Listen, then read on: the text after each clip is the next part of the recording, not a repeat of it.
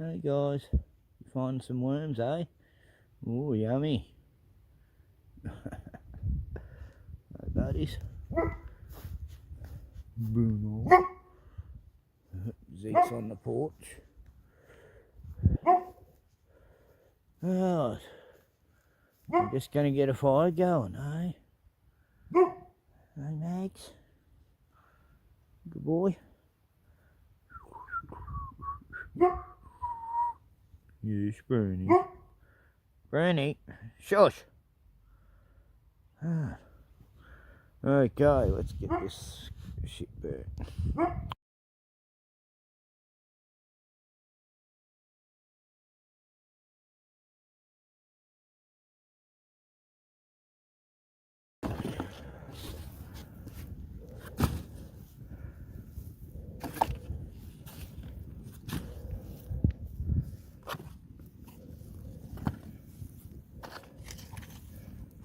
Well, no power all day. It's about 8 o'clock. And what is it now? 3 o'clock. Might as well burn some rubbish. Something to do. Hanging out with the Maggies here. Hey Max. Hey. Bruno's going to bed. Hey Max. Where's your mate?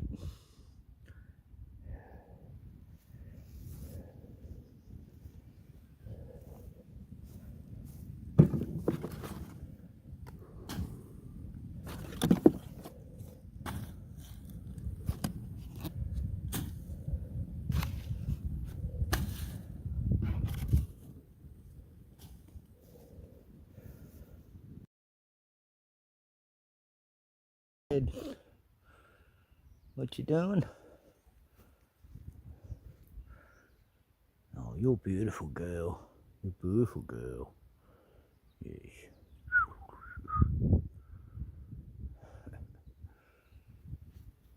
He's enjoying the fire. Hey mate. Enjoying the fire. Hey.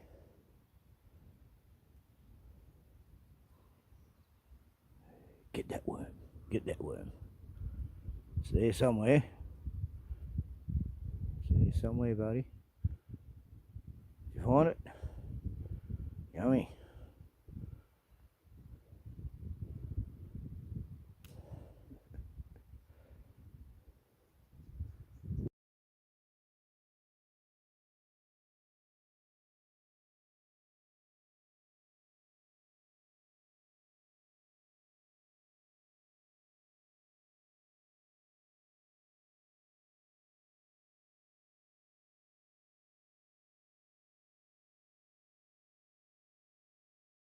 Hey. Yes, buddy. Right. Well, there's a bit more cardboard to burn. Cool. I'll burn that shit. Okay, Zeke, I'll let you out soon. You can run around a bit.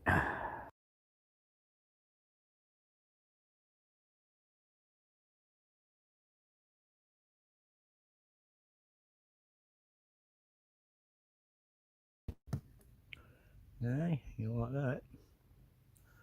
Oh, yum. Yummy.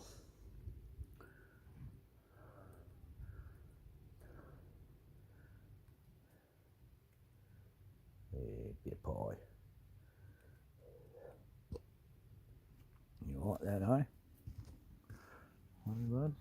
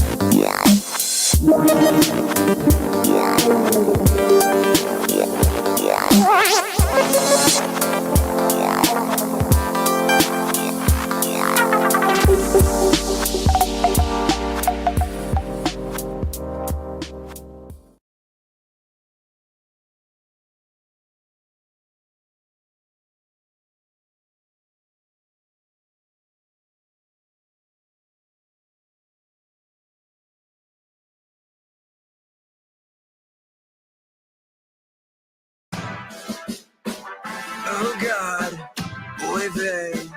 Hey, oh God, boy babe. All lies, honey, everything you say. DTJ, what the heck you were supposed to say today, but you blew it. He's Donald J. Trump and the J's for you. Starting wars at a threat, not troops. Fell in love with his butt, but in Netanyahu. Guess you never stop Jews when they put their minds to it. He's Donald J. Trump and the J's for you. Donnie the imposter, blame it on the quarterback and threw away the roster. Making all the miling trips, you must think you a roster. Started out with MAGA, now it's turning into Mazda. Dancing for them dollars, stripping down for Gaza. All them empty promises, think he worse than the Schwarzer. Oops, I'm in Obama. Yeah, Barack was strange, but the Donald and his owners want a different type of change. Dreidel, dreidel, dreidel, they gon' mold him like he clay. While they spinning it, spinning it, spinning it, spinning it, spitting it back at our face. Let us pray. Oh God, boy babe. All lies, Donnie, everything you say. DTJ, what the heck you were supposed to say today, but you blew it. He's Donald J. Trump and the J's for you. Jeff and Apples walk the street.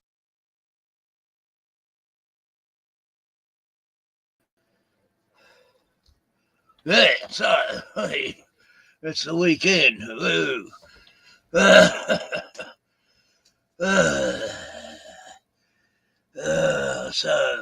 Good.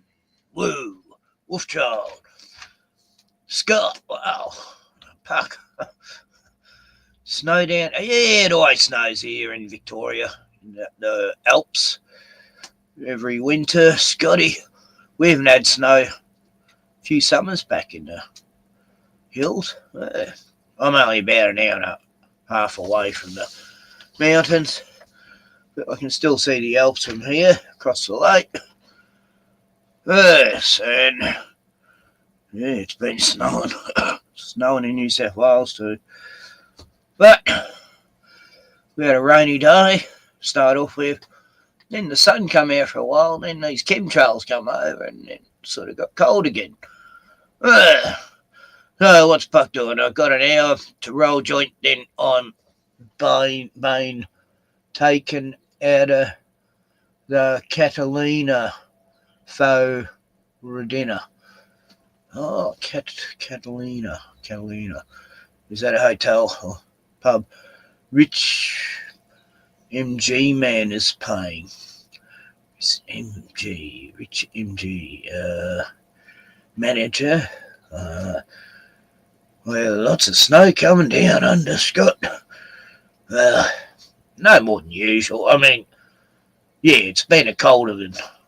I think it was colder last year, actually.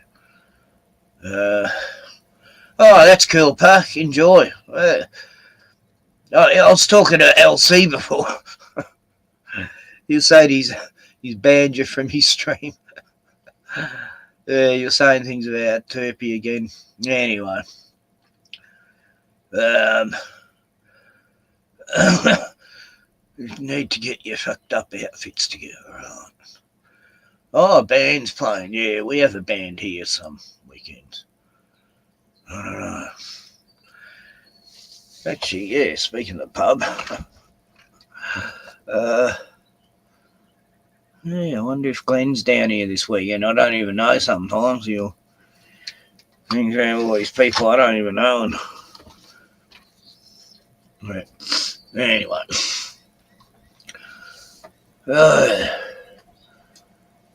Kookaburra's laughing. So, yeah, I went over to LC's and I saw Henry, the rooster. He was hosting the show for, apparently all night. Then I went back there again. LC finally woken up. And, yeah, he must have slept for hours, apparently. Anyway, he just did a fucking drive to the bottle-o. And he's well supplied with booze, so he's, yeah. And Turpy's going to have a fight with this Dan Bennett guy. But Dan's over in Scotland, I think. I mean, how's that going to happen? Turpy's in New South Wales. One of them will have to travel on the plane. Anyway. Turpy's, 6'4". Dan looks like he's about 5, 6, 7. Funny fuckers. Jimmy Dore. I adore Jimmy Dore.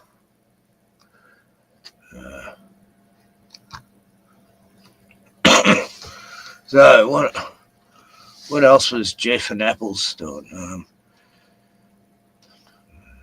Something about space here.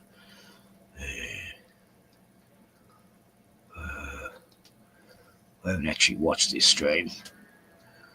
AI video of him putting Brock in jail and all the maggots. They're like orgasming like crazy. And I said, yeah, I'll bet they do something. And the very next day, they don't even wait a day now. Trump claims Supreme Court immunity ruling spares Obama from treason case. Well, that was fast. And now we're going to tell those brainwashed clowns that we're investigating you. Yeah, they're having... Oh, someone in the chat said Turpy's 6'4".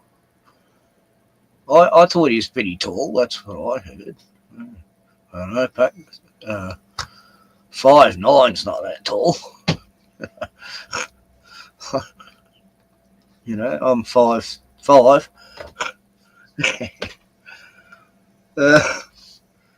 Oh well, yes. Anyway, look at these two good mates. Obama going to jail. Too much fun. So that one went away fast, and then people were like, well, okay, so he's not going to do that, so let's get back on the Epstein stuff, guys. Let's start posting on X. And, they really care so much about what we post about. And then the next day, they came out with their next psyop. And it was all over the mainstream media. A new interstellar object, 3-eye atlas, could be alien spacecraft, Harvard scientists suggest. Oh, suggest, you say? As in hypnosis, a suggestion, because that's what it is. And everyone's talking about that. They're like, see, there's aliens coming. Oh, yeah, because, if NASA says something's real, then, who could ever question NASA? This late 1969 moon rover comes quick, efficient, equipped with their own lawn furniture. Duct tape, optional. And don't forget your action pack. Mickey Thompson sticks in the rear with dune buggy cups. Not to mention state-of-the-art, second to only backwoods Hibbity antennas with tennis balls. In a handy analog radar buster, and the always much sought after front end with an indestructible polypropagnal design fit for a king. Umbrella inverted is extra. 38 million in 1969. Today, but even while that was happening, Trump kind of had to say something after he's like, none of it's real. It's all lies and hoax and all that.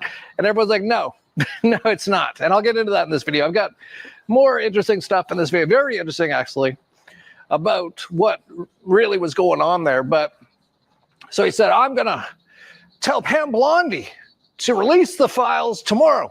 And then they didn't. And then they shut down the government, which I'll get into in a second. And then they said, well, we can't release the files, you see, because U.S. District Judge Robin Rosenberg rejects DOJ bid to unseal Epstein grand jury transcripts from Florida probe.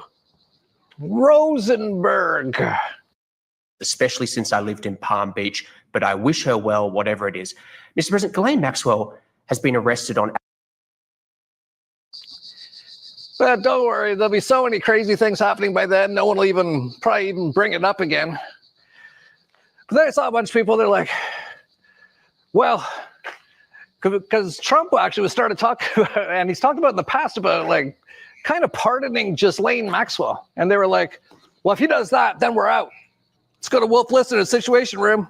Ghislaine Maxwell received limited immunity during meetings with Deputy Attorney General, say sources. So then I saw these maggots. They're like, well, I was about to jump ship on the MAGA thing, but it's limited immunity. It's not complete immunity. And it's not a pardon yet.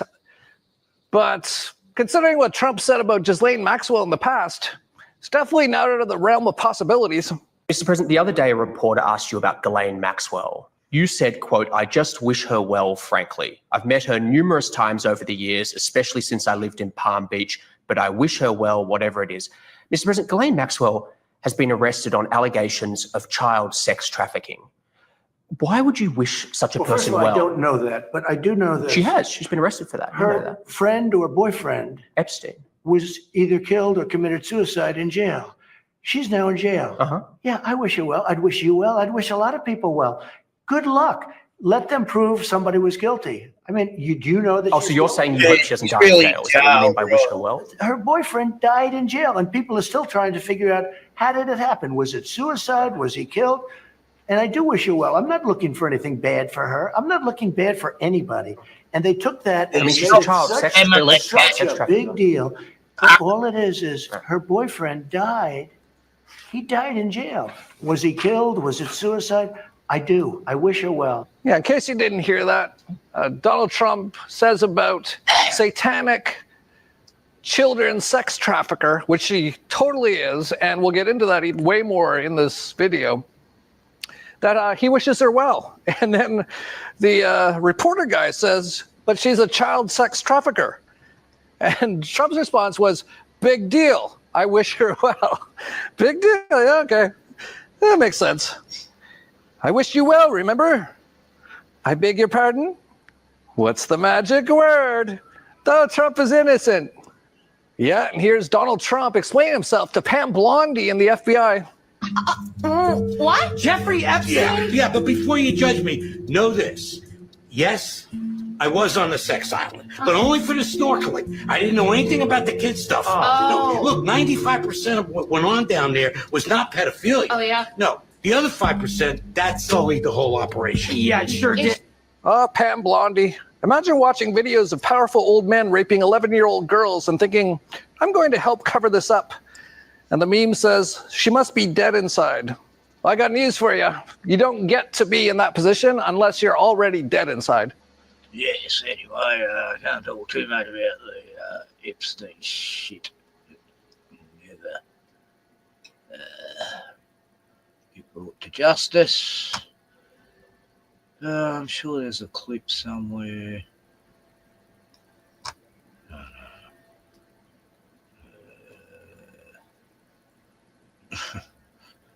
Yeah. Oh, yeah. Anyway.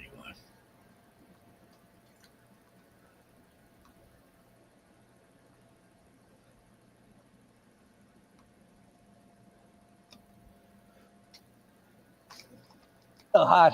Lucy's like a ninja or something. She's like one of those, I don't know, spiritual warriors, monks or something. She can walk on hot coals for like 2 hours.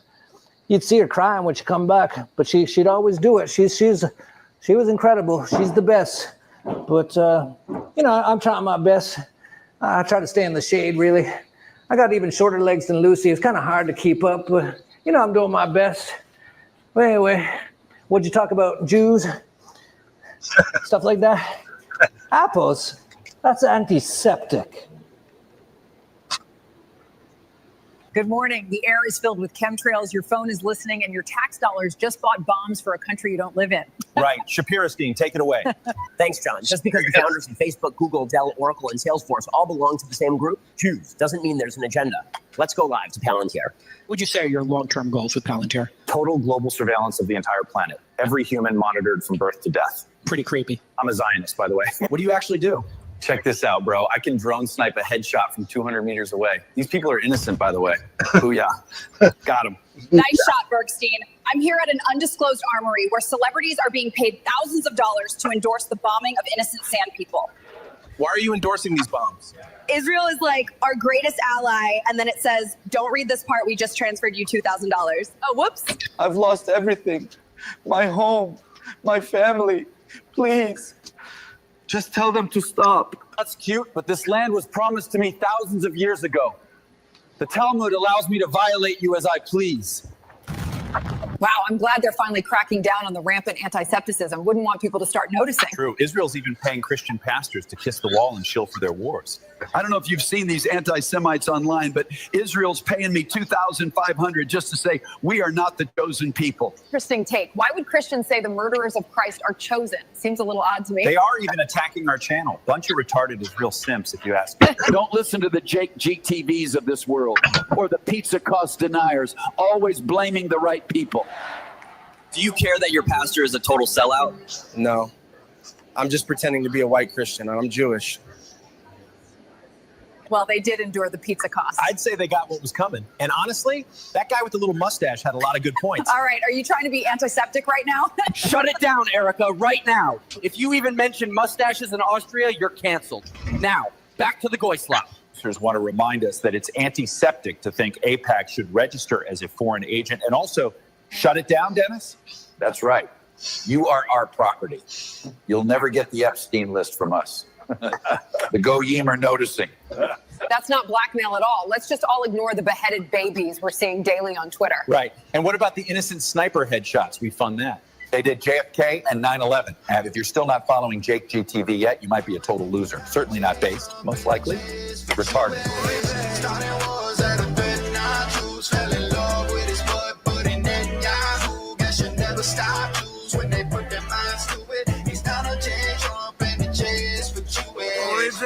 Holla of these mistakes he made, I had to make a list. Yeah, never mind, I realized that the list does not exist. Okay, cool, everyone chill, back in position. Jews in the kitchen is only tradition. The money that's missing is part of the mission. We in the transition, so work on your Yiddish. We'll keep all the immigrants just like the British. Got the commissioner guessing me up, I just make sure to put back the pump when I'm finished. Put out the tapes and they missing a minute. I'm sorry, Joe Rogan, I promise I'm different. I'm just an apprentice, despite all my riches. I guess I'm just any other politician. Dreidel, they gon' mold him like he play. While they spinning it, spinning it, spinning it, spinning it, spinning it back in our face. Let us pray. Oh God, boy, babe, all eyes on me, everything you say. DJ, what the heck you were supposed to say today, but you blew it. He's down on J. Trump and the J's for Jewish. Starting wars at a Vietnam troops, fell in love with his blood, but in Netanyahu, guess you never stop Jews when they put their minds to it. He's down on J. Trump and the J's for Jewish.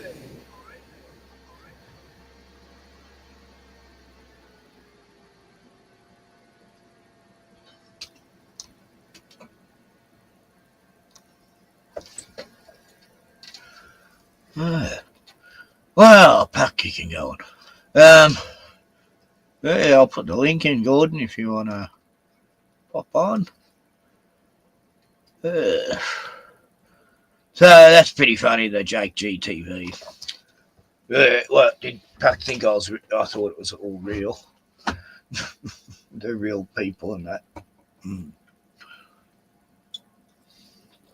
Yeah, I kind of know it's AI, like Gordon says.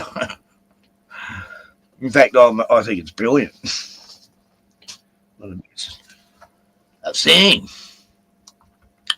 Hey! Looks like you're ready for war there, Gordon, in that picture. Hold on a second. There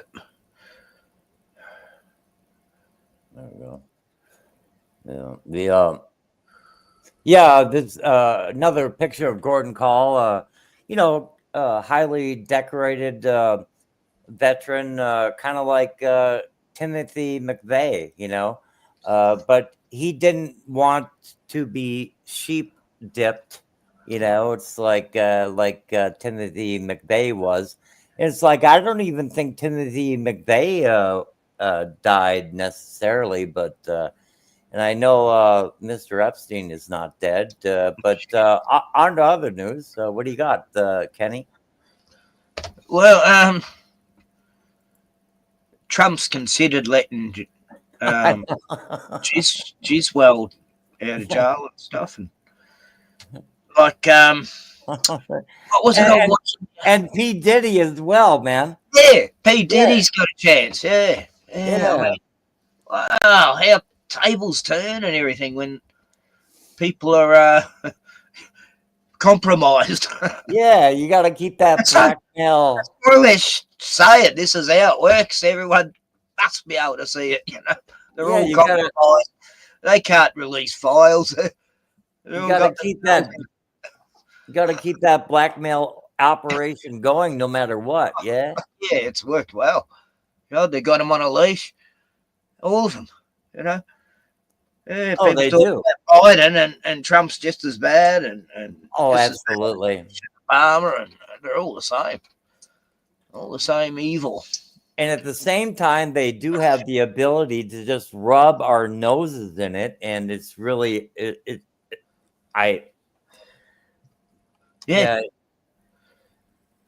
just insane. It's I could they don't care the few who know, as long as they can trick the majority, like Puck and that.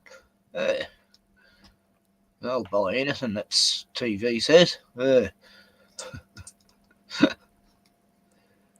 Everything is happening in America right now. But when I talk to people, I get the reverse reaction. It's like, oh no, what? Everything's fine. I'm in the. You're in the Truman Show. Just go with it, dude. No, Trump's doing a great job. Can't you see that? Everyone's got jobs, and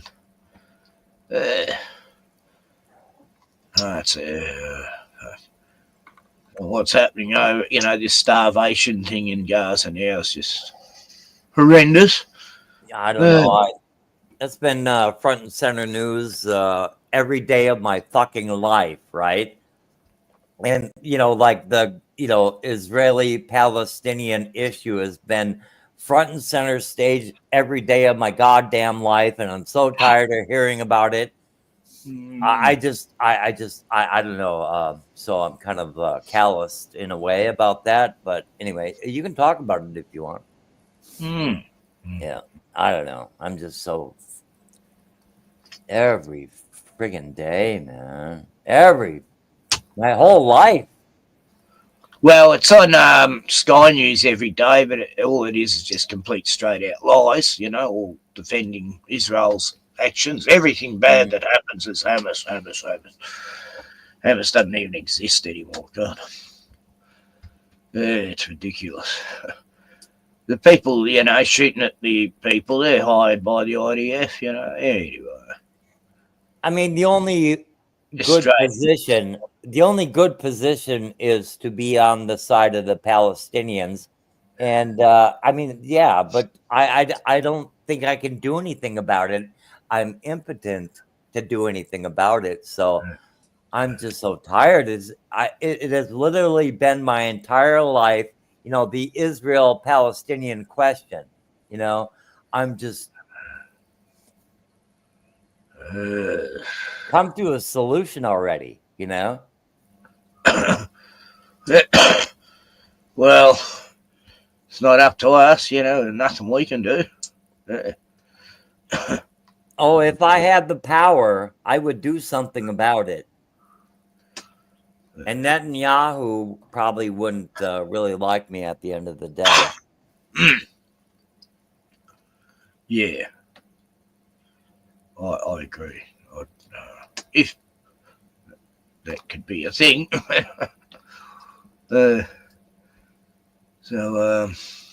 Mags Bitters. He did one, did he?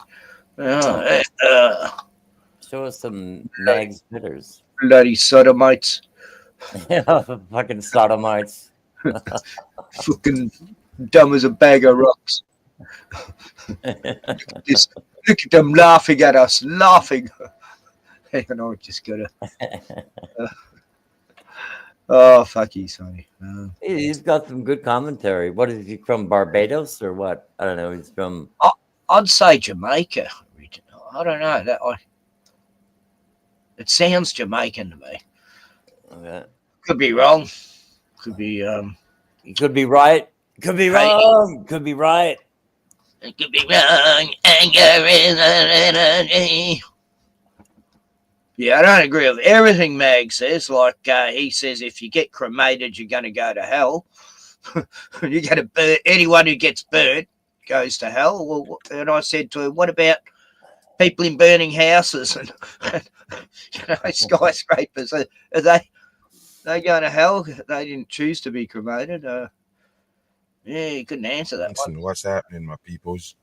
Yeah, much respect to all the people who always follow the mag everywhere, because these platforms, they're not for sure. If you look at it, you can't depend on these platforms. So we have to have, multiple different platforms that we're working on so people can always get to us. And we understand that a lot of YouTube people never move from YouTube. They stay right there and, so we just make sure they get the truth also. You dig what I'm saying? What's up, Annie?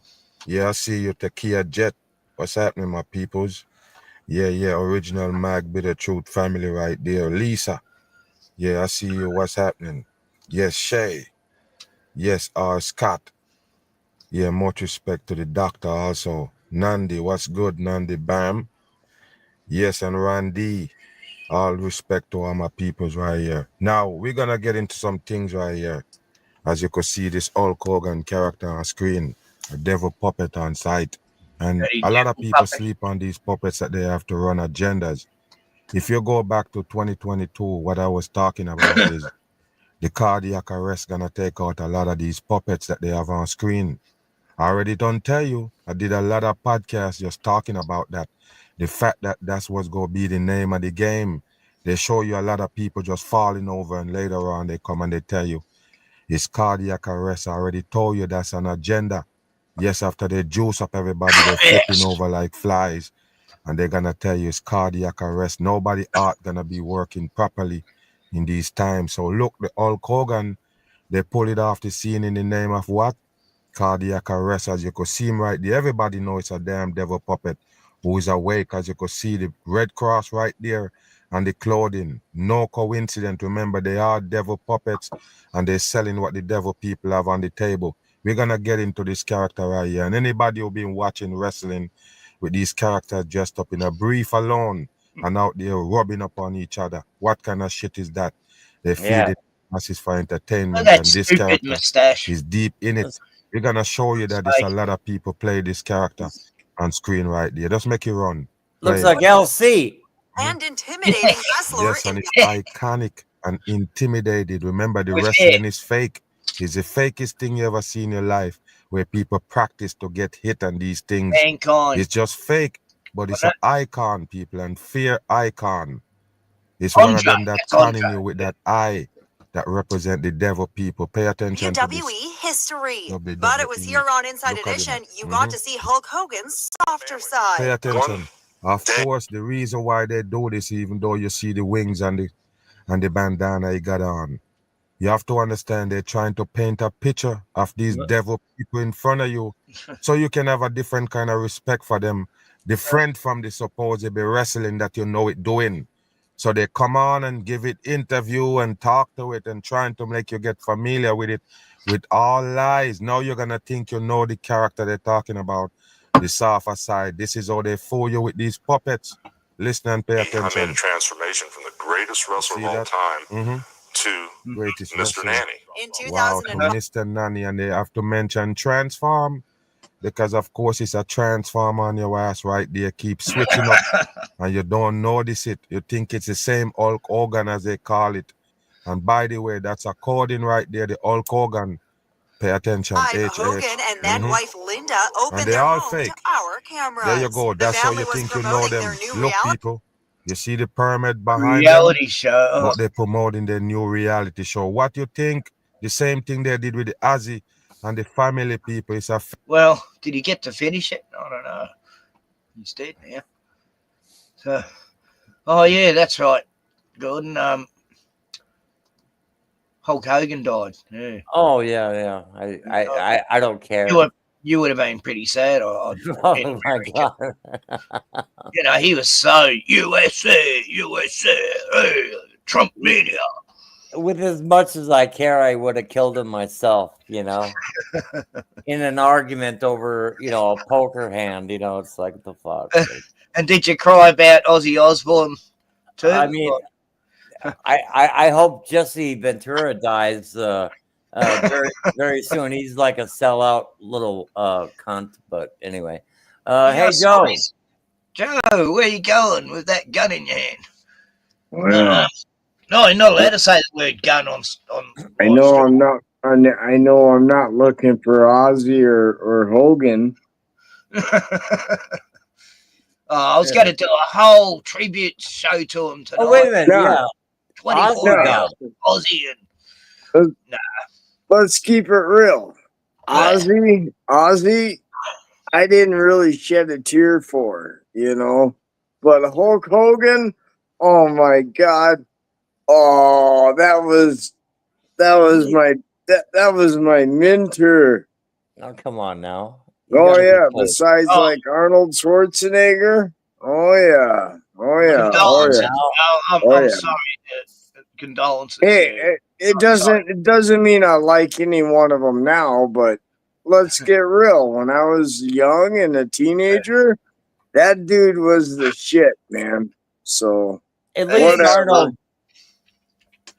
Arnold Schwarzenegger knew how to do his steroids. I don't know what Hulk Hogan got, but Hulk Hogan was like a little runt. Arnold taught hundreds of thousands of people how to lift weights. How to do steroids. Anyway, what else? He taught me how to lift weights, and I never used steroids. And I got to credit Arnold for that. I don't like Arnold, but I got to credit him for teaching me how to lift weights. My younger brother had an Arnold Schwarzenegger exercise book, and he Oh shows yeah, them are exercise. like them are like expensive now. Yeah, I still got one in my library. You remember those books he brought out? You can really bulk up with Hollywood muscle if you do max reps as compared to like, you know, real strength training with, you know, max weights. So, I mean, yeah. I mean, but a person who looks. Hey, guys, these men that just died. Okay, I didn't. You know, they really taught a lot. Who else died? What the hell? Who are we talking about? We're talking about Hulk Hogan. Oh No. yeah. We're talking about the ideas that they had, I guess. You Oh, know, who was the other jackass that, God. just left? There was some black actor. Oh, Ozzy Osbourne. Yeah, he didn't teach me much. He taught me how to eat a fucking bat and drink a beer as a chaser. I don't know. Maybe I got it backwards. I just remember him for saying, "Sharon, how do you work this remote control thingy out?" Ozzy taught me how to eat the head off a bat and drink a beer for a chaser. That's what Ozzy taught me. Yeah. I went to Ozfest one year, and the only reason I went because Rage Against the Machine was going to be there, and that's the only reason I showed up. And Ozzy sucked. I've known people that have been backstage. I've known people have been backstage with Ozzy, and they couldn't understand a fucking word he ever said. Yeah, he's a fucking clown, Ozzy. Yeah, I don't care. I don't want him to die, but I don't care that he's dead anyway. Yeah. I did see this. No, he was one of the demons I'm suspecting. So there's no sweat off my nuts. And you know what? There's no sweat off Hogan either, but I do gotta admit, Hogan taught me and Arnold taught me how to lift weights a long time ago. No, because they have completely different. I don't know. I think they have different ways of working out. I don't know. I'm not. I don't know, buddy. I don't know. I'm about 150 pounds right now, and I can lift 350 very easily. So you tell me if I don't know how to lift. And they taught it. They taught it to me. You have some very strong tendons there, fella. Yes, I do. And it's because of them. Yeah, I mean, How much do you used to lift, Jack? You can bench twice your weight. How much did you lift? Easily. Oh, okay. I used to lift about 270 easy. Oh no, not you. It used to be way more. I'm talking like right now is my old decrepit ass. I'm talking right now is my old decrepit ass. Mm-hmm. It's called. Tell us about it. It's called old man strength, right? No, it's interesting to me. I think my my top bench was like 320, and then you know it's like but and I weigh. That's good, but you're also twice my size, so I don't know how good that is. Well, you don't want to climb. You don't want to climb. You don't want to climb this elm tree, squirrel. Anyway. That's all right. No, I'm not saying that, Gordy. No, I'm just playing with you, right? But seriously, I could do that, and I had two. I'm half your size. Wheels. I had 2 train track wheels. They were about that big. I'm too old now, though.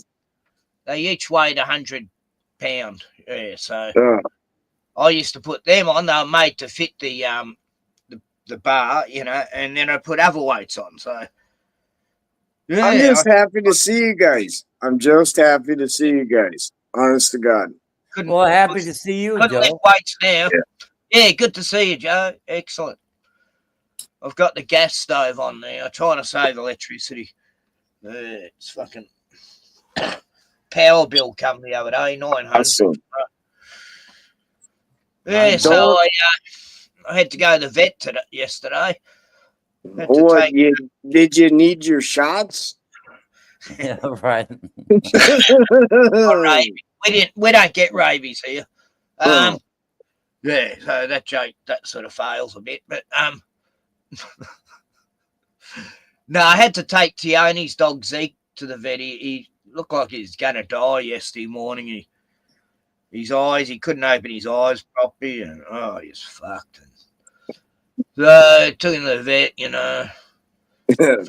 $600 later.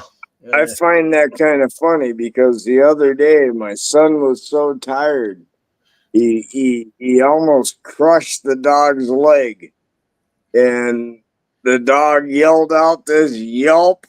And I looked at the boy and I said, "Don't break that leg." I said, "Because I don't want to shoot the dog. We can't afford no vet. What the fuck are you doing?" Right. No. You know? How did he almost break the dog's leg? Almost crushed it, man. Sitting on its legs. He sat down. All right. He sat down on the rocking chair and almost crushed the leg. Yeah. Can you get the point? Yeah, okay. Yeah, I heard it that time. Okay, thank you. Yeah. Anyway, Zeke's got about a month, maybe 2 months left to live, they reckon. But I find it funny that he goes to the vet after I just lectured the boy that I didn't want to have to shoot my dog. Yeah. Our dog here, he's going to die in about a month or two, so that was Well, then why are you trying to save it? No, I'm just trying to tell you about it. But holy shit. Sounds like the vets are trying to do what they did to Grandma and Grandpa and all the other old fucks. Suck you dry. They'll suck you dry, dude. They'll suck you dry. Oh, for fuck's sake. All they can do is give him pain release stuff, and that's it. Yeah. So there's nothing else to really do. There's no use operating or anything. No, it's too far gone. Just like Annie, really. Same symptoms. And Sasha and Ivy. God, the last 4 dogs I've had died of cancer and been crippled. So, Scott, where's Scott? Oh, shit. Yo. Oh, yeah. Yo, how's it going? Good, man. How you been? Good. Hey, good to hear you. I'm about to go to Florida soon. I have to go down to Florida. It's going to suck. But, dude, so I was going to tell you, Kenny, have you seen the new RFB 2 video? Richard from Boston? No, I Dude. saw him put one out, but I haven't seen it yet. Dude, seriously, you should watch it because there's a funny thing about it. Oh, it sounds good. Yeah, is that the one where he's? It's brand new. It just came out like an hour ago. All right. And it's it's crazy. Believe me. There's a whole thing about it. The whole story. It should be in me. It's not in me. And by the way, Hulk Hogan was my neighbor pretty much. Gordon, how dare you? I'm just kidding. I don't care about freaking Hulk Hogan. He was obviously, in the club. But he went to my parents' church, though. Well, my church when I was a kid, and now, and then he used to go in there. I'm like, what? Why do they have Hulk Hogan in church? Hulk Hogan was the first guy that made me not afraid to wear pink. Oh, in a boa too. And he used to wear a boa. Pink. Yep, in hot pink. Yep. Well, good for you. You were wearing hot pink. You weren't afraid anymore. Yeah, exactly. Nah. That was great, dude. That's very weird. I feel like mates used to wear pink sometimes, pink jumper. Or to this day, I still love hot pink. And we mock the fuck out of it. I just got to watch who's wearing it. Yeah. Oh, your pink shirt looks beautiful, would say. They get mocked.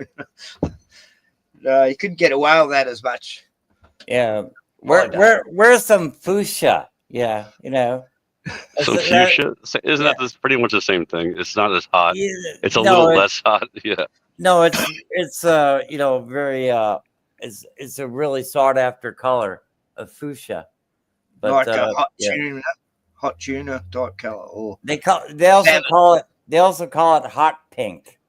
Oh yeah, I know the one. Yeah. Yeah, it stands out. Yeah, wear that. That's what I was talking about, and everyone started to make fun of me. Sorry, Joe. No, I had a brother-in-law. Well, I still got it, unfortunately. But yeah, he bought a bright red, unfortunately, woolen jumper, and God, it was so bright. You know, it all used to sort of make out his blindness, going, "Oh God, that colour so bright." But just mocked the hell out of it. But hey, does Scotty here know that I cut my hair? Well, it looked like you looked like Joe Dirt from the movie, but is it an actual mullet? No, yeah. Is it a mullet? You or gotta no? get the mullet going. Oh, there's no mullet anymore? Oh, okay. Well, good for you. So first you talk about your hot pink, then you talk about your hairdo.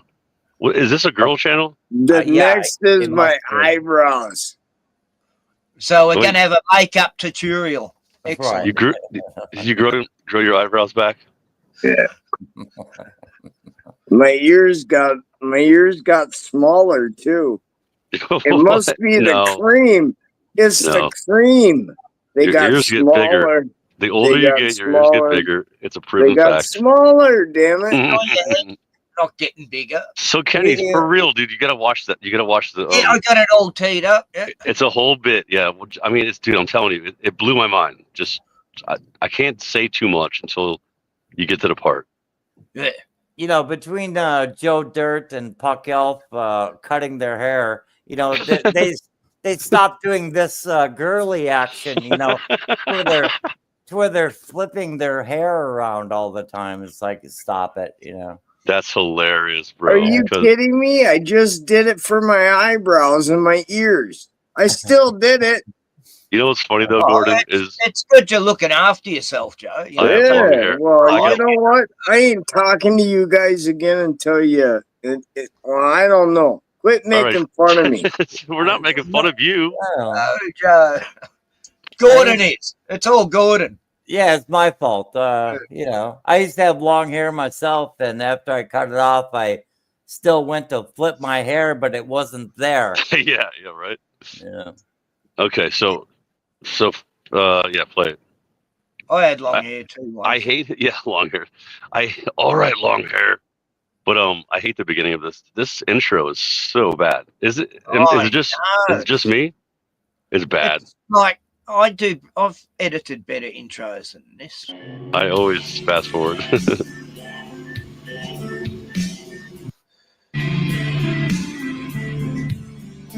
There we go.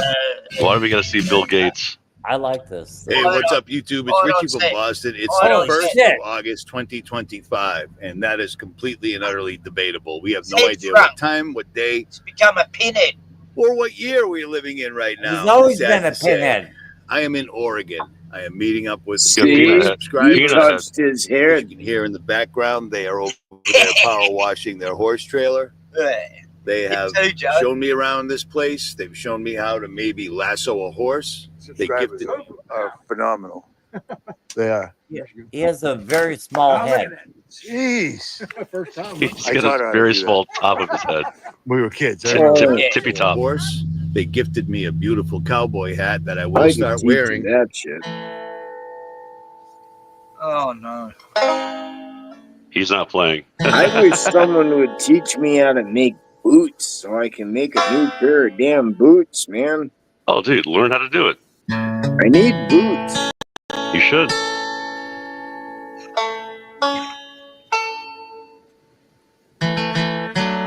It's up.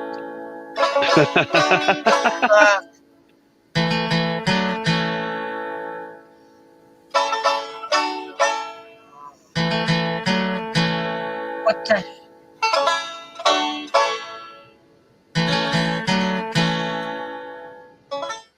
because I always wanted to be a cowboy, baby, but I'm from Boston. But I wanted to make this video Cowboy because I baby. needed to make this video. I always wanted to because be I a told you cowboy something baby. the other day. I said, Look at the beware. cranium. The way Trump He needs a has hat. completely flip-flopped on the Yeah, Epstein he does. list, and how He the does. DOJ and Yeah. all the government officials have suddenly just flip-flopped, The blah, blah, government. blah. They pissed off their base. They pissed off Americans, which I believe is part of the plan. But I also said in order to distract people from all this, they'll do two things. War, which most people don't really care about anymore because it's a daily thing. We're blowing somebody up here, there, and everywhere.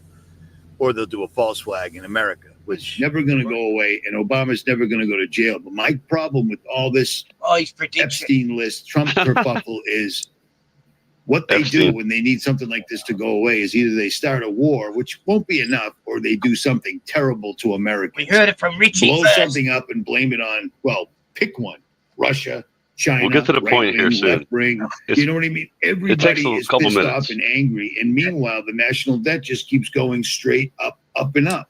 You know what I'm saying? Hope it hurries Their up. fallback is always to blow something up or kill people. That's what they do. That's what a false flag is, and Or that's kill what it's people. for, to divert attention.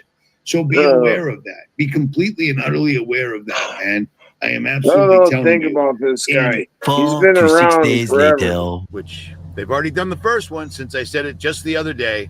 I told you they would do war, and Trump has sent nuclear submarines to the coast of Russia. Let me tell you a secret. First of all, magically, in that exact same area, we just had an 8.7 earthquake, which is exactly the same size Oh, earthquake God. that we had. First of all, you don't telegraph that. Conjecture. So Let me tell you a secret. I get bored with most Japan of it. didn't want to play Scott. ball. They hit it with an earthquake from We're the getting to the earthquake point. machine, Just wait for it, dude. and it was a monster. Well, they just had another one there, but Trump just sent nuclear-powered, nuclear-bearing submarines to the coast of Russia. In a real world, if this wasn't all them working together against Not in a us, Richie world. some country surrounds your country with nuclear subs. You're going to just say, screw it, and hit the button.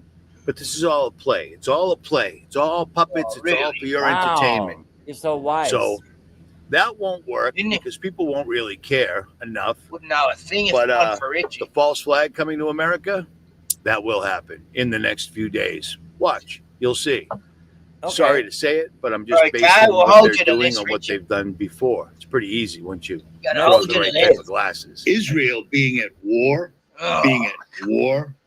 or I don't know, how else could you possibly say Next that? few days. Israel completely and utterly wiping an entire. Yeah, right. So what's today? Saturday. Right. Oh, it's Friday for you guys. Right. So Yeah. we'll see by Monday if nothing's happened. Yeah. Yeah. He says that tomorrow something's gonna happen. No, it's bullshit. Anyway, so fast forward it because he shows some like bad, stupid stuff. Fast All forward a little bit. Let's see. Keep going a little bit. Okay, right around there. I don't hate the guy. He's just kind of a doofus, you know. In some Well, part of he- the states, scientists Okay, claim. look right here. Isn't So that he says- amazing? Isn't that amazing that This is a the hurricane the point. that somehow made its way 400 miles inland and then 2,500 miles up and then stayed there for 24 hours, utterly decimating this place.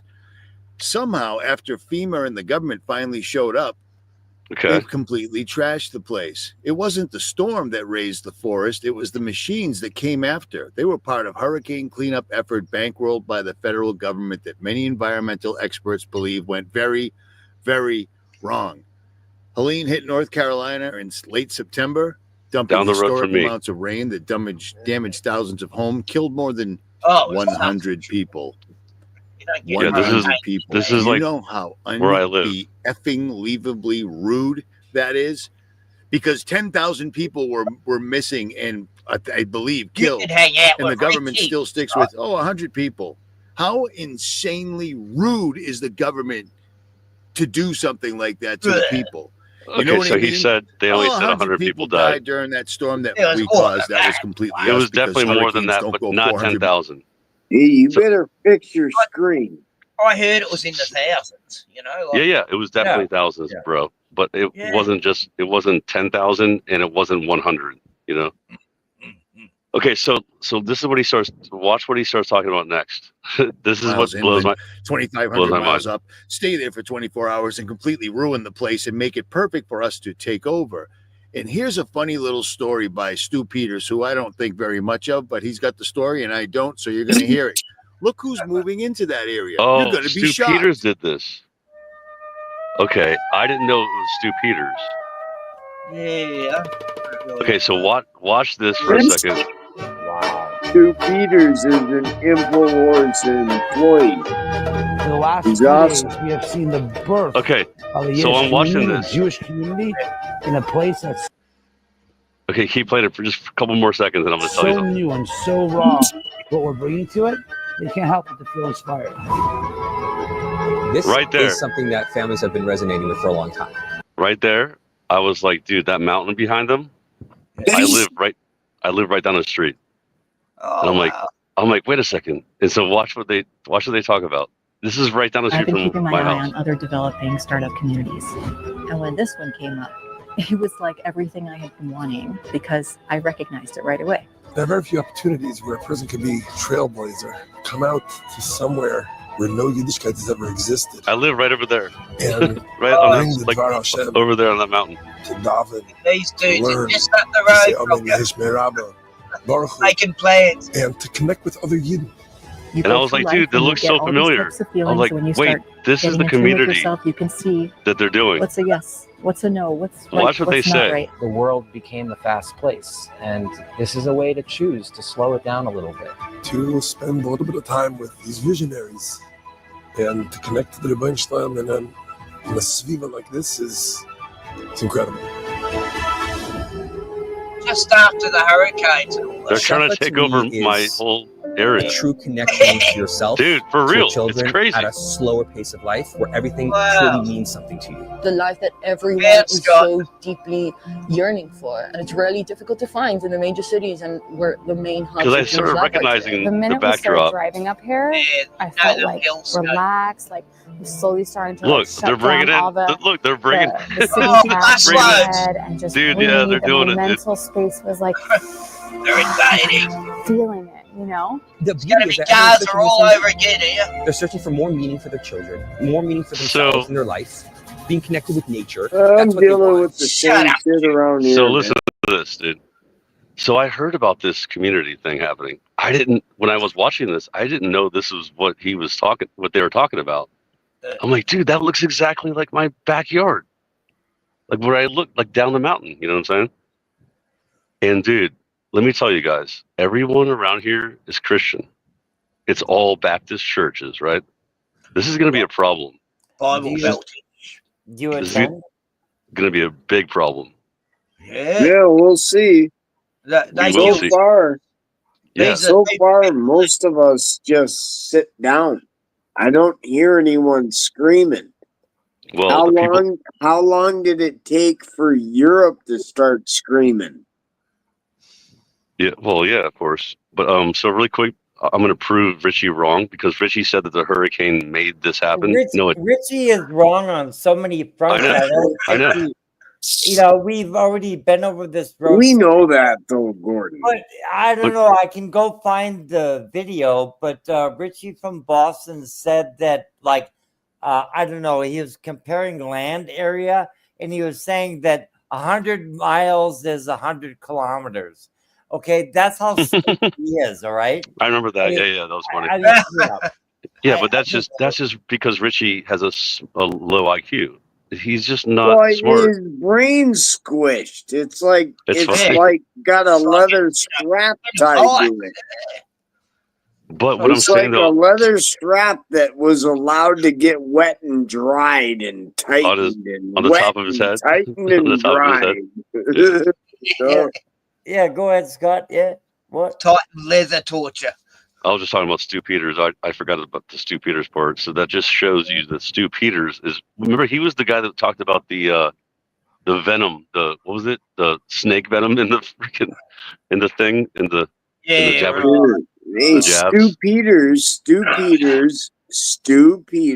They're all is retarded. a InfoWars reporter. He came from Infowars. Yeah, that ding ding ding red flag. Anyway, And same as anyone from Rebel News, they're all, ran by the Zionists. but dude, the crazy part is that nobody talks about this yet. Like they've been building this community for like 6 or 8 months, and nobody they're being very secretive. They're being very secretive. You know what I mean? Like, because I haven't seen any of those people in my town. Just now, it's all in the bag. That's all been sealed and approved. They can come out and. I don't know. I went to town today. Everyone's out having fun. I don't know. Yeah, well, I'll tell you right now. There's zero of those people that live in town. Yeah, zero. So they live outside of town. It's like only 5 minutes. But it's gonna be a thing, I guarantee you, because they're gonna try to be a cult, because they are, obviously, and you know who they are. Yeah, I'm not doing particularly well in paying attention right now, but Joe King says that small hats are invasive, and I have to agree with them. But what were you talking about, Scott? Yeah, bring us back there. Scott. That was it.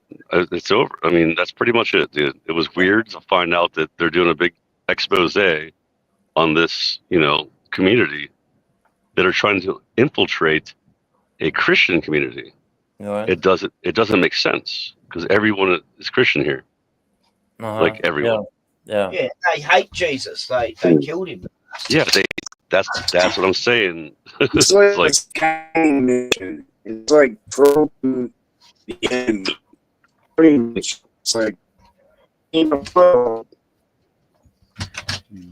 Yeah, I am quite blessed in my Baptist community thinks I am the devil himself or something, but no, really, no. They I don't know. They declare me as having found my teachings through a devil or something. So yeah, it's really quite amazing. Let me put myself on screen here.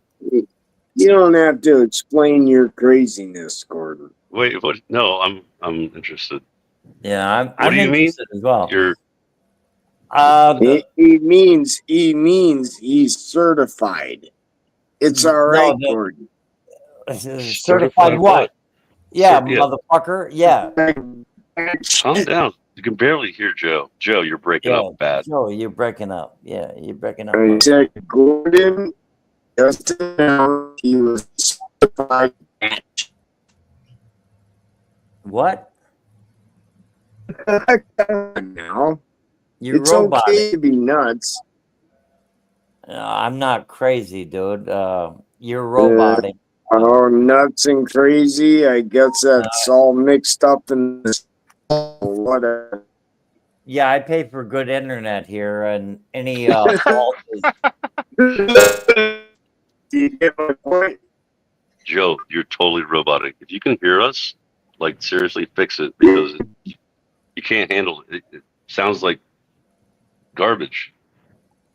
Yeah.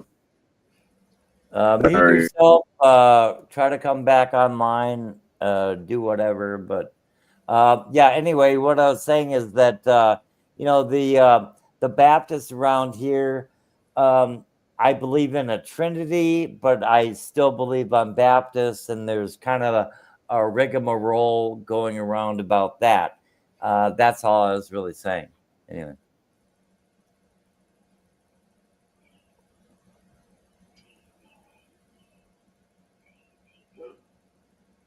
But they're a very tight knit, and they're not allowing outsiders, and that's kind of why I want to really make their acquaintance, So I think they're good people. Bruno! Whoa! Whoa! Is that Bruno? Yeah, that's Bruno. That's Bruno. Whoa! Whoa! Oh, no, I can tell now. It's what's he doing? I don't know. What's he mad about? Yeah, something going on. Talking about the Baptists and the Jews.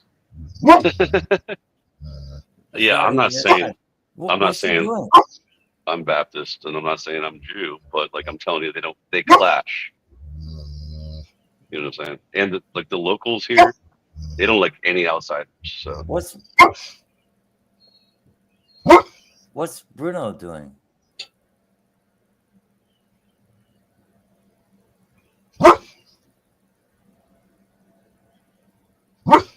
No, I haven't seen him act like this before.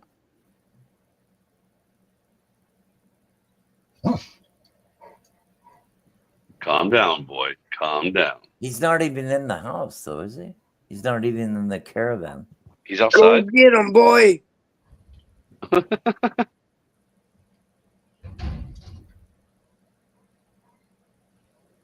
No, I'll tell you what. My family's Lutheran, but I'm not sure I could find a Lutheran in my family. So, I don't know like what we are, right? An actual Lutheran? Right. Practices. I can't find a Lutheran in my family. A lot of them go to a Baptist church. So I don't know. I do watch that stuff though. Oh, it's just checking Zeke out. He looks a lot better today. He's not drooping as much. His eyes. Good. Well, hey guys, who's Zeke? Oh, Tiani's the pit bull. A pit bull? Yeah, Zeke. Oh, the older pit bull that you took him to the vet? Is that who it is? Okay. Yeah, he's got cancer. He's got a few months left, probably. About, I think Bruno's. He's the same. I'm about 80% done with the chicken coop, by the way. About 6 months younger than Bruno. I don't know how old Bruno is. 10.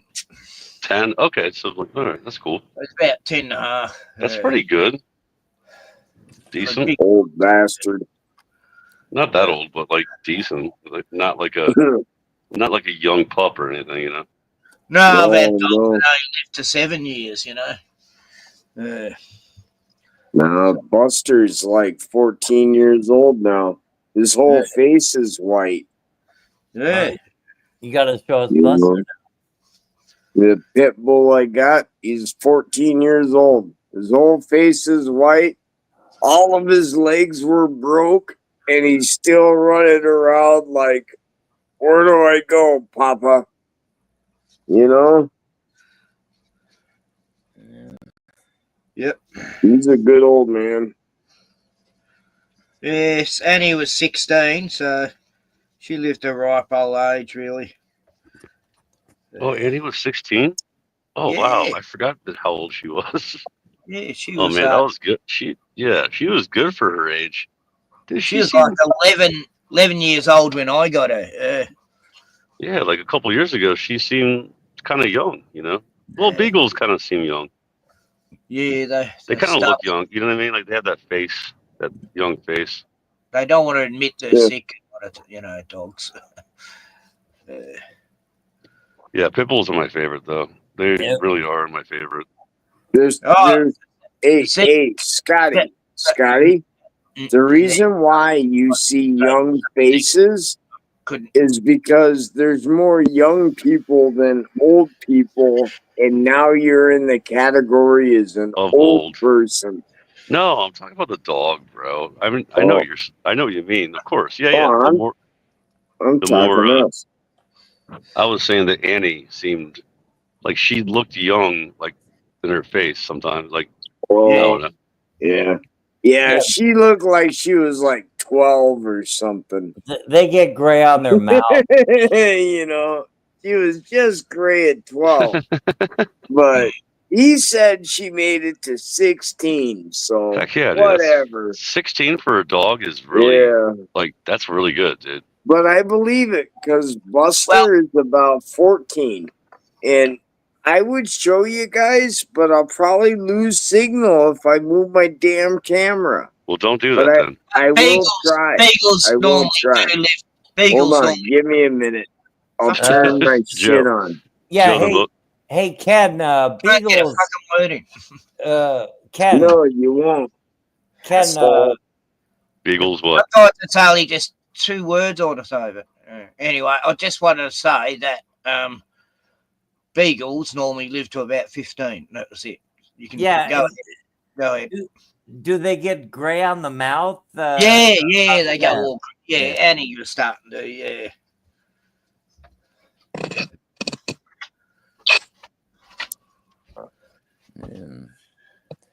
Yeah, Mr. Squigs is 8 years old this August. So yeah. Wait, Mr. Sticks? Mr. Squigs. Oh, Squigs? Yeah, Squiggy. Squiggy. What? Yeah. What is it? A cat? Yeah, it's a cat. Right, yeah. Yeah, but don't cats some cats can live like 20-something years old, right? I have no idea. I've heard. I've never had an animal this long, but it's 8 years. Yeah. Yeah, I've never had an animal. About 25 in the old days, cats. Wait, what? How old? 25, he says. 25, 28, What was a cat? A cat? Yeah, a cat. Yeah. And same with dogs, about 23 to 25. Wait, what dog was 23 to 25? Oh, like dogs we had, like we had a Labrador. She was 25. Yeah. Oh, gold 25, dude? That's freaking old, bro. That's awesome. It sounds like she died in the 80s. So dogs, like back before the 80s, they all lived so much longer. Before the poison, yeah, because of all the poison food. Yeah, dude, yeah, that's true. Whatever food you get them now has been poisoned. I mean, that's why I've always cooked food for me dogs. I don't want them to eat that shit in the cans and crap, rolls and that still doesn't make any difference. It's what's in the atmosphere, I think. It's been shortening lifespans and you can do it. Yes, possible. Definitely possible. The water. I don't know how was your water over there, Kenny? I don't think we ever talked about that. Well, that's the thing. Most of the dogs I rescued and that had been drinking tap water, and I've always filtered water. And well, when I lived in Sale, I used to buy water because I refused to drink anything out of a tap. It smelt like fluoride. Yeah, like chlorine, right? Yeah, like a swimming chlorine, like a mixture of chlorine and fluoride. So you guys did that over there too? They did it in Australia some areas are shocking. Yeah. Oh, dude. Like Frankston in Melbourne, where my sister lives, they slowly started introducing it. It's like I'd go there every year, and then, the last few times I went, I was going, what? It stinks of fluoride, this, chloride. And you could smell it in the water, like really pungent. And I never drank a drop. I was going, can't you tell? Like, your glasses are getting etched now because of the chemicals in the water. They're that bad. And they used to do the same down this way in all the cities here, this east part of Melbourne. Yeah, so, the fluoride's been like Melbourne used to be really good once. Not the fuck, I can't get a word in. Sorry. What do you mean? What happened? I don't know. You hit mute, I think, or something. I think it was a tick.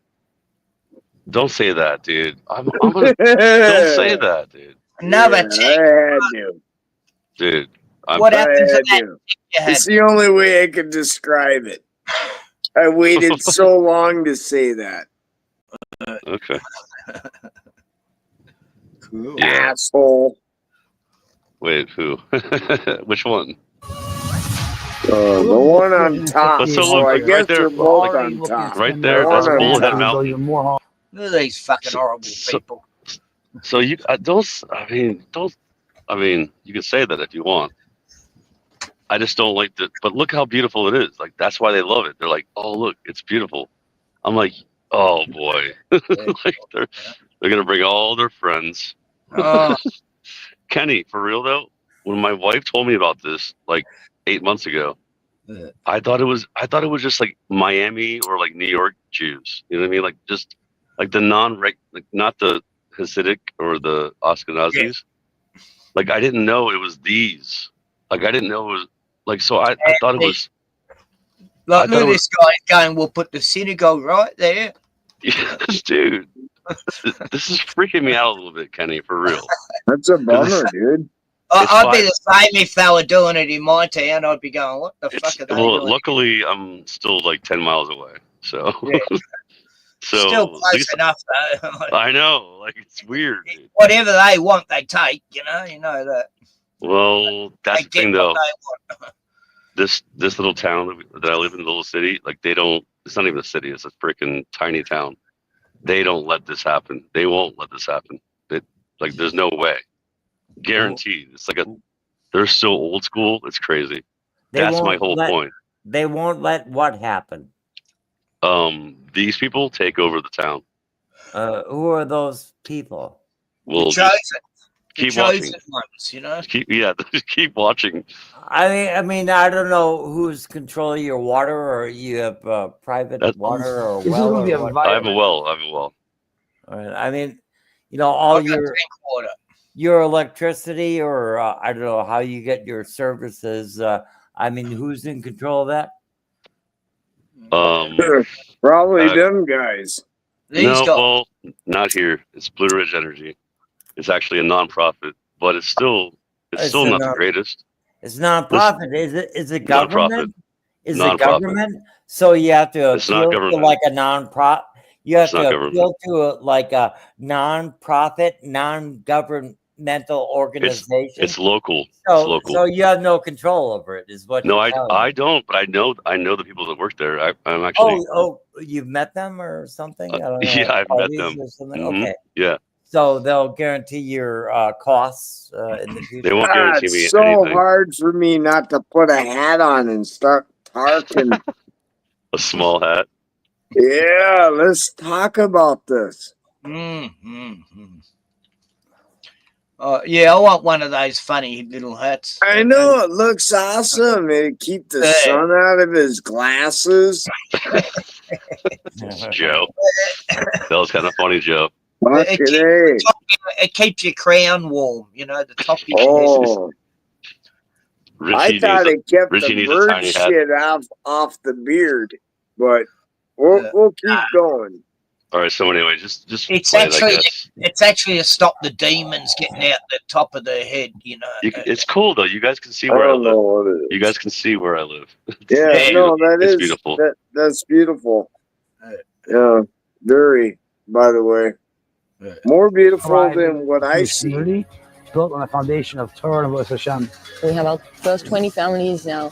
We're going to have another 16 in the next 2 months. And this is going to grow into an amazing community all the way up there. All of the mountains. I'm walking into the house right over here. Wow. This has the view of the mountain from your windows, from your living room or the office, depends on the layout. And then that's going to be your view from the master bedroom. A lot of them didn't realize how big an acre actually is. It's got to be a looking at the markers, and they're like, oh my gosh, an acre. Like, where does it end? So much space for kids to run around. You roll the ball, it just keeps going. On the weekends, you're going on hikes, you're taking your kids fishing. There's boats, there's lakes, there's 1,001 things to do. You're in one of the most lush areas in the entire country. Everyone is just coming from a different place, and rightfully so, But everyone just says the same thing, which is like, we're all after that village, to bring back the village. Breakfast, lunch, everyone's just like grabbing a plate, sitting down at the table and like chatting. It's like the connection with families. Because you know that the families that are all here are all in the same mindset. We all just want that same thing. We all just want to build a family together. Hands for energy that can only come from people coming together around a shared vision and a shared experience and a shared aspiration. Everyone's looking to create a beautiful new life for themselves, When he and says I think everyone, that shared vision will enable it to be successful. The truth is, everybody that comes here has their own vision, and they want to connect to their inner selves. That's difficult to do when you've got the hustle bustle of the world around you.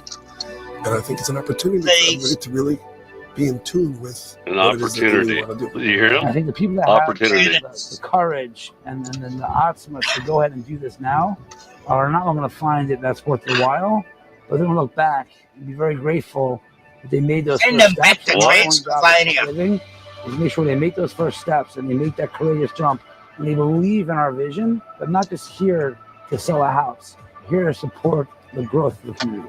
If you want to live life like a pioneer, and if you want to do something exciting in life, this is a great opportunity to jump in. Imagine moving to a place where you have 50, 100 people you can talk to who relate to you. You're on the same level. You want the same things for your children. That is something that I don't think you're going to find anywhere else in the world. And I looked it up. I looked up Mountain View. I was like, oh, that's the So place. there you go. There. Wow. Let Richie talk. Watch what he says. There you go.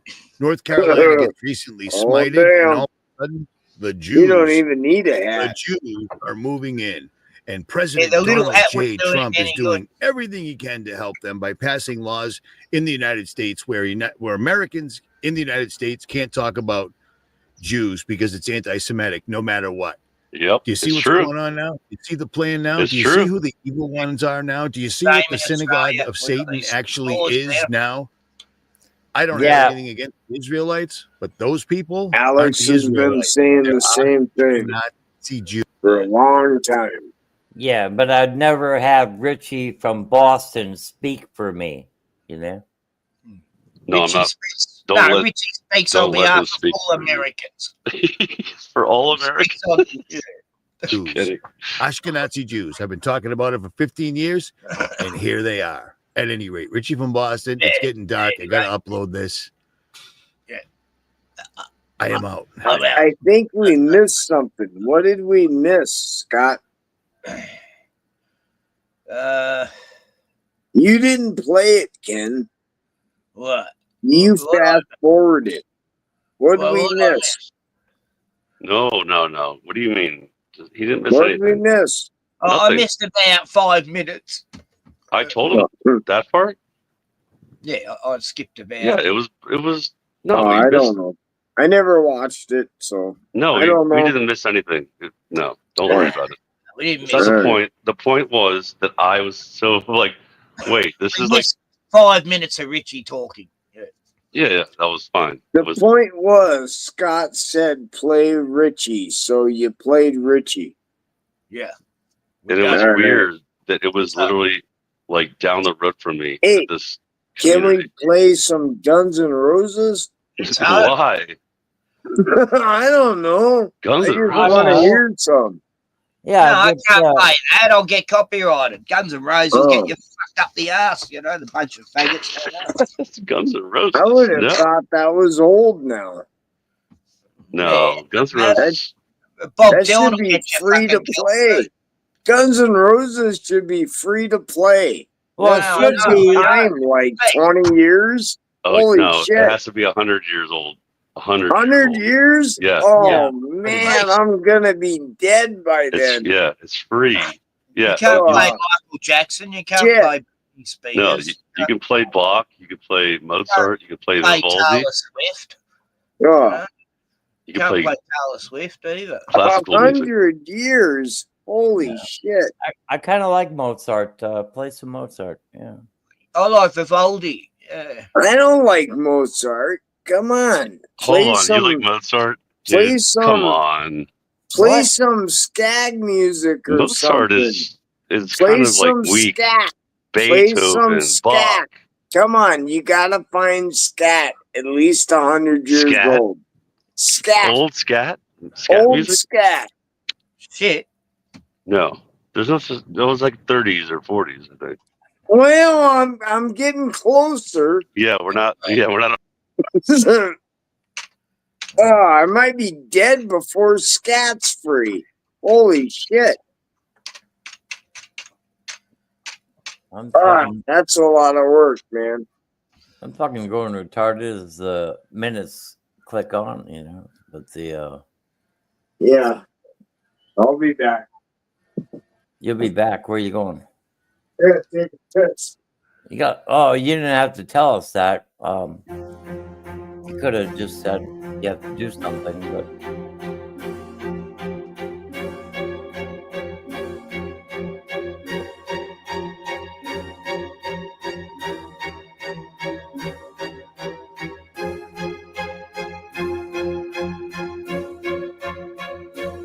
do like this. What happened to Scott?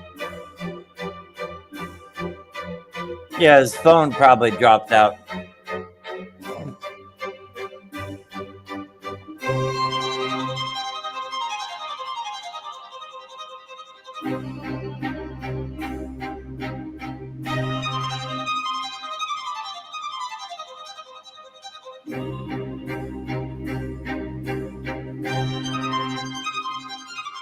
There's a bit of highbrow music here.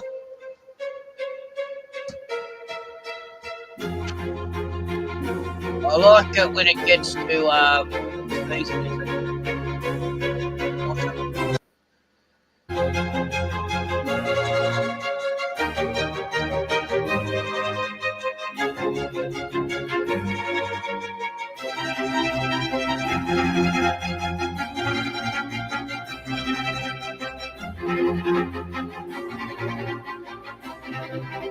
The orchestra sounds a bit unreal. I don't know if we're gonna do classical music.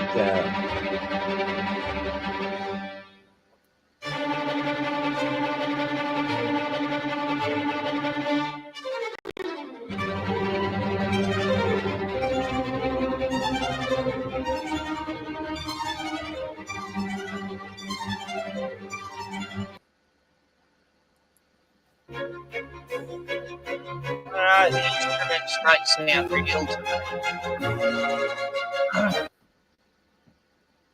Yeah, just Sounds I don't very know. tinny. Play the best of Mozart. I mean, I don't know. What would you do? It's like the first thing that shows up, but Mozart.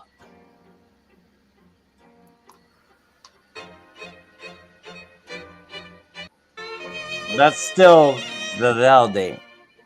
Oh yeah.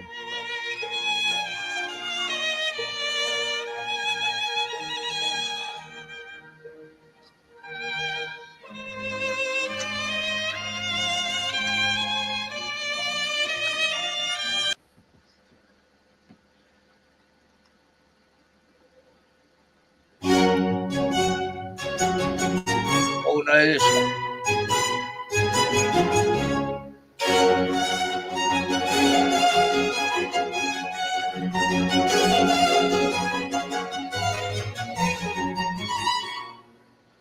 Meow, meow, meow, meow, meow. Cats really like this. Yes, I was driving around with Glenn from Melbourne, and he was playing this.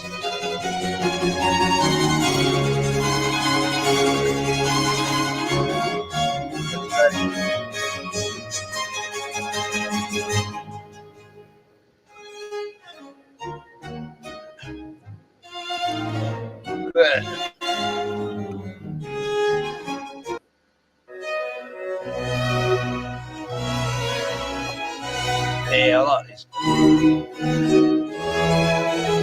Did you ever see that film by Stanley Kubrick, Barry Lyndon? It's like an absolute masterpiece of cinematography. Like every scene, painting. It was a brilliant, brilliant story too. It's like the adventures of Barry Lyndon, and he wants to claw his way up to the top and gets in with this real aristocratic family and marries this woman. And but anyway, the moral of the story is, unless you're born into the club, you'll never be part of it. You know, brilliant, brilliant film. I don't know why it's never talked about more, but yeah, this always reminds me of that sort of stuff. The Renaissance times.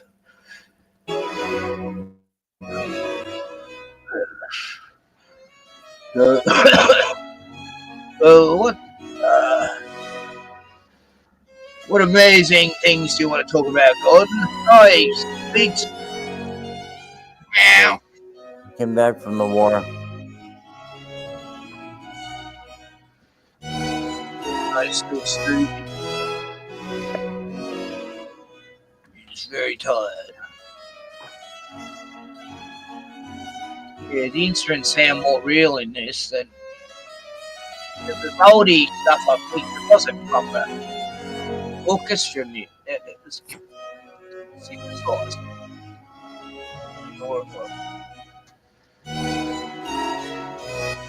Anyway, we can have it in the background while we're talking about politics.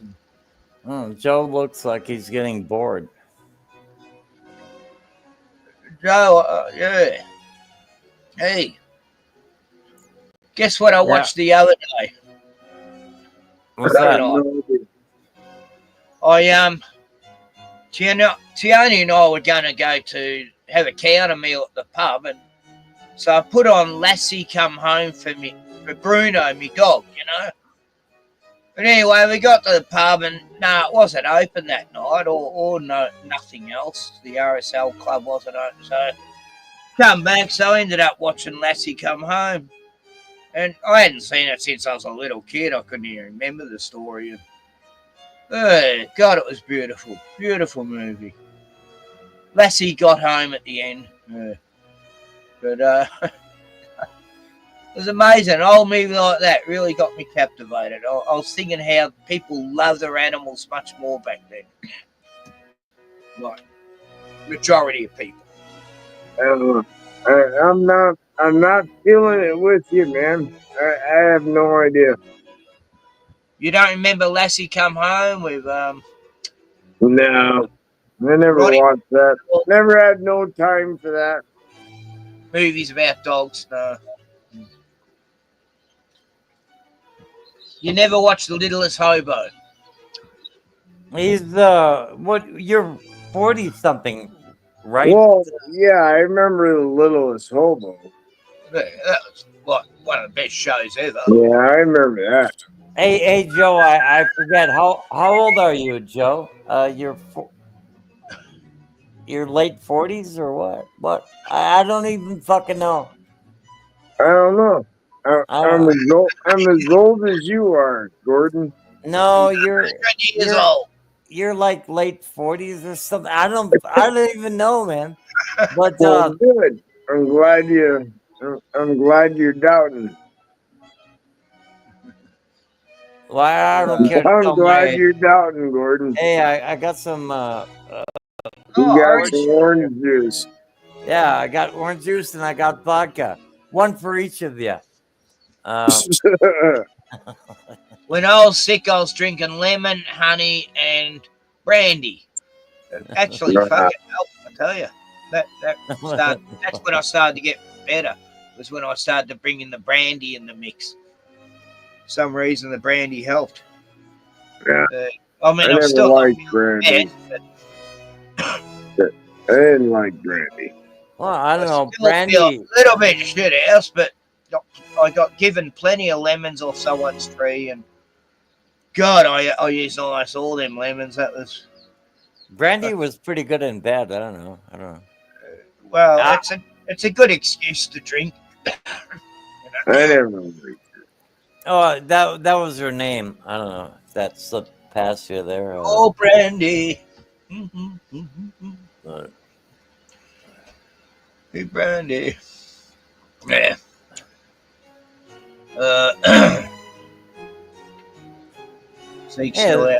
It's good. It's good background music. I like it.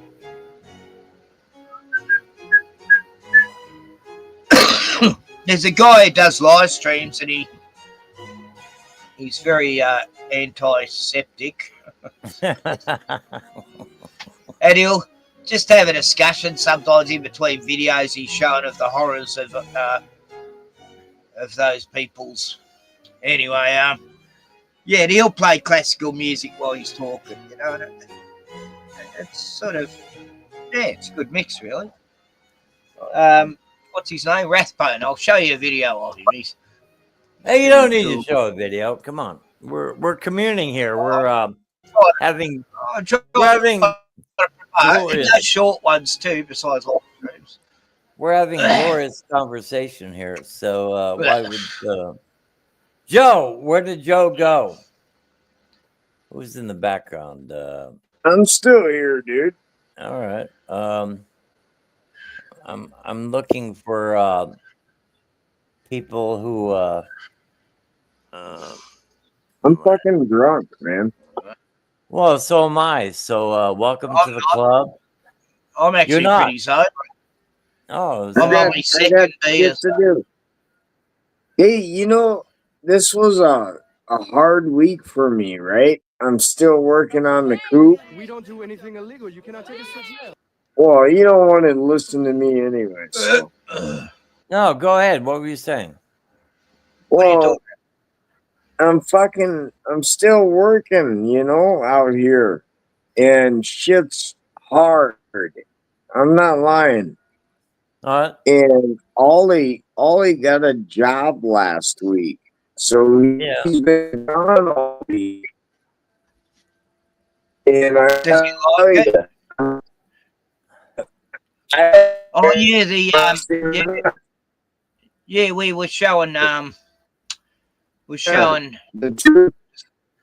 What is that? The hit and miss. So he flew the nest, and so what job did Ollie get then? You breaking up, Joe? I'm exhausted by 6 o'clock because he's not here. I'm exhausted by 6.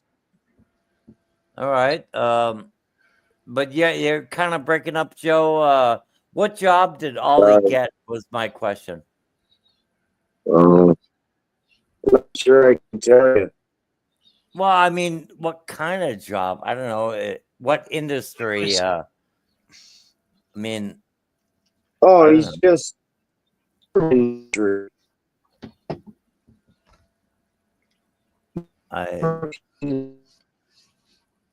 he's breaking up. He's at this show where they run these hit and miss motors, and his job's to keep the water levels up to the motors. Yeah. Okay. They're a real old-fashioned motor that still work fine these days, and yeah, they and you just use water to cool them. Yesterday, one of the engines broke down. Right up. They had to rebuild it.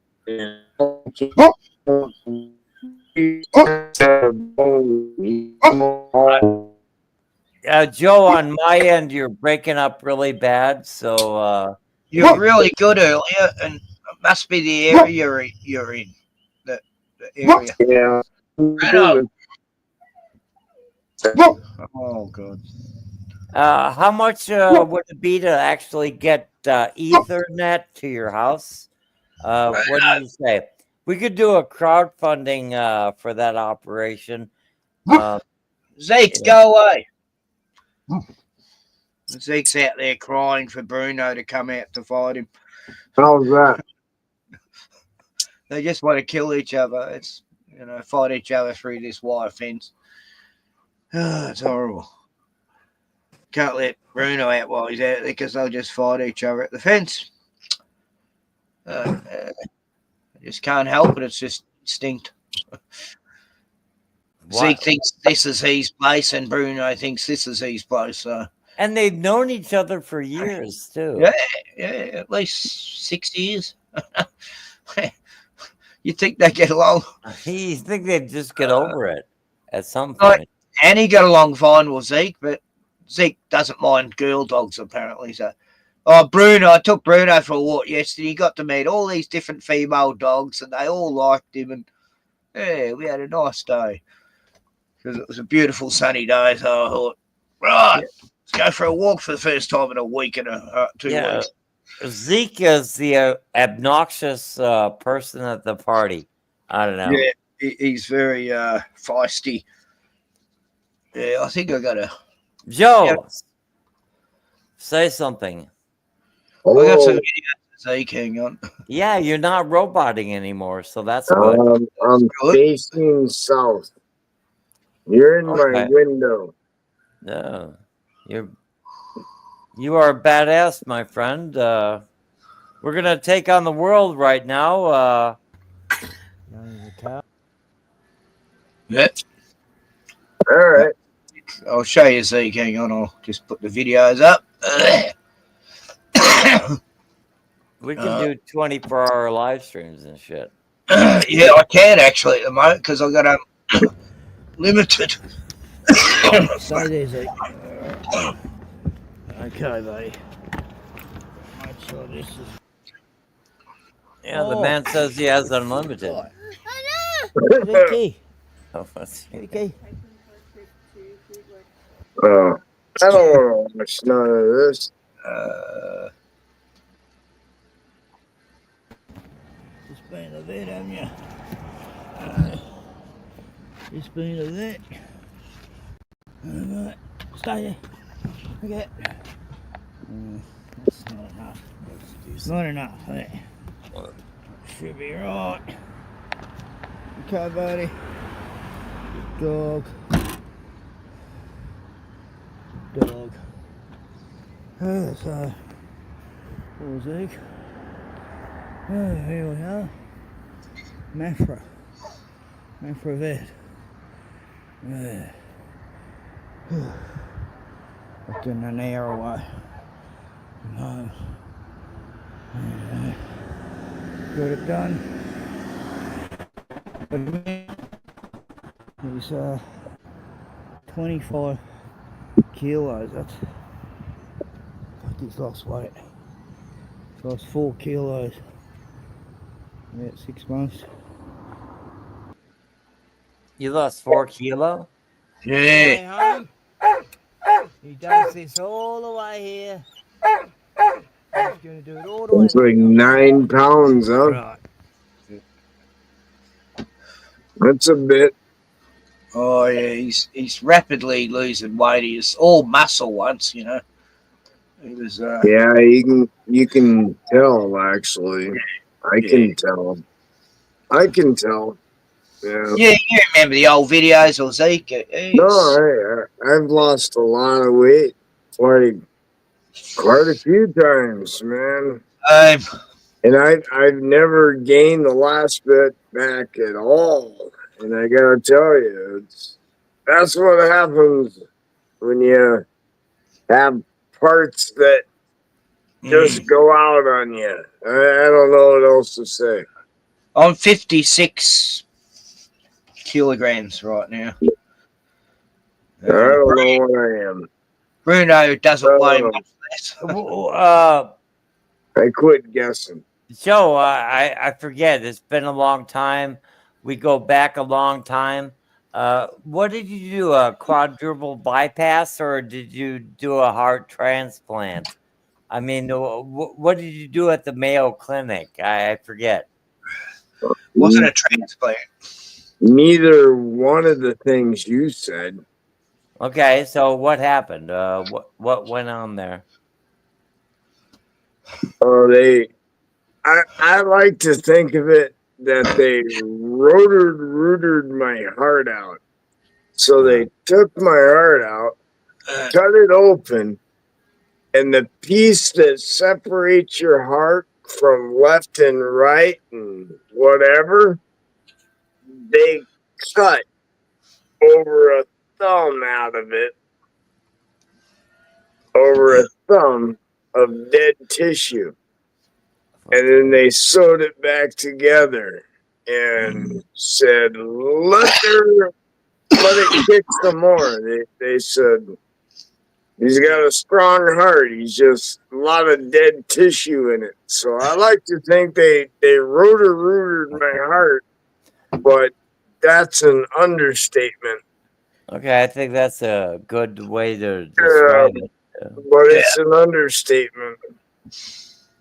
Because they scraped the dead tissue out from the inside of my heart. It's an understatement. Do you ever ask why they would do that for you? Oh, yeah, I did.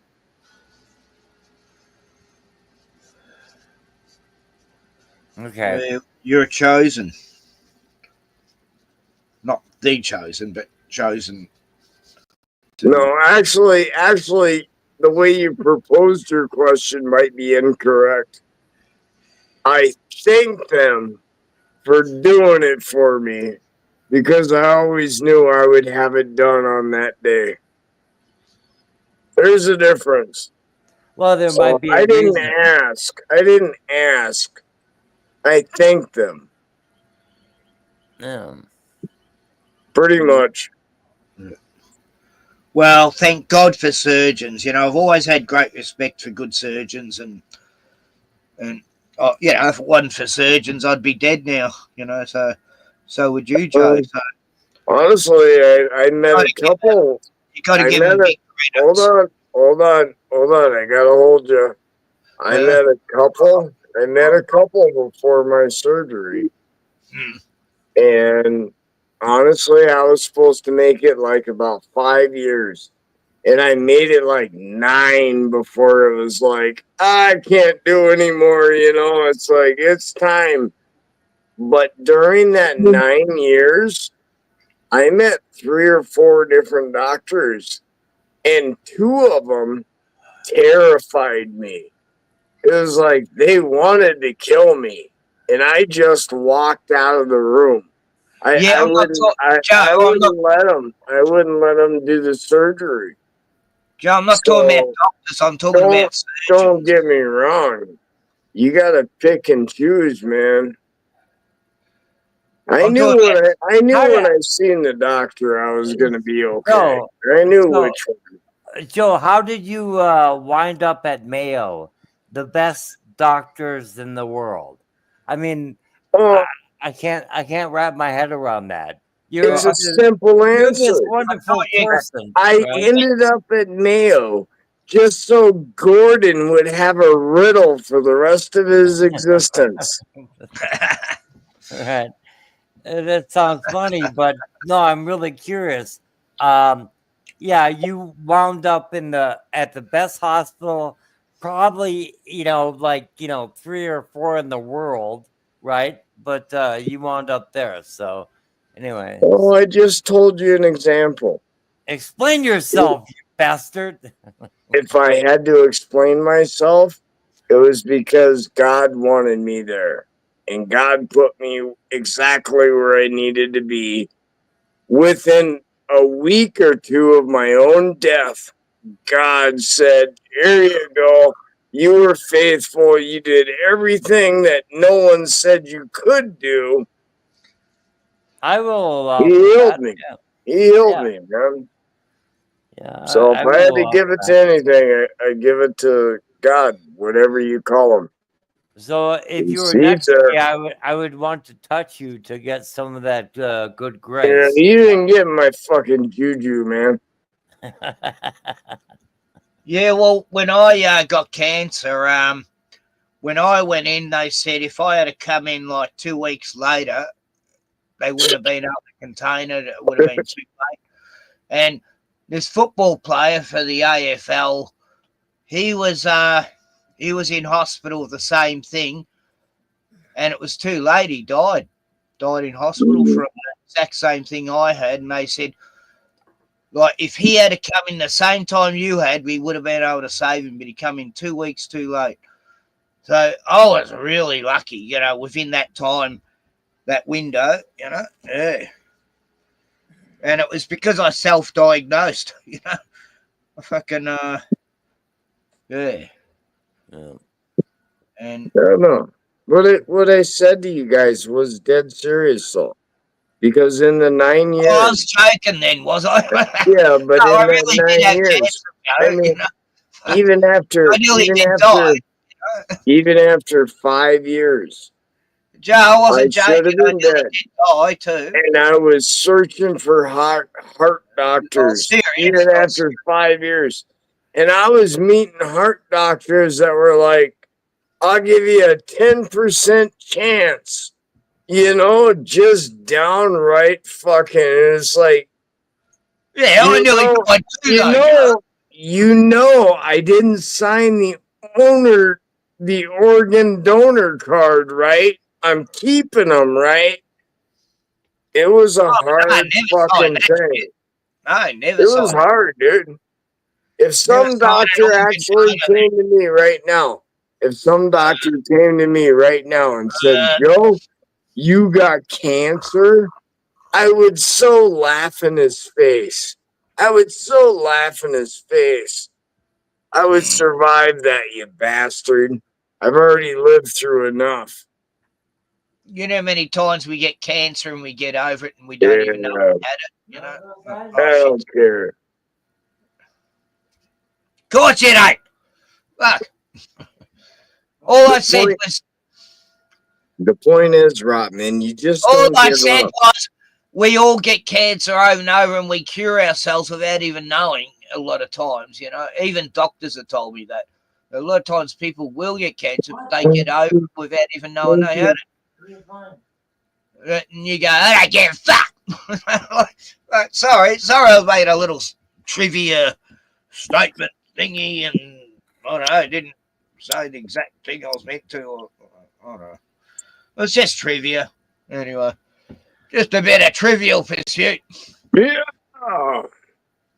I just wanted to blow your brain, Joe, and you're not interested. Fuck. Yeah, Mr. Squigs. I said the same damn thing 10 minutes before you. What? Oh my God. I was probably at the toilet. It's all in your head. If you don't believe it, it's not there. If you don't believe what? Oh yeah, you're right. Yeah. Don't believe what? What? We're not doing this again. We're not listening to the same conversation for the last 10 minutes over. Yeah, I know what you. Yeah, I remember now. Yeah. No, what is the premise? And should and I? Everything he said, and then everything I said means the same thing, even though we said it two different ways. Yeah. Okay. Great minds think alike. Apparently they don't. Oh, is that It only took 10 minutes to think that we thought the same thing. Oh yeah. I don't even know what the thing was, so I can't. There you go. And we're not taking 10 more just to find out. That thing. All right. We get the thing. What are we talking about? Well, Gaza. Let me say something. Not having the boy here this week. Hey, yo. Sorry. It's been so hard, man. It's been so hard not having the boy here this week. I mean, I'm exhausted literally by 6 o'clock. Oh, you don't realize how many thousands of steps extra it is without someone helping you. I do. There's so many thousands of steps. Well, and I'm going up and down in that coop, right? I'm trying to do the inside, and I'm not wearing a belt or nothing. So I get up in the fucking coop, and it's like, okay, now I got to get down because I forgot the fucking tape measure. Yeah, you know, whatever. Yeah, it's been 10,000 extra steps all week long. I'm fucking tired. I'm hurt. It hurts. Well, I used to have like 10 slaves once, but I never had none, but at least I work like 10. Nah, I paid them, you know, like I had like, you know, you guys forget all these people working. like, I was their boss. Took my heart out. Took the heart out. And I'm fucking still going. You guys forget. They all thought I'd be a bad boss, but I was, you know, they were surprised I was. That's actually what I tell people. Because I am a horrible boss. I'm a fucking I wouldn't expect them to do any better than I did anyway. You're a tyrant. Yeah, I am. They had to be as good as me at least, you know. No, I just even seen my buddies earlier, and I said I'm so thankful all he gets to learn from someone else that's patient, because I have no time for patience, and I'm an asshole, and I don't want him to learn that. But I am. Yeah, you're a terrible person. What can I tell you? You're the best person, but terrible.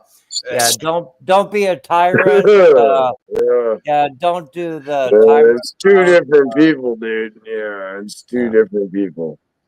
Yeah, I have to be very patient lately because I've got a little granddaughter that looks up to me, so I can't ever lose my temper in front of her. I don't want to make her cry ever. About a couple of weeks ago, you were going to have a third granddaughter. I live in very polite society, but I flipped my wig last week, and I guess it went over. What'd you do? What'd you do? I threw some stuff around and yelled at someone, but it didn't end up. Oh, with, man. Yeah, it didn't end up with handcuffs. No, no handcuffs. I'd love to hear how it ended. Yeah, I was not arrested, and that's all right. yeah, everything went swimmingly, but it's like things are tenuous in society generally, unless you own land like Joe, or you're more versatile like Ken Rotman. It's like if you're just a mere renter, such as I, things are a bit more tenuous. Oh, it's all the same, man. No, it's not the same. It's all the same. There are gradations, but they are not the same. I don't know. I know everything. At least I've been told. I know too much, and that's the problem. I wish I didn't. I wish I knew a lot less than I do. Life would be a lot simpler. You've been in the crucible. I would think it'd be more complicated. How do you know which way to go if you don't know fucking which way to go? The face of God, and it was terrifying. So what you're saying is life would be more complicated or less complicated if you were a retard.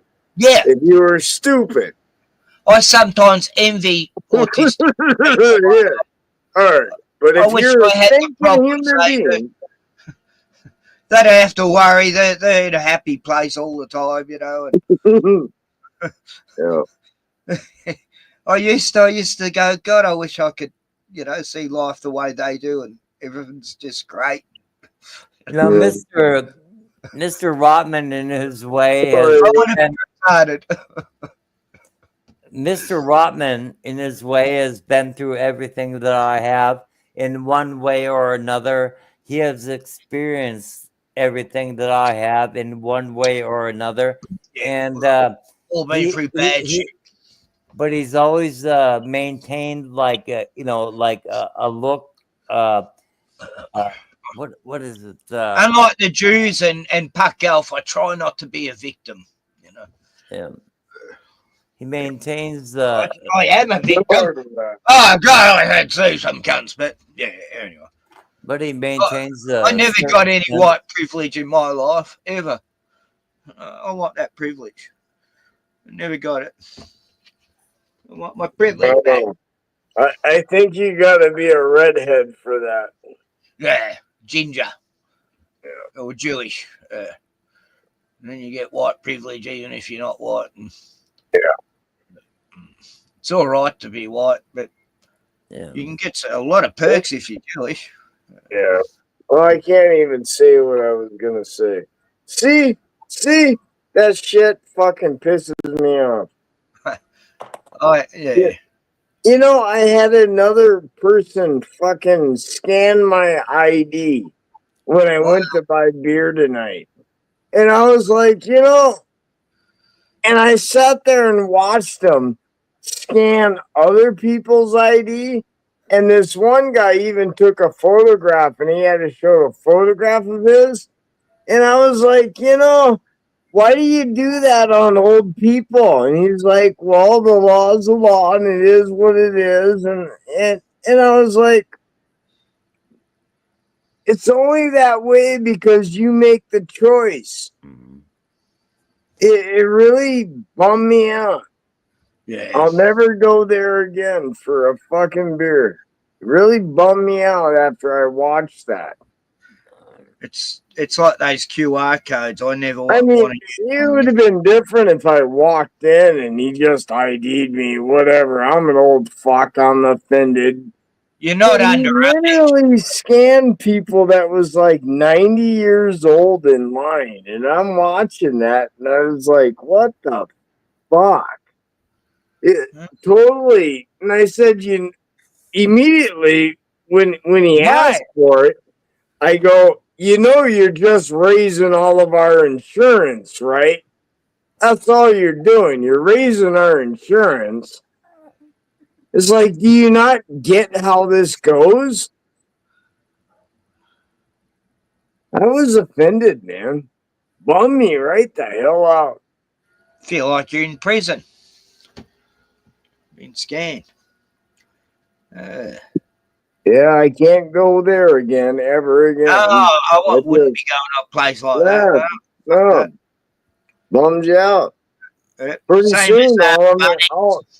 Pretty soon, I'm gonna have to go out to the country to a fucking bar to buy some off-sell just to get away from a stand because the bartender wants some cash. Go directly to the brewery. Yeah. It's bad, dude. Get it cheaper too. Yeah. Hey, Joe. Yeah. Kind of loving you right now. Yeah, I think you're a good dude. I'm the same guy as you met fucking 8 years ago, Gordon. Yeah. What do you know, Gordon? That's why we don't like each other some days, because we never change. I hate everybody. I know. Some days I do too. Some days I just, some mornings I hate everything except my dog. I never hate my dog. I'm a severe critic. Or my granddaughter. I can hate everyone else though. Hey, you're somewhere.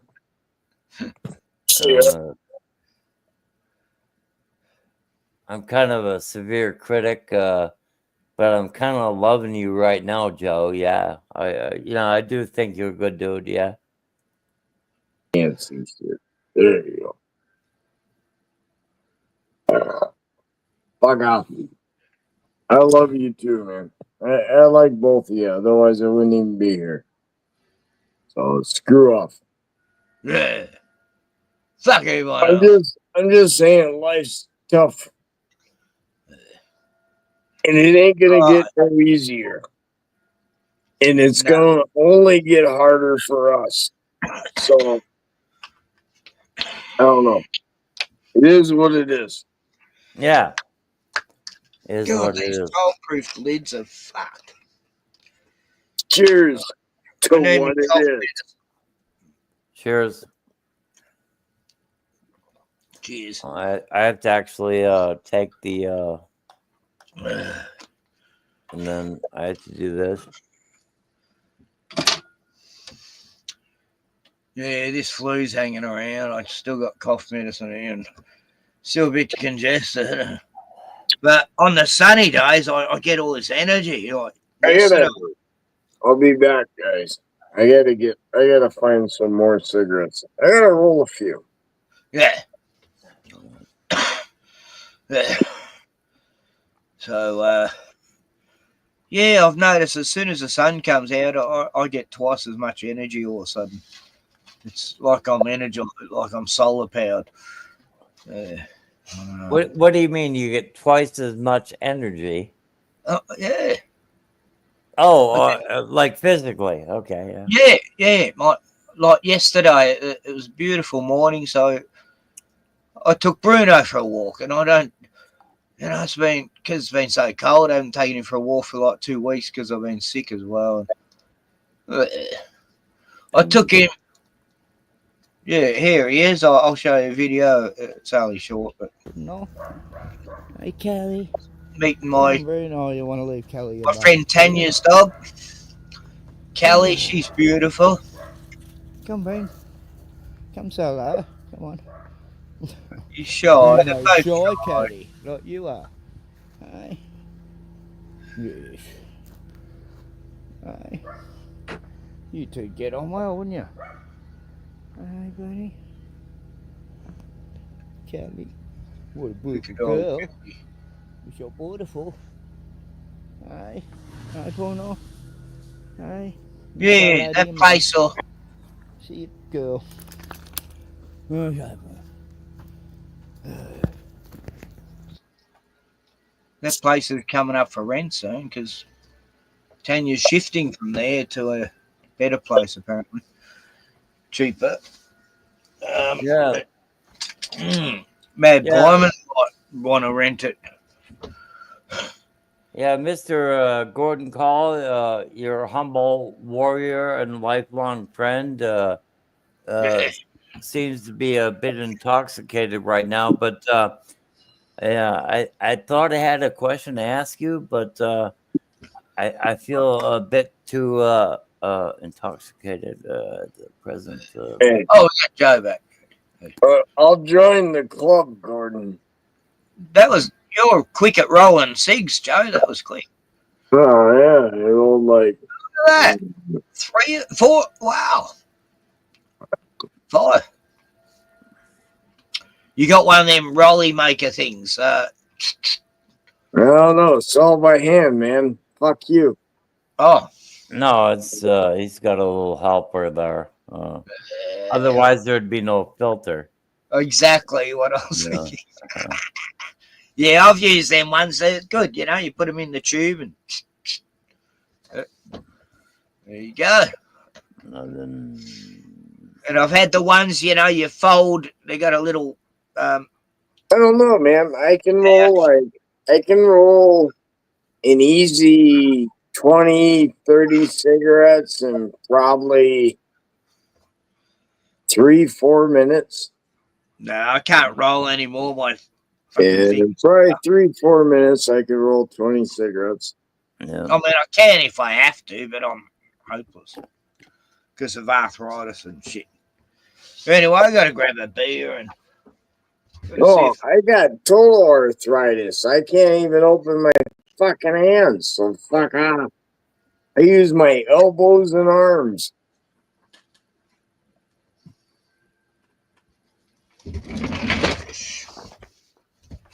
Okay, back at turn.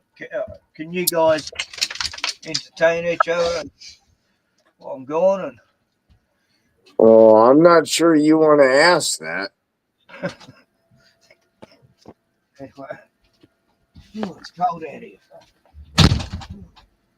There he goes. I haven't tried this yet. Now we get to talk about him.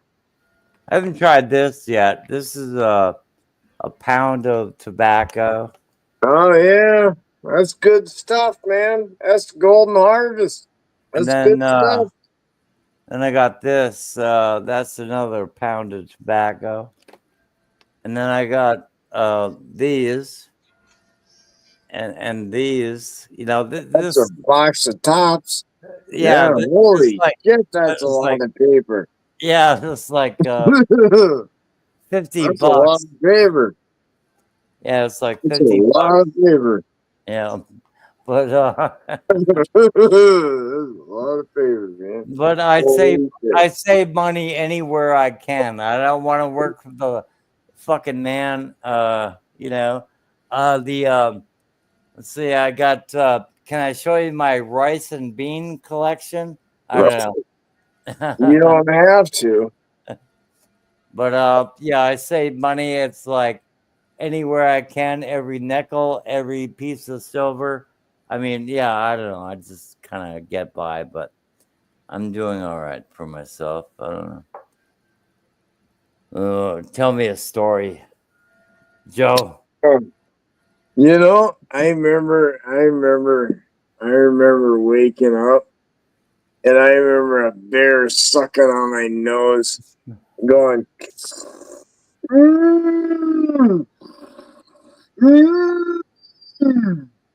Yeah, there's a story for you. All right.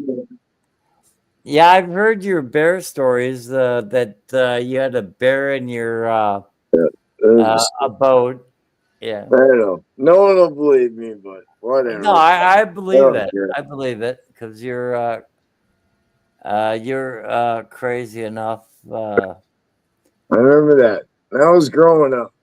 Yeah. Oh, it's going to be cold. About 3 degrees tonight. Oh shit! How cold's that? It's It's cold enough to be cold. It's about 9 degrees above 0. Oh, that's pretty cold. That's pretty cold.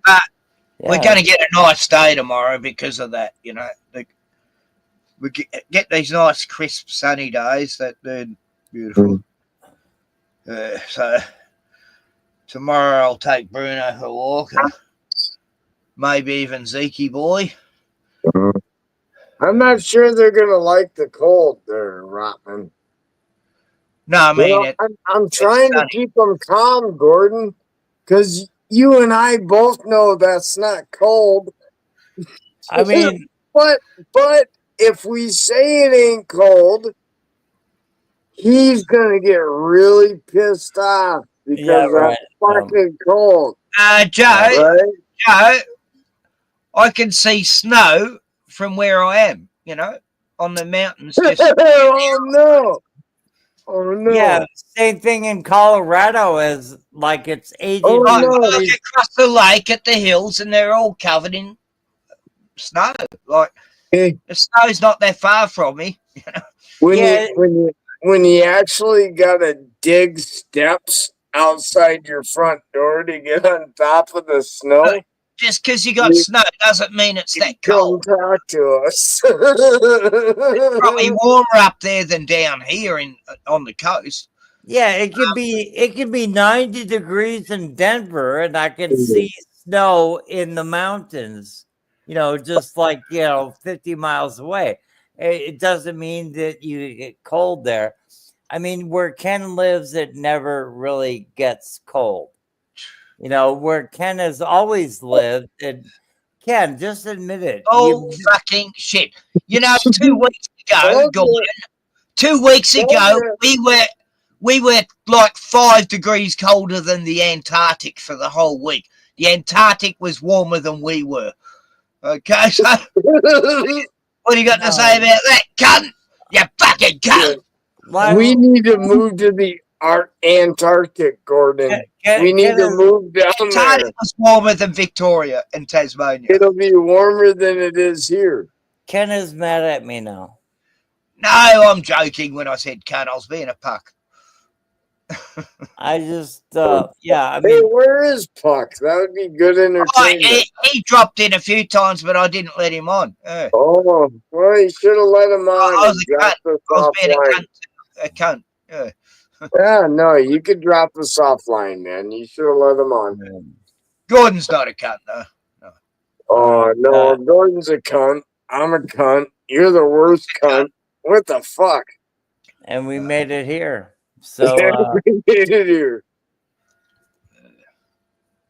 I don't know. I'm sitting here, man.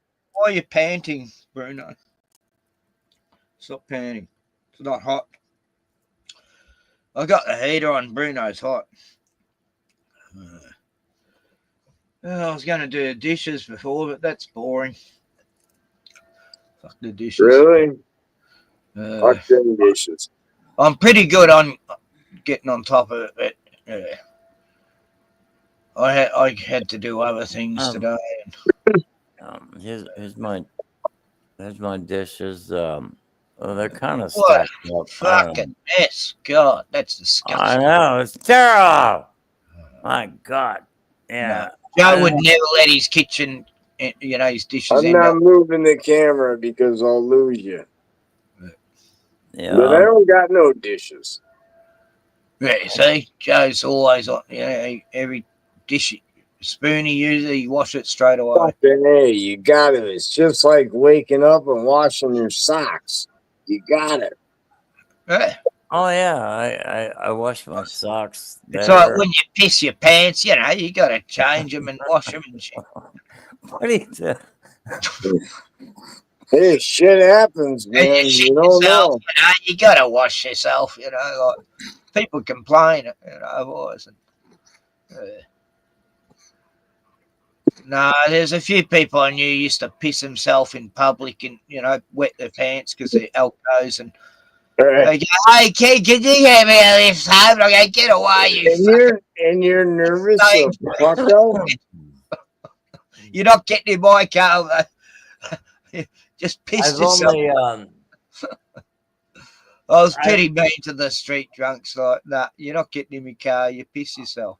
I am 57 years old and I've only soiled myself one time. Okay, I mean, I just cannot imagine the circumstance to where someone soils themselves. I just know it's like goddamn fucking hilarious to me. But anyway, if he can admit it once, we know where it goes. I know a lot of people who, like they drink the coon juice, the wine, and they always say how they shit themselves all the time on it. Oh, God. Oh, my God. Yeah, that's terrible. Hey, I'm not showing myself again until Puck Elf comes on. Okay. Bring on the puck. I was talking to LC earlier, and he's banned Puck from his show. Like, you have to be pretty bad to get banned from Oh, LC. my God, you'd have to be the worst. Yeah. He was saying stuff about this guy Turpy's kids, about how he sells them to LC and, saying sick pedo stuff. Oh, God. Really? Guy will never learn. Oh, well, I'm sticking to what I said. And, then he makes bestiality jokes about LC effing his animals and, just sick shit, Look, why? It's not even, like, why? Why is he saying this sick, pathetic? I never would say shit like that. It's horrible. Like, he says the worst shit you could ever think of. And then he goes, no, I never said that. Show me the receipts. And LC's got all the receipts. So we don't need send them an invite. And there's all these people coming on my chat sometimes going, I'll defend Puck to the death, and Puck's great, you're an idiot, you're always picking on him, and all that. Oh, God, they only because he's going on the streams I go on. That might have been me. No, you don't get it. He's going no, I'm joking. He's going on the streams which I go to, and like Mandela Effect ones and Flat Earth ones, and he's there just to put shit on me, and other people he's making enemies in there, but people will think he's okay and they fall for his bullshit. And, I'm such a wizard craftsman and I'm a bushman and people want bush tucker. I'll go out and get it for them and I'll go hunting animals for people. He just makes up the bullshit of stories when he's on Sandy Diva or someone's streaming. Oh, I bullshit people too, but yeah, not like this guy. And then he'll only use that platform to attack me and whatever friends I got in there. He's been stalking this Aussie chick from Sydney, and everyone's saying, nah, he's not, and I'm the only one saying, yes, he is, and then this other guy defends Puck has been stalking the same girl as well, so two of them have been stalking her, going to every stream she goes to and harassing her and shit. Anyway. Hey, Gordon. He just loves the drama, this little twerp. Hey, Gordon. Hey, what? It wasn't hard to get Ken to spill his guts, was it? No. I mean, he'll tell you everything about everything. Yeah. Right on. I'm straight off the cuff, man. Yeah, he's you told me shit I didn't even want to know. Well, I mean, he's a straight up download, dude. It's like he'll give you the download. Everything he knows, he'll tell you. Look, I had to admit on a stream the other night that I was cursed with a Jewish dick, and it wasn't my choice, But in the same token, it's like people want my download, and I won't give them that. It's like some restraint is in order. That's why I tend to speak a little less loosely.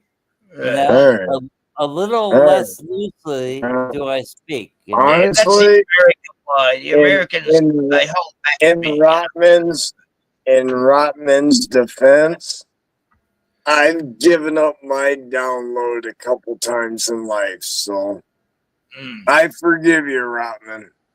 I know. I remember when you would tell me about all them bodies and greys and stuff. You're stepping over the line. No, we're not going to go there. I don't That know. was funny, though. Who do you have backstage at the? Oh, there's like 20 people, but I don't know any of them. Oh, yeah. Okay. There's some guy from Russia, another one from Israel. We're looking for Puck. We ain't looking for no one else. We're looking for Puck. Yeah. I don't know why you'd be so Look, I engaged didn't with the let Puck. Puck on because I knew Gordon would leave. Because I would like to hear something offensive. I would like to hear something offensive. And Scott would leave too, because Scott won't stay on if Puck's on. He probably was wouldn't there stay when on if Scott I'm was on. there. Bring on anyone you want, yeah? Nah, no one's there. Oh, okay. Otherwise, he was hanging around the background when Scott was on, with you guys. Oh, well, that would have been a good time. But he was trolling the chat. He always does it. So I think we have a good panel here. Yeah. I'm Everyone about ready else. to pass out. Just need a few women on here, I get sick of just Wow, guys. wow. Really? Wow. I thought we were balling it, but he had to come bring a snail in. What? So as soon as I said that I think we have a good panel here, Joe said, "Oh yeah, wow, I gotta go." What's that about? A snail in. I was talking about we should have women in here too, and I think it was something. See, Joe, what are you talking about? Yeah, where's Smurf Girl? Where's Danny? I think she liked Gordon and Scott. Yeah. Yeah, they were all fine. Doesn't matter. I think the problem is they made a judgment call. I think Elgo has buried Smurfer up in the mountains somewhere. And okay, Joe, are you aware of 007?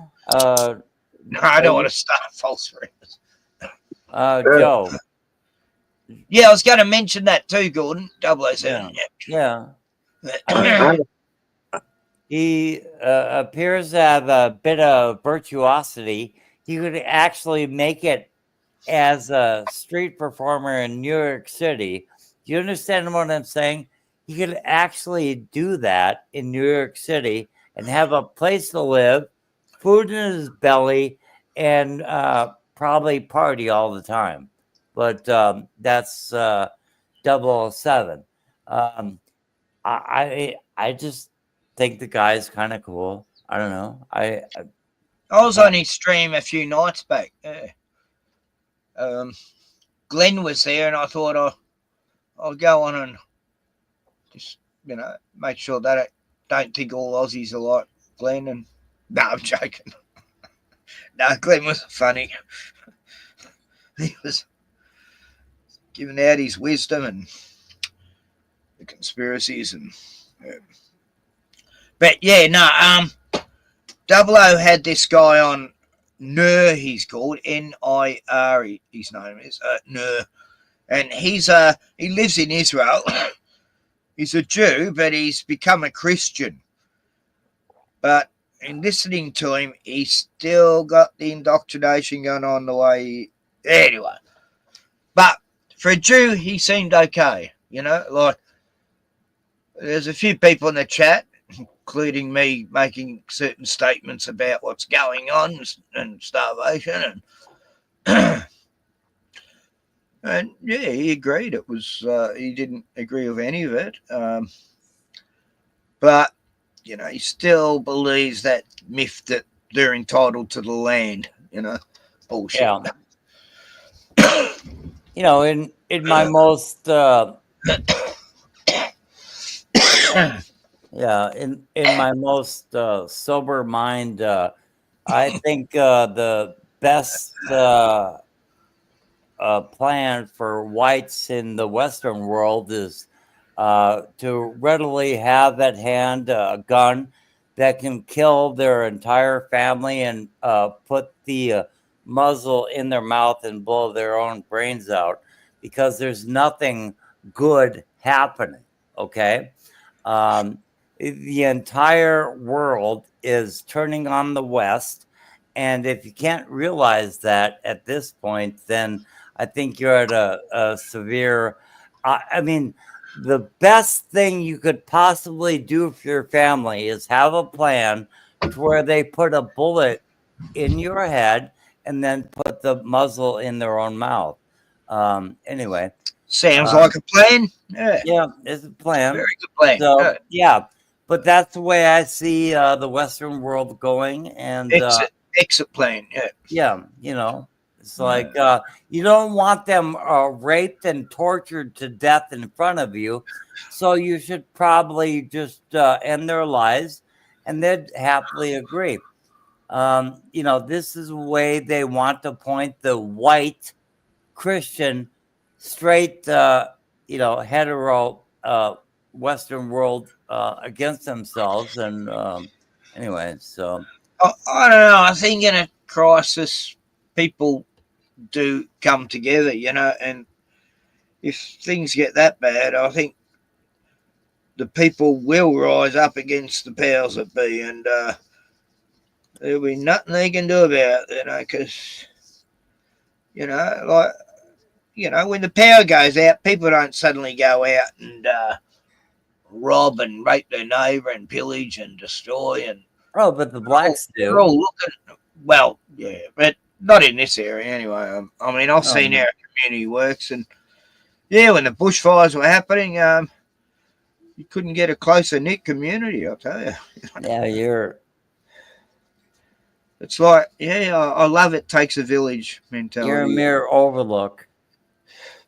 And I guess I don't happening live in America? In the places in, like, we got a few places in Australia like there is in America, but you can still navigate your way around them areas to a certain degree, you know. Whereas in America, it seems like it's game on in, you know, Grand Theft Auto world in some places, and you know, I don't understand any of that because you know, we don't have that. But yeah. We have robbery, rape, murder, kidnappings in the smallest towns of Minnesota and North Dakota, like it's going out of fucking style. I mean, it's going off the goddamn charts. I mean, you know, crime here is so just out of proportion, but the way the media reports it, oh yes, we had a call about, you know, there was an argument, and you know, instead of it being like, you know, people being violently, maliciously assaulted and beaten into bloody pulps, is like, yeah, we don't have anybody in custody, and you know, yeah, but we think these were teens. They don't have anybody. They don't have any suspects, but they're like saying teens. These were teens. Yeah, they're not of any persuasion, you know, ethnicity. Nah, it is happening here slowly, like in Melbourne and some of the cities on the way towards Melbourne. You know, Traralgon, Morwell, Moe. You know, all this shit's going on now. You know, because they've put these people everywhere. These ethnic groups that come over and government says, here's your machete, son, do what you want. You'll only get a week if you murder someone. It seems to be the way now. It was random. It was it's always random. Yeah. They have no perpetrator, right? But it's random. All right. They have nobody in custody. They get six youths, rob a grandmother, She gives her the keys and they stab her to death in front of her granddaughter and take off in the car. The guy was only out of jail 3 days before, for, what was it? Kidnapping. Yeah. I mean, you don't They let hear him out about 3 days later, and then he stabs a grandmother to death with his 6 mates, Yeah, great. In the broad daylight at a public mall, Yeah. Shopping centre. Wow.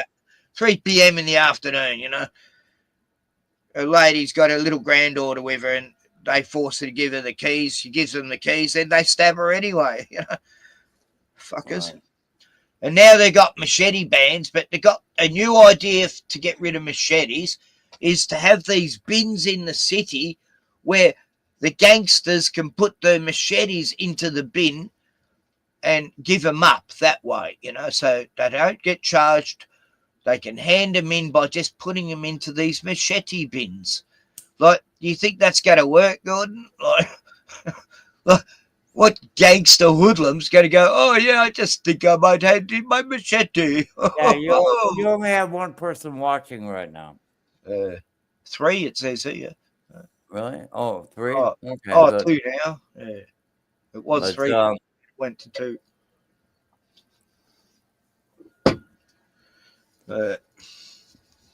But yeah, they always say random. They have no idea what even happened. Random.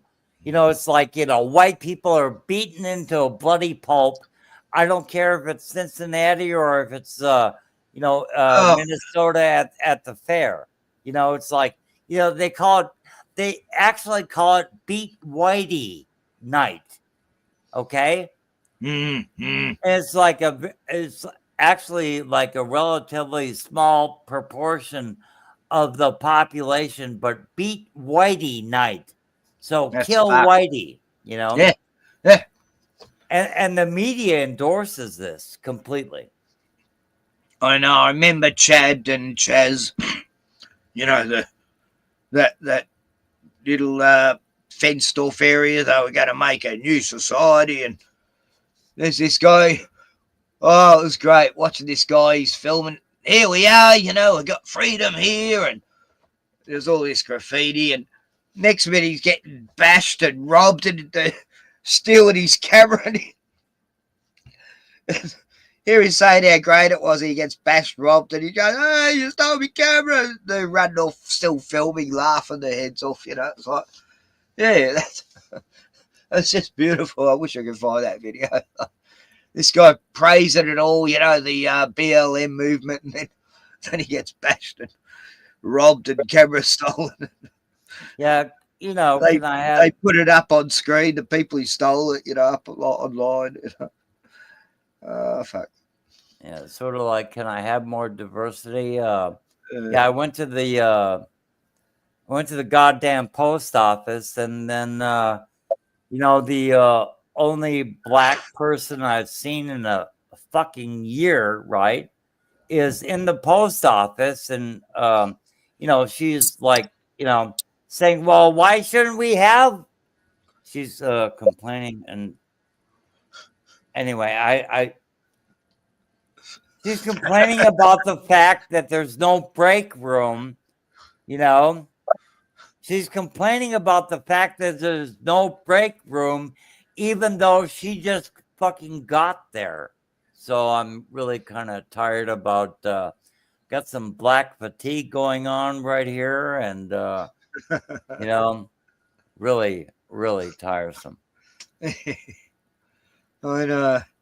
My God, I watch these fatigue videos, reviews. Don't worry, guys. It'll turn brown later. It's like, that's all they got to worry about. Fuck, people, real people have real problems, and they got nothing to worry. All they got to worry about is to bitch about service. Can I ask a question? Can you guys hear me now? Yes. Oh, you can hear me now? Okay. Yep. Here's my question. Here's my question. Mm-hmm. How many blonde, blue-eyed people do you think there are in the world? According to the population, it's 0.6%. Oh, I would beg to differ. I don't know. I don't know where you got your No, facts. blue-eyed, blonde. I mean, I have blue eyes, but I'm not blonde. But my son is redhead with green eyes. You know what I mean? So how many blonde, blue-eyed people do you think there are in the world? You were surprised. It's nothing. I was blonde and blue-eyed until my eyes turned to green, and then But now you're not. Now you're fucking bald with brown eyes. and then my hair turned to brown, right? It's like, so I don't really see anything about that. But blonde Yeah, haired, that blue eyed don't count. Yeah. Well, in Australia, there's only 3.5% make up Indigenous people in Australia. So there's not many Aboriginals in this country anymore. Oh, yeah. That's not the so there's much more Indian people. Many a time. I think that Mr. Joe Dirt had a wider point. What was it? Go ahead, Joe. What my point we was? Are the minority. We are the minority, regardless of what they tell you. What are you, blonde haired, blue eyed? I don't think so. No, I'm green. I'm green eyed brunette on the best day. But you're like red haired, aren't you? Yeah, my son's red hair all of his life. Yeah, he'll be red hair till he dies. Yeah, he'll be redhead till he dies, and he's got green eyes. Yeah, I have a strong proponent in favor of eugenics. I think certain people should breed and others should not. Am I a bad person because of that? I don't think so. Yeah. I don't think so. Well, Tioni's daughter, she's got part Irish, part German, and it's a good mix. I tell my dog all the time he can't fuck that. Yeah, that's German, all I gotta Irish, say. English, always Gordon.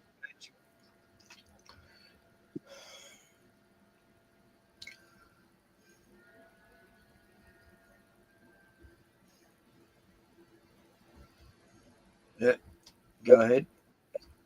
Good airspace. Yeah, you're the one that wanted to interrupt this time, so we were leaving you space, Rotman. Oh, what was I talking about? I've forgotten. We don't even know. Ken tends not to interrupt.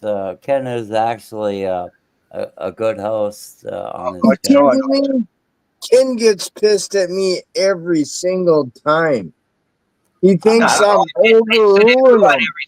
And it's because of the fucking 1,000-mile difference with the, radio waves gotta bump off the ocean, man. Must be that. Let's see. Magpies. Yeah, magpies have been visiting me lately. Amazing. Don't show a video. No. I already have. Showed him. Here's the worst part, Gordon. Australia loves their magpies, and America hates their crows. So this is not going to work out. But you love crows. I love my crows. No, I don't like fucking crows. They attack me all the time. I got They crow know friends. I'm gonna slingshot them. I don't know. They don't forget, Joe. Crows have always been my Yeah, very good that was the joke. That was the joke, Rotman. That's and it's true. Aussies love their crows, but Americans don't really like ours. If you're nice to a crow, they never forget you. They never forget a face, you know. Same as the magpie. The Very common similar. raven. Yeah. Yeah, we got currawongs too. They're beautiful. They're funny as fuck. They're like a crow, cross between a crow and a magpie. They have I've been white tips. standing up for like fucking an hour and a half now, man. I've been standing up. Well, you got to stand up for your rights, Joe. You got to stand up for your rights. Went outside and grabbed 3 more beers for you guys, but I'm gonna have to go to bed, dude. I got too much shit to do tomorrow. Have a holiday, mate. That's why I'm here. I'm trying to enjoy myself. Yeah, it's been a long 2 weeks. Yeah. Haven't done that in 2 weeks, but fucking wake up and work and Yeah, Joe. Yeah. getting tired. Much love, Joe. I have Joe, no I got a land. Bigfoot t-shirt. I know. Yeah, I noticed my buddy's t-shirt is. I had to grab it off his fucking chair. I told him I was cold when I went to his house, and then I went home with it. It was like, wow, bring it back. Fuck off. Nah, I don't have one. Why not? You know, you don't need to freeze, do you? No, I don't. Scott was there at 5:40. 5:55. Oh, the triple numbers again I'm seeing. I saw 9:11 today and 11:11. So I always get excited when I start seeing the angel numbers. I call them. I didn't see anything. Well, what I see when I woke up? 7:03. When I woke up, it was 7:03. I've been getting up about 10:30 a.m. Pretty late, really. Yeah, it kind of sucked. Bruno gets up about 11. He sleeps in longer than me. Kind of sucked.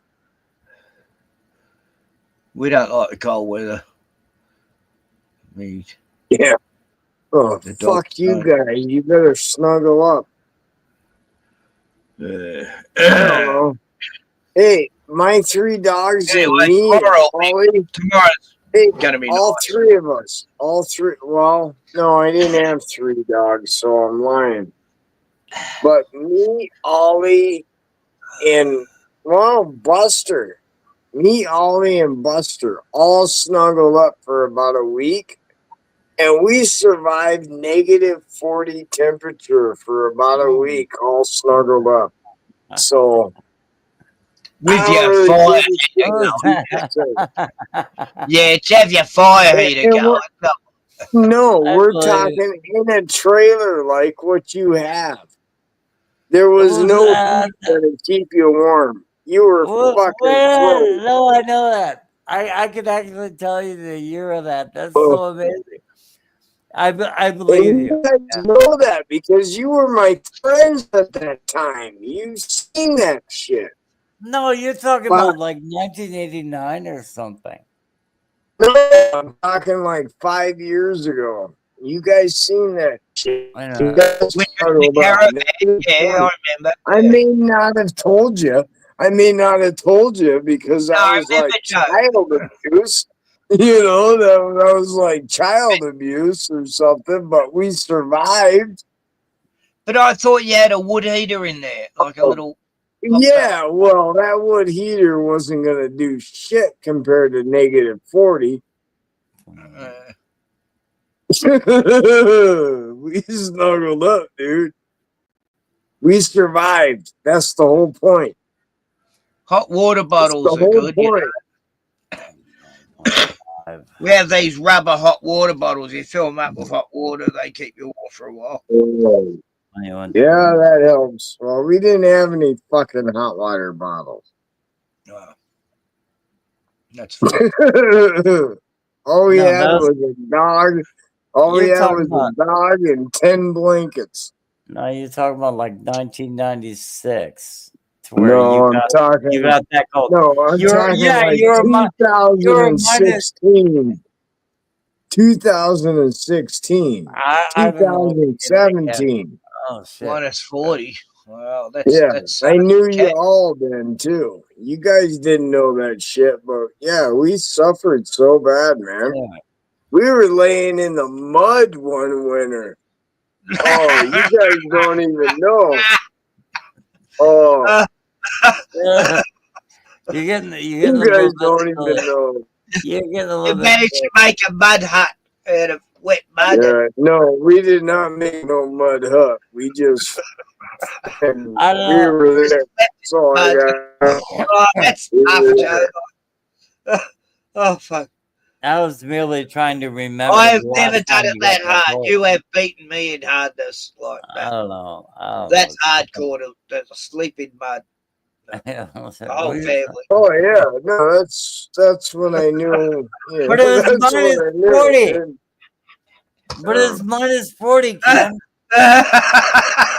Wow! No. Oh, Joe, how did you do that? Holy That's shit. amazing. Like, Yeah. Eskimos You. would- That's called technicality. That's Like a in, technicality. in Russia, there's a place called Yakult, and it's below No. 40. Below 40. We were in the fucking Fahrenheit. dude. Yeah, Tusk. Like when it's below 10 Fahrenheit, it's a hot day to them. And then we did have a winter to where we almost froze our asses to death. I literally don't know how I survived to even fall asleep that night, and let alone keep everyone else alive. Oh, but you had a bear, didn't you, to cuddle up to? A big You were bear. sleeping in mud. No, not at that time. That was 20 years earlier, Rotman.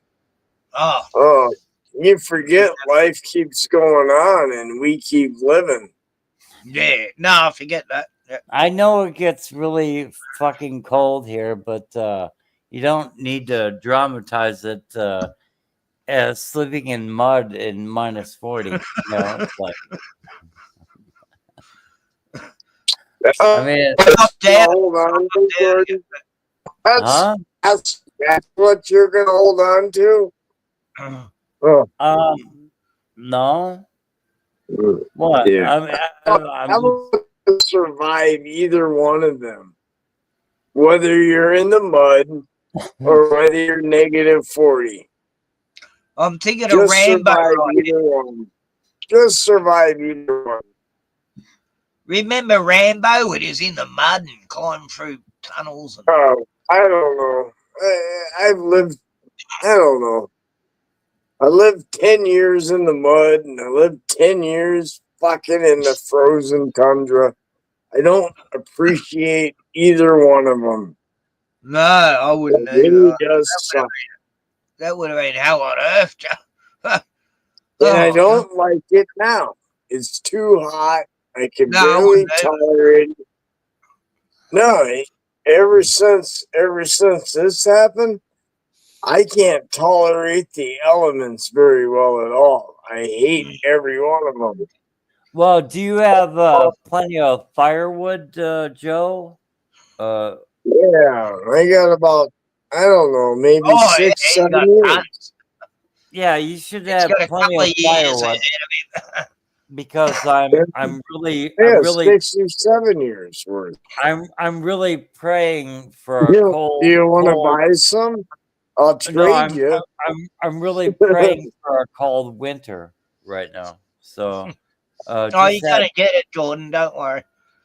This has been a really cold winter, I tell you. I thought winter was over the other day. I go, hey, it's the end of the month. I'm good for warm. I'm good for warm. It don't gotta be cold. I don't mind it warm. Yeah, I thought winter was over the other day, and then I realised it's still another month to go. It's like so depressing. Are you Are you stacked up like Eric Farmer, Joe Dirt? Do you have plenty of firewood? No, I got like, you know that. I got like 7 years worth stacked up. Eric Farmer got like 2 months. How can you stack them up without them getting a little bit moldy or whatever? I don't know. Well, you just let it air. Just leave it to the element. I don't really care. Scott says, if you got a moldy spot, why don't you just kick it over or something? Just when you got too much wood, you don't really care. And I got too much wood. I don't care. Okay, and then at the end of the day, you have 6 months worth of food, or what's going on? Sure, I got 6 months. I'll make it. After on the 7th month, though, when you come over on the 7th month, right? I'm gonna eat you. I'm gonna eat you. Well, I thought we could. You got to be good for at least 2 months. So I'm good for 9 months all of a sudden. Believe me, if shit goes down, I'll be at your place. I'm sure you would. I'm sure know you who's would. stockpiling, Gordon. We know who's stockpiling, you know. Yeah, I'll be at your place within a few weeks. Yeah. Never tell anyone you're stockpiling, Joe. Show you something that I picked up the other day. Stockpile, they'll be at your door. I'm not allowed to. I'm not allowed to show you. But I can say a single word for you to understand. Show us all your show us all your firearms. Yeah. Stagecoach. Stagecoach. I finally got it. Yeah. No, stagecoach. What do you? Yeah. What do you picture the guy on the stagecoach with? Yeah. But I guess it has 2 of them. It has 2 of them, right? What is a stagecoach? Hey, Scott. Scott. Hey. Hey, Scott. Hey. The stagecoach? Did you say stagecoach? He's bought a stagecoach. Wow. Well, okay, I came in late. I could live in one of them. Hey, Scott. Yeah, I just wanted to say before you start talking, Scott. Okay, go ahead. Yeah. Don't think the grid or whatever can't go down, because it absolutely could. So just be prepared, and a person like Joe or Ken is prepared for the situation. We're so screwed. If it happens, we're all fucked. I don't care how prepared you are. We're fucked. I'm not as prepared as I used to be. Well, hunker down and buckle up, Buttercup, because things might get there. But go ahead, Scott. Yeah, go ahead. I do know where to get firearms if I have to. So I don't want to, but bro, dude, remember we were talking about that thing about Helene? Helene came through here and we lost power for 1 week, right? All right, so I lost power for 1 week, and then I bought a generator, and then we lost power for another week. I was like, oh, I have a generator. Oh, nice. Okay, so I can live for multiple weeks, bro. Anyway, so Kenny, you were saying something about animals are not respected as much as they used to be. That was like, I was thinking about this. I was like, just in the in the movie, in the pop culture world,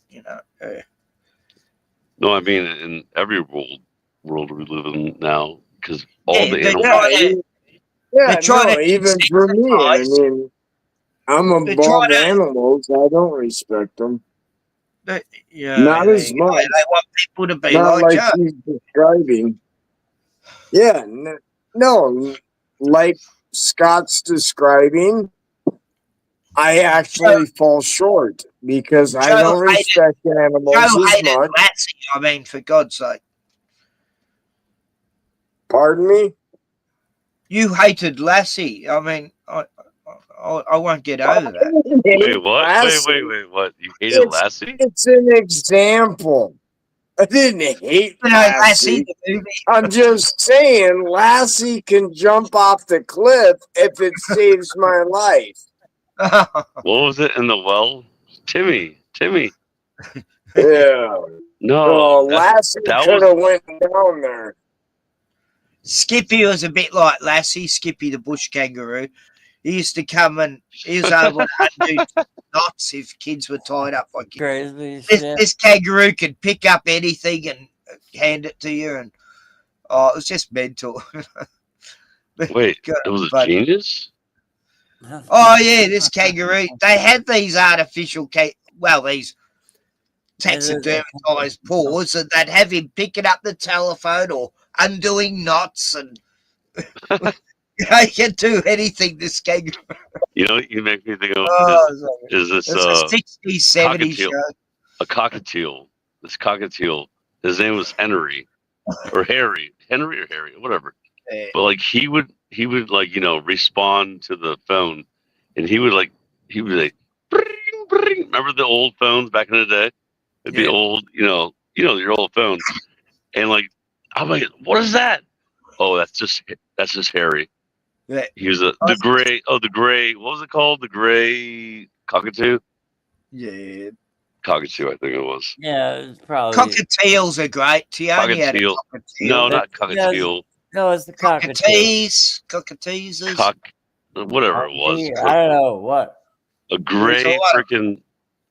Dude, We got a lot of parrot birds here.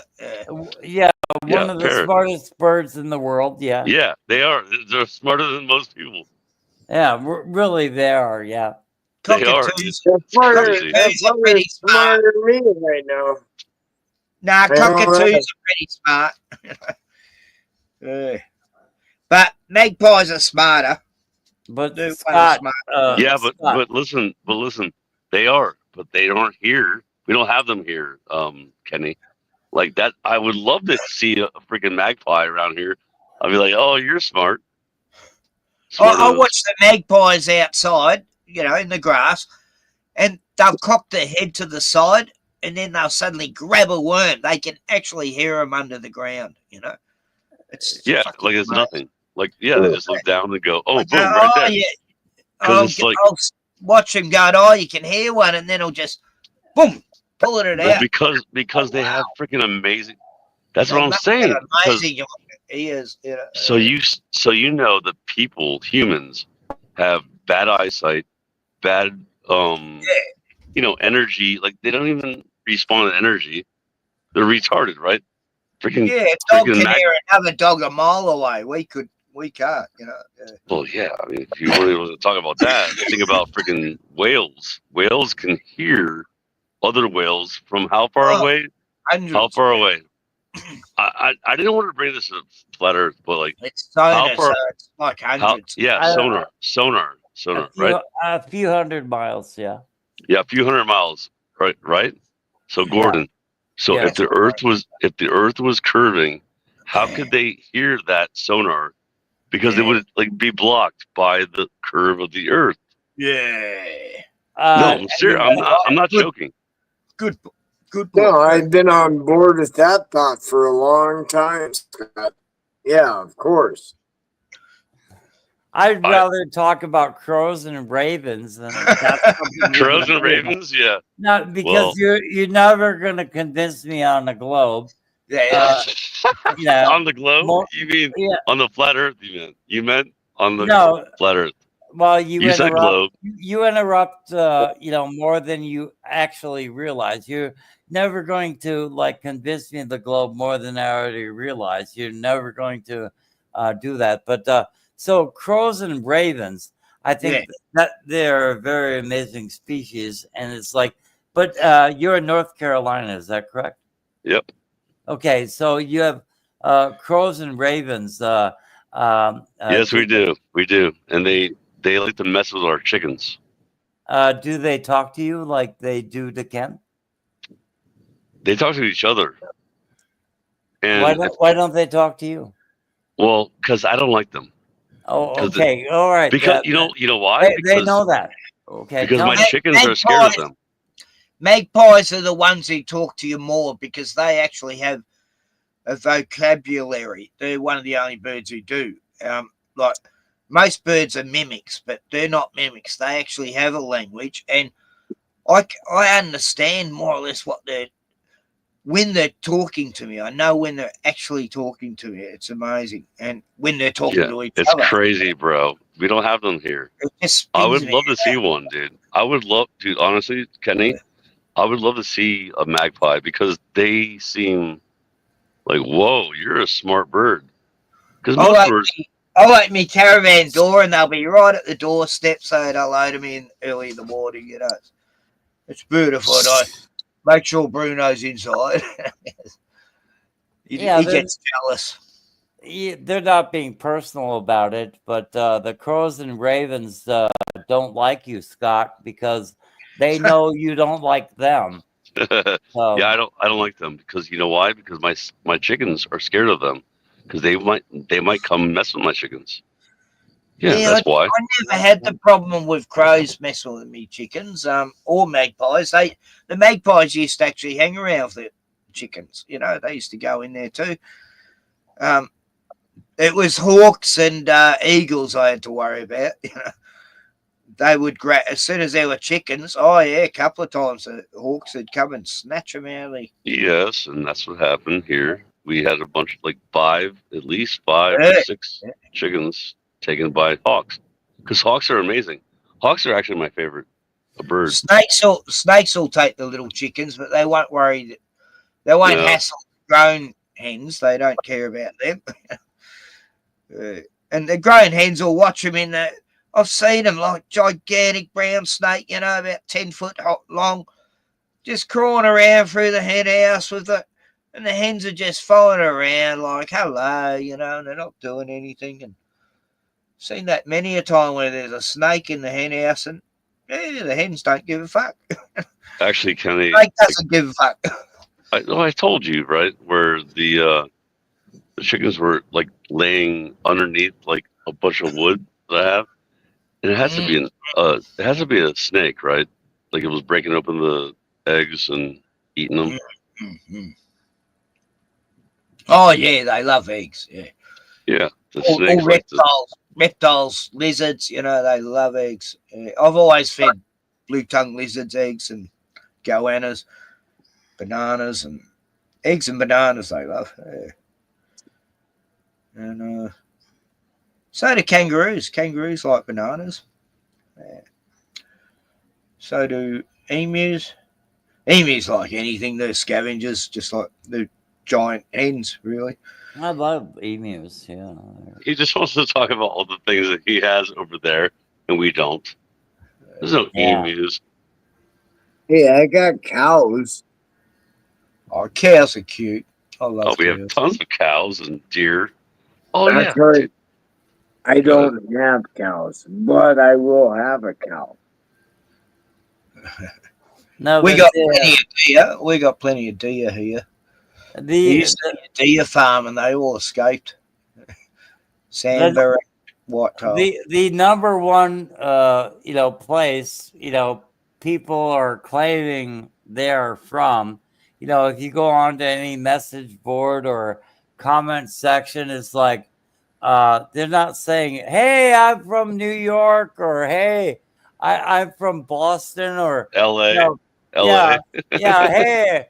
Yeah, LA here, they're saying, yeah, howdy from Australia, bitches, how you doing, mate? Good day. They do, actually. They don't say which part of it. So many times I have to say, yeah, where in Australia are you?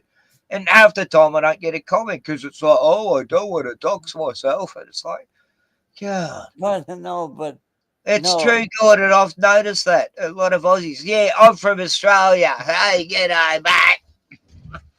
No, but the number one group of people talking about their nation state or whatever, they're saying, hey, from Australia.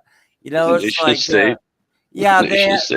they have no accent whatsoever until they actually hit the shores.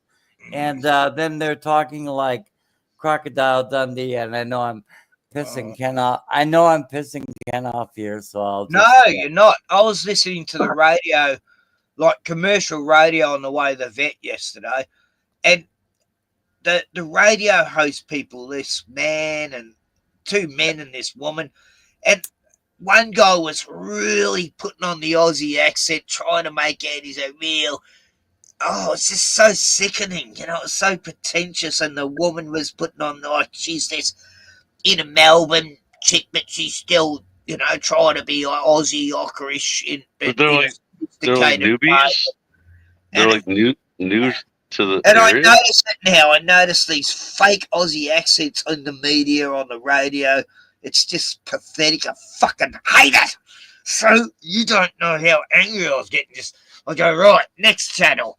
And then there'd be these other fucking Aussie idiots, fucking radio hosts go, oh yeah, they're trying to make out they have a personal life, you know. Oh yeah, my son did this. I'm picking up dog shit and that, and then my son says, hey Dad, you missed the spot, while he's on his iPhone on the couch, and they all laugh hilariously, and I'm going, I can't believe people listen to this. Shit. What the fuck world are we living in? This is a dumbed down, fucked up society. And no, you're right exactly about this. No, you're right about that, dude. Dumbed down. And it's the same in America. Society. These people on TV, that's not how the normal American talks. And it's the same as the people on Australian TV. We don't fucking talk like that. You know? And they, so put on, you know, this fucking put on Aussie fucking, oh God, I fucking hate it. Yeah, Scott, I had an early experience with like an Aussie. My landlord wanted me to pick up somebody from the airport, so I went and got him.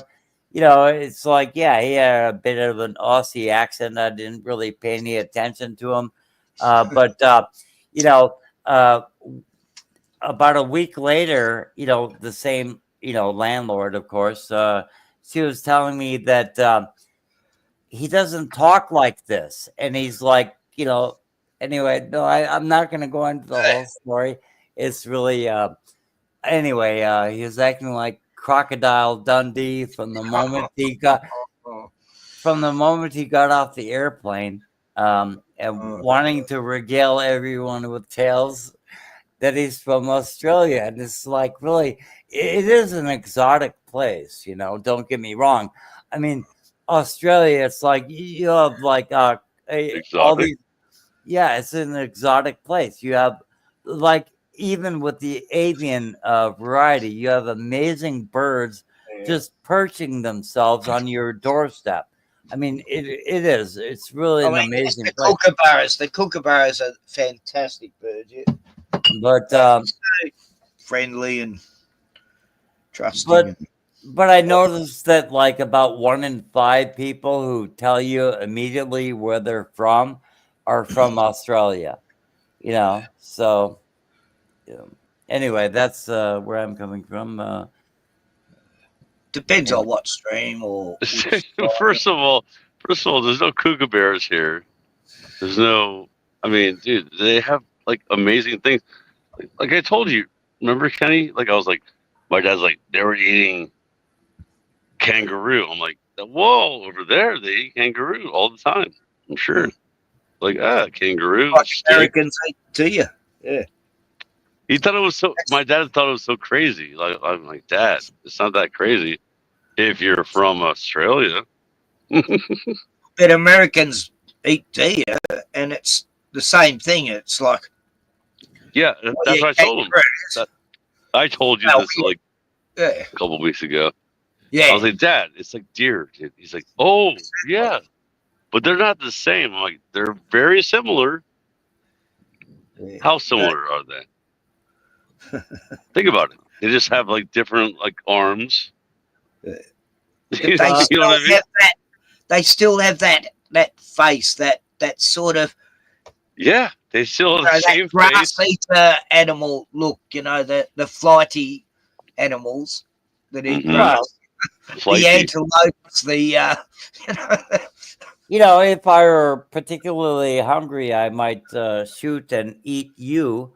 So I don't know, deer. Don't do that. Why did you did this earlier? You're being like It Alex makes me think of that Jones, you know, movie I'm gonna Alive. eat my neighbor's ass. Hey, remember the movie Alive? Remember they ate Yeah, people? yeah. They ate the people. You know?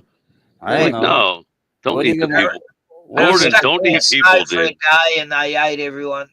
No, they're up there for like weeks or something. Yeah, I don't know. It was only like 4 days. They're like, oh, we're starving. I think I might enjoy cannibalism until I got back to port. I don't know. What do you do in those circumstances? We're Like, hoping you're joking here. what is? I heard that happened in the Civil War, cannibalism, and That's a Civil War. in every World War, you know, World War One and Two. Apparently, people Bullshit, dude. That's all bullshit. Oh, the Russians are eating each other. That's how the Hannibal story started. Hannibal was a kid in Russia where Oh no, what was it? these It was Polish took over his place and ate his sister. And no, it was Hungary, Hungary, oh, it or could have no, been what was Hungary. it? Not Hungary. Not But Hungary. anyway, some that Middle wasn't Eastern that was shithole. a joke. Hungary, we're hungry in Hungary. No, it wasn't Hungary. It was like Some Middle Estonia or Eastern shithole. no. What was the place with all the people that are all like Ukraine? Yeah, like in that area. Yeah. Where was that? Not Ukraine. But they ate people. Like they ate their babies. Remember that? That was the whole thing. This is dark. They ate your dingo. Yeah. But, well, no, that's Australia. a baby ate a dingo. Your baby ate your dingo. My baby ate a dingo. Yeah. That's what happened. No, The baby. it's not funny. It's not funny. But like, It whatever. It's all bullshit. Freaking No. media. It's media. Media. But at You know what point? But at what point would you engage in cannibalism? I don't know. I wouldn't. I wouldn't do it. I would starve. Dude, honestly, I would rather starve. die. Yeah, I would die. I would starve, and I would know that I'm going to, not heaven, but Oh, that's what they nice. say. I would not be scared of death. Are you scared of death, Gordon? No, Are you I'm scared? not. Gordon, No. you can actually eat grass. You know, you can actually survive on vegetation. Dude, you can eat everything on your lawn, my lawn. Like it's Don't need tons to of eat stuff. people in a situation where You there's can not eat much. anything in the wilderness and be like a deer. You can be like a kangaroo, a roo. Like you can hang out with them, like a wolf. I thought at one point I was asked a question. It's like, you could eat the wood on your boat, as you've been adrift in a dead zone for like No, the 4 or wood 5 wouldn't. weeks. It's like, Yeah. I will eat you. I would. Yeah. So I would. So don't go on a boat with Gordon. Yeah, there you Note go. to self. Note to self. Gordon is not a boat weary. I'm weary of that. Look, I've got a post-apocalyptic list of people I want around me, and It's none like, of them want to eat me. Right? remember that movie with Kevin Costner? What was it called? Water or the Water World? Oh, Waterworld. the worst movie ever. I was like, oh, the amount of money spent on that film. I wanted my money back. Yeah. No, I wanted my money, my $5 back then for $7. The script was shit. It was just horrible, like Mad dude. Max on water. Yeah. Mad Max on water. That's all it was. Dennis Hopper really. played Yeah. Oh no, it was way worse than Mad Max. I mean, they so lost. They lost like $100 million, didn't they? I mean, and that's when that's what they 100 million. said. Yeah. That's when 100 million was actually worth something. It was like Cleopatra back in the what was it, 30s? Lost a fortune for Hollywood. Same thing with Waterworld. Lost a fortune. Oh, we lost Scott. Oh no. Bad. That Starlink. It must be. Must be on Starlink. So, but yeah, at the end of the day, I would probably eat corpses. I don't know, just kind of the way I roll. You know, it's like if you're dead, I'm probably gonna eat you. Just letting you know. There's a fascinating character back in the old days of colonisation in Tasmania, and it was in the worst prison in the world, they called it, Port Arthur, where that massacre happened, actually. Anyway, this guy, him and like 13 others escaped from prison into the bush. And they were out there, there was like 4 older dudes, and they brought all these young dudes along with them, and then they realised they didn't have a clue what they could eat, and they were starving. So eventually the young dudes ended up one by one getting beaten and eaten, and till there's only like 3 of them, and each night they'd all sleep with one eye awake. But yeah, this one guy ended up killing them and eating them. He was like a brute of a man. And then after 6 months in the wilderness, after eating all his friends, he surrendered himself back to the fort. He went back to Port Arthur prison. No, fuck this. I'd rather live in prison. It's fucked out there. But that Van Diemen's Land, they actually made a movie of it, but I read the whole story way before I seen the film. The film wasn't gory enough. It could have been a horrific movie, but they toned it down a bit. Hey, Joe. Joe, wait, are you awake? Where's Lee? I want Lee on. And Glenn from Melbourne, and Glenn from Boston, and Danny Girl, and who else is there? This guy Bill Hicks. He's actually an Aussie, but he likes Bill Hicks, I guess. And he was meant to come on and talk about the Bible with me. Streams back, but he never turned up. No. I met him on 007s, I think.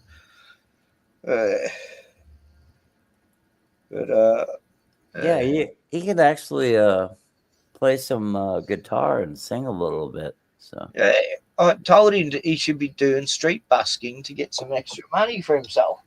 He could actually, 007 could actually make it on the streets of New York, and he would have housing, food, and party money every night. So he's pretty cool. Yeah, me mate Chad, he was a great guitarist. Him and his mate Travis, he was a good guitarist too.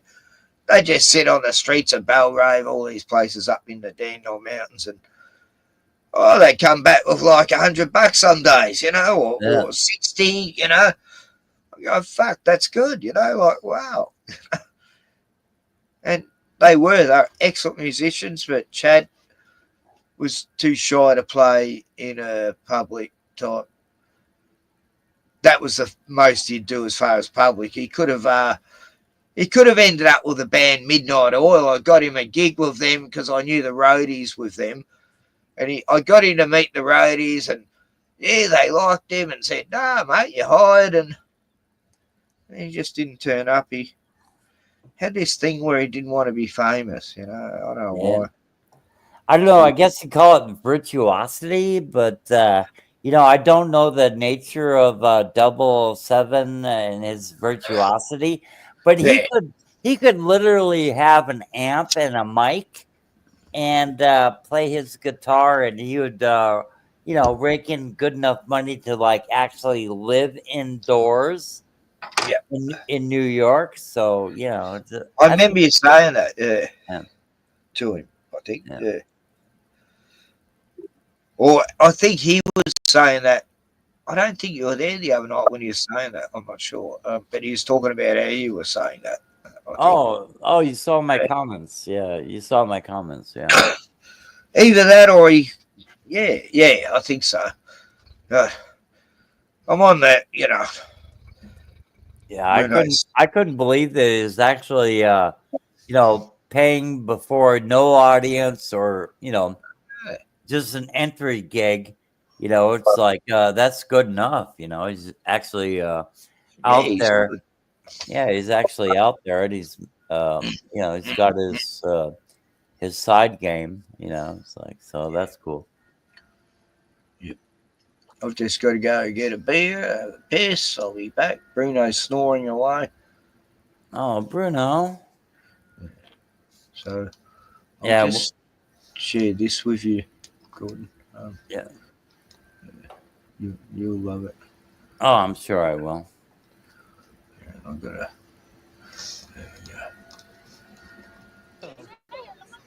If you are not involved, please go. But have you seen my tiny hat? Oh, shalom, my friend. We bless you. My country. You come to the United States, you can say whatever you want to say. That is a free world, yes? You're not in the United States. You're in Israel. I understand. You cannot say whatever you want to say here. Yes, you can. It's legal. It is legal to preach about Yeshua. We preach at Damascus Gate. The police said it's okay. We preach at Jaffa Gate. The police say it's okay. Please stop. Every citizen in Israel is like a basic. It's like your garden variety Nazi. It's walking down the streets of Tel Aviv and beyond. That's Israeli society for you. They're all offended. They're all walking around butthurt. Narcissistic victim mentality. Had no sense of humor, no light in their eyes. They've all gone dim. Soulless demons. I respect you, respect me. He doesn't have to respect you. Huh? Doesn't have to respect you. That is the right thing. Are you Jewish? Do you want to honor God? Fanatical settler colonists. This is what you can do when you're heavily funded by the British Empire or the United States Empire. That is the godly thing to do. We respect one another. The godly thing to do is to kill you. The godly thing is to kill me. That's right. That's what the Torah says. The Torah says to kill us. The Torah says that people who worship idols such as It always yourself. goes back to this. It always goes back. This is the Israeli philosophy right here. At the end of the day, we have the right to kill everyone. God said so in the miracle book, guys. When there is a Sanhedrin. Anybody I say who offend me, I must kill you. Kill us.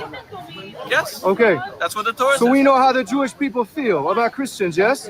That you discriminate against Christians. Christians are idol worshippers. You discriminate against Christians. Christians. The Torah says that Christianity is idol Bro, worship. you need to go back to lens crafters and get your glasses fixed because you're not seeing shit straight nowadays. You baldy motherfucker.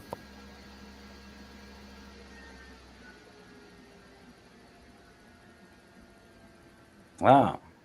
What's that sound? Sounds like a generator slowing to a stop.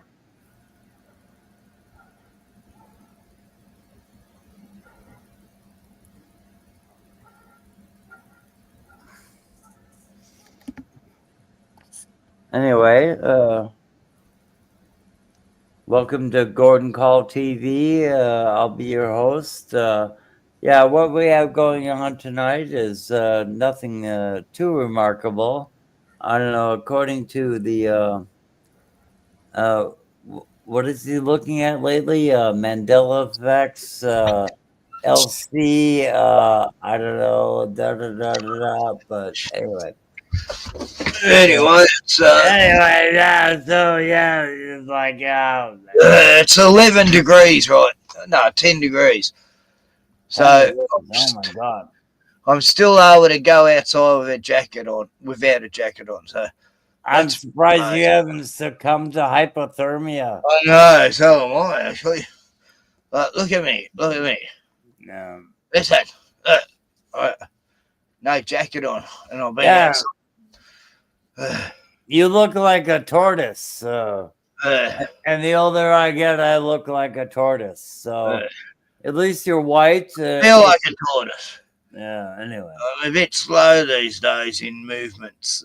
Yeah. My martial arts craft of fighting and all that is gone. And it's fucked. Yeah, I used to be able to fight like, I want to fight them on the beaches, those bloody refugees bullshit. I can't do it now. I need to go. I used to swing at windmills, swing like, Bobby Mancini, Yeah. goddamn bitches, to fuck off. But yeah, it was a tough cunt in my day, and those days are over. I fought Johnny Covington, and I lost, but hey, it was a good day, yeah? Yeah. So, anybody else go fuck yourself. No pretenders to this game, I'll tell you what. I was fighting throughout the world, I went around the world just on a fighting tour. It was good fun. And I can tell you're for real. Killed a lot of people in those fights, though. I know you're playing, but I hope you're playing, but I think you're for real, so I respect you, so. No, I only been to Bali, actually. The worst thing they had there was cockfighting. Oh, God. I was shocked. I was going, what the fuck? They do that shit? What do you think this dogfighting shit, man? I fucking hate that. I think they're as bad as serial killers, and I would shoot them in the fucking head, these cunts. That's what I think of it. I come very close to a dogfighting ring. I found out who one of the ringleaders were, and I notified all the animal fucking retards, and none of them turned up to the court case. I couldn't get it. It was in Albury, miles away in New South Wales. And my supposed animal rights friends did nothing, and I wiped them all, scored them all fucking cowards and wimps and gutless fucking wonders, because they're scared of them, because these people are linked to the underworld. Oh, big fucking deal. You can't go there and protest this cunt who just got out of jail for torturing puppies, using them for bait in dogfighting. And oh fuck, and this cunt had people coming into my town, and in Sale here, and Frankston North, even all around Victoria, and the borders of New South Wales. And I tracked down who it was, because of research and looking up court cases and shit. And I just gave up in there and going, yeah, what am I going to fucking do? Because I found out cops are involved too. I mean, in this area, there were some cops who were fucking getting dogs for dog fighting. And then you can't win because they're protected. And they used to come shooting at me for 6 months at my log cabin because I was trying to. Anyway, that's another story. So, yeah, dog fighting. Yeah, it's a very touchy subject with me because I got very involved and found out it was a real thing. Yeah, I met a guy in jail, and he had so many puncture wounds in his body that he looked like a pincushion. Yeah, and it was so severe that they had to take him out every other day or almost every day to go get treatment for the wounds that these dogs put on his body. But I don't know what to say about that because So he really put himself into the dog fighting thing, like separating dogs fighting. And no, he was attacked by the fucking cops. Yeah, he had been able to elude cops and do numerous burglaries for a couple of months until finally they were able, to track him down and get the dogs on him. And they bit the shit out of him. That's wrong. They shouldn't bring dogs into the shit. I fucking hate dogs being involved in cop shit. I like dogs of war. He had already burglarized so many homes. Yeah, but dogs get stabbed.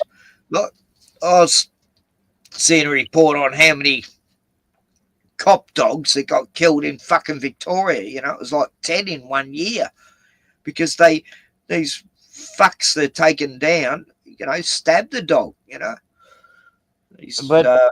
you know, you love dog, but what if they wear a police uniform? You know, I mean, Yeah, they're they trying to. shouldn't be there. Same as dogs at war, dogs going overseas to Afghanistan or wherever the fuck, whatever war is happening. That's fucking wrong. It's terrible. Horses shouldn't be in war. No animal should be having to do human shit like that. Let the humans sort out their fucking wars. Fuck this fucking taking animals to war shit. Bruno would dog fighting. You know, Bruno would protect your caravan, so he's a dog of war, and I would obey him. You know. Yeah, so, but why bring dogs onto the fucking police force and send them into houses where they might get shot in the fucking head, which they do, you know? That's bullshit, you know? I mean, sometimes rule of law is okay. Like, I mean, it's like sending cats in and getting cats shot in the fucking head. It's the same thing, you know? You know, what about in your neighborhood? You know, in your caravan, you know, there are rules, you know, that must be abided by. I'm talking about using them in a force, a police force, a fucking army, you know?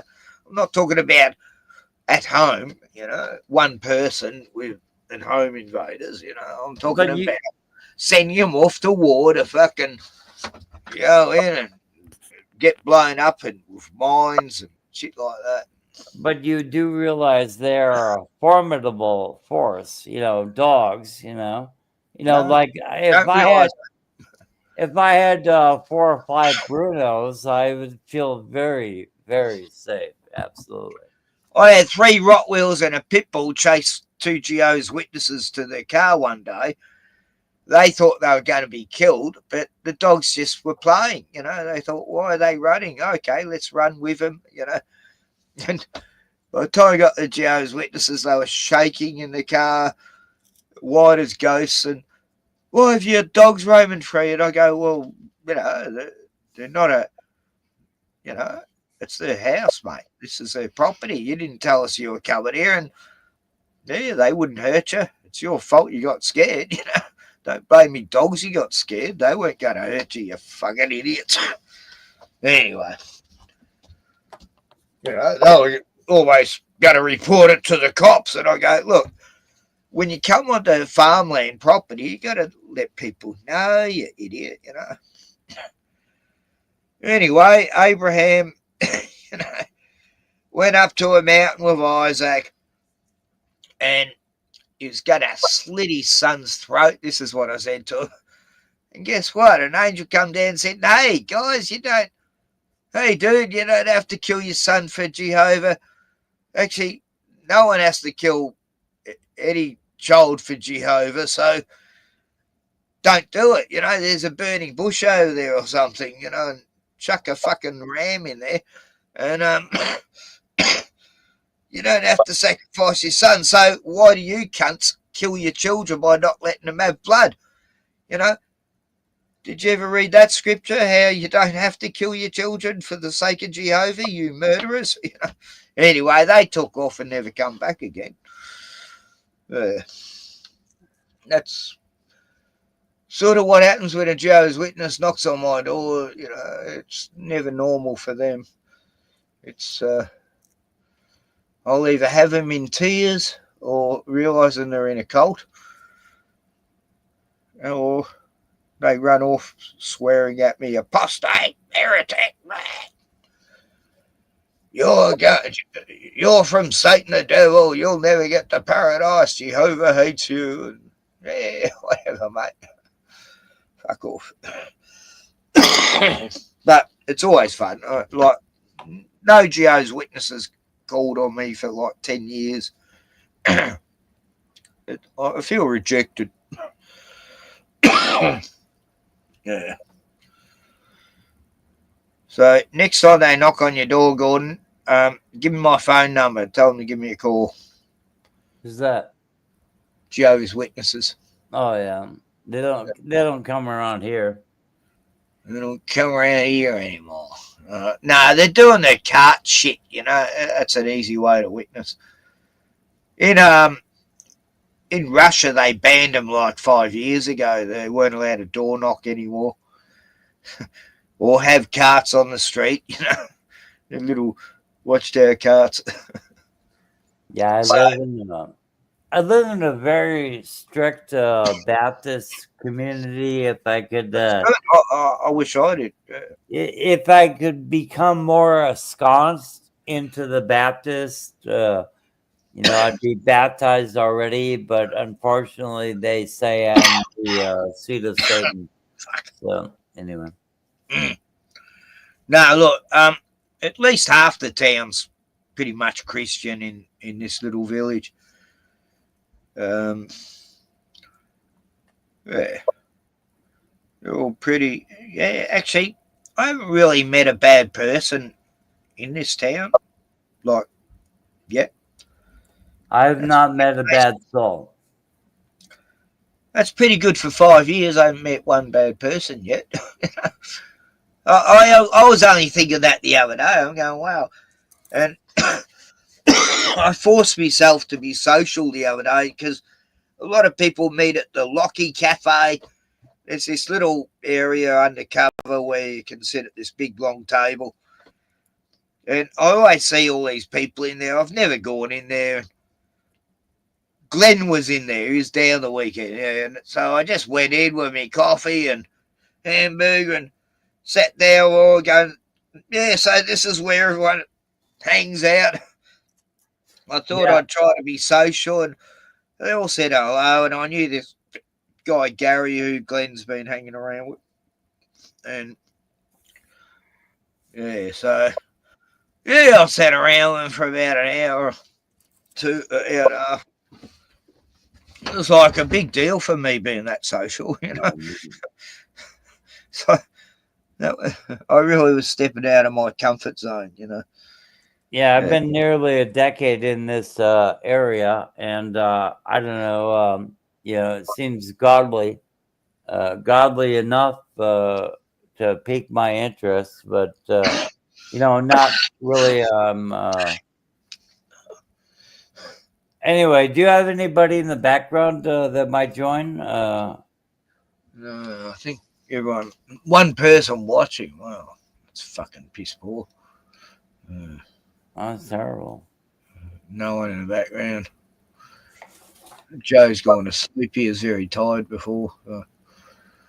Anyway, I'm going to have some drugs. Yeah, go ahead. Government giving drugs a puffer thing. It's apparently meant to help me breathe better.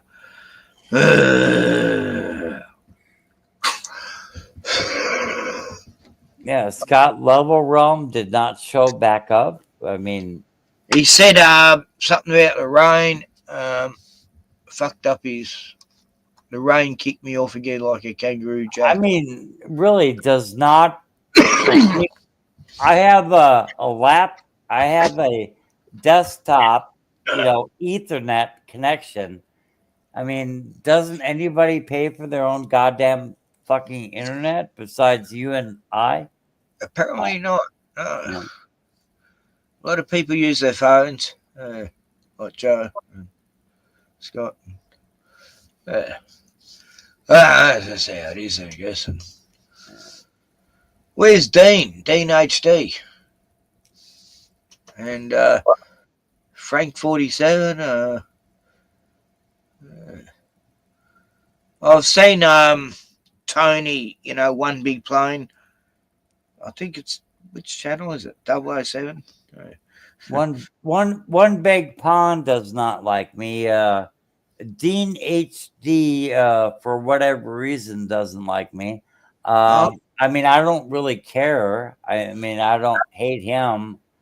Actually, kind of like him, but so yeah, I just kind of get curious about that once in a while. But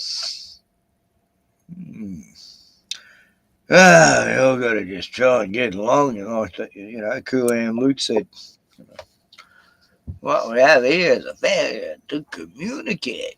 No, I'll never purposely try to get along with anyone. Either I like them or I don't. I have, some, not really high standards, but, I like you. People I don't like, I'll tell you straight away, So, but I do like you, Ken, and Hey, that's Kelly. the way that goes. Come Bruno, you want? Thanks. Yeah, I was just seeing what that was. But Thanks, that's the buddy. way that Yeah, goes. no, I like you, buddy. I just, I was actually too sick to stream for a week and a half. I was really fucked up. Yeah. And, where's the... Oh, that's right. We went to the beach, didn't we, me and There are very few people in my company, so yeah, it's good. Here we are at the lake. August is over. Here I am thinking winter's over. Oh, God, I'm an idiot. I was a month behind. For once.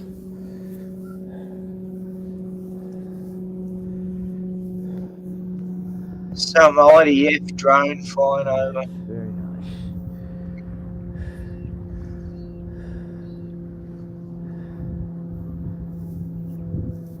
What a nice day it was yesterday.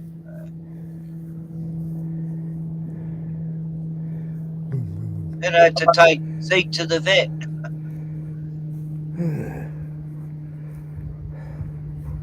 So, end of August.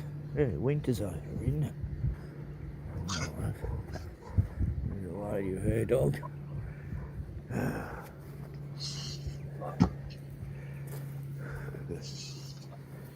I didn't film the other dogs Bruno met, but yeah, they love Bruno. The girl dogs love Bruno. All the girl dogs love Bruno.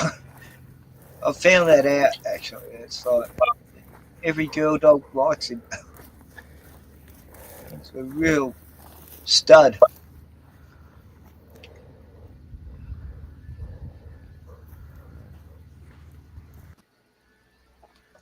And I sat on a chair for about half an hour enjoying the sun. It was just beautiful. Yeah,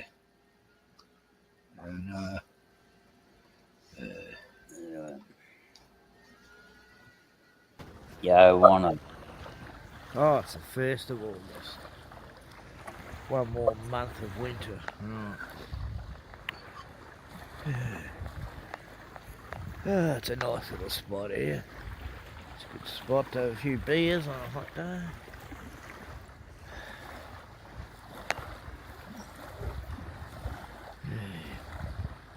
We'll have a nice time, Bruno. While the weather's good, we're out and about. Yes. Hey, buddy. Give you a bit of exercise. They're cowards. No. Well, we've got Zeke back there. So I'd have news to out at the same time. Don't get along, do you, man? You get along with all the female dogs in the area. You won't get along with Zeke, and he won't get along with you. Just how it is. That is what it is. But I don't know. It's not fair for Zeke and Bruno to have to swap around all the time, but he hasn't got that long to go, so we just got to make it work. Take Bruno for walks. As long as the weather's nice, I don't mind. And, I feel like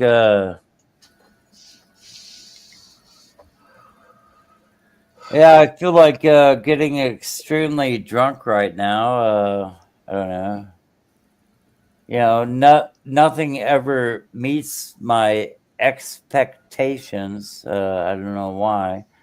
Yeah. probably a problem with me, I guess. So yeah, high standards and yeah. Yeah, I got pretty high standards now, and it's very depressing because I can't find anything good anymore. And So where did Joe go? Sleep, I think. Boot him from the panel, or the layout. Boot him from the layout. Yeah, there you go. Yeah, if he, I can still add him if he turns up. Yeah. Anyway, it's just us. Then there were two peoples. I was watching Karen movies videos before. That was quite entertaining. Yeah, I can entertain and titillate myself. You know, it's like not a problem. But so how you doing, Ken? Goddamn bastard. Anyway, I'm not going to existential, spiritual, or metaphysic crisis right now. But how the fuck are you anyway? So I'm kind of like goofy right now. I'm yeah, life's a struggle, but I'm surviving it, and I'm busy. I'm very busy lately. I'm on high demand many a time through the days. Really? Yeah. How are you in high demand? Tell me about that. Well, my granddaughter needs me a lot, you know, and I've got to be there for her. She demands that I can.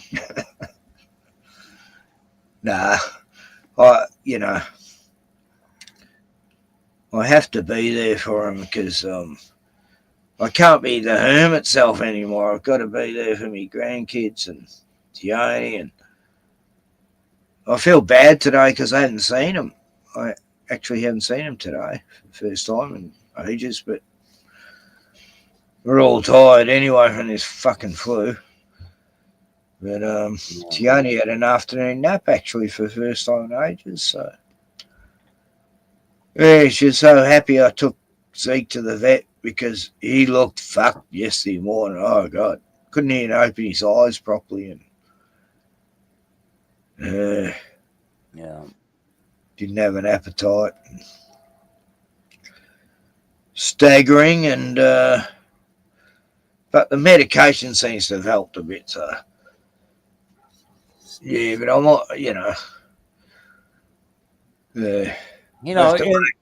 have to babysit a lot, and I don't mind actually because Kiva's good fun. She's fucking hilarious. Yeah. In that I have no progeny, I found a really fine harvest of the mind. I had no family to look after or care for, so I had plenty of time to find good harvest, and I think I've done as such. So anyway, so I'm either the richest man in the world or the most deluded, and I'll leave that up to everyone. Yeah. Well, I just had me dogs to really. That was my priority. It still is, with Bruno. But now I have more of a purpose to live for because I was at a sort of I don't give a fuck stage for a little while, and now I have a purpose. It's sort of it'll probably make me live a few more years, because I feel needed. I am appreciated by this little kid. Just loves me, just adores me, and I've got to be there, make sure she knows how to take out robots in the future and teach her to So, New World Order way, you know, how to fight, you know, the Zionists. And yeah, I'm going to teach you well. Teach you how to shoot a gun and archery, preparedness, make her into a warrior. I always wanted that, you know, to raise a child to be a fighter, a warrior, a fucking survivalist. It's been about a decade, you know. It's been about a decade, and you know, the large part of my thinking has not changed, but everyone else's has changed. And so it's kind of interesting to me. Yeah. The world has dumbed down. I was listening to a stream the other day and they were having a conversation about Gatorade, and I think it was Sandy Diva's channel, and yeah, everyone there was agreeing Gatorade is actually better to drink than water. It's got all these beneficial minerals in it. And then I said, obviously, no one here has seen the movie Idiocracy. Like, that was a big joke in it that they were trying to grow veggies from Gatorade, and it wasn't working. And I was saying, Gatorade. Didn't see Idiocracy. You're kind of roboting right now. I don't know why that. Yeah, I don't know why that is. Hold on a second. Let me see. 3 watching. Yeah, 3 lurkers. Let's see. Go offline, and you know, maybe we'll talk about tomorrow. Okay, I'm going to go for 12 hours tonight. Yeah,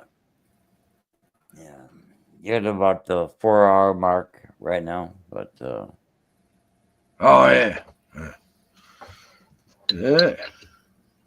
Yeah, just end the stream and we can talk liberally, you know. But it's only 7:06 p.m. It's pretty early for Saturday night. I was hoping other people would turn up and shit as well. Oh well, okay. Oh, you can start another live stream if you want to, but yeah, I actually forget because you're on the opposite side of the saucer. Or yeah, it probably feels real late there, but here it's early. It's like 7 o'clock. Yeah, I'm 4 a.m. here. Yeah. Right. Okay. I could yeah.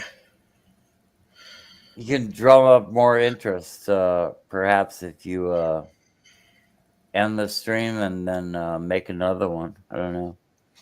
Yeah. Could do that. Okay. Let's see. I just had a bong. I just got a new supply of government weed. Where am I? Hang on. Yeah, here we go. Where is it?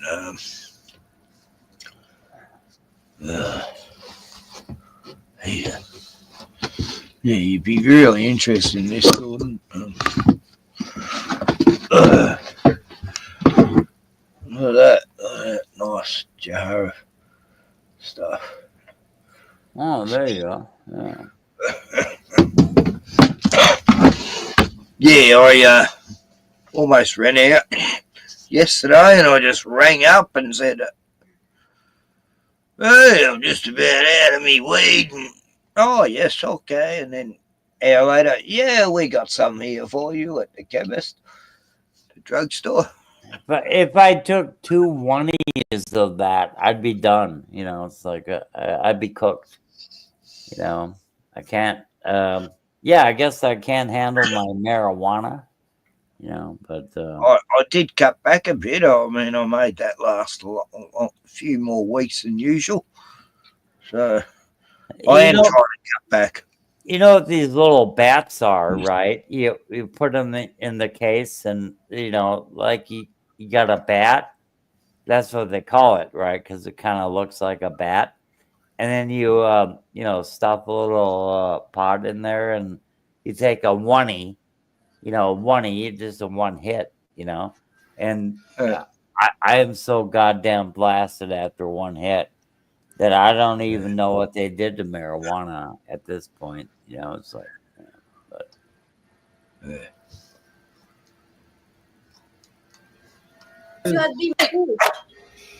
Okay, hello, my darling Mr. So, Older. No. Santa Claus. Santa Claus.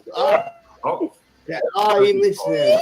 Yes, this is my darling. So, what's happening on LCs? Is that what that is? Shani, hasn't Elsie until tonight? You were. That looks like Glenn over there. Tonight, hasn't he been very nice to me and like he just say a Is very bad comment? Yeah, but that's not saying he wants to fuck you. It doesn't matter. He's my friend. And you know what? I fucking love him. I fucking love him. But when he said those comments coming from him. Anyway. Is that on YouTube right now or what? Yeah, he's live. Yeah. Oh. I was talking to LC earlier. He's telling me that Puck was banned a while back because he was saying some PDF type file stuff. As he does.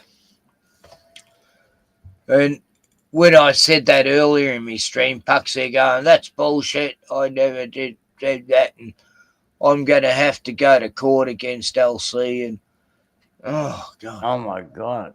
It's like, oh, for fuck's sake. This is what he's talking about? Oh, LC was just saying to me how he had to ban Puck from his stream because he was no nasty shit about Turpy and his kids and LC and as he does, like another time he's saying, LC F's his sheep and sick shit like that, so he banned him then. This was a few months back, and yeah, he keeps doing the same shit. Keeps getting banned,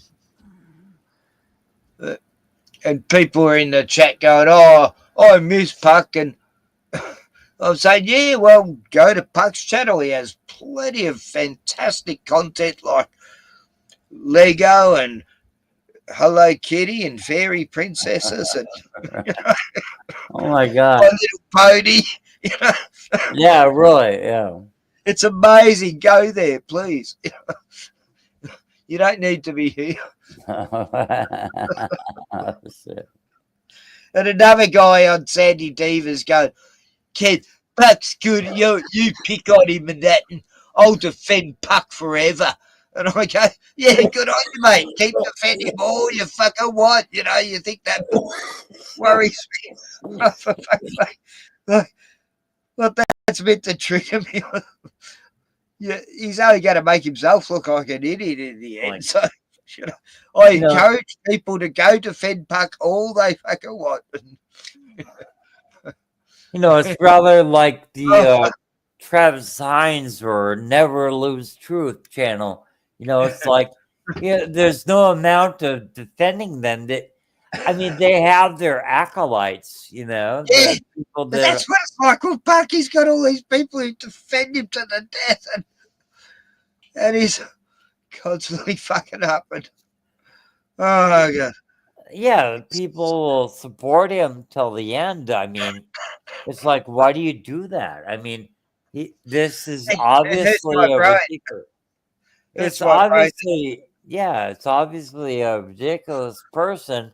It's like, how can you show up and give him support after all this? after everything everyone said, and then they'll say, I think you make up shit about Puck, even though they've just heard 10 other people say the same shit. And, like, if I showed up outside of your caravan, and I'm like, crawling about or whatever, you'd be like, who are you and what the fuck are you doing? It's like, why are you crawling around?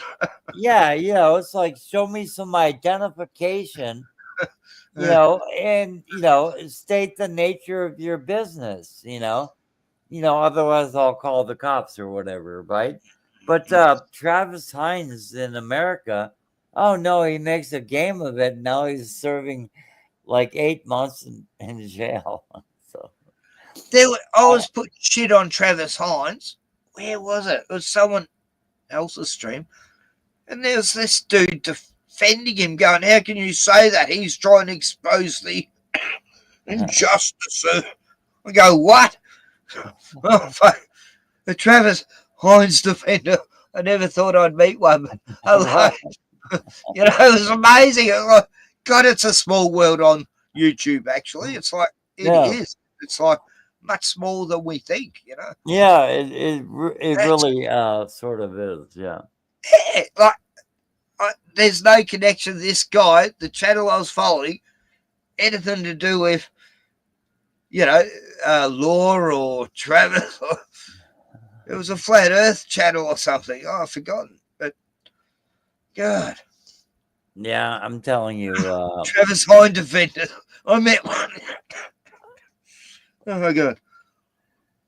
I mean, I could talk for an hour about Travis Hines, but I'm not going to say shit. Travis Hines is retarded.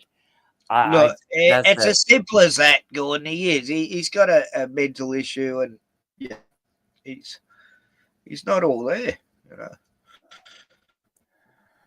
He's in his own world. And there are others that I could talk about, but Travis Hines, there's others who are much worse than Travis Hines, like Owen Benjamin. Have you heard of the Bear? Oh, yeah, the Bear. Like, he's like an extreme version of Travis Hines, but in a different way. They used to remind me of each other in a way. He grifted the fuck out of people. I mean, I'm going to have a big homestead for everyone to live in, and you can all have your own little bit of paradise here, and everyone put all this money into it, and no one got a cent back, and just totally ripped people for thousands. Like 500 grand or $1 million. I don't know what it was. Yeah, it was something around $500,000, Yeah, people got totally ripped off. Oh, no, it didn't happen. Sorry. We'll try and make it work another time. Money back. No, didn't you read the fine print? He actually went to the point where he was actually trying to construct things that the people overseeing it and saying you can't do that were, there. I mean, at the exact same time. So, I mean, I don't know. Owen Benjamin, wow. Yeah, he's smart. Yeah, he's a real grifter, that one. Yeah. The Bear tribe. Oh, the Bear. Anybody with Bear. I was about to say, anyone who has Bear is part. There's one called Ruster Bear, and I'm going on. You're not an Owen follower, are you? No, I've had Bear before, Owen Benjamin. I still don't trust him. Anyone Bear, it's just like, get fucked. Hey, what do you think of this recent South Park episode where they're like pretending to really go after Donald Trump? Or I don't know. I haven't seen it. Is it on Netflix? I wonder. I mean, I don't know. Hang on, I got Netflix open. I'll just search. But the vast majority of people who like South Park don't even understand the nature of what South Park is. Yeah. It is so discouraging, you know. Oh no, I got the humour straight away. In fact, I thought it was a totally evil show when it first came out. I liked it, but I knew kids would be watching it, and that's what I didn't like about it. That it was because it's done animation style. Of course, kids, you know, and sure enough, I'm around kids in their teens watching it, and you know, it was like, yeah, it's overstepped any boundaries any other cartoon ever did. It was a total adult-only cartoon, but I didn't like the fact that I knew kids would be watching it, you know. But South Park, let's have a look. I don't know what platform it's on. You know, you have major content creators or whatever, like Tim Pool, talking about South Park, and they don't even understand what South Park was. You know, it's like,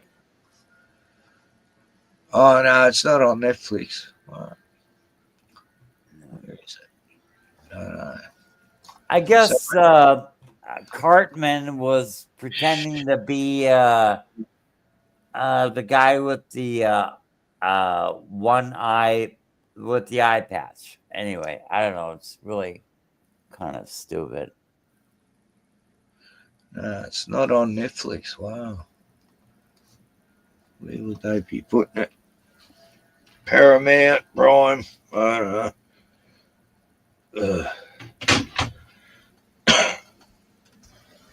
But yeah, I did enjoy the show. I haven't seen the latest. So. There I am. Right, so how many beers? 1, 2, 3, 4. This is only me 4th, I think. Wow, I thought I was on my 5th. So I'm doing well. I only drank 4 yesterday. Had a big day. But one watching. Wow. Hey, oh, viral bitch. Okay, might as well go. What can I leave it on? You know, when real conversation shows up, everybody leaves, you know. Yeah. That's the way it works, right? Now, if it's like really easygoing and nothing to go about the cranium, everybody goes. Yeah? Yeah. Like, everyone's over here. There's 34 people over at this channel. Sandy Divas. There, hang on. All right, I need you to pause it on that one screen. Hit black. Okay, well, I gotta go. I'll be right back. No, wait, I need you to pause it on the screen. Okay, where? Hey, Splatter, hurry up! Get it. What are you doing, Splatter? Right here. Yep. Get it working. So you. Yeah, they have puck on often on here now. What about Zermax shampoo? I mean, my God. My No, world but collided. Gordon, Puck's a regular guest on here now. And when last time he was on there, he's putting shit on me, putting shit on this Jackie. Yeah, like, it's just ridiculous. And everyone was asking me to come on. I go, look, there is no use of me coming on. This idiot just makes up stories. And I've been through all this shit many times with this fuckwit. I've known him for 2 years. I don't need to have to explain myself anything, you know. Have him on all you fucking like, but he's a lying piece of shit. Fucking scum cunt. No, I didn't say that, but I said he's a lying piece of shit. just wants to cause trouble and argue, and he stalk people, which he's been stalking Jackie. The last time him and this other guy have been stalking this Jackie who goes there, and everyone in the chat was defending Puck, saying, "Oh, you always say people stalking you," and Puck's loving it, because they're all picking on this Jackie. She's in there right now. Yeah, go and and play. I see how Puck manipulated the whole thing. Oh, fuck, it was annoying. And I'm there going, this prick is stalking Jackie, okay? Whatever Jackie is saying is true. I know how he operates, and no one will believe me. And oh, fuck, it's mental. We could take over that channel immediately. It's still being sold today. What's this stuff and such? Yes or no? Uncle Ben Stuff stuff and such. Never heard of it. Wouldn't what the hell is that? I don't know. Oh, wow. Stuff and such. Stuffing. Like, just stuffing. Oh. Stuffing. Yeah, have you heard of that cereal? I mean, they changed the marketing for a week, and this is a big issue now. It's like sometimes they do. They try to snazzy up the writing a bit, I mean, but they changed the marketing 30 years ago, and now it's a big issue. It's like I know. This is going to change the way I think of the whole world now. My brain can't take it. Look, I feel bad because there's this guy on there called Saj Harms, Jose, and I think he's South American. I mean, I remember exactly. It's like the only thing that really gets me rolling. It's like Zermax shampoo. It's like they put the H in there because they wanted to sell it to like other markets. If you had it with, I forget which it was, but I remember it being on goddamn television. I guess I can't trust television anymore. But no, really, they wanted to like be able to diversify the product and sell it to the public. Anyway, so I don't know. It's just so insane. Whether it's the Berenstein Bears or whether Mandela was died in prison or he was in prison or he was elected prime minister. Well, he never died in prison. I mean, but seriously, just the Mandela itself, with Mandela dying a certain date, didn't happen for me. No, it didn't. Yeah, that wasn't the Mandela effect itself didn't happen to me because I remember Mandela dying in the 2000s. I remember when he got out of prison. I remember he became a fucking, apartheid fucking puppet.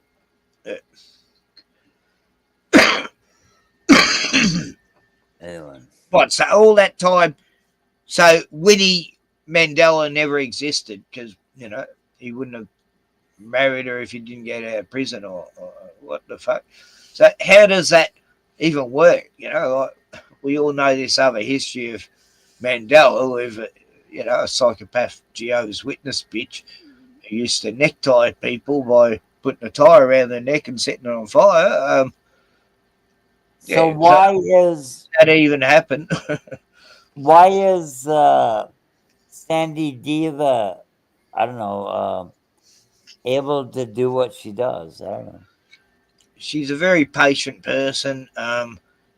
Puck will be calling her a cunt and all this, and she'll still just keep letting him on, But is any of her Mandela effect really real or appropriate or plausible? No, a lot of it's just scraping the bottom of the barrel, like more or less every episode. I think it's like no, this makes any sense. I don't know this company. It doesn't matter. Like why you're all worried. Like this Jose, he's almost crying about mental effect. How it's affected his life. And, Yeah, right. Oh, Jose. And I go, Jose, look, you got to chill the fuck out, man. You know, stop living in fear. Get the fuck over it. And he goes, I know, Ken, you are right. I am trying. And oh, fuck, I felt bad.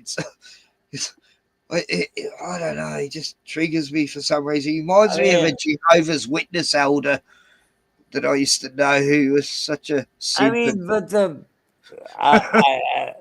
are we offline? No, we're not offline. Oh, fuck, no. No, but I felt bad putting shit on Jose. Anyway, I don't care if we're offline or whatever, but basically the bitch is... I'm even going to say like 2015, 2016. Yeah, I'm going to say never. I'm going to say who gives That lady sounds too happy. Yeah, That's play really that. fuzzy. Yeah, Jose, he sounds too happy. Play it again. Watch. Play it again. The lady sounds too happy that when he voice. says man size. And there's man size, cat charm, all their own. No good. There's something about Jose's voice that triggers me, and it's not his fault. I feel so bad, you know. I mean, for being irritated by every time he opens his right. I mean, can you imagine if we're all in the same room together? I mean, you would have slapped him at least twice. You know, it's like the fuck. I don't know. Jose really trips my trigger. I don't know. I don't know. Well, I'm glad I'm not the only one anyway. Yeah, I mean, no, he's such a simp. I don't. Yes. He's. Oh, please, something said he should really needs donuts. Nah, look, I gotta stop mocking. No, I mean, it's mocking is the lowest form of humor, and sarcasm is actually. It is the best though. Anyway. Jono, hey, here you going? Come online. Yeah, before we go, I was going to go because no one was watching, and just here putting shit on people right now, unintentionally, but I don't hear any. Well, Joe's still there, but I think he's sleeping. He's not. Come on a stream. 7:31 p.m. Yeah, wow. I've got a notification. Let's move forward together. On October 25th, Windows 10 will stop receiving technical support. Oh, I've got to change to Windows 11 apparently. Or they're going to kill me. Fuckers. Yeah, so Australia's brought in a law where kids under 16 can't use the internet anymore. They'll have to prove their age, which means every adult will have to prove their age to sign into anything in the future, which is just a bullshit way of more control of our fucking data, you know. And no, it's just mental. Like, what, teenagers are going to go, oh, I can't go online. Of course they're going to use a IPN or whatever they call it, you know. Yeah. They're going to use a... It's like, that's going to stop any teenager. Get fucked. The future is so dark. I just... Nah, it's getting scary, this technology shit. It's going to make it so... Like, Tiani is forced to take her babies in to get some vaccination. Otherwise, she wouldn't be getting a mother's pension anymore. She was more or less forced to have. Now she's sick again. Now the kids are sick again, you know, because of these. Oh, I forgot what it was for. It was like Ebola. Oh, I forgot. I could argue in support of everything that they're putting forth, all this, pseudo, legislation that they're putting forth. And I could do it in such a convincing manner, but I know the reverse side of it. And oh my God, I just they are very clever people, and I want to kill them. I don't care. I want to kill them. Yeah. Yep. Every comment you make will be subject to monitoring and your removal from society.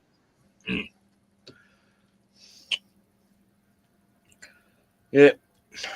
We're losing our freedoms left, right, and center every fucking year. We're just going them. The ones in control, they don't care about us. As long as we're making money from them, then we're useful. But we're not. Every comment you make will be subject to review and your potential removal from society. Anyway, so there you go. No, that's true.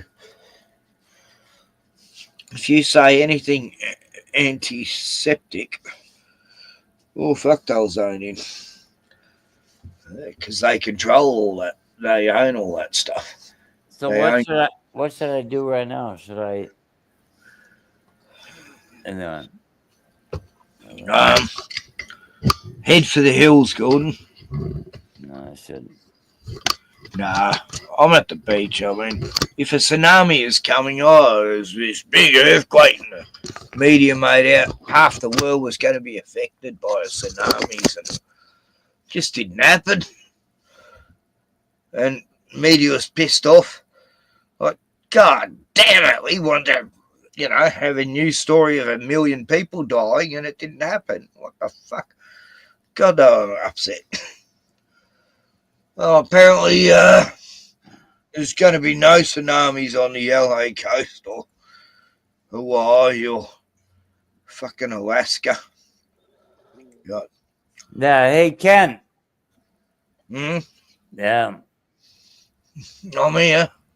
Yeah, what I say is typically not authorized for public consumption. I've been down this road at least a time or two. Yeah, the things I talk about are usually stricken from YouTube. I mean, my comments or whatever. If I make a new channel, all comments will be unseen by everyone. I am shadow banned in a very classy way, to where they do it to my IP address. Okay, Mr. Rotman, I once had 350 subscribers to my channel, and that was from comments alone. Okay, we're talking about back in like 2019. Okay, but I had 350 subs. But yeah, but go fuck yourself. I was manufactured reality before he was it. I was anyway. Bruno. Yeah, I used to have 667 subs I got to back then, and then that channel got terminated in 2021 or 21, I think. Bruno. Right now. I got to make sure the monster's not out there. The big Zeke monster. All right. Yeah. Show us the big Zeke monster's not out there.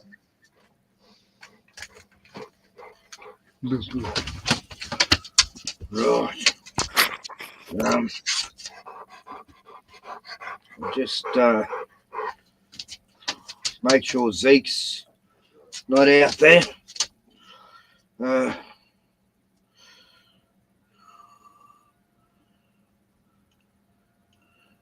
Yes.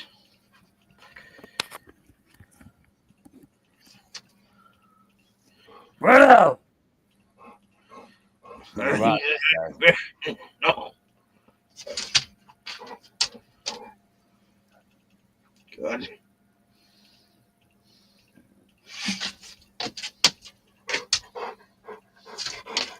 Sorry.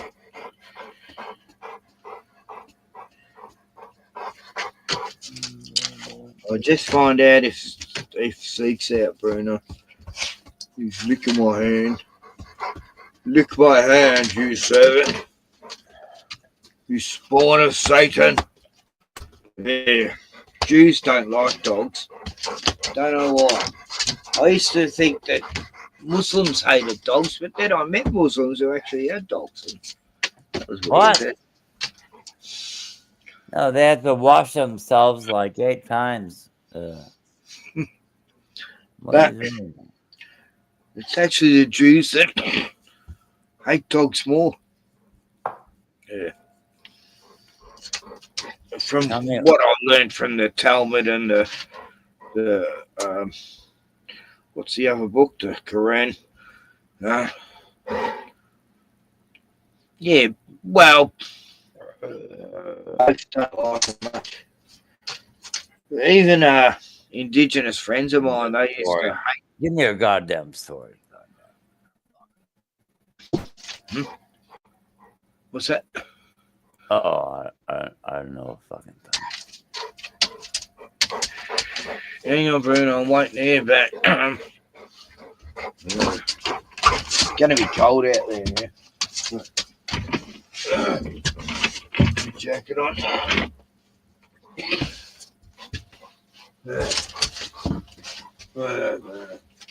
I'll scout first, make sure it's safe for you to go out. So this big pit bull monster won't rip your throat out. Right? Yeah, Zeke is kind of a danger. I don't know, is Zeke out there or what? He is scary. If he got hold of Bruno, it'd be a fight to the death, I'm telling you.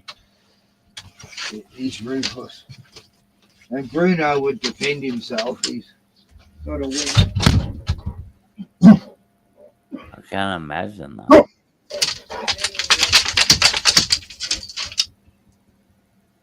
I can't. I mean.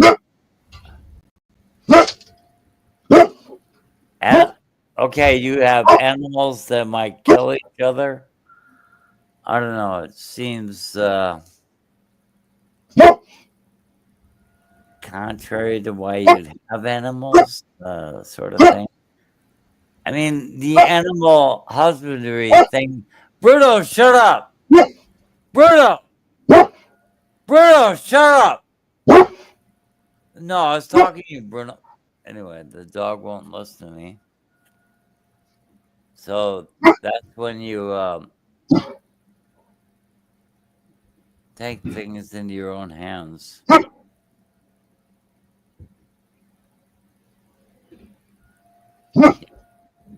See, you just grab him by the collar and you twist it. And it's like, get back here. And you probably offer some expletives that don't need to be announced, you know. So.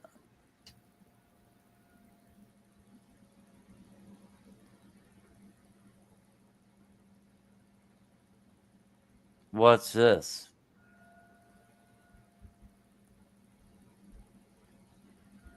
Bruno! No, he didn't react. Oh my God. Bruno! Bruno! Bruno! No, he doesn't react. He's actually a good dog.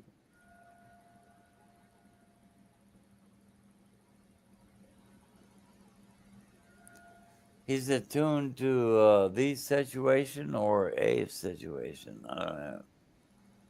I'm gonna go to sleep. Anyway.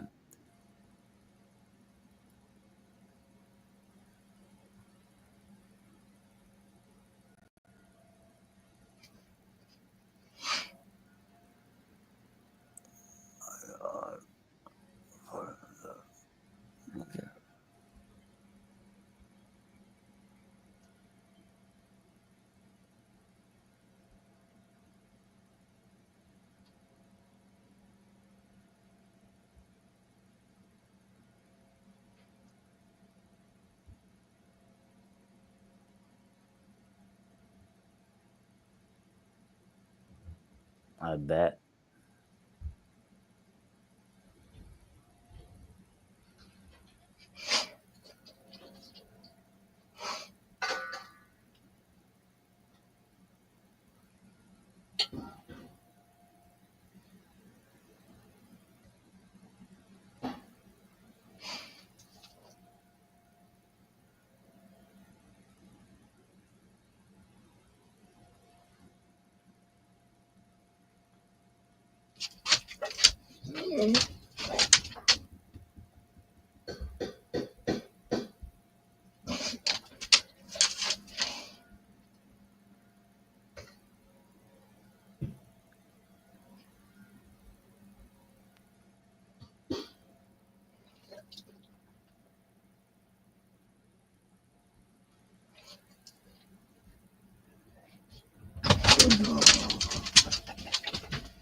You want food? You want food?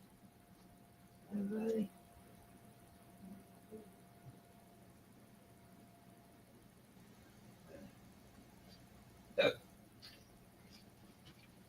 Yeah, Bruno is hungry. Had to get him his food. Yeah. Oh, yes, grabbed another beer, but there's still a half a stubby left. Oh, God, that's exhausting, just feeding me dog. Ran out of breath so easy these days. Like Zeke, I'm taking him for a little walk outside the vet, quiet little side street, and going back to the car, and these people come out with their dog, and Zeke's nearly pulling me on me fucking ass trying to kill this dog.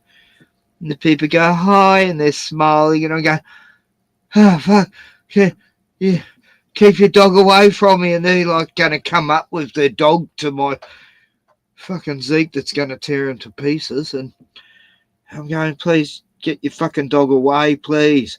And I'm pulling Zeke, and he's crying to try to kill this dog. And I've dragged him into the front seat of the car, and I'm hugging him, and he's hugging me because he knew, you know, he was like, okay, I'll hug you because I want to kill that dog, but I'll take comfort in you to stop me. He couldn't see the dog. Once he couldn't see the dog, he was fine. But these fuckers took like 5 minutes to get the dog in the car. I'm sure they were doing it on purpose. Like, oh, this guy's struggling with this dog. Let's fucking take it off. Then they finally took off, and I go, oh, thank fuck, you're finally going. I can put my dog in the back of the car now. You know, and I was freaking out because it was getting dark, and I'm not good at driving it at night anymore. I can't see very good when headlights are in my fucking face, and they all just. Anyway, I had to drive back in the dark with headlights and kangaroos, and that was my little adventure. But I'm glad I got into the vet and back because he's in a real bad way yesterday morning, and he's looking a lot better now, and all healthy, fit, ready to kill again. And, yeah, so, and he could hear these other dogs when he was in the vets. He wanted to get through that door to get to it. This woman's going, I'll just check to see if this little Shih Tzu's out there. Oh, yeah, still out there, and Zeke's trying to get out the door to kill this Shih Tzu. Oh, yeah, he bit the vet too. That was her fault. Like, I said, look, he's my stepdaughter's dog. I mean, you know, I've known him for years, but I've never actually taken him to the vets. And I think it's a good idea if we put this muzzle on him because you're going to take his blood and he might try to bite you. And she goes, no, I think he'll be fine. And I'm going, oh, fuck, but I don't think he will be. And yeah, as soon as she put the needle in, he bit her hand. It was just a little nip. And she goes, oh, I go, oh, yeah, I thought that might happen. I was going to say I told her so. Anyway, so yeah, we put the muzzle on him, and she was able to get blood from him, and yeah, it's amazing what they can tell you about what's happening with just blood. Mm. They say about 2 months he's got left, but I don't know. I think he's probably got, No, I don't know. He seems like an evil little bastard, and yeah, if he dies, it might not be a bad thing. I don't know. Am I a bad person for thinking that? Well, he gets on well with the babies, he's licks their faces, and you're talking about Zeke? Yeah. I don't know. He's great with people. Like, yeah, I thought he might nip if he gets a needle, and they tried to put a thing up his butt, and he tried to bite him, and yeah, I've really gone a long way in trying to understand other species, but I can't understand the blacks or the Jews. Okay, so that's where I'm coming from. Anyway, well, yeah, I half agree with you there. Half what? The blacks and the Jews, they're completely different species, and I don't feel like I should be around them. I know. But haven't they got Ethiopian Jews? They found them, these black Jewish peoples in Ethiopia in the 80s or something. I don't know. It was a crazy story. I mean, Zeke seems like a great dog, and I'd like to hang around with him, for a few hours or whatever, But I mostly I'd kind of stay away from Zeke. I'd be more of a Bruno kind of guy. Bruno's got a friendlier face, I just wouldn't. Yeah, that's why I don't kick it with the Jews and the niggers, So anyway, but you should see Zeke with the babies, with Kiva and Marnie. He's just so gentle around them. He's just like their family. Zeke. Yeah, with my grandchildren. Yeah. Zeke. But you said Zeke with the grandchildren? He's just such a good dog around, very gentle. It's like there's not 1 second you think, oh, he could turn on him and attack him. It just would never happen. Yeah. I mean, even when Bruno and Zeke are fighting at the fence here, like Kiva's been standing there, man. She like when she sees it happen, she steps back and just lets them do their thing. Because I used to get worried she's going to get knocked over or something, but I don't know, Zeke hasn't done that yet. But anyway, that's only happened 3 times. So, and it happened yesterday, and I was able to just grab Bruno, put him in the shed, and that was it. Separated. But they can't actually bite each other through this fence because it's too, squared. But probably you could write the best owner's manual, for whatever breed of dog. But I kind of regard you as the dog whisperer, and that you kind of know what the dog is thinking. I don't know who's that guy on TV. I don't even know because I don't watch Caesar Milan. Is that his name? But yeah, you could do far better than him. And no, he's a legend. But I learned a lot of him. Actually, I used to watch all these shows, every show.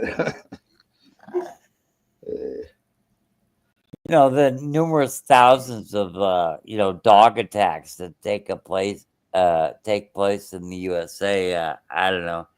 Yeah, it happens here too. Pit bull owners. I've been attacked by pit bulls to no result, in that they didn't really bite me very hard, you know. But twice I've been attacked by pit bulls, you know. Yeah, this pit bull got out on the street one day, and I'm just walking with me Rottweiler and mind their own business. And I see this pit bull run towards us. It used to bark at us every time we went past. Somehow it got out this gate, and I'm going to this guy, hey, mate, can we come in your shop and shut the door? And he goes, nah, I don't want me window smashed. And so he just left us to fighting this pit bull. The pit bull's attacking me Rottweiler, me Rottweiler's holding him, and the pit bull bit me on the fucking leg. Really big fucking puncture I got. And I'm kicking it off, me and my Rottweiler. It was totally pinning it back. He was going to tear its throat out if he kept going. And then these two young teenage girls, oh, sorry, you know, oh, did he hurt you? And I go, oh, just a big fucking hole in my leg. It'll be right, you know. I say, you just, you know, I don't know why your dog's like that, but, you know, you can't let it get out again. You know, that's fucked, you know. And, yeah, my Rottweiler didn't even get a puncture on him. He was trying to protect me, you know, just kept him away from him, had his fucking head in his mouth, you know. But my Rottweiler, yeah, he got attacked by a few other Rottweilers, and he had them running. They never messed with him. He was the boss. The alpha dog, the biggest alpha dog I've ever known, and never hurt an animal in his life, you know. Birds, possums, any animal. He was just, you know, used to get along with all the cows and the horses, and he was a legend. He was what, an angel on earth. I can't say enough about my Rottweiler, Floyd. He was legend. And there'll never be a better person on earth than Floyd. Oh, he's a dog, but... Whoa! Whoa! Whoa! Whoa! He's jealous because I'm talking about Floyd. Sorry. You're the best dog on earth. Yeah. Oh. I think Zeke might be being let out. I better shut this door in case you two have another blow at the gate.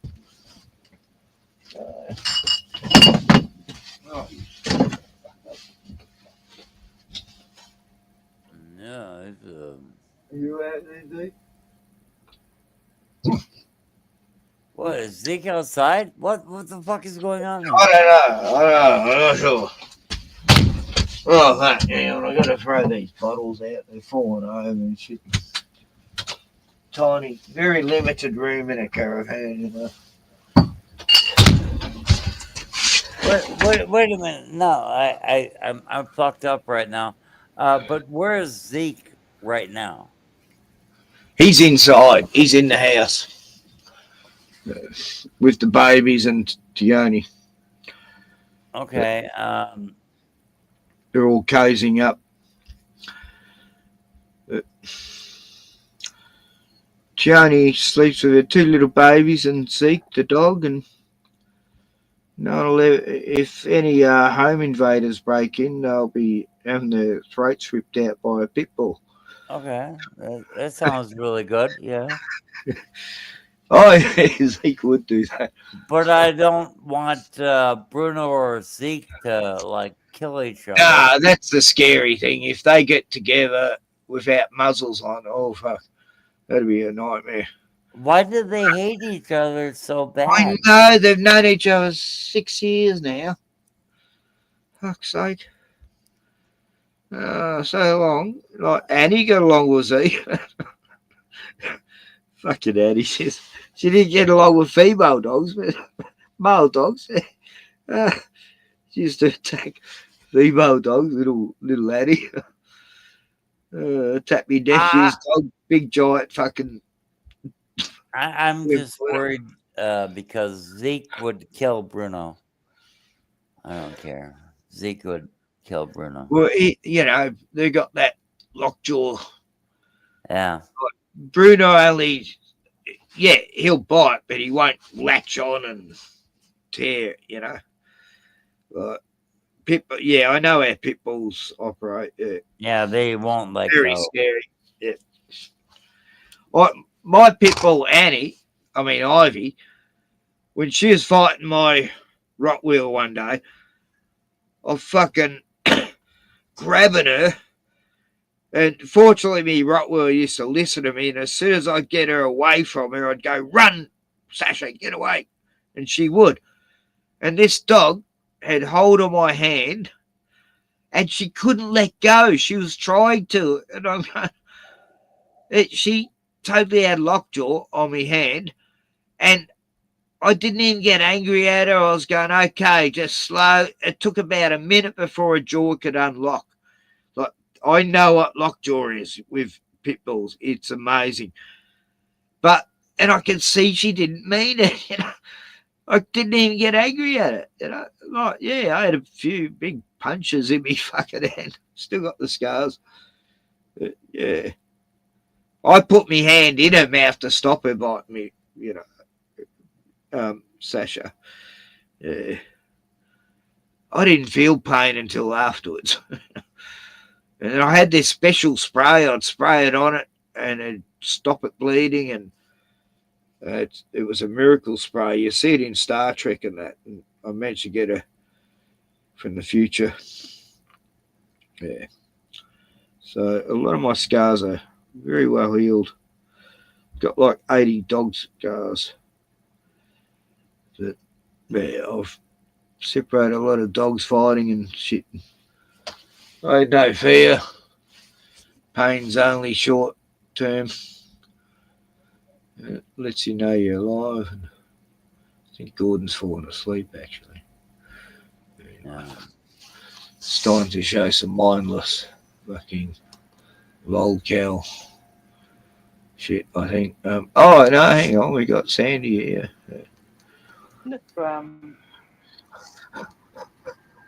Oh, we're talking about Ren and Stimpy now. Stop that. Yeah, right. Yeah, I figured. Do you remember Ren and Stimpy logo being that or that? I don't give a fuck. Sorry. Oh, God, what also have I also found it in reverse as well, Stimpy and Ren. Oh, stop. So here it's right. My brain's hurting already. This is Stimpy and Ren wearing hats, episode 1162. Brecht bug.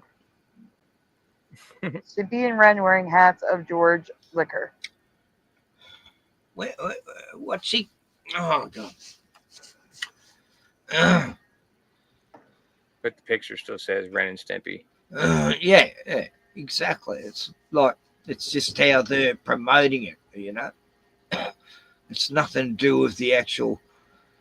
Oh, God. Like, this is really scraping the bottom of the barrel for Mandela effects, isn't it? Right. That's. Oh, fuck. Oh. Morty and Rick. Oh, stop it. Oh, instead of Rick and Morty. And she's actually. This is her Photoshop stuff. She creates all this logo. So she's putting Morty and Rick instead of Rick and Morty.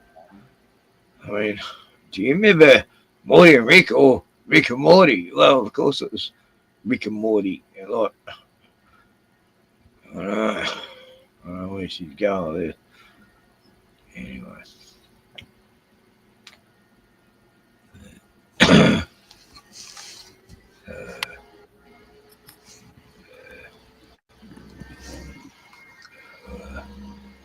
It's me here. It's me. Rooney. And Ren and Stimpy.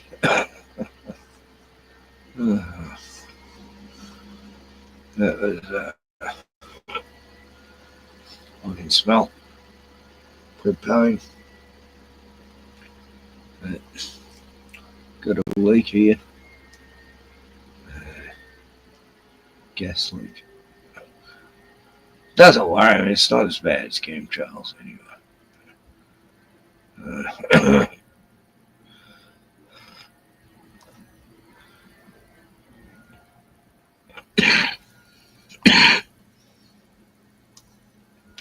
Okay.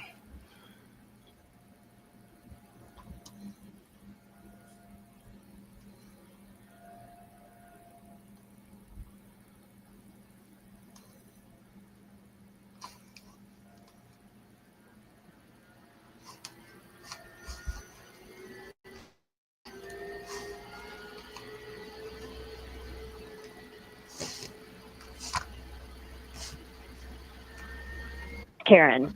Can I? Hello. Hey, I was looking for Karen. This is Karen. Hi. How are you? Hey there, Crazy K. What's going on with you? It's Karen. Can I ask who this is? Yeah, my name is DJ Mark in the Dark, and I'm going to be DJing your daughter's wedding. And she said that we should chat about the playlist a little bit, a little chickadee chat. Yes, we should definitely chat. I really want to. This is going to be a very classy wedding. That's right. She said you had some concerns. I do have some concerns. Okay, well, then why don't you lay them on me a little bit? Okay, Mark, you need to stop talking over me because I'm actually trying to tell you what I need right now. Whoa, apologies. Sorry, just trying to be polite. So just let me tell you what it is that I'm worried about here. Her cousin recently got married, and there were some really that's sweet. That is sweet. Okay, you're doing it again. I'm doing what? I'm sorry. I was just You're talking over me. I'm trying to tell you. I was just trying to be polite about the cousin getting married. That is awesome. I love to hear people in love. Get it? Love, love. It's a double shot of love coming your way. Okay, Mark, I've got a lot of concerns just based on this conversation right now about what kind of music you might play. Do you have? I'll be playing some of the best stuff. You're talking the 80s, 90s, today, tomorrow, yesterday, Tuesday, next week even. I'm playing hits from the future. I know I need to specifically know what it is you're going to play. Specifically, what are some of the songs that you have lined up for this? Because I don't want any disgusting rap music or things. Oh, hey now. Hey now. What? Hey now. There's some good rap songs out there. We don't have to put all those in the bag, do we? No, this is a day about romance and love and commitment and family, and we're going to have a Well, I got you right there. I'll see your rap music and saying it's not about romance at all, and I'll lay a little Nelly on you, hot in her. It's getting hot in here. Take off all your clothes. Yes. Okay, absolutely nothing about taking clothes off. Absolutely. Well, but it's a fun song. I think you're missing the fun. No, it is not fun. It is not fun. That is not fun to me. Do you understand me? Regardless of whether Susan hires you, I can fire you, Mark. Do you understand? Whoa, hey. Wouldn't be the first time I've been fired from a DJ gig. I used to have a morning show in Tampa. Oh, my God. Well, okay, that That's right. doesn't surprise me at all right? Back in the 80s, I was huge. You know, I'm thinking this is not going to work out, all right? I'm going to just have to tell Susan We did this funny thing. Let me tell you a little bit about it. I'd be like, good morning. And we'd do fart noises on the tins. And absolutely not. That's disgusting. I'm just telling you about my radio show I had back in the 80s.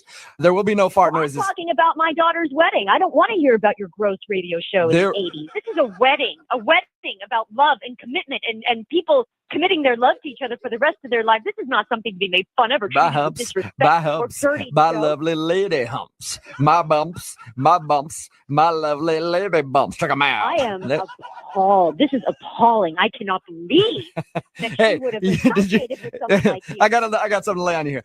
Did you say you're appalled? Business Bureau. Hey, you're appalled? I'm a Mark.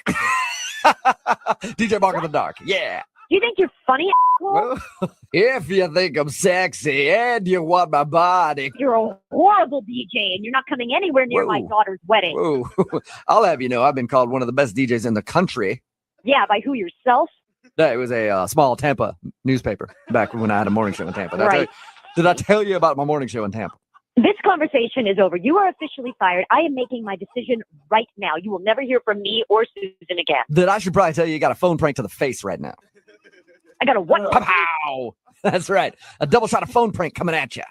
Is that another one of your stupid ass songs? No, this is Jubal from Brook and Jubal in the Morning doing a phone tap on you. Juboy who? Jubal from Brook and Jubal in the Morning. It's a radio show, and your daughter Susan set you. I don't want to hear about your stupid 1980s radio gig. No, I don't have a stupid 1980s radio gig. I have a stupid one right now, currently. What the hell are you talking about? Your daughter Susan told me that you were worried about the music at her reception, so I figured I'd call you and be an obnoxious wedding DJ. Wait. So this whole thing is a prank? Yes, it's a joke. Well, it's not funny, all right? This whole thing, absolutely not funny. Well, you should maybe talk to your daughter, and you might think it's more funny when she breaks it down to you. Why don't you tell my daughter she can have fun paying for her own wedding, all right? Because this is the final straw. She has put me through enough. This is bullshit. It was just a joke to try to lighten the mood a little bit. Well, it's not funny. Come on, Garrett. Come on, buddy. Sounds like the daughter had enough of this fucking opinionated mum. Oh, fuck, that was brilliant. And she got mum punked. I love it. No, when I can you hear me? Yeah. Oh yeah. Yeah, when I just do the playlist, and I'm up to like 75 right now, like about halfway through. But yeah, most of them are pretty funny. Yeah. No, I've seen I haven't watched a couple on previously before you showed me. I go, oh yeah, I watched one like last week. It's amazing how we get the same feeds. Well, if you click on the playlist, yeah, I mean, I binge listened to like 75 of them. So, and they are pretty good usually, Yeah. I'm just telling Tiani Bruno's inside now. All right. Snoozing. Damn. Let Luke out if you want. Yeah.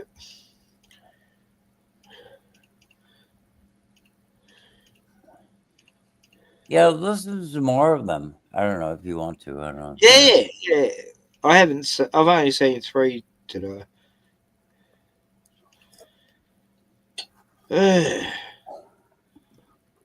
So I asked Tiani if Zeke was out, and it was 7:39 and 8:10. Mr. Squiggs, I mean,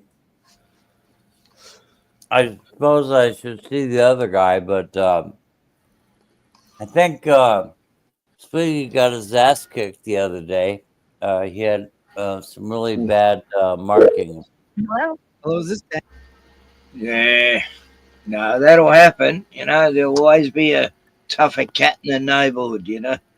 And then bastards. It's definitely, they definitely have a pecking order, Cats. Well, they definitely like to fight, It's like they don't back down, they're not wimps. And they're going to battle every day, but yeah. Okay, I'll just pick one out of the blue.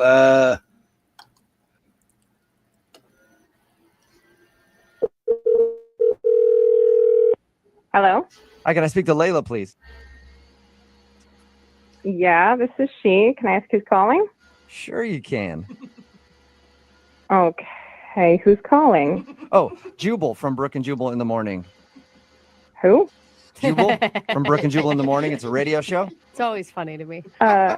What's all that? That is Brooke and Jose and me, Jubal, we're from all Brook and here. Jubal in the Morning. It's a radio show. Okay. Hi, everybody. Hi. Still not What's putting going it on? together, are you? What's going on? Well, I'm calling you today because we actually got an email about you from one of our listeners. His name is Jared. Okay. And Jared told us about the night that you guys met. Did he? Yeah. And he said that It just he gets really weirder. liked you, and he's been trying to get a hold of you for a second date, but you keep saying you're busy. Yeah, he called me last night, and I ignored his call. Yeah. He said that you've been ignoring all of his calls. Is there a particular reason? it just wasn't what I thought it was. Could you just tell him you didn't reach me or something? Well, I mean, can you give me anything specific that I Yeah, can I tell him? know. He did, look, he told us that you're a glass blower, right? Oh, you heard this one? Oh, yeah, Yeah. I mentioned that. Yeah, he did. Great job, by the way. That's really cool. But he said that he also made a really bad joke about blowing things. Oh. And he thinks that that's the reason you're not calling him back. I mean, among other things. Was it? I mean, like that was bad. It made me roll my eyes. Did he just come off kind of like a bro?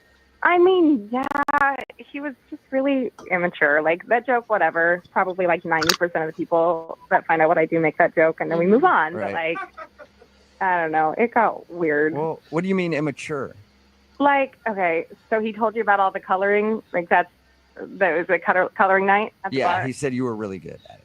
I am good, and I love it. It's relaxing to me. It's something that brings me joy. And we, at one point later in the night, like traded coloring books to look at each other's work. And I'm going through his and come across like a deer with female parts drawn onto it. Oh, that's good. So- well, I would go with other female parts, Jose. Well, what are we talking about? What parts were drawn on it? Why do you guys need to know the specifics? I don't know. You're right. It's funny. I'm not going to tell you. You can use your imagination. So it was I don't basically like wanna paint a picture. a deer human hybrid that he had drawn. Yeah, a very inappropriate one. Okay. And it's children's coloring book.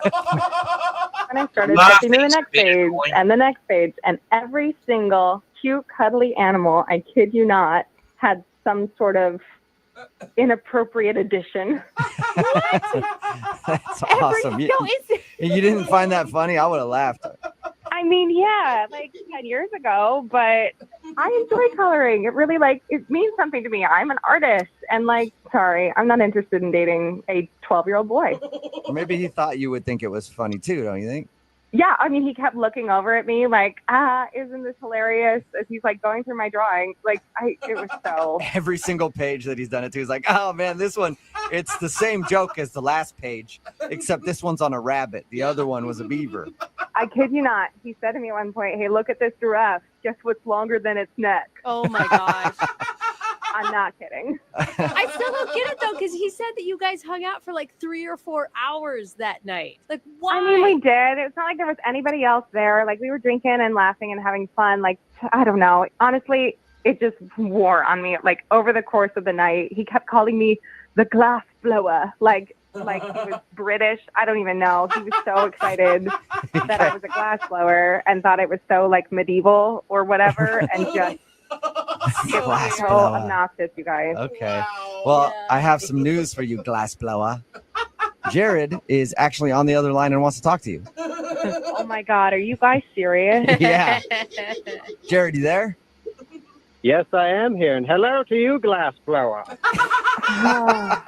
He's not stopping with it. Jared, she didn't like that you kept calling her that. I wouldn't continue it. Come on. She thought it was funny. She laughed every time I called her glassblower. It made me laugh, but I don't know if for the same reasons. I mean, honestly, dude, it was really obnoxious. I was laughing more at my life and the circumstances that brought me to that moment.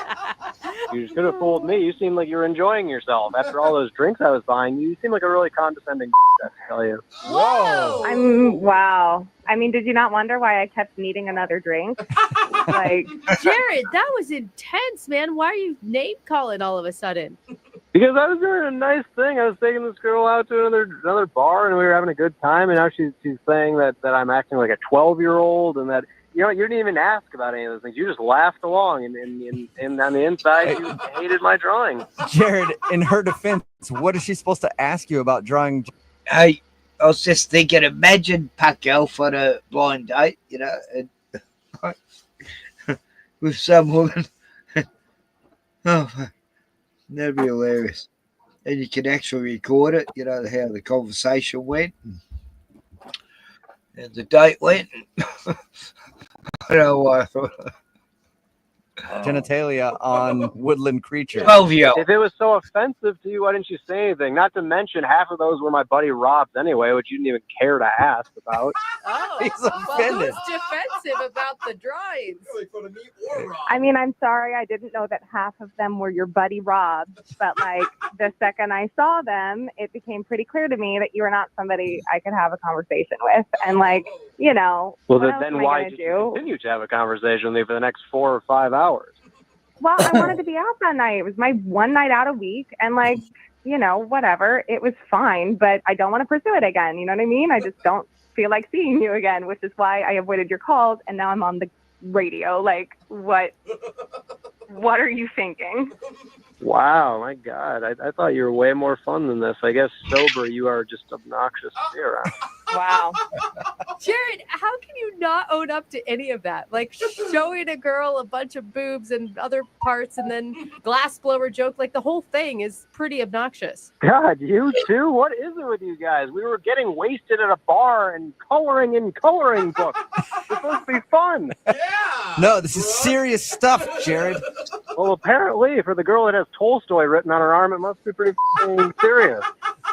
Listen. What? All right. It sounds like what you need is some 21-year-old co-ed who's going to go do shots off of you at a bar, and like maybe you guys can color on each other with markers or something. That's just not something I'm interested in, okay? You know, you should be dating some 50-year-old college professor with erectile dysfunction that wears nothing but tweed jackets every day.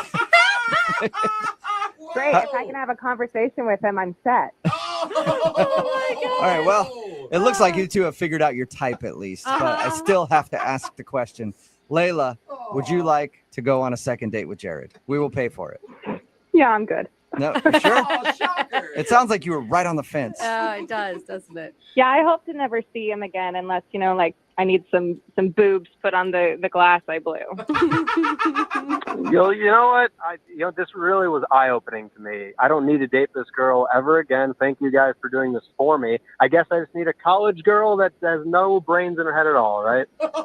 Yeah, please enjoy. Just don't call me anymore, okay? I will, glass blower woman. Enjoy your life. Glass blower woman. Glass blower you're woman. very witty. Thank you so much for gracing us. You are the glass blower woman. Yes, Blow okay. away. Thank you so much for your That's- wit. That's pretty good. Yeah. Glass blower woman. Yeah, he sounds like a bit of a creep. That's not even one of their good prank calls. They actually, I mean, in this collection, they had some really good prank calls, but anyway.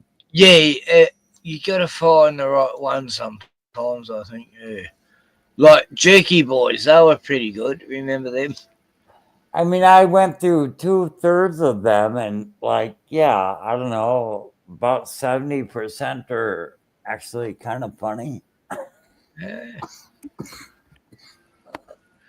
She finished the show without me. British guy prank call. Laziest guy I ever dated. Second day. Anyway, play it. What are you looking at? Let's see here. Oh, I'm just going through it. Yeah. I was staying at your Airbnb. I've heard this one. I left a spot in your restaurant. That's one I've actually heard like a few weeks back. Yeah. Okay, I think just jump ahead like 3 or 4 rows and just click on anything at random, and anything at random, and I haven't heard it before. Okay. 7 months.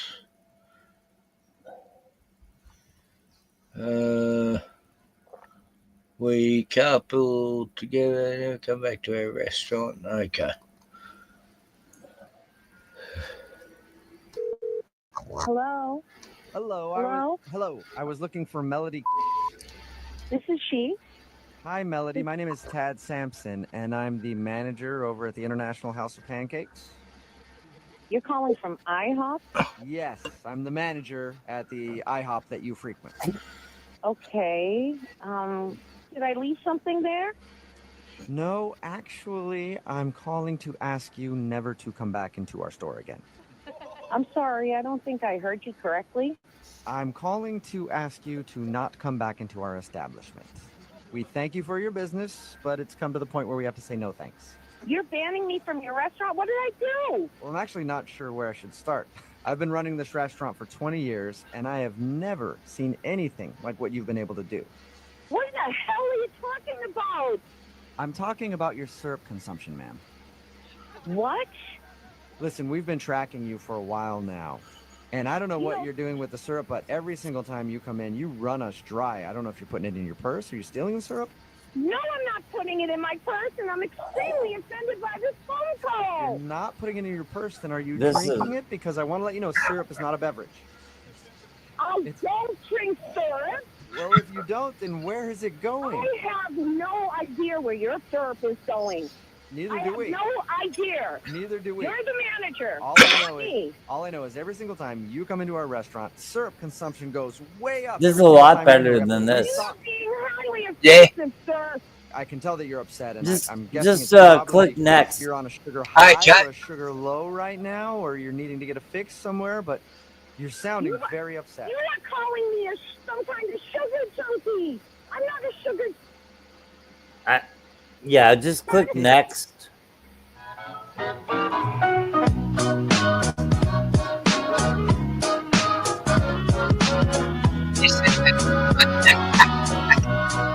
don't know what the fuck this is.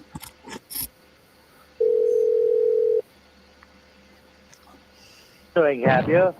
Hello, I need to speak to somebody who can speak a Chinese. I am. Hello, how you doing? Sao anh hả? Yeah. Sao hả? 你要怎么样? Đó mà, xong đi không? Điểm lắm đúng. Okay, Yeah, this sounds like Sanjay pranks. You know, click again. Just go forward one. I only got to 77 on this, you know? Something like that. Ghost Hunter, you asked 14,000. I'm your wife therapist. Such a cheater. I mean, the last one was Sam J pranks, and the other one was like IHOP. You're kicked out of IHOP for drinking. You know, it just sounds fake. But I don't know. Play the next one. I don't know. But,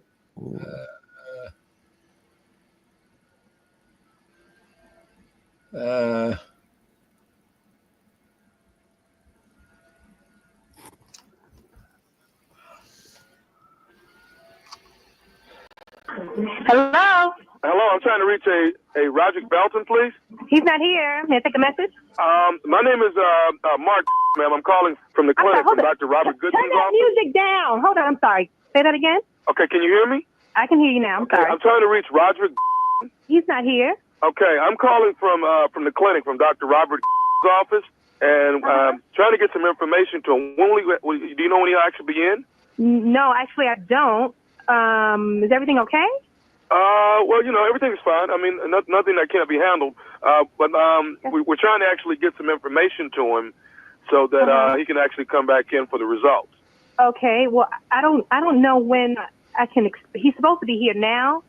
I'm not sure when I can tell you he's going to be back. Okay. Who am I? I'm sorry. I didn't ask you earlier, man. Who am I actually speaking with?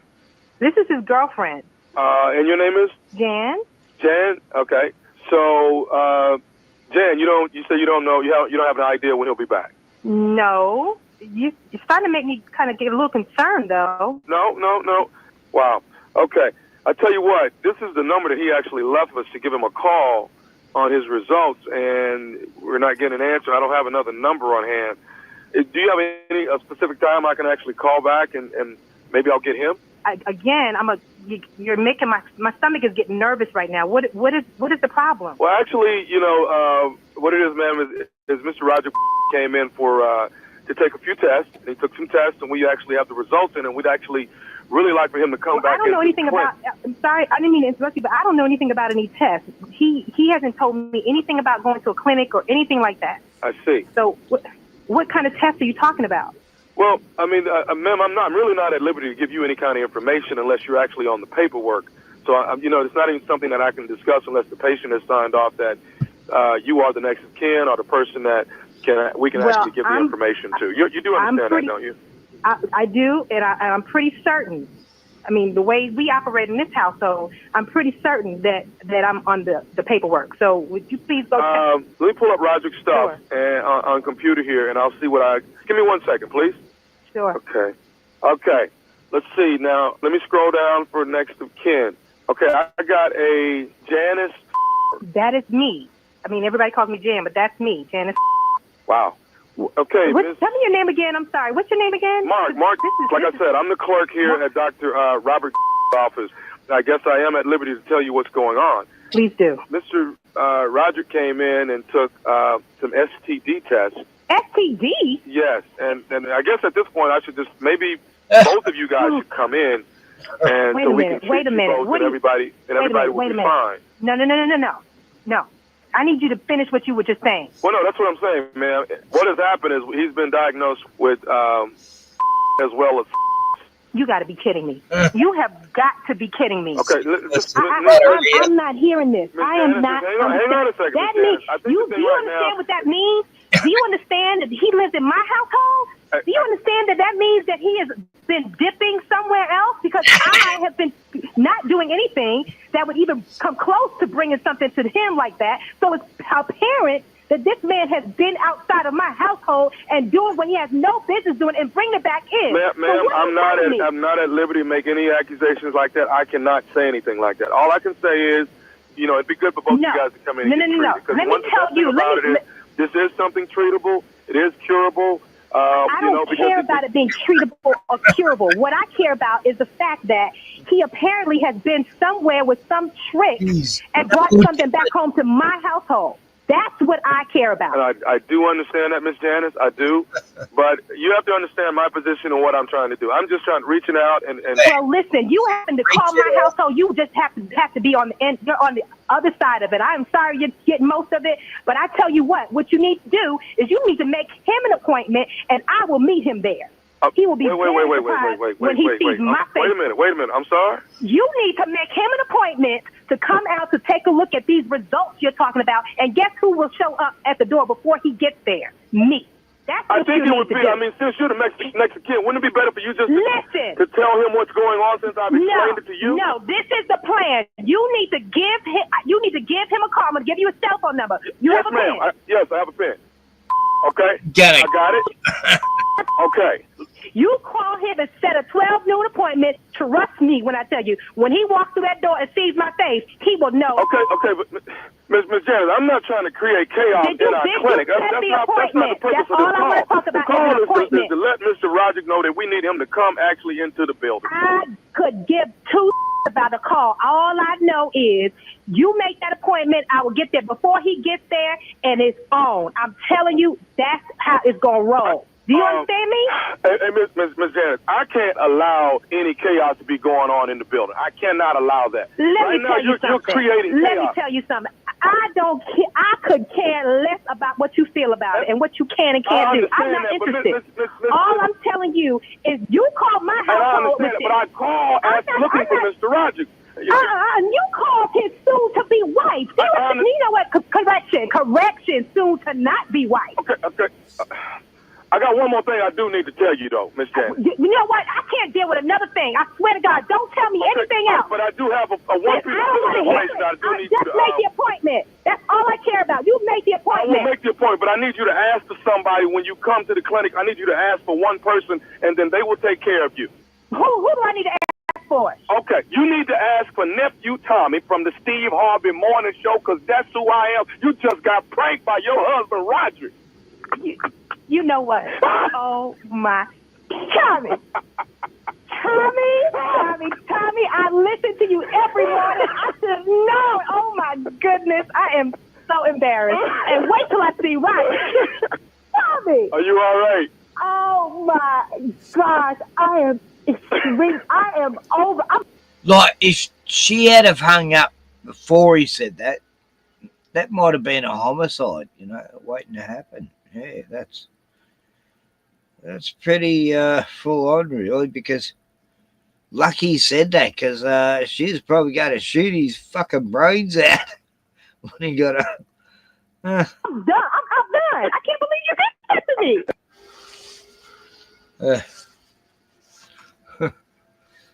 Oh, wow.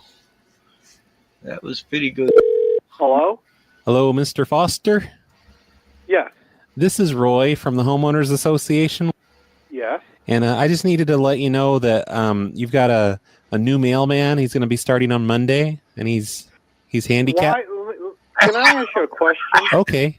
Why are you calling at 12:30 at night to tell me something about a new mailman? Well, we tried to call earlier, and he didn't answer. So I don't give a damn. It's 12:30 at night. you asked for a reason. Why do you... As if you're going to get a phone call about a new mailman. 12:30 at night. Oh, this is great. I love this one. Not give a damn. Why'd you ask for the reason if you don't give a damn? No, because who calls at 12:30 at night? The Homeowners Association. This is Roy. I already told you that. What's your last name? Gerbel. I work for Bob. And you're calling at 12:30 at night? Yeah, I need to let you know something about the mailman. What, that we got a new mailman starting next week? Well, no, it's more important than that. The mailman is actually disabled, and you're going to need to install a wheelchair ramp on your property to accommodate his disability. What? For the Disabilities Act of 2004? No. Who the hell? What are you talking about? A mailman? Yeah. What are you talking about? He doesn't even come to my house. I know, but he's disabled. What if he has to come up and... I don't give a damn. Who the hell are you? Listen, he's a veteran, sir, so you should give a damn. I could give a rat's ass.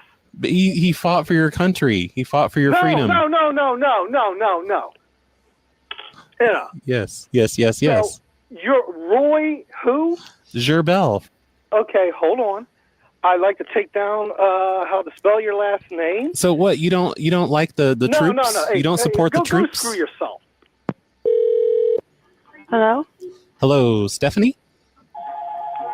No, Stephanie doesn't live here anymore. This is her parents. Oh, is this Mrs. Yes, it is. Okay, you still live at the same address though, right? 60. Yes, 67 is our home. Stephanie is our daughter. Oh, okay. She all right. just doesn't. Yeah, she's the she one doesn't that currently she's live the one that started all this because she reported you. I'm actually calling from the Homeowners Association, and she took some pictures. Stephanie took some pictures of your garbage on garbage day, and you had garbage bags out next to the trash cans. And as you know, you're not allowed to have garbage bags next to the trash cans. You have to buy extra trash cans. No, you know what? I don't even know what you're talking about.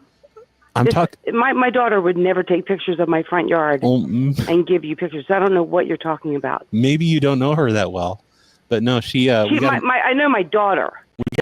We got an email from her, and she showed us pictures. No, you didn't. And what time is this? Really, on a Friday night? Okay, let's see. Who is this? 10:24. It's not that late, ma'am. Give me your name. I need your name. I already gave you my name, and I can call any time of night I want because I'm with the Homeowners Association. I'm sorry. I'm feeling like I'm being harassed right now. I can't believe this. You are in violation, and we're going to start fining you if you keep putting trash bags out next to your trash cans. Who is it?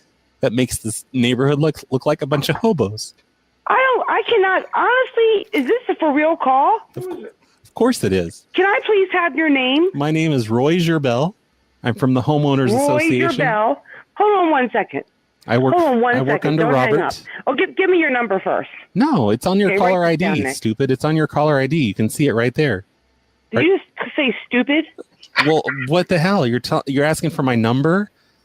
And guess what? He's saying that our daughters took pictures of trash in front of our house. We had cans and we put trash bags out You next can't to do our that. cans. You can't do we that. know that we are not supposed to do that.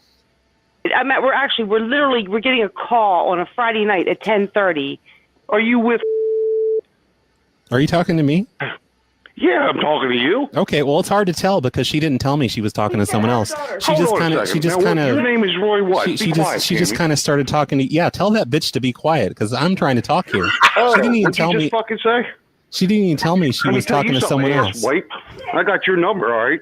I know. I'm with the So my homeowners caller association. ID, what's your last name? Well, I'm glad you know how to use caller ID because the woman sure doesn't. My name is Roy Gerbel. I work under Bob.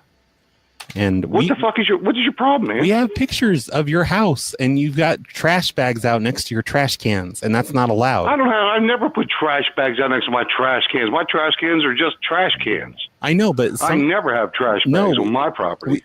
She sent us I want several photographs. I want your phone number. Listen, she sent us several photographs now. Stephanie Oh, asked. I don't give a shit. Give me your phone number. Hey, You're calling listen, for Lake you Lingenhor. goddamn asshole.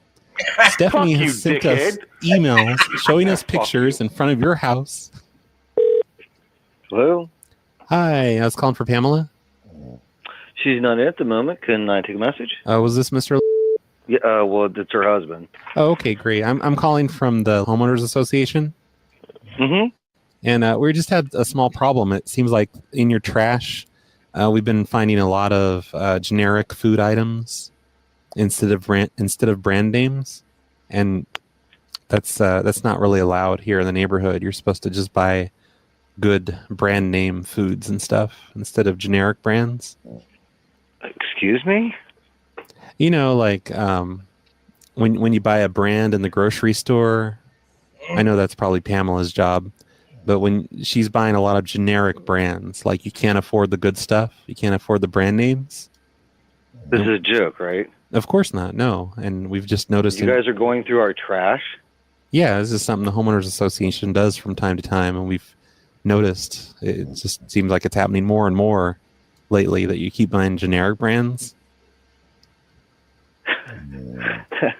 Okay. You know, like yeah. I don't know what you're talking about. I'm the one that does the buying here, and I buy from reputable stores. So From the what store? I buy from Costco and Wegmans.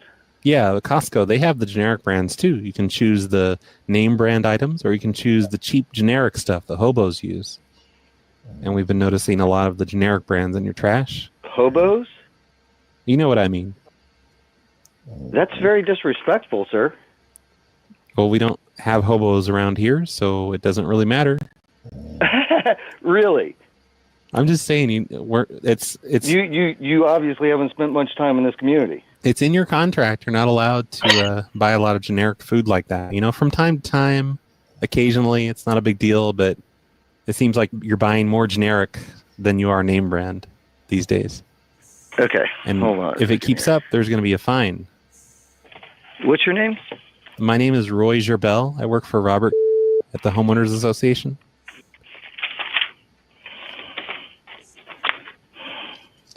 You're using paper to write this down? Isn't that something that poor people do? Don't you have a computer or a phone or something? You just type it in real quick. I thought I heard paper rustling in the background.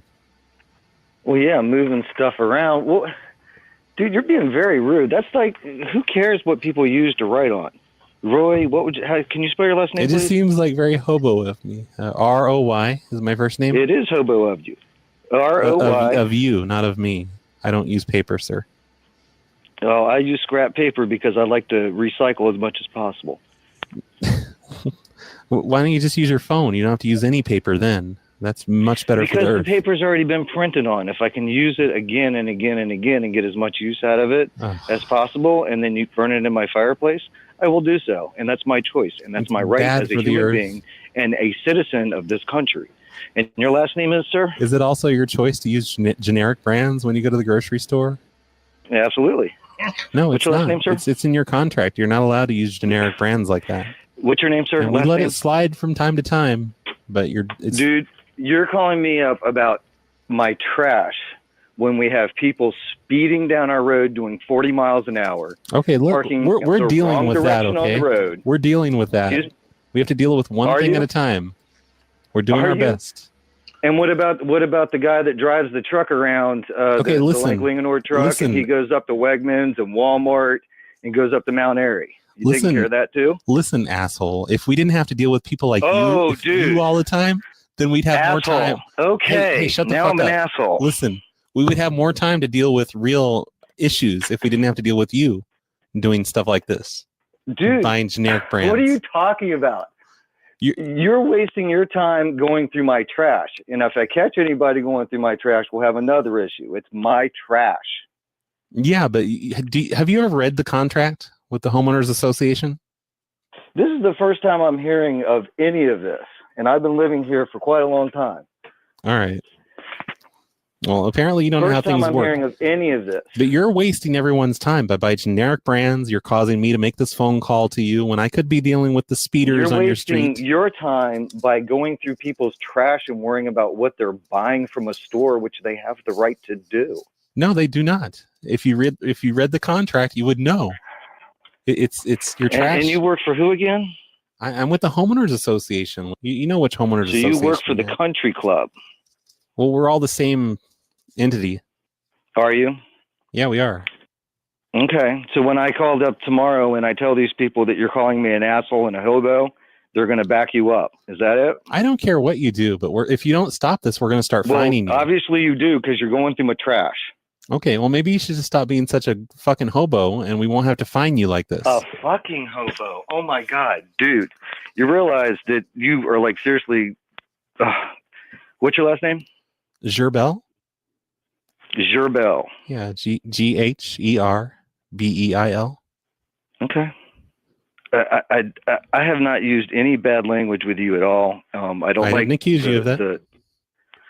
Yeah, but you're using it with me. And that's not appropriate, dude. Okay. Not appropriate on any level. I don't see why I should have to be respectful of you if you're buying generic brands. I will talk to my wife about this, and I'm certainly going to follow up about this. No, I hope you do, because we need to straighten this out. You need to stop buying generic brands from the store. Good night, sir. You fucking idiot.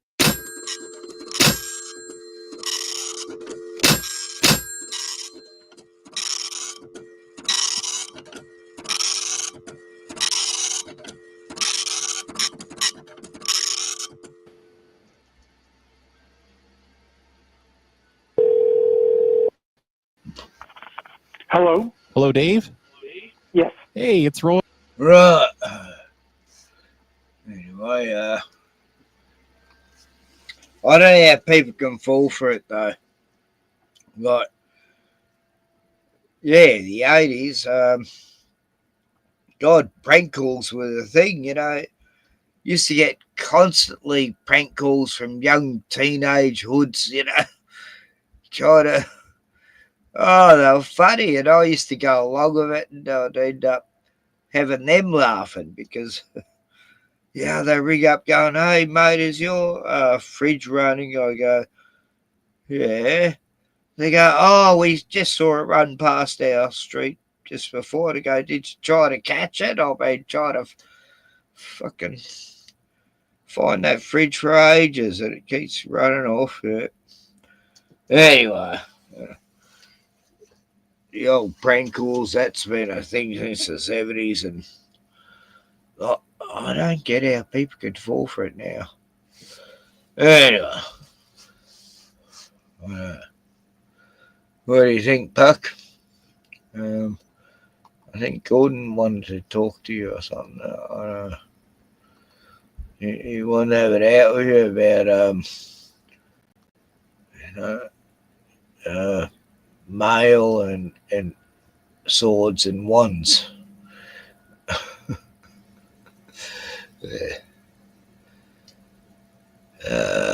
What is it? 8:47 p.m. Yeah, and I'm still fucking young.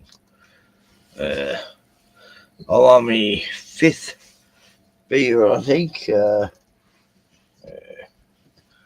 5th. So,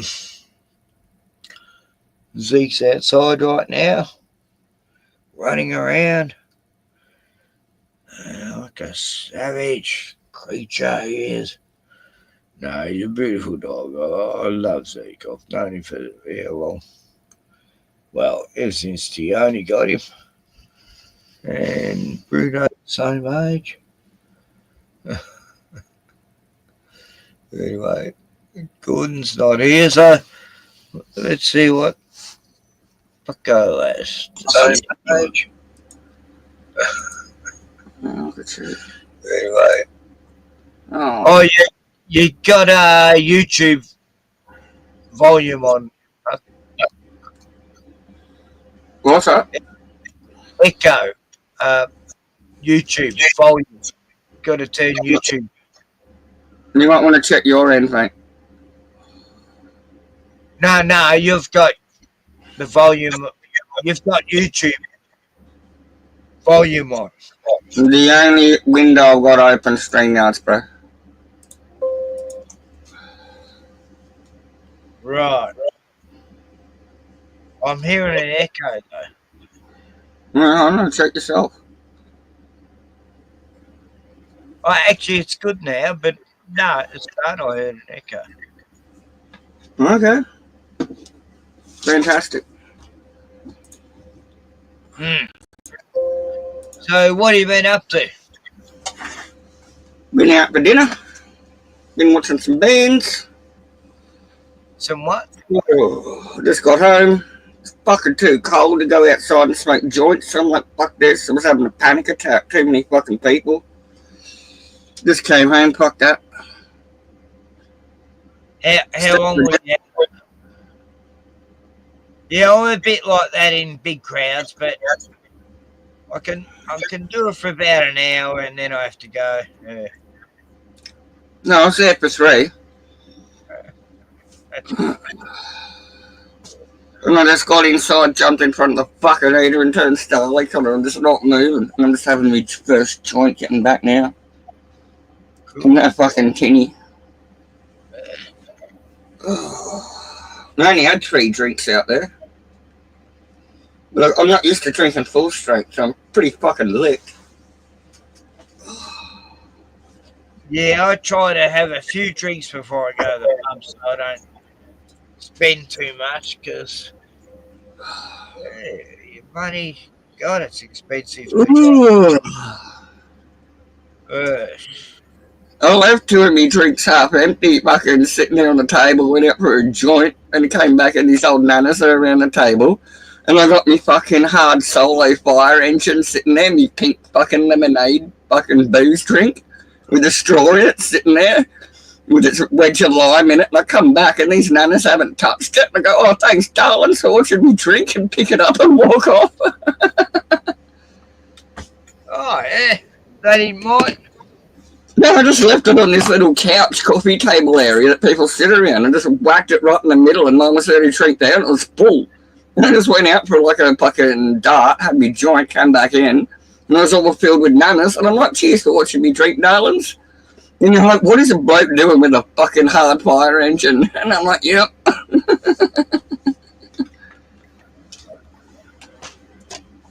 Yeah. Anyway, fucking hell. Oh, I gotta get this shit off. Fuck, man, I got the penguin suit on still. So a millionaire shouted you to dinner. That's pretty cool. Oh, mate, we got the $50 fucking meat special. We had like garlic chicken with a rack of pork ribs and some rare fucking steak, dude. It was fucking good. And a load of like chips and salad and fucking wedges and shit with it. Sounds good. And all the sauce and gravy you could ask for. It's fucking good. Yeah. We've got a good pub here. They cook the best meals. They'll have roast, steak, seafood stuff. Yeah, it's pretty perfect. Probably the best can of meals I know. Much better than the ones in town. Well, this was better than the bowling club in Maruya, but I normally go to the actual like fucking pub that eats better, like this room. Yeah. This was Catalina in Batemans Bay, first time I've been there. Some country club thing. And fucking good. A lot of money in there. They had 10 people in the kitchen and about fucking 15 waitresses, dude. Rocking the joint. It was huge, man. Yeah, nice. No, like, so it's going well up that way along the coast, I've heard. Narooma, Merimbula. You're all doing good. Well, guess what? I'm moving in the room. Oh yeah, good place. I like. I used to go there every year. Those joints. Great fishing. Got a private property I've been invited to. Get away from all the camp shit, mate. Oh, get some fucking relaxation time with some actual fucking friends. Oh, out on the farm, mate. Yep. Nah, it's good here. I'm getting on well with everyone in town. Everyone likes me. I don't know why. I'm a cunt, but and they all love my stepdaughter and her two little babies. Yeah. Don't wear these shoes out in winter, Ken. They're convoys. Yeah. They're fucking fucks, man. My fucking feet are freezing. Oh, I wouldn't. I've got shoes like that, convoys, but no good for winter. No, fuck, mate. I'm getting them off now. I got fucking cramps. I got snow boots, and they're not even good enough. I still get cold feet with them. I put them on the heater first before I put them on, and they'll keep me feet warm for like an hour and a half. But the ground's cold. I'm getting the Ugg boots on, mate. Fucking hell. Got me heater going right in front of me. She's set to maximum. I had Americans mocking us because we don't know what cold is in Victoria, apparently. You don't know how cold It's all relative, mate. Well, it gets fucking hot here, so when it's fucking cold compared to fucking hot. It's cold in New South Wales, let alone Victoria and Tasmania. Like, normally you're 5 degrees warmer than us, but not this year. You're not going outside fucking dressed up in a vest trying to party all night in fucking shit shoes like I was just doing. Fuck that. You're too sensible. They were saying, Ken, it's just as cold as Victoria. Yeah, I'm not saying I'm colder than you. I'm saying I was ill prepared for it. I'm like, fuck that, I'm going home. I love winter. Taking a sleeping bag with me and hopped out on the balcony like a fucking jelly bean. That'd be durry, mate.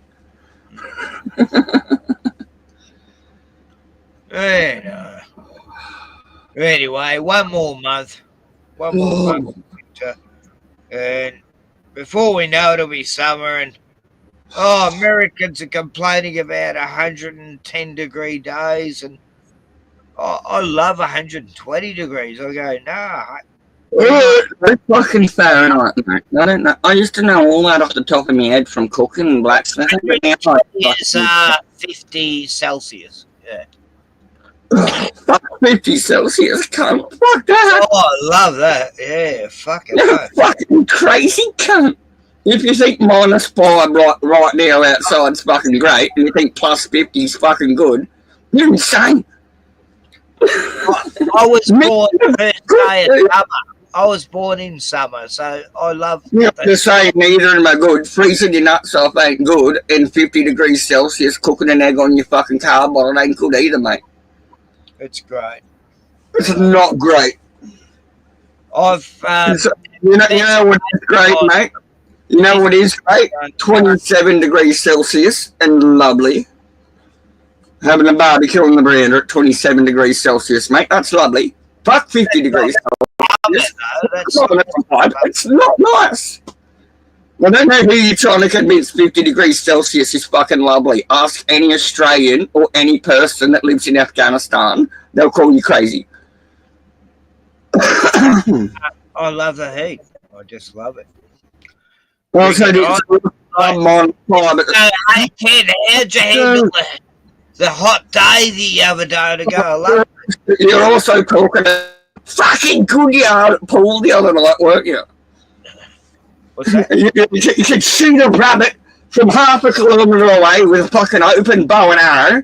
You play fucking pool. You love -5 degrees and walking around with frozen fucking water bottles on your feet for shoes. but you love 50 degrees Celsius and cooking an egg on your sleep with it. Is there anything you're not fantastic at, Ken? Do you know you can clean your glasses by rubbing sand in your eye? Ken's eyes are so powerful. You can rub sand in your eye and you don't notice, Ken. You like fire your own lens by just rubbing sand in your eye. I'm pretty good at everything I've ever done. Yeah. No, you're pretty good at everything you do, mate. That's what you tell the internet.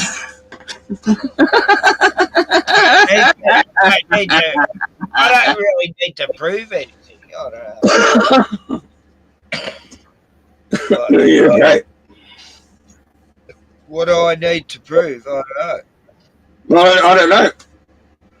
I'm wondering how you can shoot a rabbit from 500 meters away when an Olympic archer can't. I'm just fucking good, that's all. Yeah. Cool, mate. Like, you know, I would have been I would have been a big asset in World War II as a sniper. You know, I could have done sniping all day, you know, because I'm excellent at shooting.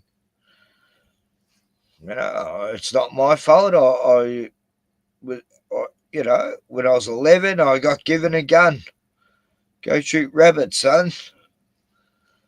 But I left that to me older brothers. I'm very good at shooting. I would have won every single fucking Olympic Games shooting in the, you know, would have beat everyone in the whole fucking world.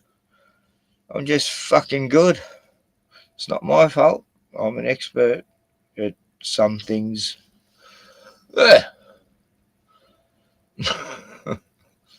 Anyway, Pack 7 Starlink problems. Elon Musk, you fucking cunt. Your satellites are all out of line. Anyway, yeah, it's not my fault. I'm fucking good at anything I put my mind to. It's just the way it is. You adapt. You got to sort a problem. You use what you got and you solve it. It's just how I've always been. You know, I'm a 60s child. I learned how to chop wood when I was fucking 7 years old, you know. Anyway, Gordo, where the fuck are you? Wake the fuck up, you lazy cunt. 9 o'clock and Americans are asleep. Oh, God. I would...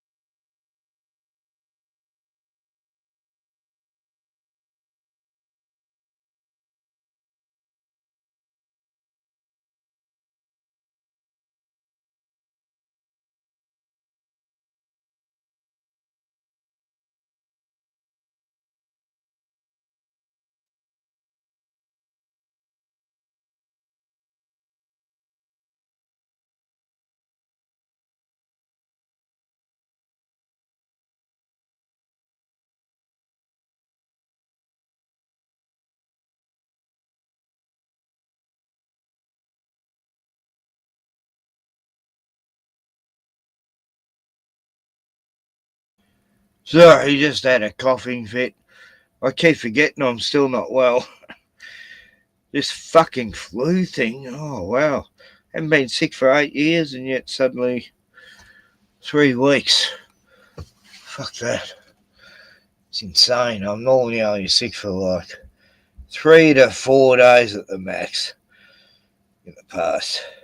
Even when I got pneumonia, I only ever lasted a week. But this was pneumonia, but I got antibiotics, but I stopped taking them halfway through the course.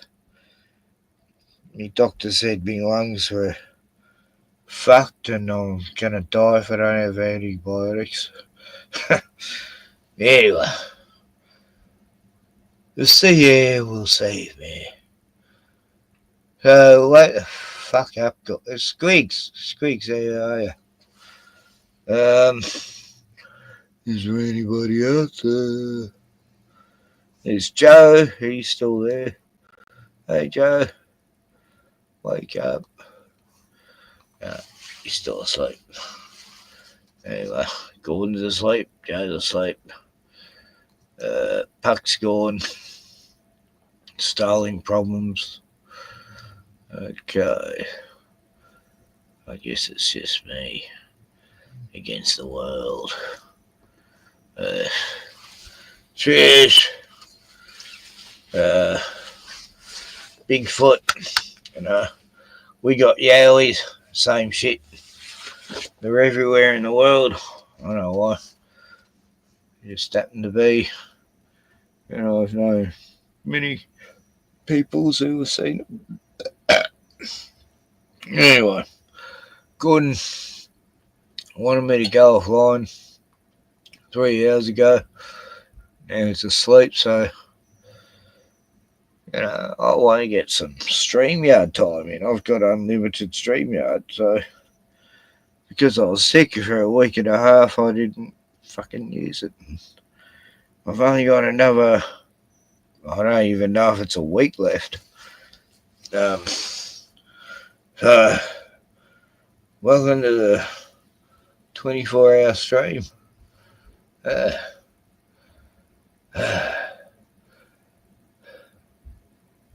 Where's Jackie, Ken? Why isn't she on? Oh, she doesn't go to anyone's stream hardly, except for Sandy's. Jackie's, yeah, she does her own shit. I don't know. I don't sort of, say, Jackie, come on stream. Anyway.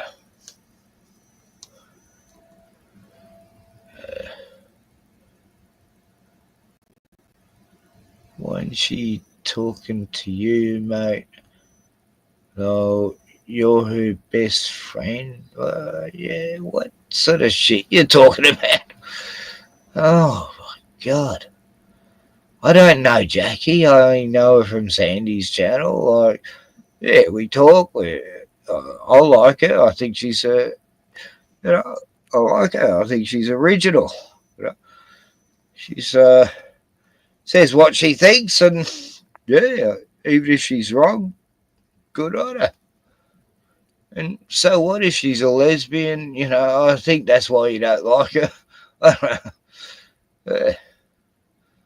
I'll send you the clip, you fucking split mouth cunt. About 3/4 are rather kind of funny. Oh, God. You're so nice, Puck. Split mouth cunt, he called me. My Rottweiler gave me this split lip, and yeah, I have fond memories of her, and I always remember my beautiful last Rottweiler. You're a wank, mate. And he wants me to let him on off, for fuck's sake. God. No wonder you get banned wherever you go, Puck. Who are they angry at? No, who are you angry at, you idiot? It takes a lot to get banned from LC's fucking stream, God, he's had to ban you so many times, Your sick fucking comments about bestiality and PDF file shit. I don't know why you keep going there, Puck. Maybe you're playing around with princesses and, fairy princesses and Legos and My Little Pony and Hello Kitty and, but you just got to grow the fuck up. God. Anyway. So everyone is a troll in the chat, and he just won't shut the fuck up. But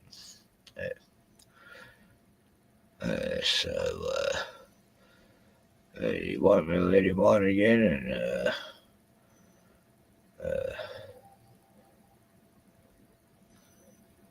yeah, I defend women. Yeah, what's wrong with that? I defend women, children, animals. Puppy dogs, kitty cats, birds, any. There's a dog barking.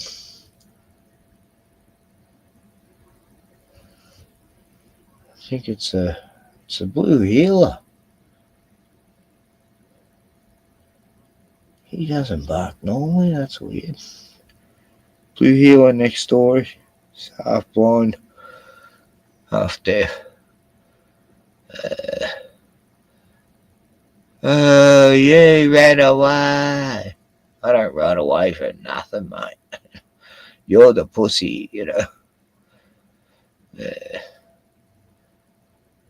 You defend girls you don't know from people you don't know. You're losing, mate. We asked you to come backstage to Sandy Davis, and you.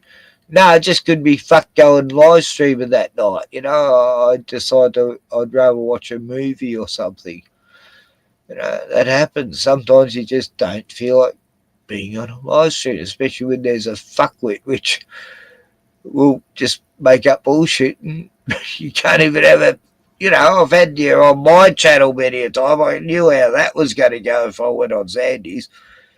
It would have been pointless. You fuckwit. God, you're gay. You're the gayest cunt I've ever known on. No. Look, I don't mean to give gays a bad name. Actually, you're way worse than gay, mate. I've got gay friends who have much more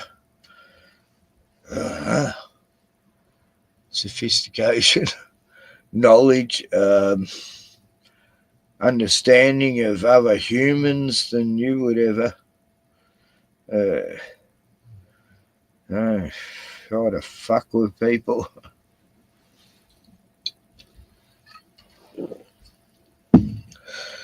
I don't know why you're so paranoid about the actual things that you are. But look, pup, you are, destined to become a trans person, within 8 years, probably less. And, yeah, once you accept that, you won't be that angry anymore. Well, maybe you will. I mean, they do get triggered a lot, but, I do think that you can't get along with women. That's obvious. So, I'm guessing that you're actually, maybe you should be a trans, I don't know, sort of a hermaphrodite, I don't know, like a non-sexual deviant,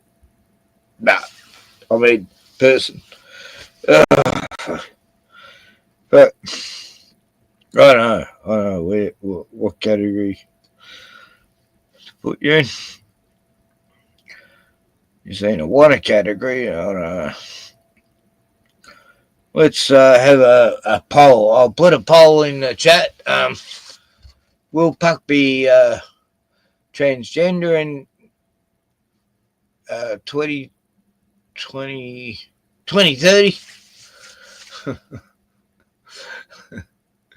No, I'm only saying this because you keep calling me gay, and I'm definitely not gay. I love women, always have. Women are beautiful, God's greatest creation. And you wouldn't understand how women are, like mothers, the best,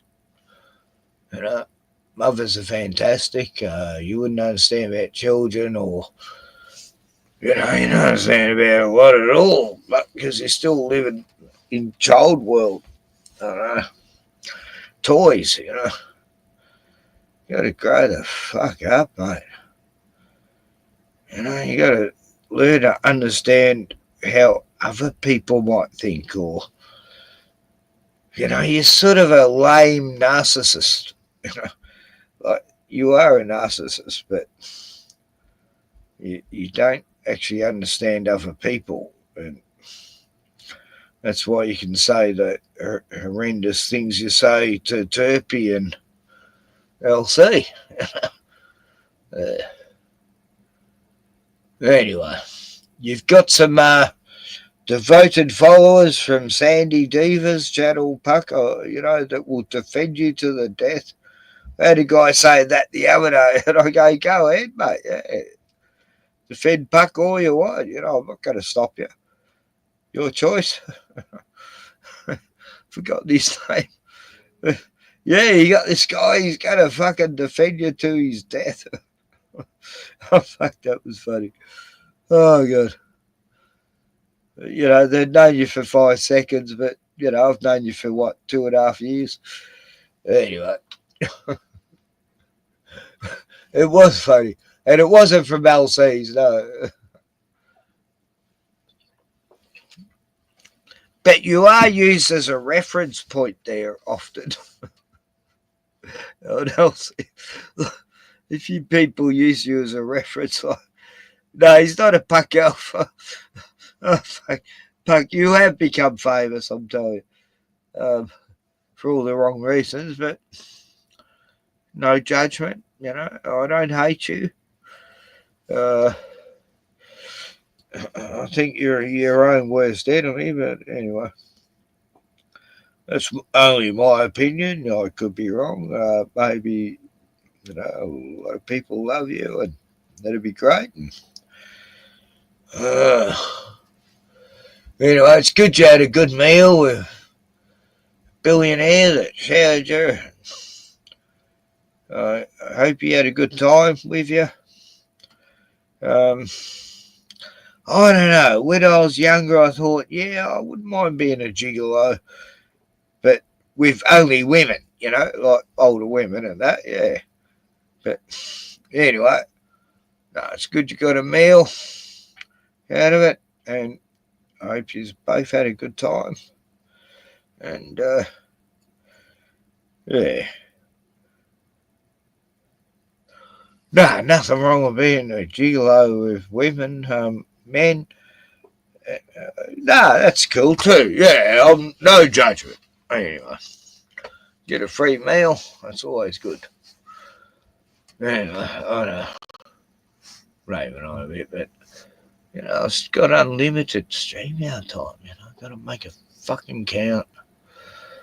Yeah, so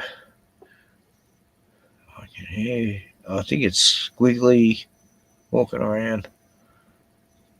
Gordon's asleep. Joe's asleep. That's cool. They need to. I don't want to wake them up. Anyway, let's watch Mags. Yeah, Mags. I forgot about Mags. Let's watch Mag Bitters. And see what happens after that. And sodomites. Fake family they want to put on the masses, and all they're doing is sell you the world agenda. That's it. What you think they're there for? You think they're there to come give you some good advice? No. It's a recipe to live in hell. They have to have these characters on your ass, teaching you how to live. Show Hogan Knows Best on VH1. Look at Daughter that shit Brooke right was there. 16 and pursuing a singing career. See, nothing but fake shit for the masses to make you feel like you know the Hulk Hogan. As you could see the diamond right there, Freemasonry, 100%. And what is that?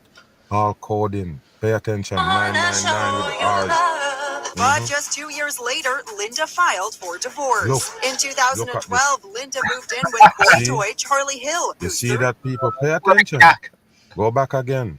Because what I tell you about these TV shows, people, why you think they put on that sodomite that you already know in a damn reality show? Okay, they want to feed you these dramas and bullshit, people, to occupy your time in hell. Listen. And pursuing a singing career. But just 2 years later, Linda filed for divorce. Okay, In 2012, Linda moved in with boy toy Charlie Hill, who's 30. Boy tie and move in right away, people, in the same building that they have the supposed reality show. You believe it was real? Just a show for you. Why you think they give you a show, a reality show? Because they have drama scripted in it, nothing reality about it.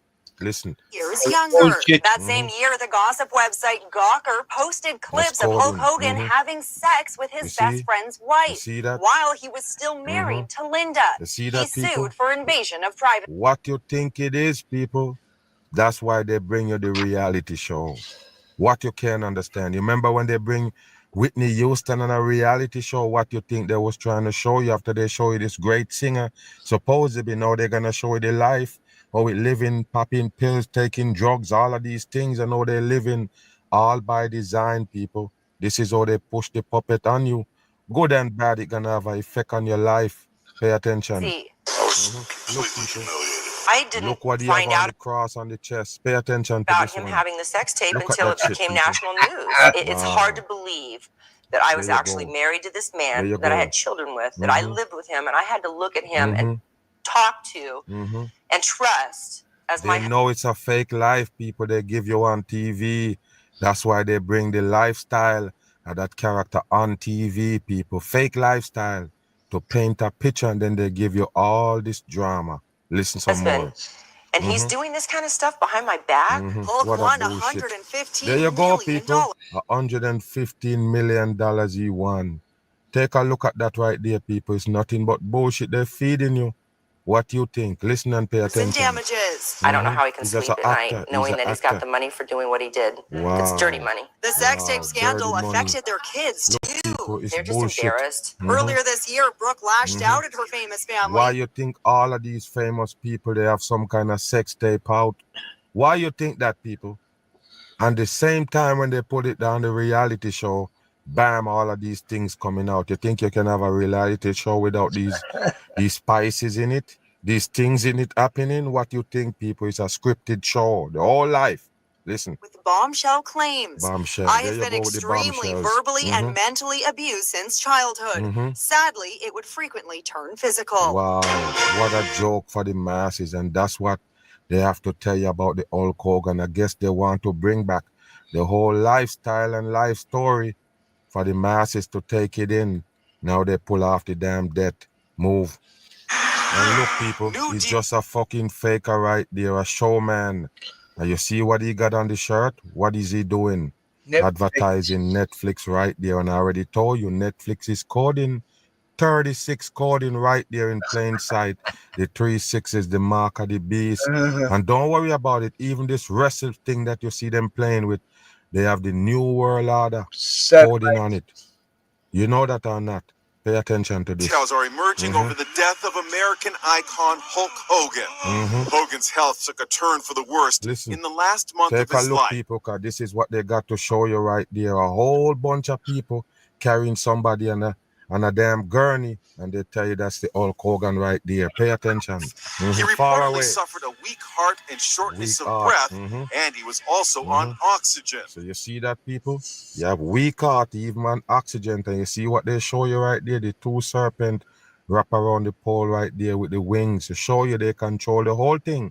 That's the devil coding. Pay In attention. June, radio personality Bubba the Love Sponge claimed that Bubba the Hogan Love was Sponge. close to death. He's in a hospital bed. It's just like he's at the hospital. They've gone as far as they can go at the hospital.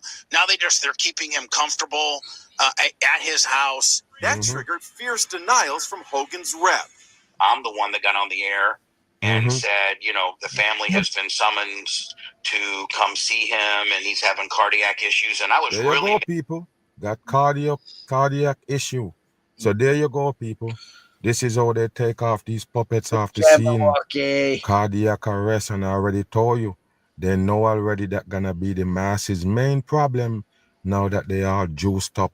Move. We begin with that breaking. Okay, so listen, people. We have another mid-air scare again with airplanes, passenger planes, by the way, Yes, the near miss with warplanes right here in America. Pay attention to this right here. This is the trend. Listen and watch. Is an alarming midair scare just after takeoff. A Oh, Southwest pilot Johnny taking Dole. evasive action to avoid colliding with a military jet. Wow, with a military jet again, people. You have to keep listening and pay attention to what they're doing here, people. Why is it always a military plane? The last time it was a B-52 bomber, people, in the airspace where passenger plane gonna land right there at the airport. Wow, pay attention to this. Southwest flight from Los Angeles to Las Vegas dropping nearly 500 feet. Passengers screaming. 2 flight attendants were Passengers injured. screaming. The other aircraft, a Hawker Hunter, a Wow, former there you go, people. The Hawker Hunter. Pay attention. It got the pyramid on it right there. But hold on here, people. What is this plane right there? These fighter jets doing in this airspace where passenger plane landing, people, and taking off. How could this be real? Where the pilots have to do these maneuver, not these jets. The jets is not the one that doing the maneuver to avoid the crash, people, the collision. On that part. It's always a passenger plane where these people gonna get shook up. Plane drop drastically, all of these things, but not these planes that can do the maneuver without no problem. Remember, these fighter jets, they're showing you sophisticated. It can turn upside down. It can shift with 1 second, one press of a button. It could shift movements, shift direction and all. It can do all of that, but it's the passenger plane always end up have to do the maneuver, the drastic maneuver. Pay attention to this bullshit right here. Pay attention. British military jet. What we're now learning about that plane. A British military jet. A British military jet. What is it doing right there in American airspace where passenger plane flying? Listen. Passengers are speaking out. One saying What it a felt joke. like they were in a free fall. You Another see? that they were shaken to the core. They were ABC's shaking to Trevor the All core. leads So us you're shaking and you're falling at the same time. Listen. off with the details just coming in. Tonight, a Southwest flight violently dropping hundreds of feet as the pilot tried to avoid a midair collision with a former British fighter jet. It was chaos. There was screaming. There was And look, people, they get these people, they find these people that was on the plane. I don't know where they at. Look at the background. But the news company find them, ABC, to give them an interview. Imagine that, people. You come off the plane and you're gone home and these people call you. I don't understand. FaceTime, they call you. This is impossible shit. They're feeding you for news. Just consider it a little bit, people, and pay attention and you will understand there's no way this shit is real.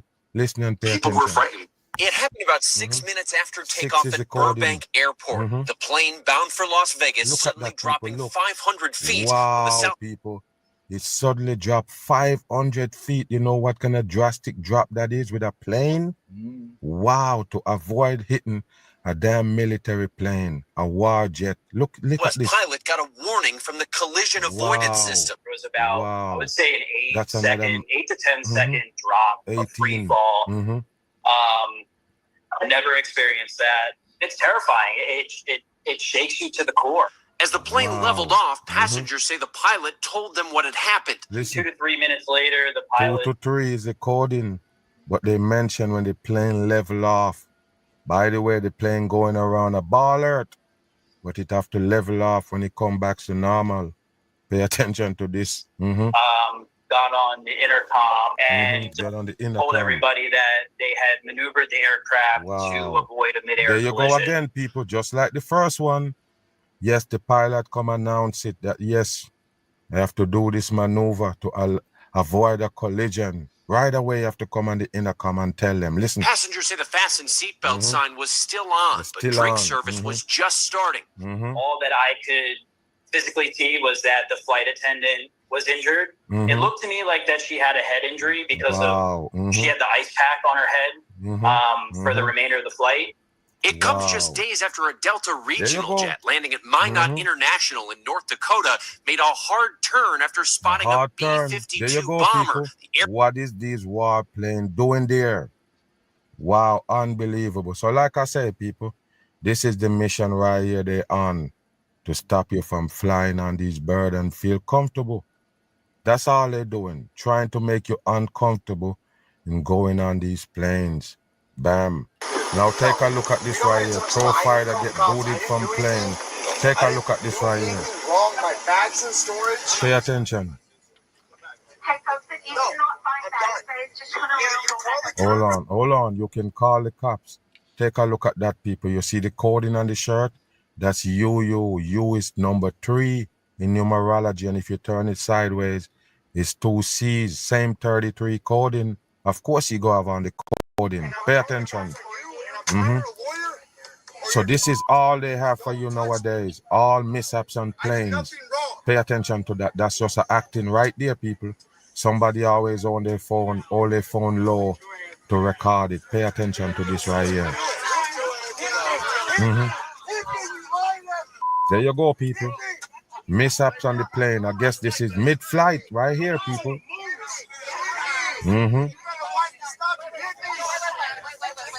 There you go, people. It's a pro fighter, and he's screaming, "Hit me!" He's a loser. Oh, you're fighting me over him? You shouldn't fight me. You're a loser. You're a loser. You never did this. Look at this, people. Look.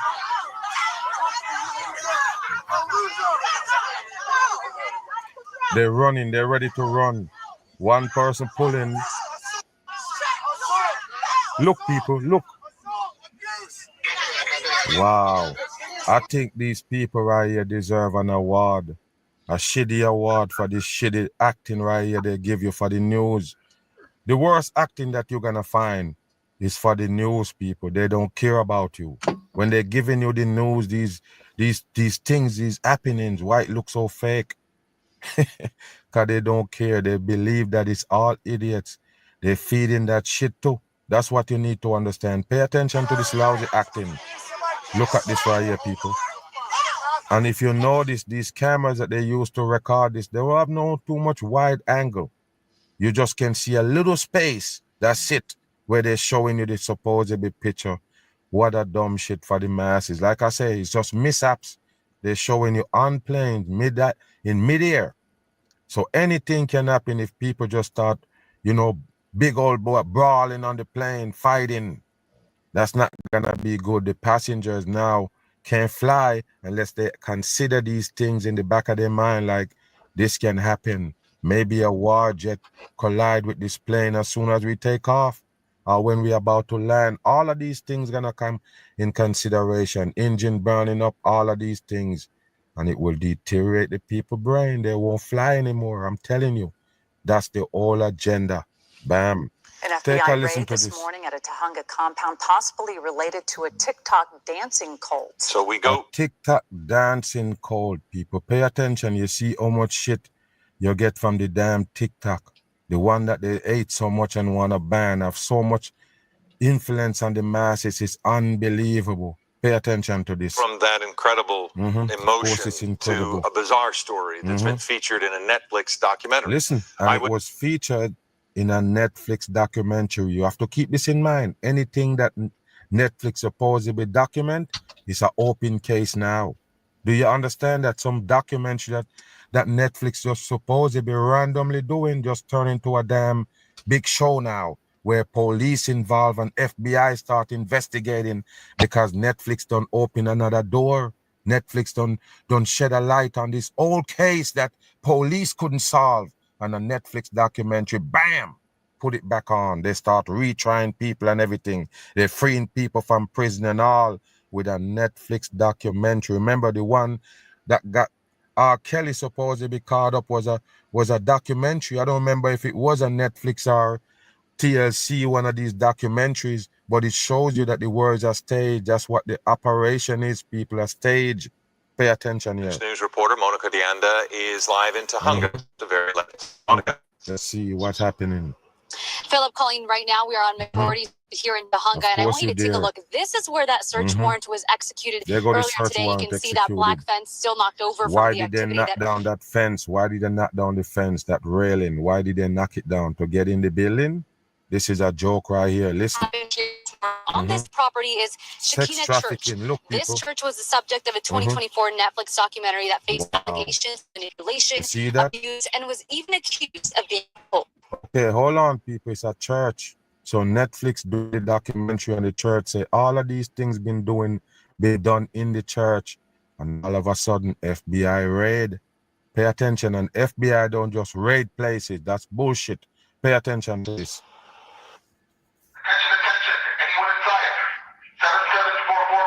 Wow, after you knock down the gate, or at this point you didn't knock down that railing yet.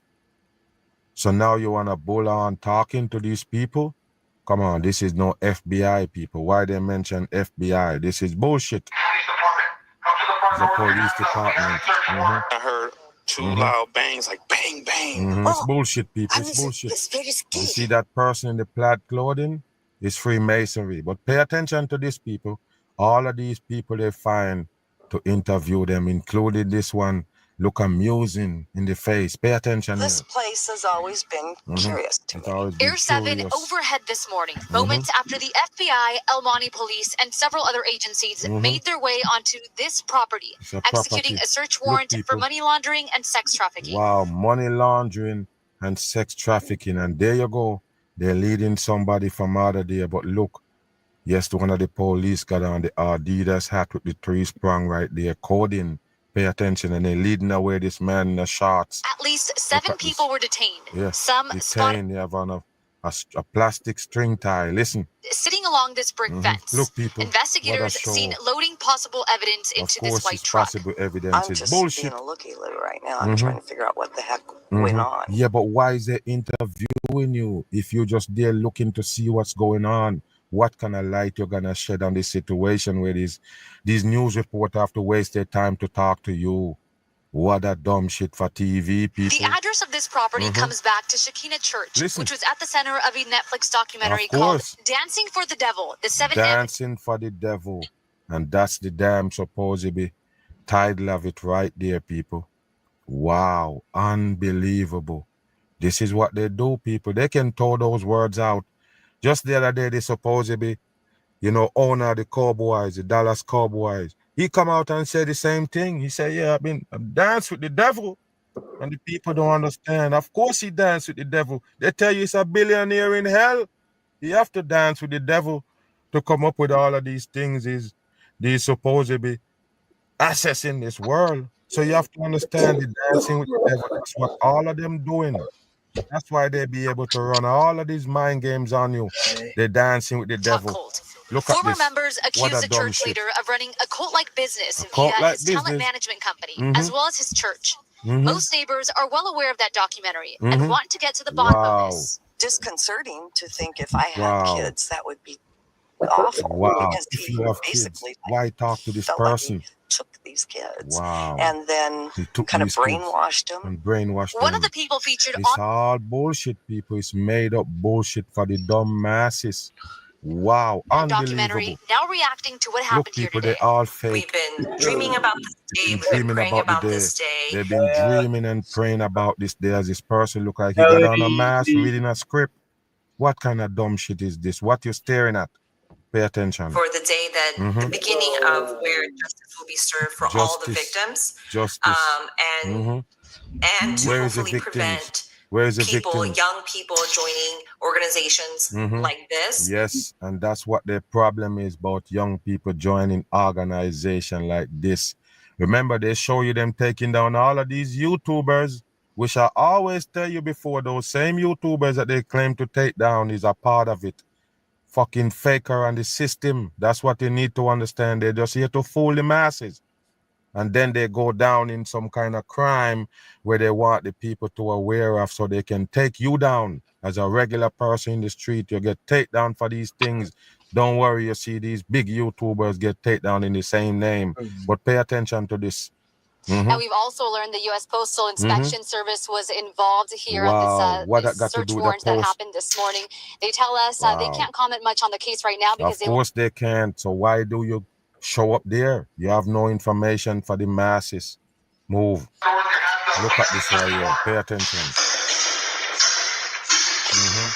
So that means they're trying to tell you that the FBI flash bomb them and then run up in the building, and then you see them with all those guys sitting outside. Pay attention. Out Look. of this, a quiet Tahunga neighborhood rocked by flashbangs. Federal agents storm a property tied to the shocking allegations of sex trafficking. That dramatic raid today tied to an alleged TikTok cult. I'm going to ask you a question, people. Since this facility is there, they heard about all of these things. The police should do an investigation. Why not investigate? You mentioned FBI. That's what they do. FBI gonna investigate, sit on the spot. They're gonna set up these surveillance where they're gonna try to find out what's going on in there. And the only way they show up, if they actually can confirm that, yes, they are doing it. And when the FBI show up just to pick them up, they're not gonna go talking on no bull on, break down no barrier, all of these bullshit that they tell you. This is a hoax. 100% hoax. Gina Silva, she joins us now live in Tahunga with more there. Gina? All of them at the same spot with the gate here down there. Well, it may have started as a Netflix documentary, but now it is a full-blown federal investigation. Federal investigation, but you show up at the site before you investigate. That's not FBI. Wow, unbelievable. If only the public know these things, they will never get tricked by the news. The FBI don't investigate after they show up. They investigate first, so when they show up, they know who exactly to pick up. That's the FBI, not the regular police I'm talking about. The regular police will just show up just to show up. The FBI don't do that. They investigate, and when they come to that conclusion, they come to pick you up. They're not gonna miss. So what kind of bullshit is this? The FBI come there, come rake up the place, and then investigate? No, they investigate with nobody knowing. Not off no fucking Netflix documentary. This is bullshit. Now, right behind me, this property is usually closed up, tight, every single day, but today... Yes, so Max is funny. Anyway, yeah, FBI, when they're involved, like, it's not like Silence of the Lambs stuff, you know. They're there to help cover up shit, I guess. Anyway, that's crazy. Federal What a agents joke. ran through that gate. The federal government, they're the one who own that building and use it to run a psyop on the masses. Fucking psyop. Look at that, the same bullshit again. Who was recording it? It sounded like gunshots too. Wow, there go the same woman again, people. Wow. What a joke. What a In the joke early for the morning masses. hours, local and federal law enforcement arrived in this quiet Local Tahunga and neighborhood federal. to serve Bullshit. a search warrant Look at them alleging people. sex trafficking, money laundering, tax evasion, Listen. mail fraud, Look at and this people. Pay COVID-19 attention, people. Even COVID-19 pandemic. Wow, I guess related fraud.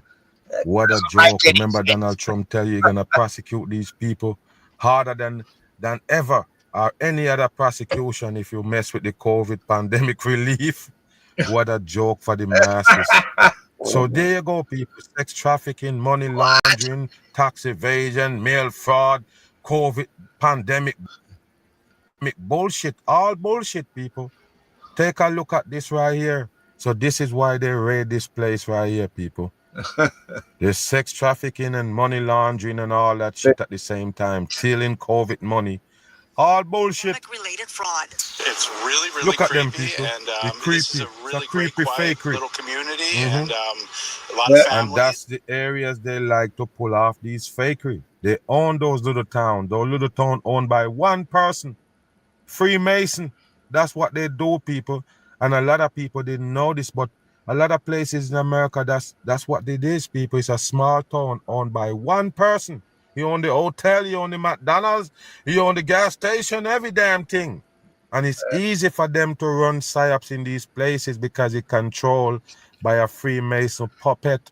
Those are the only one that gonna get to own those places and own these. Like Scott, you know, he's got the Chosens moving into his area, taking over the whole place, you know. Here it's the Masons. These things here. You have to understand it's a set up bullshit they're feeding you right here. Move. A social Listen to media this. influencer is behind bars Okay, after another his one. viral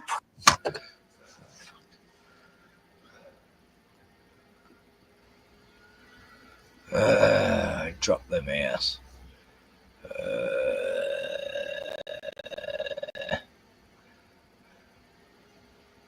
I was just showing you this so you can see what the face of evil is. This is evil.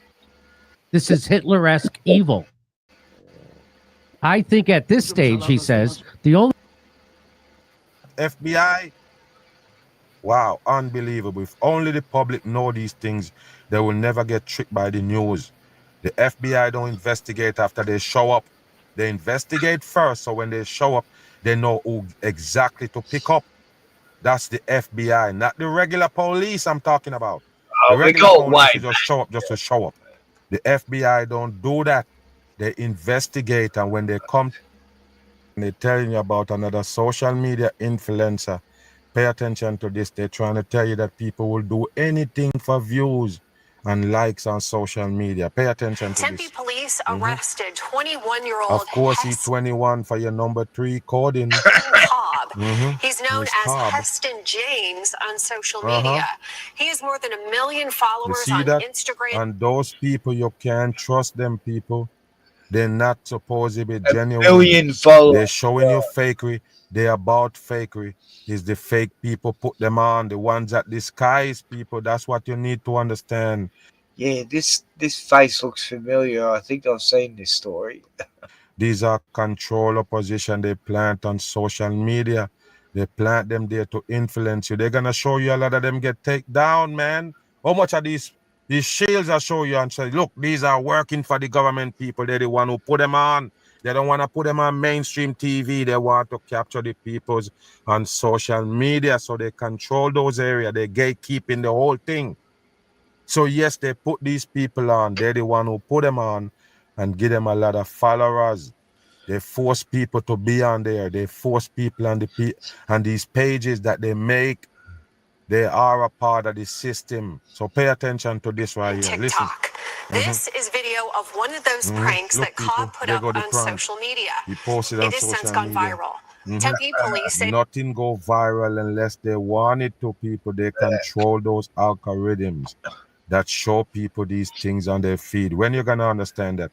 If you post a video and they don't want nobody to see it, they're not going to see it. If they want it to go viral, that's the only way it can.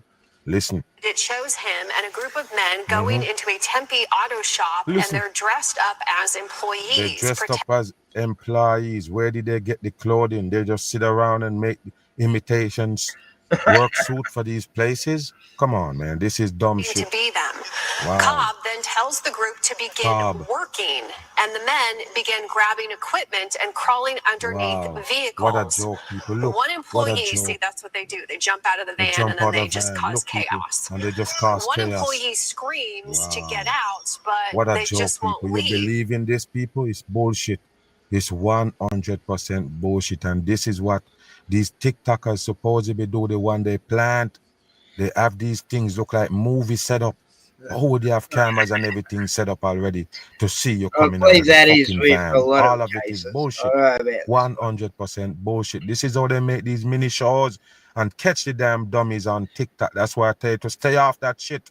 They use it to catch a lot of dummies using these faggots right here. They're all fake. 100% fake. They're just, again, just causing absolute chaos. Yes, they like that In word. another viral video, Cobb shows up at a Chipotle dressed as a worker. He tells employees he's bringing in a crew to quote. So you just dressed up like a worker and just come in, and these people don't have no idea that you're not a worker. You don't work there. These people working there. They have supervisor. They have all this set in there already, and you're just gonna show up as a worker and start giving orders, and the people believe it. What a damn joke for the masses. This is what they're doing on social media. They tell you, look, we go into this secluded area. You see the Jake Paul get put on with the same shit. Oh, we go into this suicide place where people commit suicide in China or Japan and go there, and then bam, somebody commits suicide right there on his page, right there on his camera. What I tell you, people, it's all made up. These are all characters that they plant. All of them that you see people run behind on TikTok and Instagram, they plant. Of course, they planted there by the government people to continue the dumb brainwash. This is movie style, TV style. They just use it on TikTok to capture you. Right there, the same fakery. clean and house. he Look. tells the employees that that they're all basically going to get fired, or they're going to be cleaning up basically cleaning this area up. Joke. Apparently. What a joke, people. And then the employees at the Chipotle called 911. And then what? A lot of these prank videos may seem when like they call 911, what happened? You come to show the damn big shield right there with the sun ray off it, police with the 33, and also 3-star coding right there. What is they come to tell you? Why the police coming and giving the news an interview for that? It's bullshit. games, they garner millions of views. They got millions and of these views, so they influencers make get it. a lot of money for Look, these. you see that? You see the face? How the face look? It changed now. These influencers get a lot of money for these fakery. Like I say, it's fakery, and all of them know it's Hollywood produced those videos. 100%. Or they're showing you them hanging off a cliff. Do you believe that there's a cliff there? They're still in their home with green screen. It's the same fucking shit. They've been feeding you on TV, and they give it to the TikTokers to use it to brainwash your ass. Really, they're affecting businesses. They're affecting people. They're Did you lock them up? The regular operations. So that's where things start to become criminal. Yes, it become criminal. There you go. There go your criminal. 21 years old for the coding. Don't believe in none of these social media sodomites that fooling you. Like I don't tell you, they're gonna be on the TikTok all day of the week. It's a dumb down network. Catch me on the run. I'm gone. Bam. Yeah. That's right, sir. You're unlawfully using your horn. Okay. Wait a minute. She said he pulled because I'm asking for him. Yeah, it's unlawful use of a horn. This hardworking blue-collar guy is sitting in a traffic light in his neighborhood, almost home from a 14-hour workday as a welder. He's waiting. He has his blinker on. He's ready to turn. Finally, the light changes, but then the car in front of him does nothing. It doesn't move. Apparently, the driver's not paying attention. So he does what any of us would do. He honked his horn. But there's a problem. The driver in front of him is a police officer. Having a horn briefly tooted at him hurt his feelings, so he began to harass and retaliate.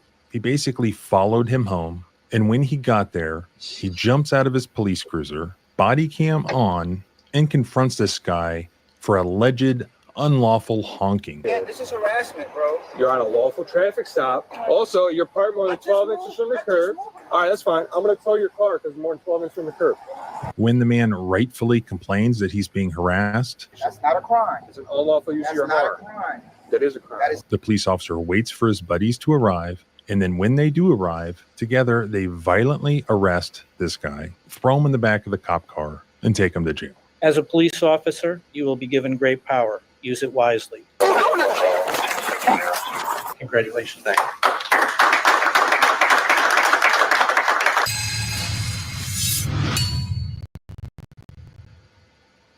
This incident occurred on July 19th, 2024 in Troy, New York. Specifically, it happened at this intersection. Matthew was on his way home. He had just worked a 14-hour day as a welder. He's almost home. He's sitting at a red light. His left blinker is on. There's only one vehicle in front of him at the light, and that was Officer Taylor Gamache of the Troy Police Department, sitting there in a marked police cruiser, sitting at this light on 3rd Street facing south. He was stopped at a red light. He did not have a blinker on. Matthew was in his car, stopped directly behind Officer Gamache, intending to turn left onto Madison Street, where he lives. Unfortunately, Officer Gamache was apparently occupied with something in his vehicle, and he didn't notice when the light turned green. After waiting a bit, Matthew sees that Officer Gamache has not perceived that the light turned green, so Matthew gave what he described as a brief toot on his vehicle's horn. Although Officer Gamache did not have his left turn signal on, as New York law requires, he thereafter, after the toot, he turns left. Ostensibly because after the toot, he noticed that Matthew's left turn signal was on. So the officer turns left. Seeing this, Matthew became afraid that he was going to suffer retaliation. So he then turns his left signal off and proceeds straight to take another route home, because now he's starting to get afraid, well, something is going to happen to him. Officer Gamache then circles the area, eventually re-encountering Matthew as Matthew pulls in front of his home. Because there was an unrelated vehicle in front of Matthew's home, and because the garbage cans were in the street obstructing where he was going to park, Matthew was forced to park more than 12 inches from the curb in order to retrieve his garbage cans. It was his intention to move the garbage cans out of the road and then to properly park his vehicle. As he was doing so, Officer Gamache approaches in his marked Troy police vehicle, purportedly intending to make a vehicle and traffic stop. But in reality, he was harassing Matthew because Officer Gamache was offended and annoyed by the short toot that Matthew had given him with his vehicle's horn. Traffic.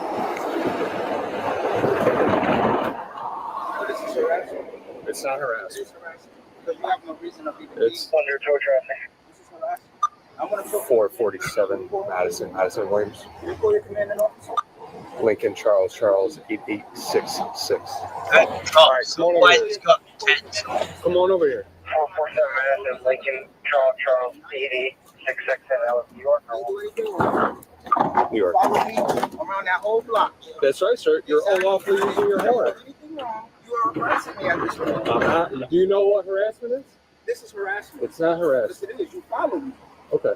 Okay. If you're not going to be compliant, you're going to be detained. Compliant. Okay. For what reason? Because you're not being compliant. It's obvious that this hardworking guy feels like he's being harassed. He knows that he's done nothing wrong, and he knows that this police officer is abusing his authority to get back at him in this really childish way that he can only do because of the virtue of the fact that he's a police officer in that jurisdiction. And you know, it was only in July of 2021 that Taylor Gamache was sworn in as a police officer by the mayor of Troy, New York, who gave this speech about this noble calling that Taylor was entering, where now he was going to potentially sacrifice himself to protect and serve his community. You are not just starting a new job, you are answering a calling to serve.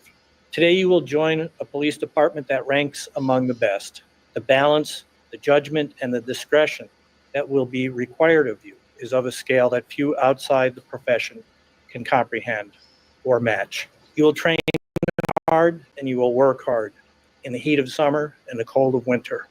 You will put yourself in dangerous situations and make personal sacrifices.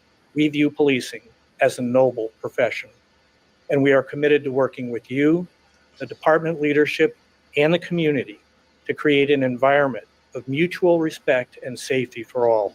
As a police officer, you will be given great power. Use it wisely. You will be a leader in the community. Act nobly.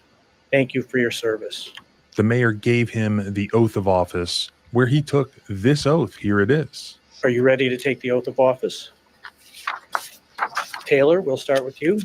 Taylor, please raise your right hand and repeat after me. I, Taylor Gamache, I, Taylor Gamache, do solemnly swear do solemnly swear to uphold the Constitution of the United States, to uphold the Constitution of the United States, the Constitution of the State of New York, the Constitution of the State of New York, and to faithfully discharge the duties of police officer and to faithfully discharge the duties of police officer to the best of my ability to the best of my ability in Troy, New York. in Troy, New York. Congratulations. Thank you. Let's continue with the body cam footage showing him protecting and serving his community in an empathetic way and completely disregarding the Constitution of the United States. Come over here. I'm not going to tell you again. He's not coming out here. Call your commanding officer, please. Come over Again, here. this is harassment, bro. Come over here. No, I just came home from work. You're on a lawful traffic stop. Unlawful traffic stop. You're on a lawful traffic stop. Okay? Also, you're parked more than 12 inches from the curb. Okay, come over here. All right, that's fine. I'm going to tow your car because more than 12 inches from the curb.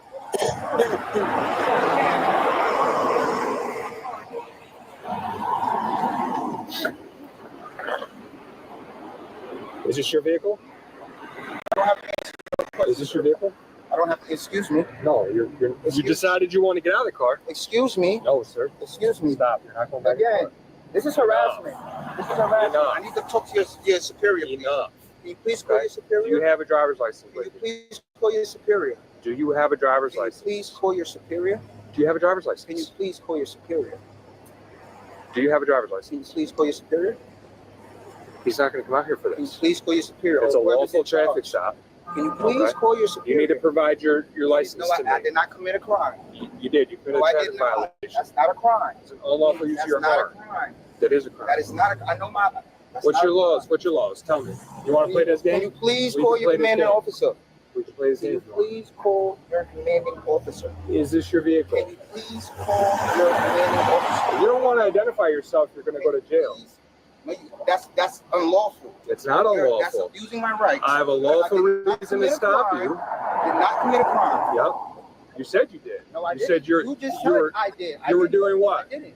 I didn't. Oh, now you're saying you didn't You didn't unlawfully use your horn. No, I did not unlawfully use my horn. You Okay. said I unlawfully used my horn. You I did. told you I did not. And you And said then I was and beeping. you started to lie to me right here about what the color of the light was. Yeah. Excuse me, officer, so I can go home and enjoy my day, please.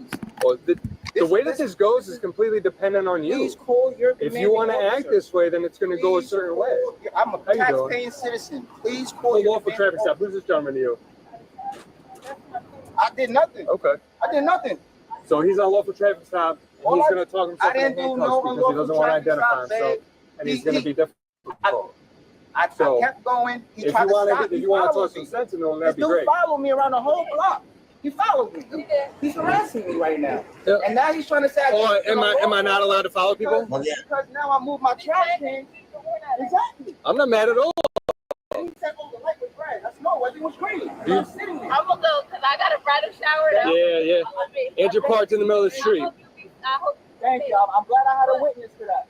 They incorrect. Exactly. Thank you. Okay. It's got nothing to do with that. Exactly. Yes, it has everything to do with I it. don't Just stop care me that for you bro. beep. Can I get your commanding officer, please? I don't care that you Can you beep. call your commanding officer, please? Thank you. Can you please, what's your name, sir?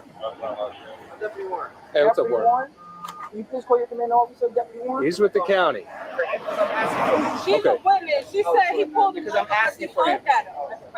Yeah, it's unlawful use of a horn. So this witness pulls up, who is apparently third in line at the same traffic light, witnessed the whole thing. She pulls up and she says she saw Matthew honk at the officer, and then the officer pulled him over. Officer Gamache admits several times that the purported reason for the stop, if you want to call it a stop, was this alleged unlawful honking. So I got a copy of the actual police report, and this is what Officer Gamache wrote as far as his alleged reason for the stop. On the above date, time, and location, during routine patrol, I directly observed Mr. Edwards operating the above vehicle while he used his horn improperly by sounding the horn in a manner, which is misspelled, other than a reasonable warning of an emergency. A traffic stop was conducted, and Edwards got out of the car and started walking away from a uniformed officer. Well, that's not actually how it happened, was it? By the time the officer pulled up, Matthew was already out of his car and messing with his trash cans. But the officer wrote it in such a way as when a judge would look at it later, or a police chief, or a mayor, or anyone, if they would read that, he's alleging something much different. You have this traffic stop, Matthew was pulled over, and then he just walks away from the traffic stop and disregards the officer's commands. When what really happened was the officer got his feelings hurt, that he got honked at, he drove around the block, and then he pulled up to Matthew's residence after Matthew had already gotten out of his car and was in the process of moving his trash cans. And as for this allegation that there is some crime in New York called unlawful honking, this is essentially a generic equipment violation charge, section 375(1)A. It merely says this, and you tell me if this applies. Every motor vehicle operated or driven upon the public highways of the state shall be provided with adequate brakes and steering mechanism in good working order and sufficient to control such vehicle at all times when the same is in use, and a suitable and adequate horn or other device for signaling, which horn or device shall produce a sound sufficiently loud to serve as a danger warning, but shall not be used other than as a reasonable warning, nor be unnecessarily loud or harsh. So New York law requires you to have a horn. It's required to be sufficiently loud so as to warn of potential danger, but also saying that it shall not be used other than as a reasonable warning, nor can it be unnecessarily loud or harsh. Well, reasonable warning of what? Perhaps a warning that a car is sitting in the middle of moving traffic and not moving. Warning that car of danger because he's sitting at a green light, not moving. Putting himself in danger and putting other members of the community in danger. I honked at you for your safety and mine. Could we think of a scenario where you could commit a honking crime? Sure, you could have one of these boat horns on your truck, or you could just drive through somebody's neighborhood blaring on your horn just to be obnoxious. Is there anything remotely close to those scenarios here? No, it's just a general equipment violation that's being misused here. I don't think reasonable suspicion for the initial detention even exists. I just moved my trash can Okay. so I can park. Come here, you're being Please do not touch Come here, you're me. being detained. No, I'm not. I did not commit a crime. Watch out. I did not Watch commit out. a crime. Come here. I did not. Do not touch Come me, here. sir. I did not commit a crime. Okay. I know, because he's been following me around the whole block. Stop. I did not commit a crime, sir. Stop. Do not touch me. This is unlawful. Put your hands behind your back. What you doing that for? What are you doing that for? My hands are doing. I can't even do it. Put your hands behind your back. Me. I can't put my hands behind my back if you're on your stuff. I can't. I can't. I can't. He's on my arm. I can't. Yo, bro, what are y'all doing this for? Again, this is unlawful. I'm not arresting. This is unlawful, bro. Can y'all get your commanding officer? Can y'all get? Stop. What do you mean you're on my pelvis?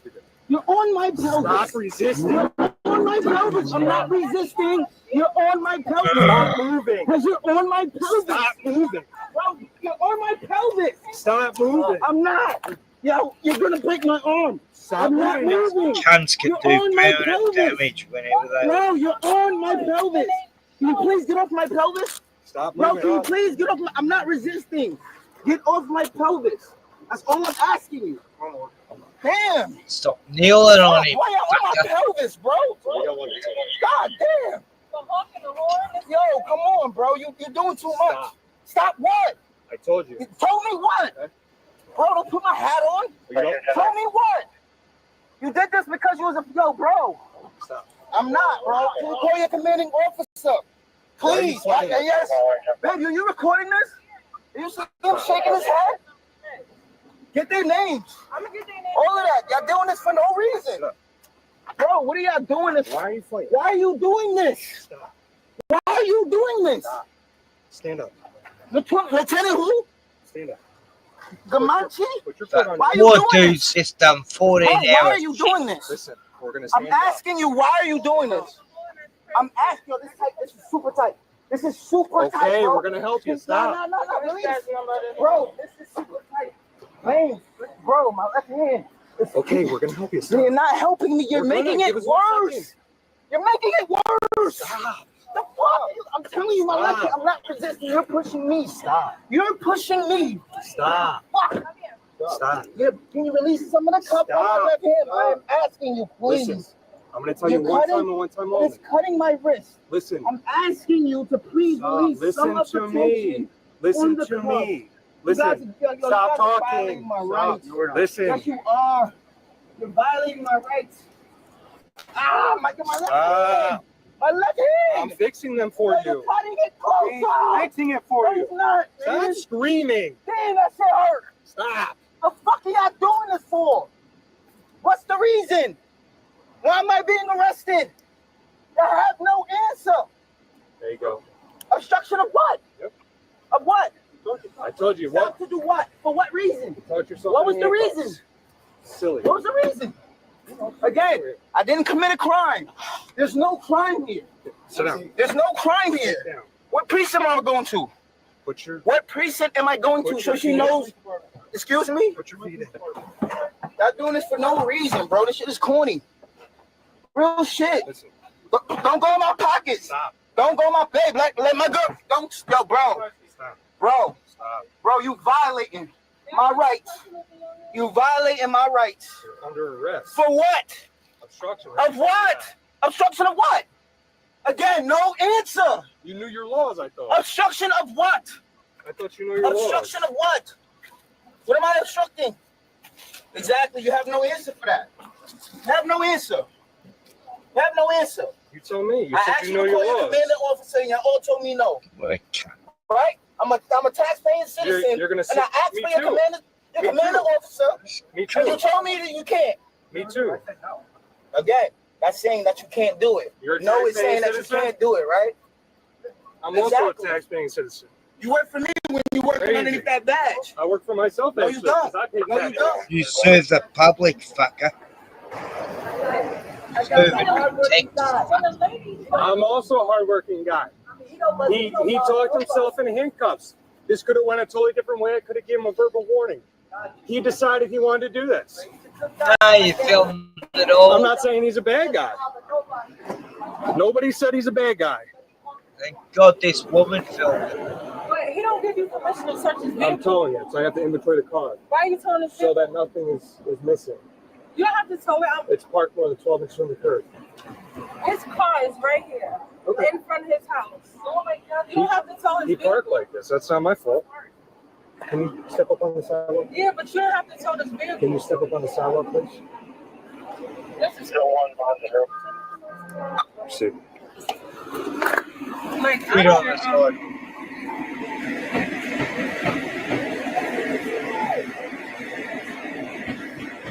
See? I don't understand why we're acting like this. Ma'am, for the third time, I'm going to ask you to go back up No, on the I know. sidewalk. I'm just looking. No, you're walking To right see- towards the No, car. I'm actually just looking to see how far it is. Look on that side. Look on that side. I know he can't tow it. He's trying to tow it. He's trying to tow it. If you feel like it, you don't have anything going on.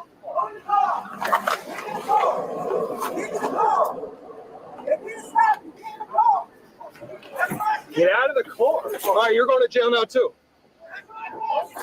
Get out.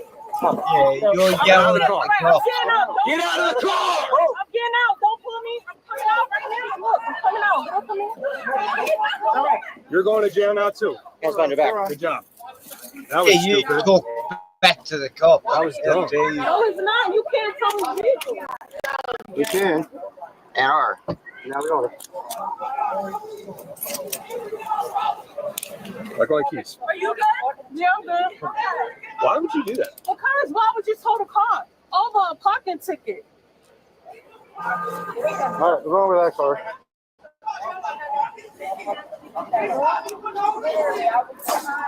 This is crazy. Makes You no literally sense. just did that to yourself. No, That I was dumb. didn't. You did. You can't. First of all, why You are absolutely towing the car? did. He just said you can't tow the car. How you towing the car? Who said I can't? It's because she's Oh, filming I him. forgot. He said I can. Yeah, that's right.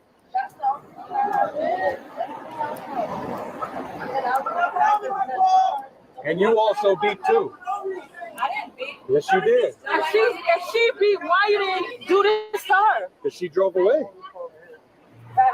Somebody take my protection, bro. I don't understand why she can't just take my car. Look, you just told her to get in it. Now Like she's a gonna go. harsh neighborhood. I know that. Red helicopter. I know, I'm the lawyer. That's crazy. Let's see. Oh, God. You all right? You need somebody to get your pants? No, I'm fine. Bro, why are you towing my car? Why are you towing my car? You're 12 Well, she's inches right there. away Just from to the take curb. it, bro. I need you to chill. Come on, bro. You doing too I need you to chill. Private. You just handling that, Scott. I've been nothing but calm with you. I have been too. You haven't. You've been like this. the No, whole no. I got like this when you time. started. What is your first name? Bro, I got like What is this. your Let first me name? finish, please. No. What is your first name? Again, I did not commit a crime. Okay. I did not commit a crime.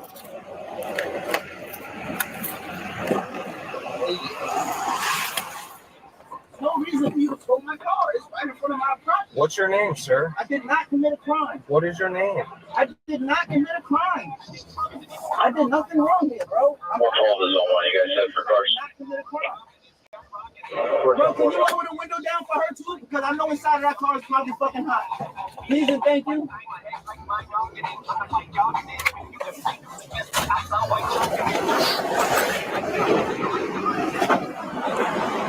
Rick, you got a tow sheet? But he didn't do nothing wrong. I wouldn't listen to him because he already got I didn't commit a crime. Crazy. As Matthew watches from the back seat of the police car where he's handcuffed, he watches Officer Gamache then have his car towed from his home where it does not need to be towed from, basically just to be a dick. Perhaps this is what the mayor was talking about when he said to use your power wisely when you're out serving the community. No doubt one of the reasons why he's towing the vehicle is because then that entitles him to do an inventory search of the car, allegedly to check to make sure that there's not valuables in there. So he's collecting and inventorying and protecting the valuables that belong to Matthew. No, he's treating Matthew not like the hardworking welder that he is. He's assuming that he's a criminal in possession of illegal drugs, and that's what he's doing. He's looking for illegal drugs. He's even opening over-the-counter medications that he finds, just in the hope that he can jam him up on some illegal drug charge. Of course, he finds nothing, but he's still triumphantly having that car towed from the home where this car is even parked in the Google Earth satellite imaging of this property. Man, y'all doing so. Listen, I need your information because if not, you're not gonna be able to return your car. You were towing my car in front of my house. You've seen exactly what I was doing. You're under arrest. For what? For obstruction. Of? And you're getting unlawful use of a horn. How is I'm using a literally? How? I told you from the get-go, right? Bro, you got mad because I beat you. I'm not mad at all. That's why you said unlawful use of my horn. You got mad because I beat you. You lied to me in my face and said the light was red. I have a witness that said the light was green, and she was there. The light was red, and then it turned green. No, it wasn't red. And I was red. looking both ways down the light roadway. Was green. Okay. So that means the pedestrians have the right to stop because they cannot walk because we have the right of way to go. Okay. You came to a complete stop. I just told you, the light is green. You got mad, bro, and you followed me. Yes, I'm coming home. That's I have an emergency. What do you mean? You don't know what I have to do in my house. If you should have called 911 if you had. What do you mean? If that's the case, right? If that's the case. So listen, I need to put the order information on here because if not, a crime committed. Can you please call your commanding officer? Please call your commanding officer. They're not going to be able to release your car. Please call your commanding officer. I did not commit a crime. You're not going to be able to retrieve your vehicle. I vehicle. did not commit a crime. Okay. Come on, man. I did not commit a crime. You're not going to be able to retrieve your vehicle. Bro, I did not commit a crime. Okay. Please call your commanding officer. I'm just going to let you know that I believe it's like, call your commanding officer. It's like $25 a day. Please call your commanding officer. Plus they're like 200, I think. Please call your commanding officer. I have a witness who said it. Yep. It just so happens that that witness knows you, right? I don't know that lady. Yeah, she does. Okay. The lady behind me in the car sees everything. I know her. What are you talking about? Uh-huh. That makes no sense. Uh-huh. You just see my girlfriend asking for her number. How do I know her? Lies, bro. Throw me on the floor when I'm not even fucking. You resisted. You resisted. Yes, I'm over here. You resisted. I'm telling you, I let go of my pelvis. I think you do that. Stop grabbing me even tighter. I'm telling you, I go. I'm not resisting. The driver? Just let go. I'm sitting right here. I can't do nothing. When you're fighting with us, we're not going to let go. Again, it's 3 hours, so no fight. Yeah, when cops jump you and push you to the ground, you're resisting. That seems to be how it goes, I've seen so many videos where they just jump them and pound them to the ground and they said they were resisting. This is so fucked. Not at all. All the video's going to show everything. Don't worry about it. Follow me. I'm going to tell you one time. Come on, why did you? Again, that wasn't the thing. This is the last time I'm going to tell you. Why did you follow me, bro? Around the whole block. You committed a vehicle and traffic violation. There was no vehicle and traffic violation, bro. You got mad because I beat my And then you committed a parking violation. You were more than 12 inches from the curb. I did not fully finish parking my car. Okay. I got out did you leave your car running parked unattended? No, because if I did, it would have got stolen like it did last time. Okay. Okay, so why would I do that? So my insurance company told me take out the keys out the car. So you just parked your car? No, I did not park my car. All right, and then you committed. You committed the crime of obstruction when I told you to stop and you were trying to walk away from me. What are you talking about? What was the crime? At that point, why were you? What was the crime? No, you said you committed. I committed obstruction once I started walking away from you. So before I started walking away from you, what was the crime for you to start walking towards me? There was no crime. You're continuously trying to walk away from it. No. Again, before you just said I committed obstruction. So then- once I started walking away from you. So then What was the crime? No, you guys threw me against the wall. That's what you're under arrest for. You guys threw me against the wall. Yeah, I did. You were pulling and pushing I that put off. my hands up. Everybody see my hands was up. Everybody see my hands was up. And you threw me against the wall. Just because your hands are up. I told you I did not commit a crime. Okay. What was the crime? You can say it or what you was won't. the crime? Just like you say. I told you that there. Just like you say, I'm You not just resisting. came up anything. You but you're came up in your physically mind. resisting. That fucking. Okay. And then you told your old lady into jail. Well, now you can pay for her stuff too. Just for a check. You be ashamed of yourself, Lance. What do you do for a check? Shame. I'm an iron worker. I do That's construction. great. I build buildings. I don't That's sit on. fantastic. I don't sit in the office. Fantastic. Yeah, fantastic. Me either. Yeah, you do. All right.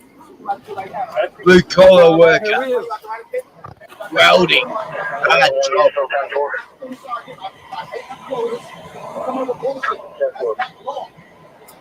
Fucking hard. You're right.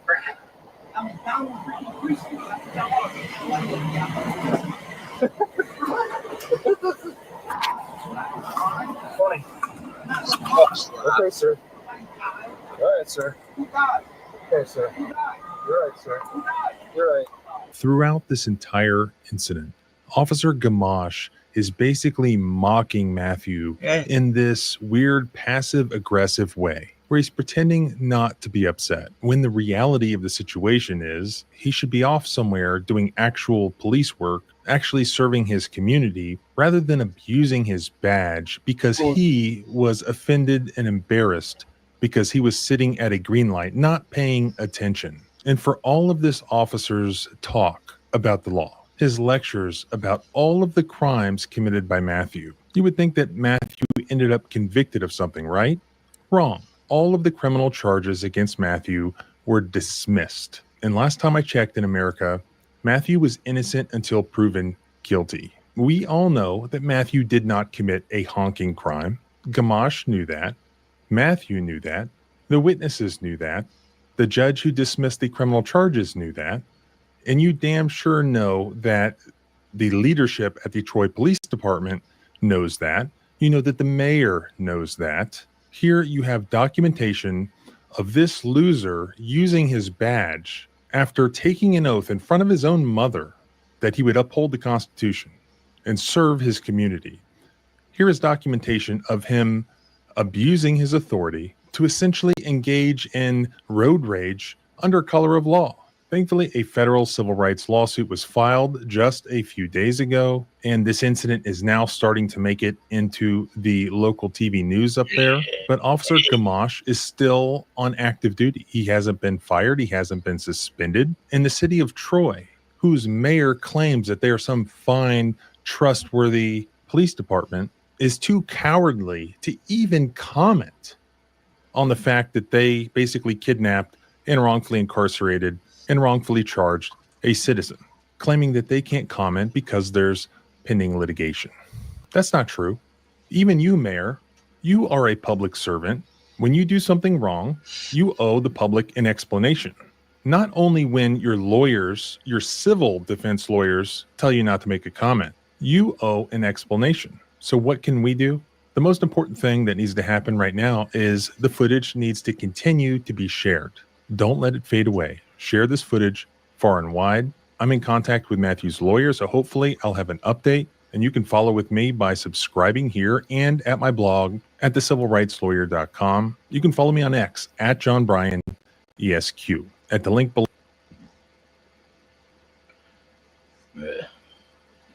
So, sub to civil lawyer, great channel. Bruno. Oh boy. You're panting.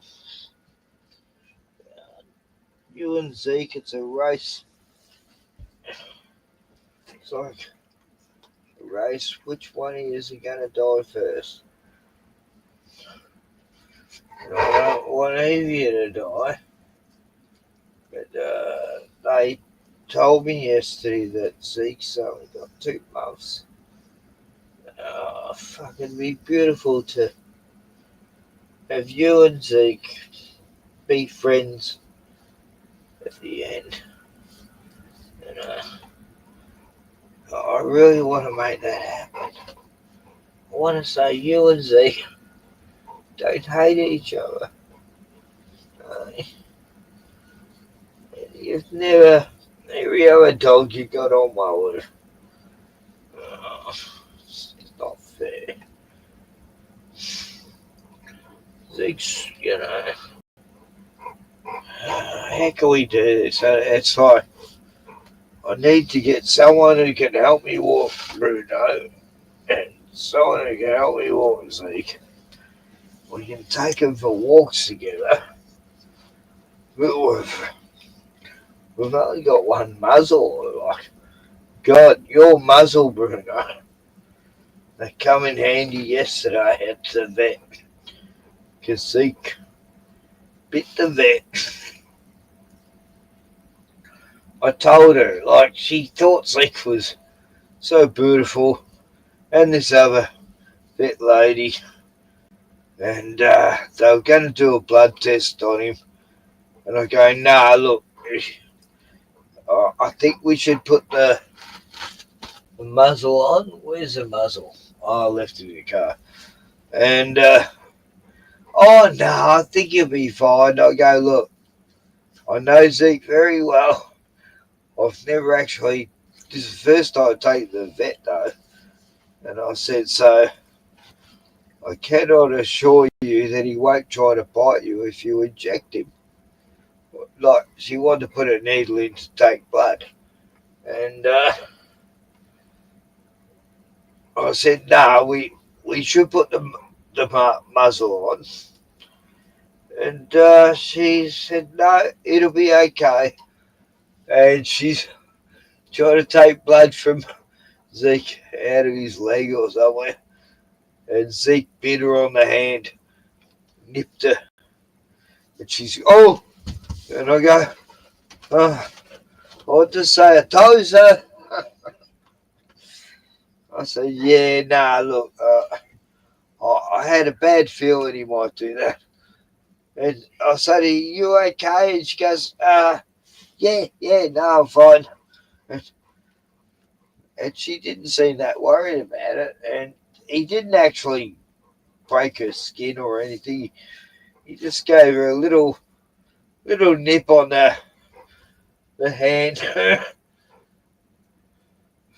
And, because, yeah, so we put the muzzle on Zeke, and then she's able to draw blood while me and another vet lady held him. And, yeah, it's amazing what they can tell from blood tests. Maybe, you know. You and Zeke love each other, don't you? Hey? Why do you have to fight over? I mean, the first time I introduced Bruno to Zeke had a mask on. Bruno didn't. And Zeke just started trying to attack him.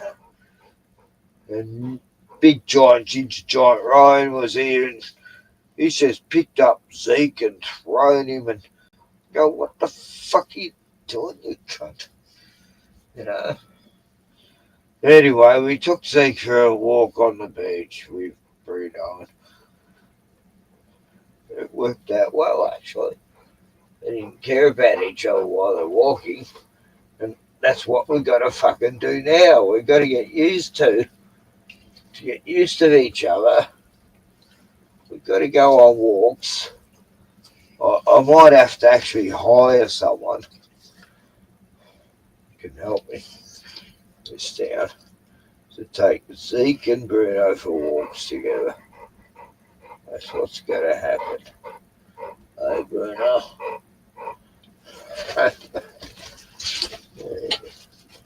You got to meet like 3 female dogs yesterday. They love you. They just adore you, don't they? Anyway, who's here? One person. Anyway, it's just me and Bruno talking the shit.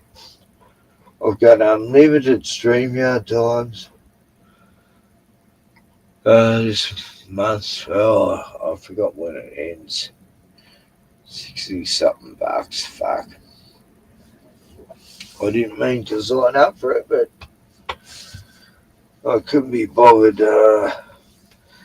So no, you said $1 this month, and it turned out to be $63 or something.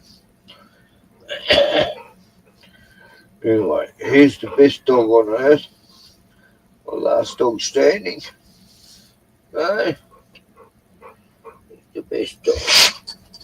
Oh, no. Oh, Kiva was sneezing yesterday too. Kiva. Hey, I've been sneezing. The shit they're spraying on us. In a Bruno. Hey. Buddy. Good boy. Anyway. That's it. That's the end of the world as we know it. New world's beginning. New world order. So, what does this say actually? Something to do with Bigfoot. Yeah, always. I'm born. Yeah. Anyway.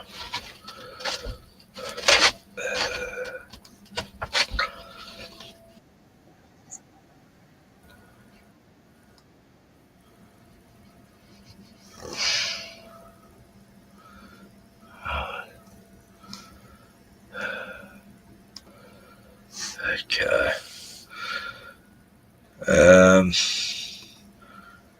Okay. What have I got on YouTube lately? I just shot a few vids I've put on there.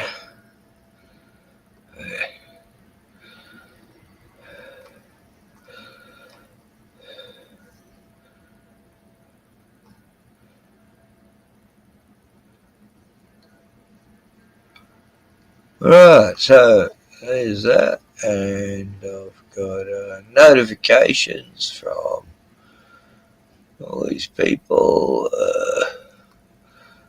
and then there's my channel. Right. Okay, let's have a look. Okay, out of here.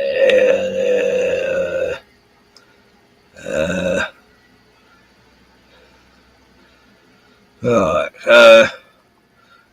I've shown that tonight. There's Rolly and Ivy. Oh, look at the shit camera I had. They love that damn.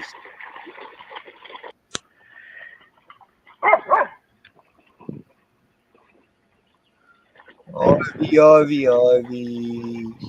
Rolly. Sashi was. Who was Sasha?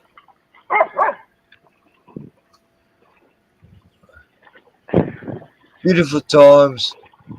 2010. Yeah. And oh my god. Oh my god. You see this? I don't know. Oh wow. I'd run it over. This is golden. Oh wow. Oh wow, it's starting to fight. Shut. Y'all, there are people filming left and right.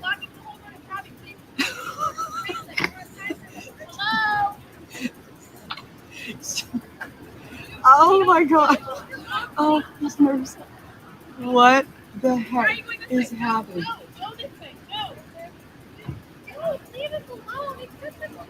Jeez.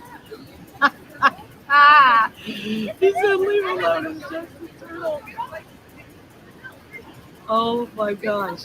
I don't know if it's a stage or what. I think it is, actually. But I just ran him over. Oh my god.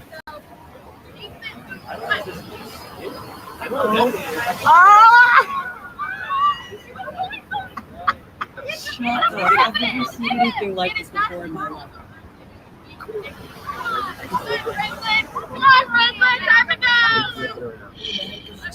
Flipping that turtle. These people are so abusive. Just let him go. Can you believe this? No, this is crazy. I'm working right up the road. It's like, what's going on? Does this happen around here a lot? Yeah, there's a lot of turtle problems. Yep, help the turtle to the side of the road. I reckon it's stay. You guys are good Samaritans. Thank you for helping the turtle.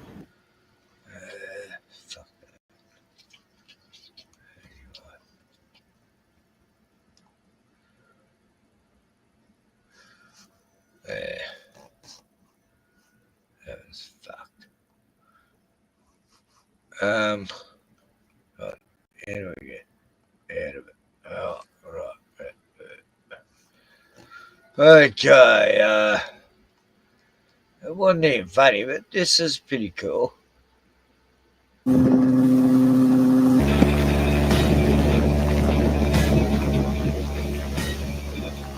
Meet Robert Maddox, aka Rocket Man. A one-man army of jet-fueled chaos, speed, and pure, unfiltered passion. While most people his age are settling into quiet hobbies, Maddox is lighting jet engines in his backyard and strapping them onto everything with wheels. From go-karts to bicycles to even full-blown trikes, if it rolls, he'll rocket it. But the main catch isn't just about noise and speed. This is about the heart. This is about chasing a childhood obsession with fire and flight and turning it into something real that is loud, blazing, and unapologetically bonkers. No, I don't even know if this is real. His obsession with thrust-powered madness started when he was just 10. He was captivated by the raw, thunderous power of engines that could propel machines into the air or blast them across the ground. Well, we are pretty sure that love for engines never faded. It just got louder and faster and way more dangerous. What makes Rocket Man's work so special is the man himself. Obviously, this is neither a company nor a lab-backed inventor team. This is one guy in a garage, building pulse jets from scratch, tuning them by ear, and trusting his gut. Every ride he builds is a tribute to raw human will. They don't ask for permission, they demand attention. In his world, there is no such thing as test pilots or simulations. He's been called reckless, he's been called insane, but one thing's for sure, he's unforgettable. Because in a world that's obsessed with playing it safe, Rocket Man is out there defying the rules. And don't mistake this for fame or for fortune, but simply because he can. So next time someone tells you you're too old to chase crazy dreams, just remember Rocket Man is probably somewhere in the desert, building another monster, with a spark in his eye and jet fuel in his veins. If you have... Yeah, I know. I'm calling bullshit on that. Anyway.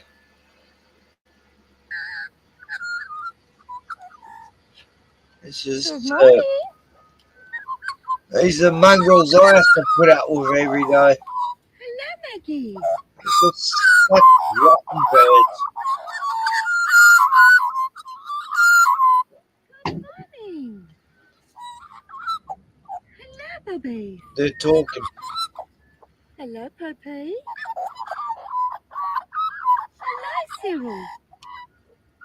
Hello, Cyril. Hello, Grizzlegum. Hello, Grizzlegum.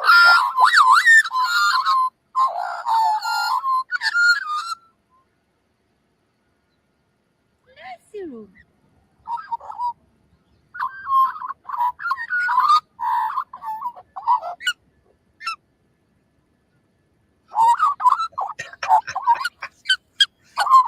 They're all talking. Beautiful. I love it.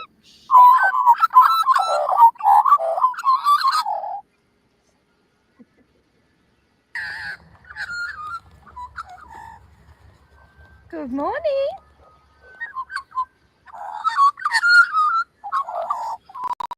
Hello, Maggie.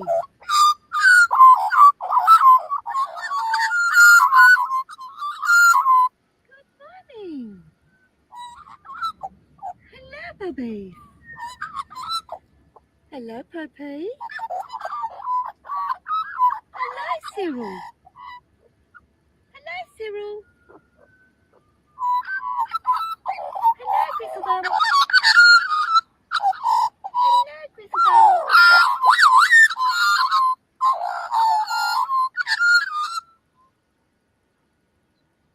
Hello, Cyril.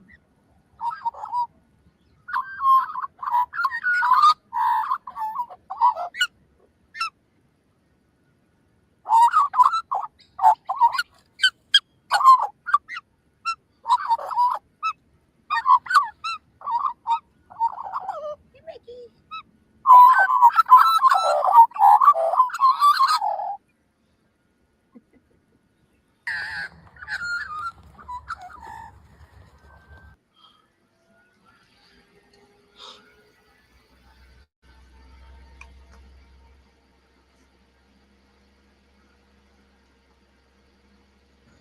How do I enlarge it?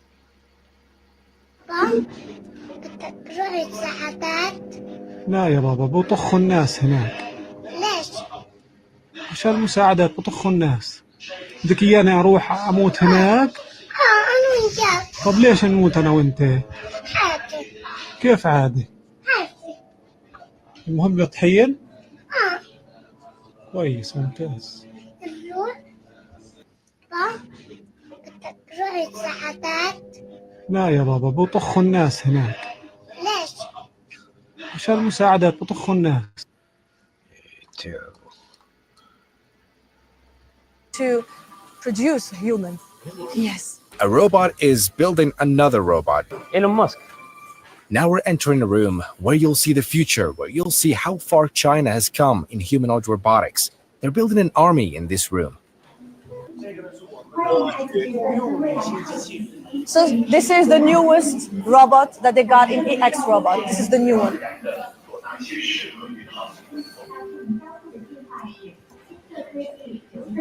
That's scary. Look at the skin. Look at the details. 这个是 Joe， 打个招呼。 Could they pose a threat to humanity one day? 哎，还有个这个吗？哎 ，This is the first EX robot who can walk. Okay. For the future, they will have a full, complete robot humanoid one. In the future, they'll be used in fields like education and healthcare. They'll become part of society.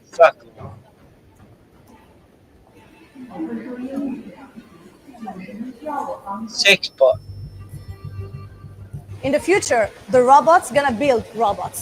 Why make them look like? So they think that the robot in the future, we can use it in education, in services, helping old people in hospitals. So he thinks that we really need robots in the future. Shoot her in the head, please. She's looking at me. It means that in the future, we're gonna have more robots. More robot, and maybe we're gonna stop this. Yes. He said, like the machine, we never get tired from building robots.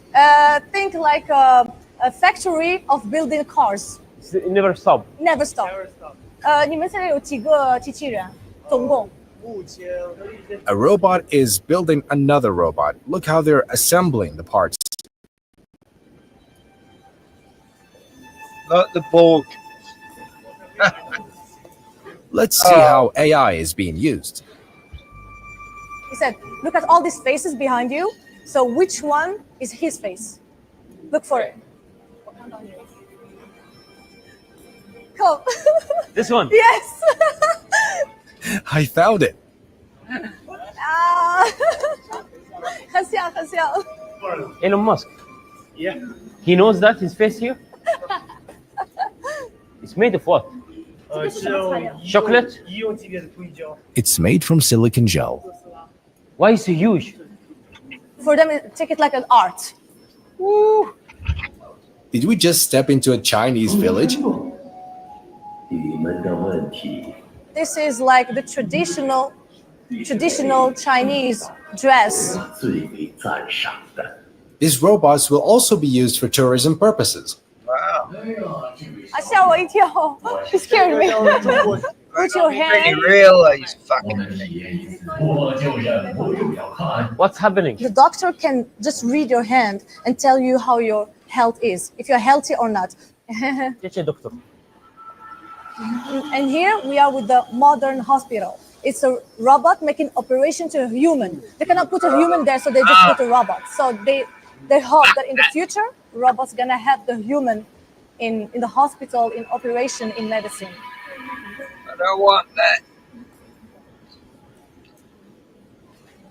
This is how they will assemble humanoid robots. It can punch?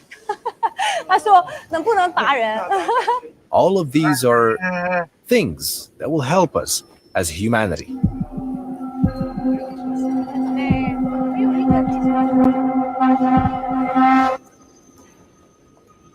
We are the first foreigner to enter this museum. Thank you. Yeah, yeah. Thank you. 谢谢你，谢谢你，谢谢你。 Okay. You'll feel like you're in a sci-fi movie. Look, is this a funeral or what? So this is like the latest skin robot they could do. You can touch the skin. It feels real. Which hand is real and which one is the robot's? Welcome to the future. Welcome to the future, my friend.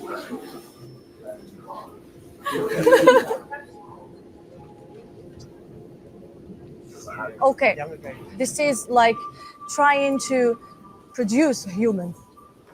Yes.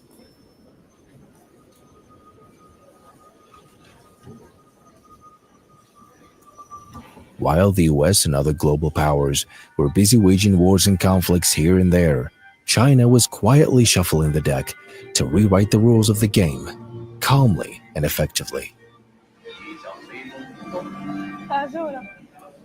Beethoven.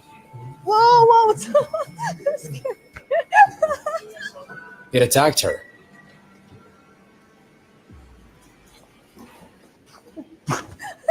Okay. Britain once ruled the world, then quietly stepped off the stage after 2 world wars. So, is it time for America to quietly step back too?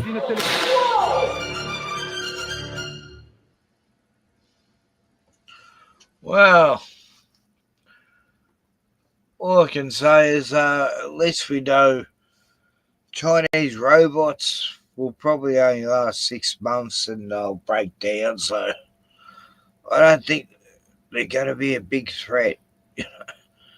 Chinese robots won't have a big lifespan and they won't be perfect. They'll be cheap shit. Bruno.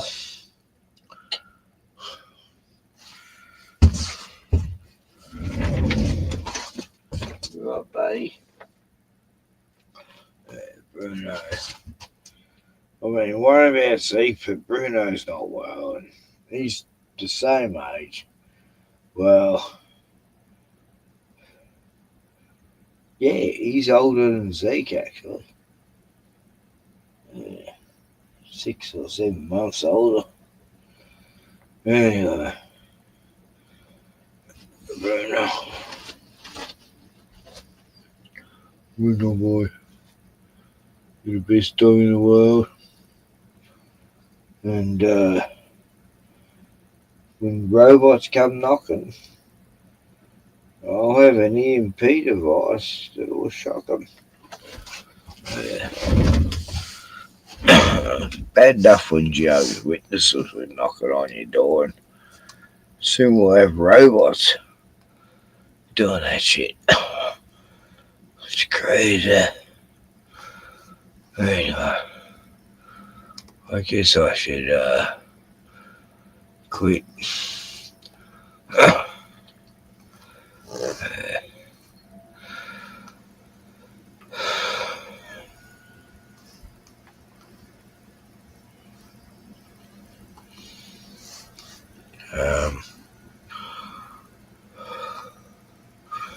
Okay, now I might show a bit more stuff because I've got unlimited time here. Alright, so okay. Right, so we watched some civil rights lawyer cops being naughty. Oh yeah, 007 streaming right now. Who's he got on? I think Foy's on there. Let's have a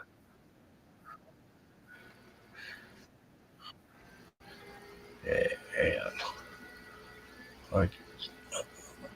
I'll go on there actually, baby. Because I need to help educate these people. And they need my influence. And right, stop screen. Yeah, screen. I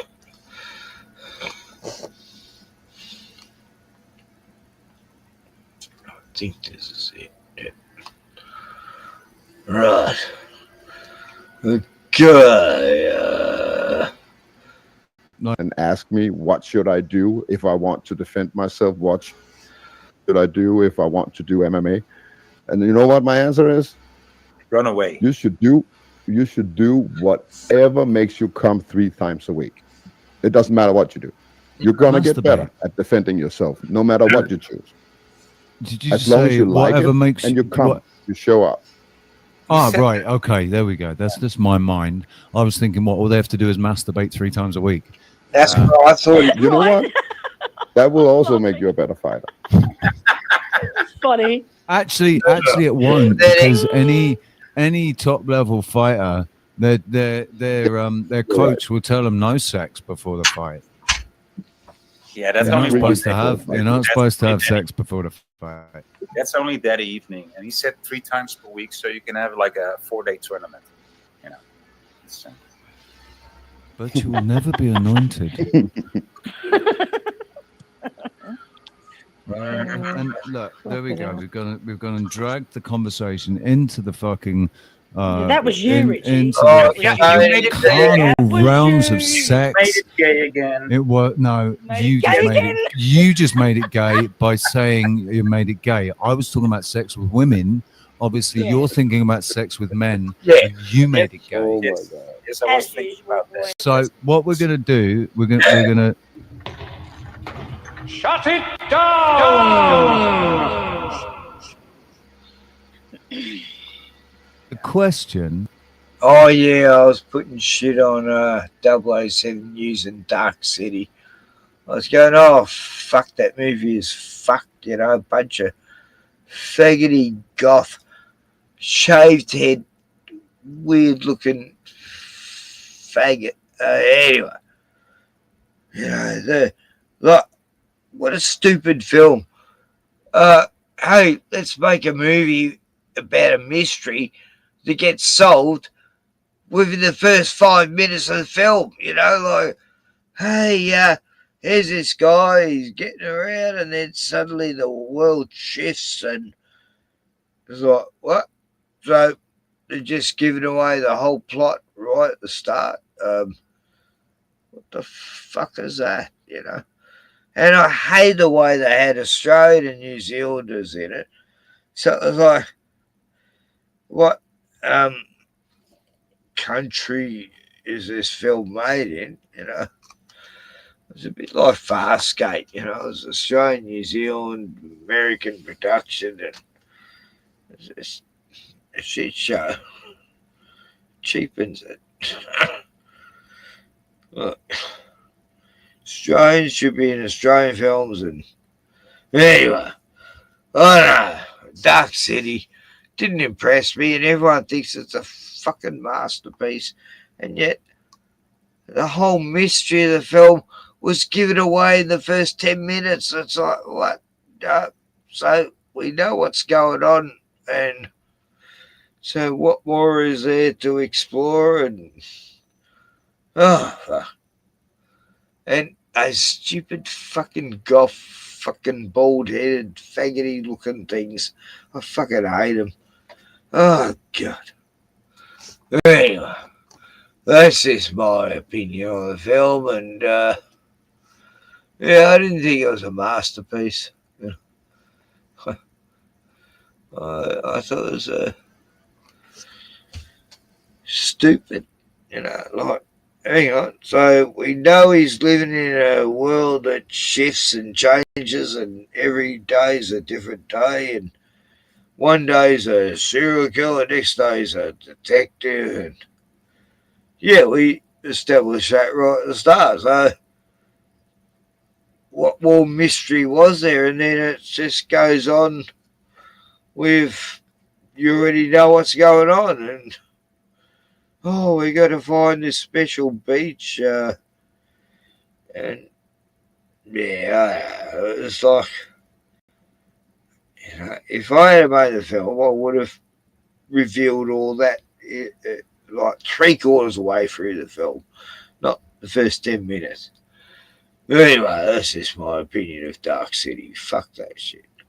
But 007 seems to love it. And oh, that's right, we're going to watch 007. Gordon loves 007. Glenn was on there the other day. Glenn from Melbourne.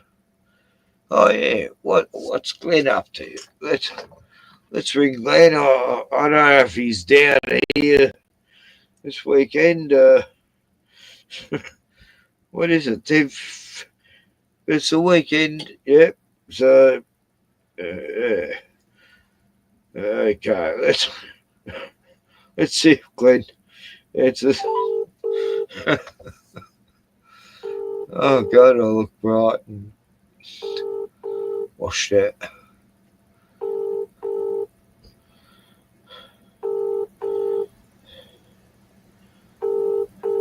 The person you are calling is not available. Please leave a short message and it will be sent as an audio message. Hi Glenn, I'm live stream right now. I just wondered if you should come down this weekend. Yeah, we'll meet up at the Lockie Cafe tomorrow.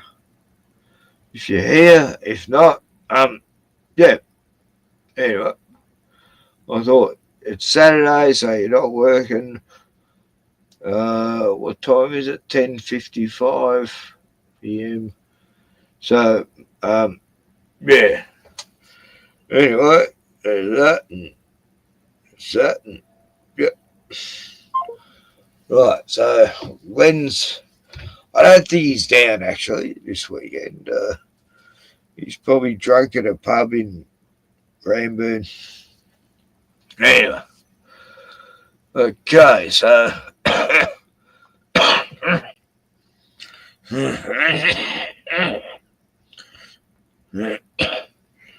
we can't wait for nice weather. Tomorrow's meant to be a beautiful day, and I can always breathe a lot better as long as they're not chemtrailing. I have that to look forward to anyway tomorrow. I'm praying to Jesus to stop the chemtrails just for a few days, so we can have some nice sunny days and do some stuff and go for walks and get out, go to the pub, have a can of meal, walk Bruno and seek together. That'd be beautiful. Anyway, what else has happened? Besides 007, okay, I'll show a little bit more. Let's see where this is heading. Okay.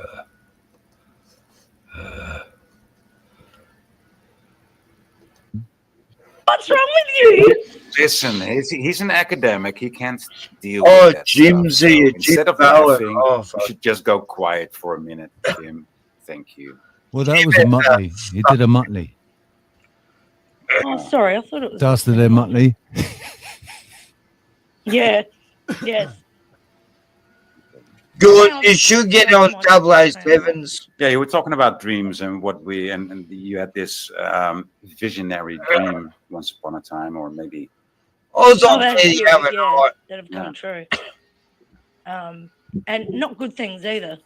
Some of them. Yeah, but were there's pretty- no time reference. You don't know when the thing's going to happen. No. And I don't think anybody knows when that's going to happen. It's like, so Jacob Israel, right, whose channel is now Jacob's Ladder, because of the amount of grief he's been getting because his channel was called Jacob Israel. But I've been watching him for probably 10 years, man. I've been watching him. And he has dreams. And he has these these ideas come to him, and he thinks that the message is coming from God, and so he posts on X or Twitter, I had this dream, I think something, this might happen, but no idea when. Oh my just God, says, I Richard. think this might happen, and then these things are coming true. These dreams, right? Rox, you know what we're like about deltas? Well, his Yep. dreams have deltas of, 22, like 22 weeks, 22 days, or like or 33, or 333, or fucking 112, or 111. 11, Like, these are how it synchronizes. These are the deltas, if you like. Like it'll be 8 weeks.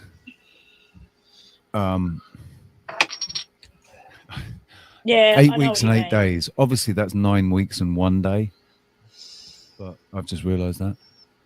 But yeah, Yeah, his I've got dreams what you are mean. coming Yeah. true. He has Yeah. been essentially prophesying on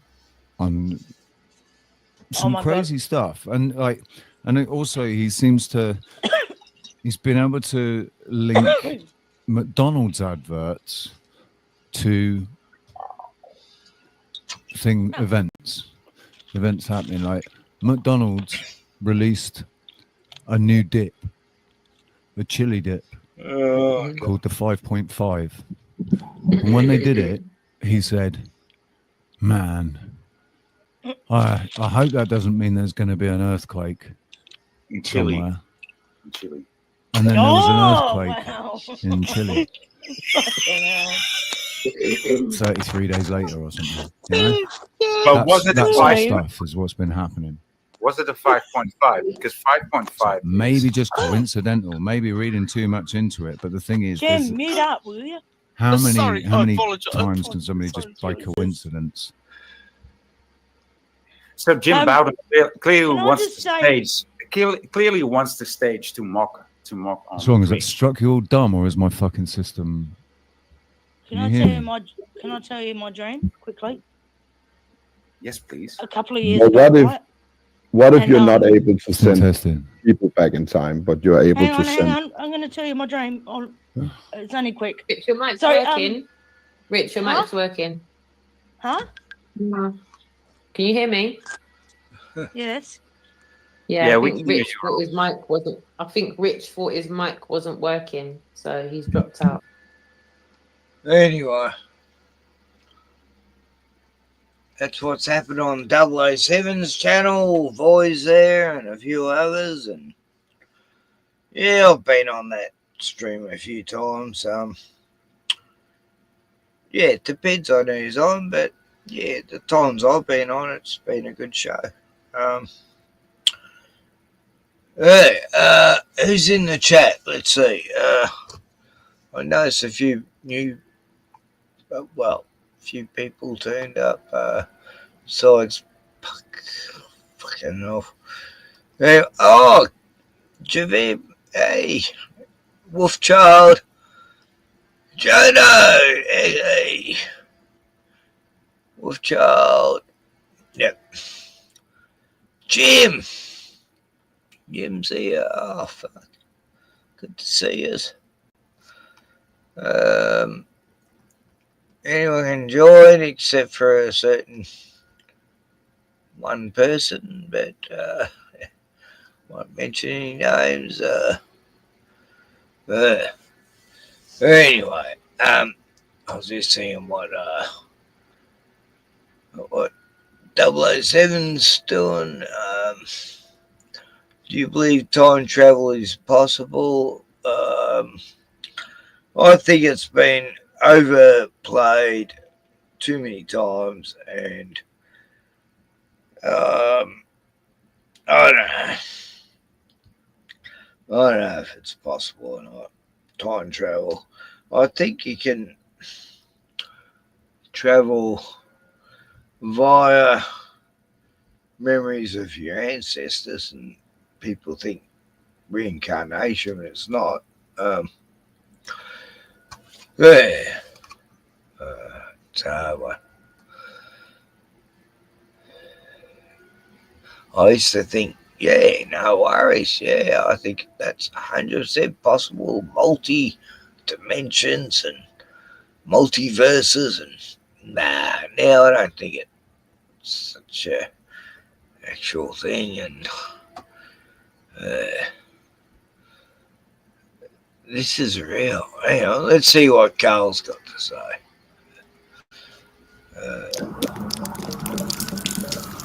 We ain't got no troubles, no reason to complain. 'Cause here in Great Old Britain, we just love it when it rains. Morning. We're cozy here at home, even though it's not our own. But wait a few more years and you can say everything is just fine. Everything is grand. Your life can get no better when you're living by the letter in this pleasant land. Everything is just fine. Everything is great. The streets can't get no cleaner, nor the rat meat any leaner. No, life is just first rate. This is a real advert about the UK by Coinbase.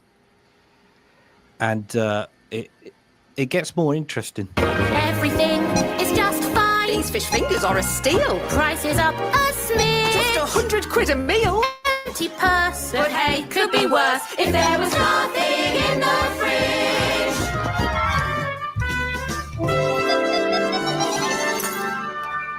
Strategic realignment means I get to work for myself. Yeah! Paying off my law degree with tips from each delivery. It's horrible. Paying off my law degree with tips from my deliveries. Excuse me, sir, I have your tandoori. Everything is just fine. Everything is grand. Your life can get no better when you're living by the letter in this pleasant land. Everything is just fine. Everything is great. We're soldiering on. We're doing our best.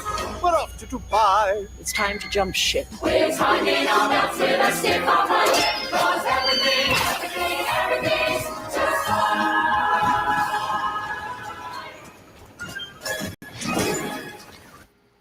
Wow.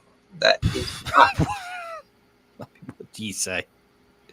At this stage, guys, this is open mockery. Okay?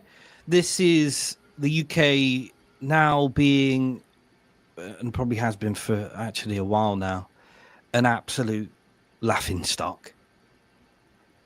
And I've watched that a few times now, and the more I watch it, the more profound it gets. And if it wasn't so tragic, it would be funny. Ta-ta. That is fucking mental. Yeah, that's the ads on TV just in the UK.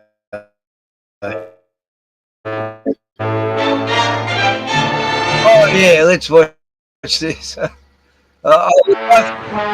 get me copyright. So, I must have. Oh yeah, I've got that on. Right. But yeah, I've been watching Voyager by the Sea episodes, and yeah, I love it. I fall asleep to it. I put on a Voyager by the episode and go to sleep. A few other old 60 shows, but yep, that's what I do.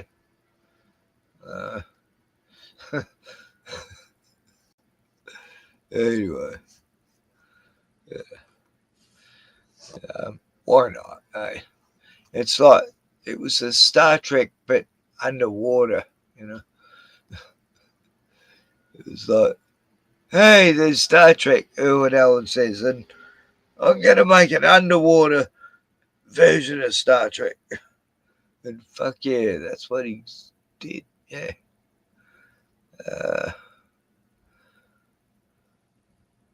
Yes, what's Rathbone been saying lately? He's always got a good video to show. Oh wow, these are long.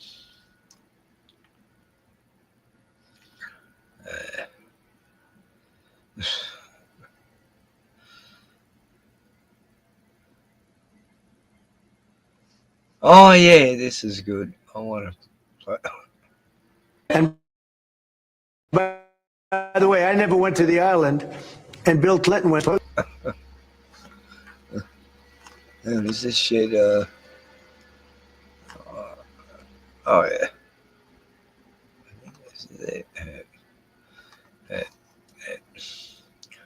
Never had the privilege. Supposedly, 28 times. I never went to the island, but Larry Summers, I hear, went there. He was the head of Harvard, and many other people that are very big people. Nobody ever talks about them. I never had the privilege of going to his island. Never had the privilege. That's a funny way of putting it. Donald Trump. So it would have been a privilege bestowed upon you if you had visited Epstein Island.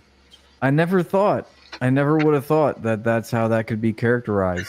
Visiting a child sex trafficking ring in the Bahamas was a privilege. What a privilege to go to. And I did turn it down, but a lot of people in Palm Beach were invited to his island. He turned it down. In one of my very good moments, I turned it down. I didn't want to go to his island. He's a hero. That was it. I'm glad I did, if you want to know the truth. And he's gone, and we want to focus on trade deals. I want to focus on the deal we just made with the European Union, which is the biggest trade deal in history. It's the biggest deal, I think, in history, not just trade deal. If they would have had... I'm so inclined, whenever I hear Donald Trump say that he's made a deal, I'm inclined to think he's not made a deal. Because that seems to be how things are going. Something they would have used it, yeah. People keep writing stories like the time he threw him out of Mar-a-Lago. Well, can you settle that? What was it about? What caused the breach? That's such old history. Very easy to explain, but I don't want to waste your time by explaining it. But for years, I wouldn't talk to Jeffrey Epstein. I wouldn't talk because he did something that was inappropriate. He hired help.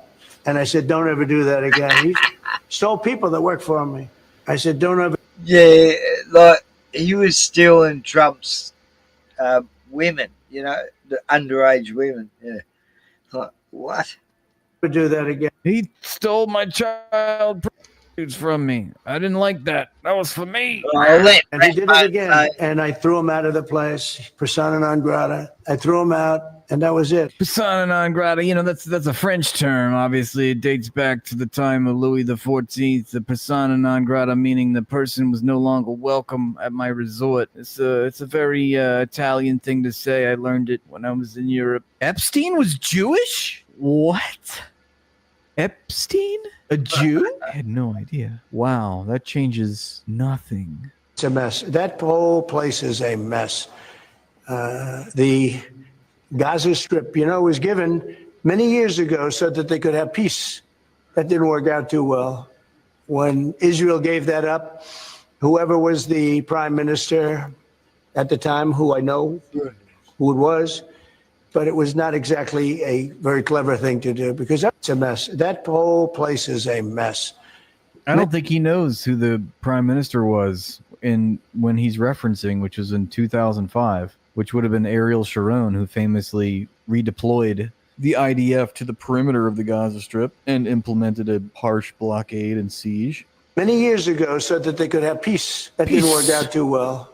When Israel Peace gave didn't that work up, out too well. whoever was the prime minister at the time, who I know who it was, but it was not exactly a very clever. Whoever was the prime minister, which I know who it was. I'm just saying, I'm saying whoever it was at the time, of which I know who it was.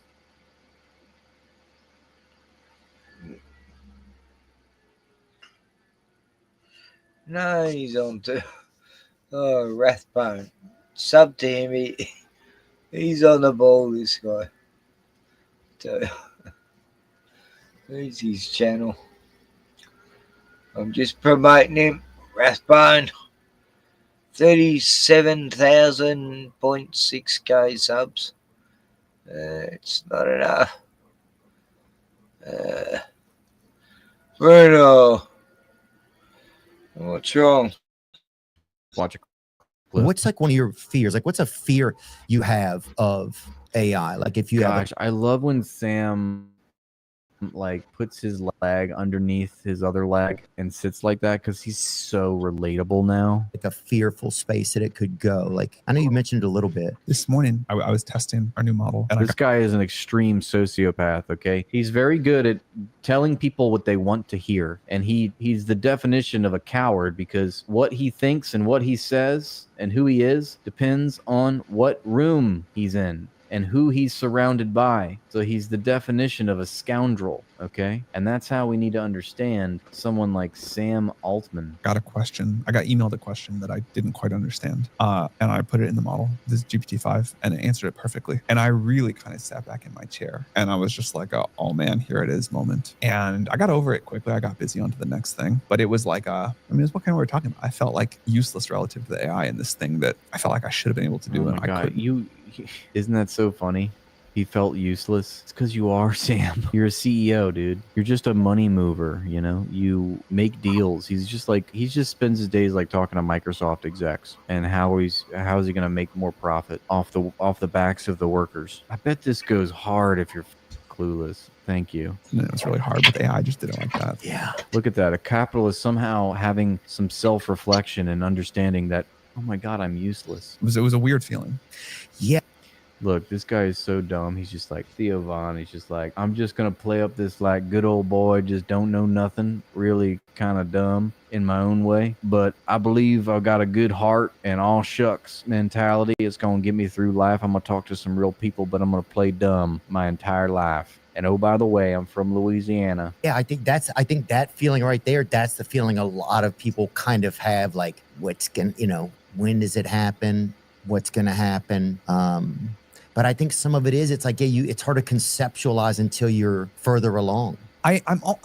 Totally. I don't think we know quite how that's going to feel. You just have to like approach it step by step. What is he telling us? He's got really no idea. It's just like a revelation. Like we just don't know, like, how we're going to control this thing. And he's getting billions of dollars in investments. He's exploiting untold amount of hundreds of thousands, millions of people around the world because of the way that the AI supply chain is structured. And obviously with all the consequences and features of capitalism that implies the exploitation of the global south and workers who are very, very much living precarious, desperate lives that they exploit for those very reasons. He's exploiting people in Venezuela, in Uruguay, in Kenya, in places in Africa, places in Latin America, all to do, these menial human feedback tasks for 10 cents an hour. Okay, this guy is not a good guy, and he's sort of a Machiavellian character, and I wouldn't trust a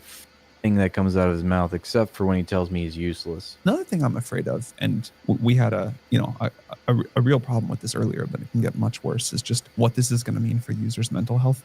There's a lot of people that talk to ChatGPT all day long. There are these sort of new AI companions that people talk to like they would a girlfriend or a boyfriend. And we were talking earlier about how it's probably not been good for kids to like grow up like on the dopamine hit of scrolling, TikTok or Reels or whatever. How has this guy somehow found his way into circles with billionaire investors and able to gain their confidence to invest in his companies when he can't even assert himself vocally. He's like he's eating his own words. He's like he just seems very uncomfortable. Do you think that speaking. how do you keep like AI from having that same effect, like that negative effect that social media really has had?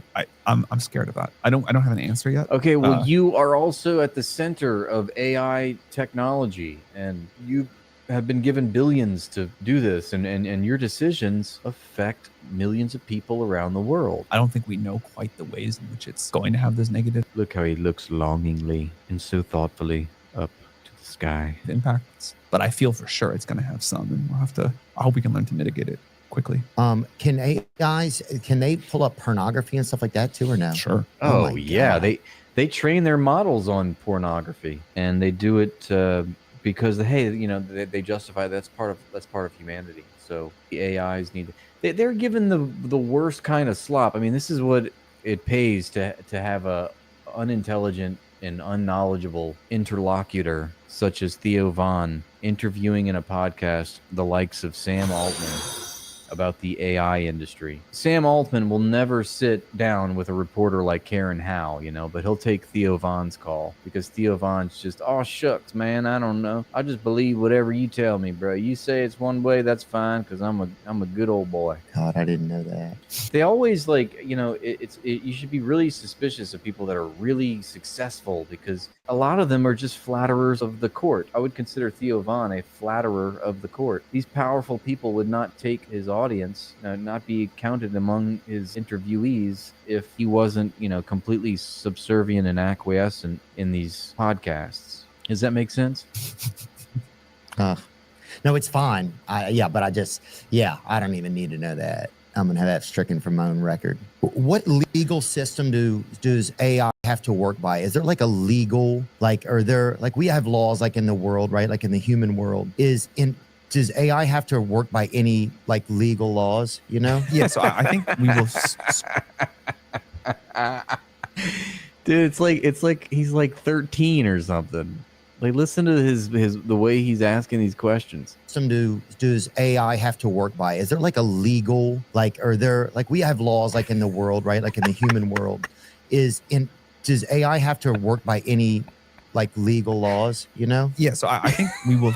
He's like, I like how he looks down. He's like, yes, like, he's like, I don't know. I gave up on the question. I'm gonna look down now at my feet. Oh, look, a bug. Certainly need a legal or a policy framework for Yeah, AI. I mean, he's got to be playing dumb, right? One example that we've been thinking about a lot, this is like maybe not quite what you're asking. This is like a very human-centric version of that question. People talk about the most personal shit in their lives to ChatGPT. It's, you know, people use it, young people especially, like use it as a therapist, a life coach. Wait, how do you know this, though, Sam? Are you reading their messages, you pervert? These relationship problems, what should I do? And right now, if you talk to a therapist or a lawyer or a doctor about those problems, it really is, isn't it, Steak? It's hard to tell, like I know. legal privilege for it. You know, like there's doctor-patient confidentiality, there's legal confidentiality, whatever. And we haven't figured that out yet for when you talk to ChatGPT. So if you go talk to ChatGPT about your most sensitive stuff, and then there's like a lawsuit or whatever, like we could be required to produce that. And I think that's very screwed up. I think we should have like the same concept of privacy for Dude, ChatGPT is the last thing you want as your therapist, as your accountant, as your mechanic, engineer, everything. It's good for like asking what the weather is today, but I don't think you should be using it for psychological reasons and, you know, acting as your therapist, at least of all. I think people put a lot of confidence that is unwarranted in these large language models, which started out as just predictive text transformers, I think is what they were called. Yeah, I mean, it's not what you think it is. It's like a zombie trying to masquerade as like intelligent. You know, it's good at like repeating information, but it's not a problem solver. I mean, I just think that people are overselling this, you know? There's a lot that's wrong with it. I'm not hopping on this bandwagon that says, oh, it's going to solve all these problems. And what's crazy is that a guy like Sam Altman has built a career in garnering support for this vision of artificial intelligence. He's made a career, you know, espousing this vision of how it's going to solve all these human problems, you know, these complex human problems like UBI and diseases and inequality and wealth disparity and poverty and all this stuff. And he's at the same time, he's like, well, we don't know how we're going to do this. You know, we're really actually scared about, like, yes, the thing that we create will be absolutely, completely beneficial, completely objective, and it will be a great gift to humanity. But at the same time, we really don't know how to make sure we keep it on track. All of these unintended consequences, we're not sure if we can stop it from pursuing a destructive path per se. You know, they don't know what they're doing, is ultimately what it boils down to. Conversations with AI that we, you know, again, this is about scaling, right? It's the scaling laws of ChatGPT. It's the scaling laws of OpenAI. It's the scaling laws of the AI industry. You're hyperscaling, you know, you're just throwing a bunch of resources and money and power and labor and electricity and etc. at this thing, hoping that something's going to pop off with it. And, you know, he's started this interview.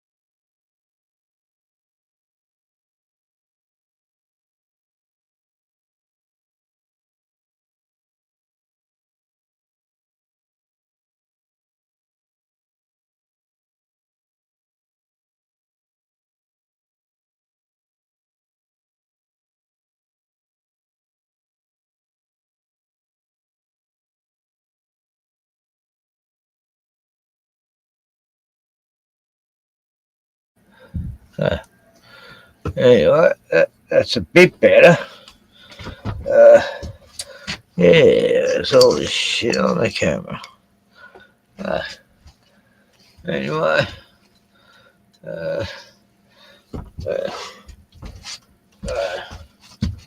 Bruno, what do you think, buddy?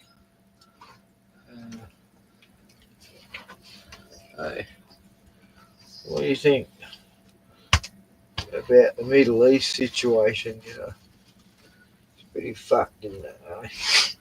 And the whole world can watch the genocide happen and not even blink. And there's dog fighting going on in Australia still. No one blinks. And you know, there's certain people who eat cats and put them in pies, and people in Springfield are eating the dogs and they're eating the cats. And, hey, bro, we can't take this shit, hey? Let's stop them eating the dogs and cats, you know? At least. Anyway, bro, you want a beer? Hey? Yeah. You don't want a beer?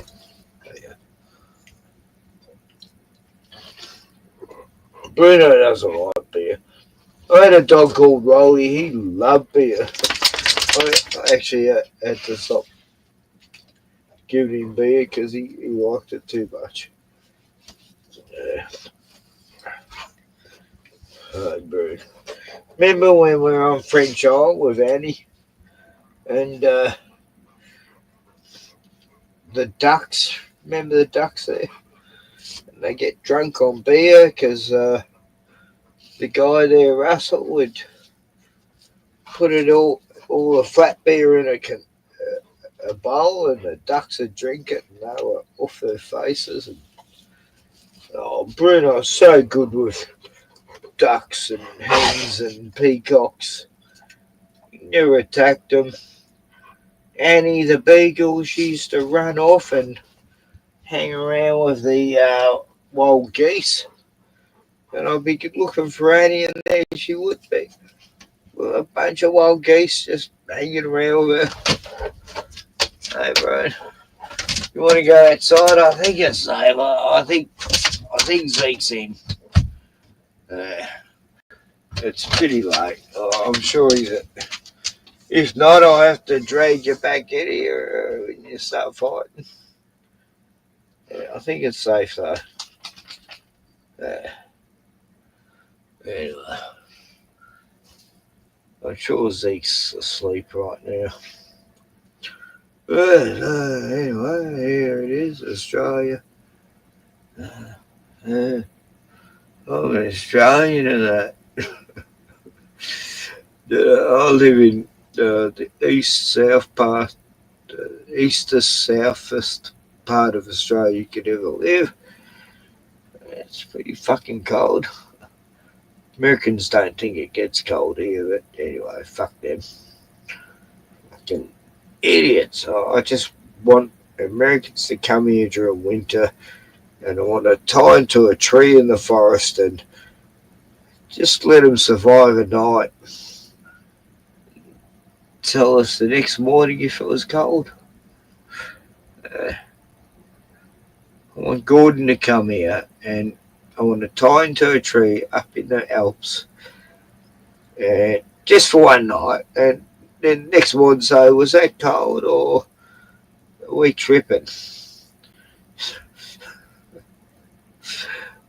Joe too, and Eric Farmer, they're all mocked me about saying how cold it is.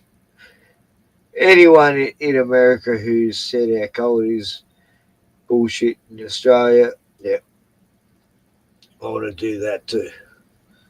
And then, so, am I tripping? It was cold this winter. Anyway, I can hear Bruno having a big piss out there. God bless him. Yeah, I'm so lucky. He's lived a couple of years longer than my last few dogs. Sacha only lived to 9. Oh, Ivy was 15, yeah. And, oh, fuck. I hope Zeke is... No. Nah, Zeke's not out. He's barking at some creature in the woods.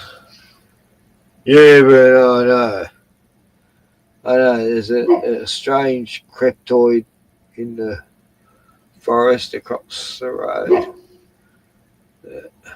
We don't have neighbours across the road, we have the bush.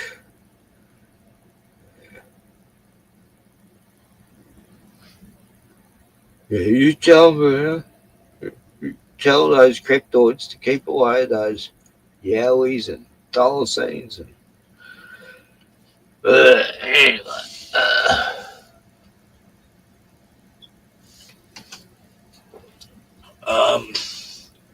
I can't even see the TV from screen from here. When I'm on the couch, the screen's so far away. Anyway, this is my last beer of the night. Today, what did I have? I had some yogurt with mango. That was pretty nice. Bruno liked it too. And then I cooked up a satay noodle. It's meant to go with chicken. It had nuts and what do you call them? The Chinese things, those square things. Anyway, shallots, something like that. And the satay sauce. And I didn't have any chicken, so I just diced and sliced some bacon, double smoked bacon, And I had that instead of chicken with this satay stuff. Fuck, it was brilliant. It was so nice. I don't cook much lately, but yeah, that satay noodle bacon dish was beautiful. Bruno had a bit. Fuck, it was spicy too, nice and hot. So yeah, I actually cooked it. Yeah, I don't do that much lately. But yeah.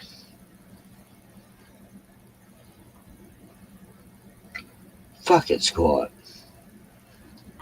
I can't hear a cricket, or a frog, or a mosquito.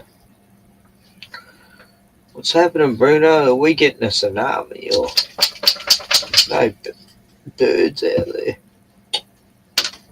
Bruno, what's happening? What's happening out there? You've been keeping guard, and you know the environment more than humans.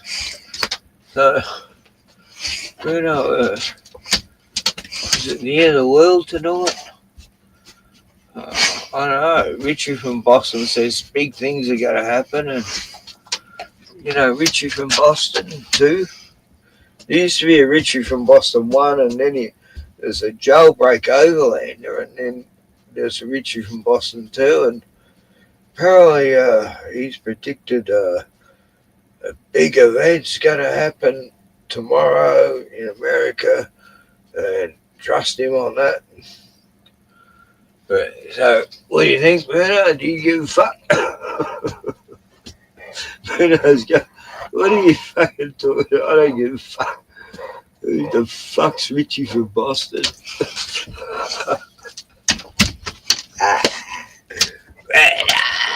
You can carry my beer. Hey, when we're in the desert of Australia, I'll have you carry my cold frosted beers.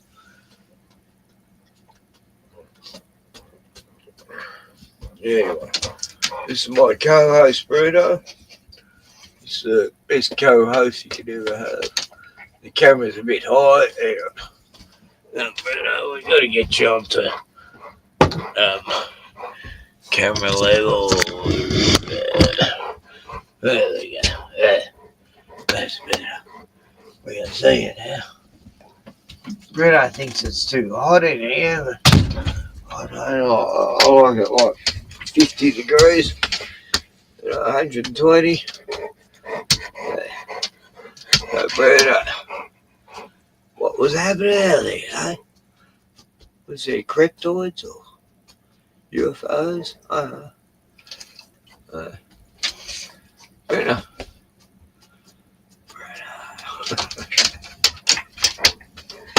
You want to come up?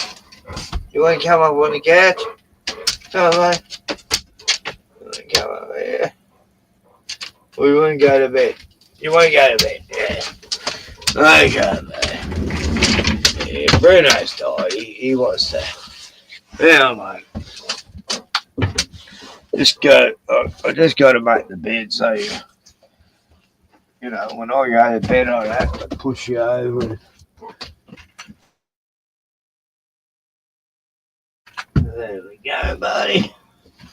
Oh, you're tight. Hang on, my keyboard's on the step. Oh, yeah.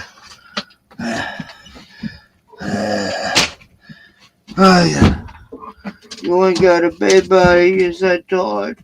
Oh, I didn't know it was that late.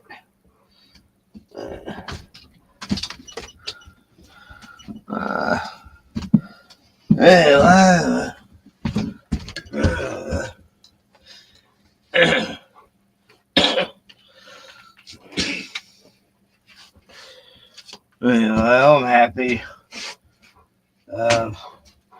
Winter's only got one more month left. Hey, Bruce. We got a sunny couple of sunny days ahead of us. That's going to be fucking fantastic, eh, bro?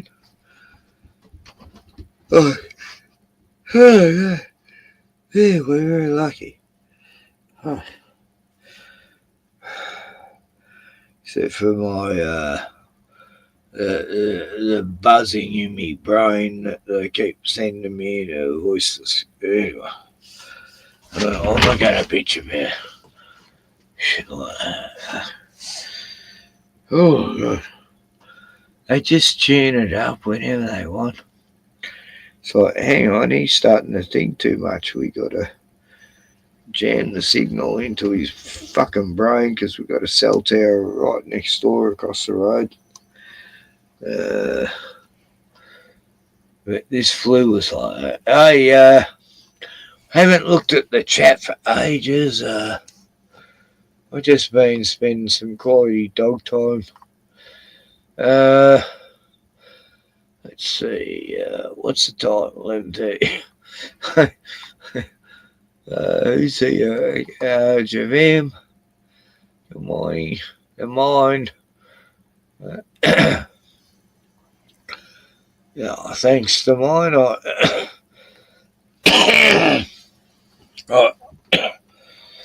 I feel better, and then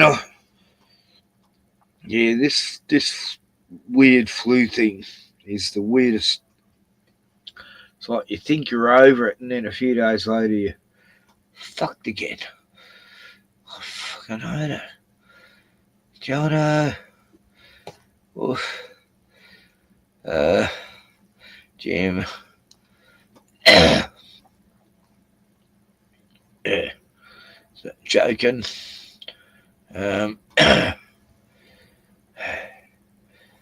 Anyway. Hey, joking. Jono.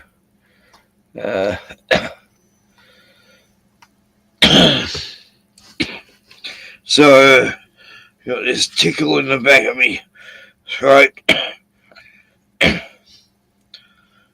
I used to call it a laugh, but now I call it a cough.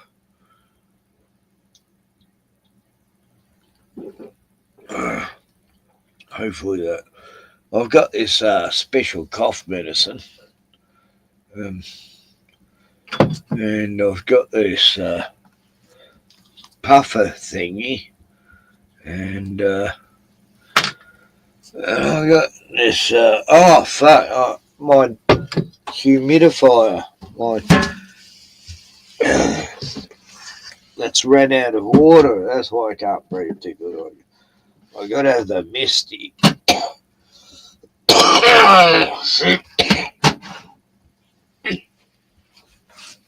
Anyway.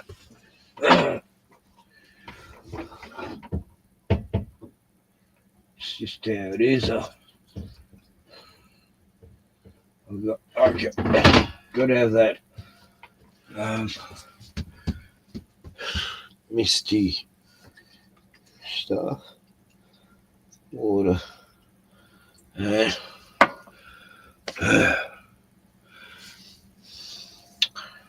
then I put this stuff in. It's gum leaf essential, pure essential oil, outback, lemon, scented.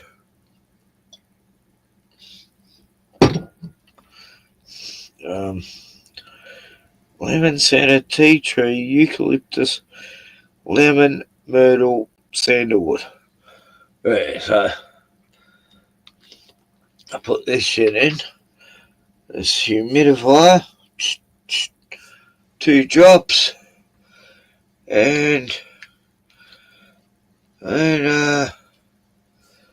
you put the one little cover thing on it, and then this other cover thing on it, and oh fuck!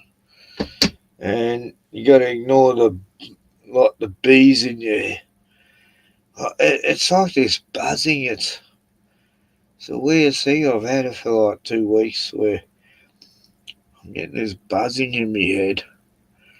And it's like this thing the indigenous people used to the thing on a string. Forgot what they call it. The bull. Something. Anyway, I'm going to put on the humidifier. Steaming away. Thank God. I'm breathing again. They're trying to kill us. Joking. Oh no, joking. I've had too much sleep. I get like 10 to 12 hours sleep a night lately. I don't know what. And so is me dog. He sleeps even longer than me. It's weird. Like I wake up at 10:30 in the morning and I've gone to sleep at like 12. It's a long time. Although I do wake up, have to have a piss, then I go back to sleep. Yeah, no, I don't know why I've been sleeping really good lately. The cell tower across the road isn't affecting me sleep for some reason. I think because I have vinegar, it's blocking the cell signals in my brain and shit. Yeah, I had a skipping girl. Vinegar, where is it? Yeah, it's good. You gotta have that. There she's skipping away. I remember her in the 60s, this girl. She's always skipping, and we had that vinegar since the 60s, and good stuff. Anyway, God bless water, wind, earth, fire. Yeah. You behave. I've dropped this fucking thing about 10 times. It's a weird shape. It's like and it says, when you pick it up, it's easy to drop it. Anyway, it works. Works well. Rena's going to bed. Yeah. And it's just me now. I had some guests earlier, Gordon, Joe. I think that was it. Yeah, I think I had 2 guests. Anyway, that was beautiful. Did I? Maybe there's one other person I've forgotten. And if I have, it's because I'm, old and shit. This. Oh, yeah. Anyway. Yeah, there was one. He was only on for a short time, but yeah. So anyway, I'll show political stuff, and I'll get back to simplicity and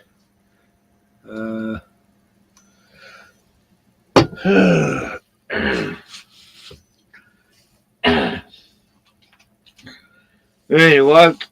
Oh yeah, what's today? Saturday. I've got a doctor's appointment Tuesday. That's right. I nearly forgot about that. They're going to tell me how my lungs are, I went for x-rays last week. All these x-rays. They just stand behind a booth safe. And, yeah, I'm going to get results. Told me how long I got to fucking live. What's I looking for? Oh, yeah.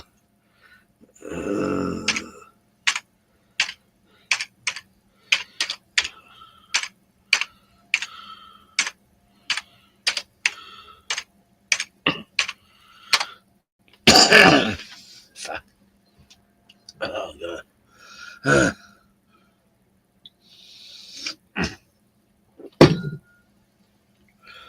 Anyway, turn me to talk. I don't know.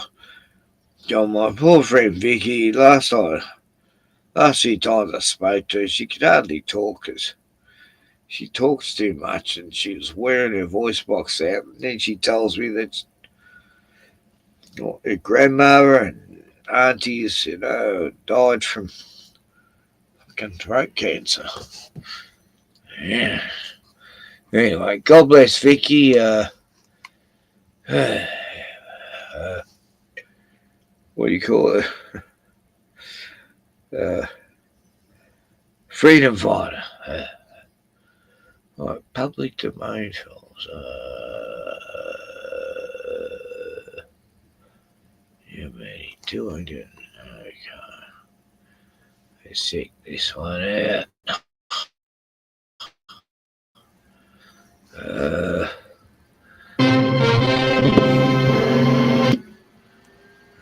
What film is this? I paused and you unpaused, you evil son of a. Right, Robinson Crusoe, 1954. That's apparently public domain. All right. Yeah, and I remember watching this when I was young. I think I even read the book. Right, so. Look, I love Sherlock Holmes. According to this, it's public domain. And there's She, Kong Island, Bullet is one. Yeah, what? So I didn't know there's a Sherlock Holmes. Yeah, 1 million BC. Oh, 94. God, this buzzing in my head is getting really fucking loud. It's annoying. This happened for the last, well, it's 4 weeks now. Fuck. It's like,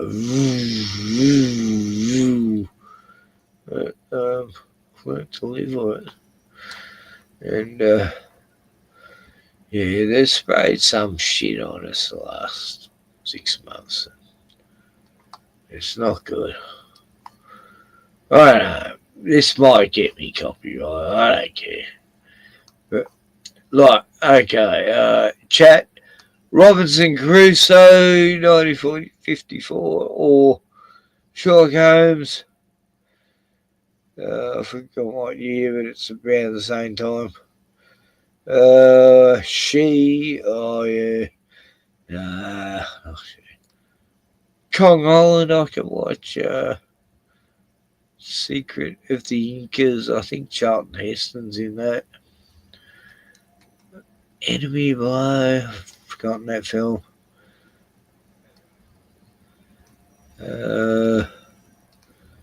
Singing.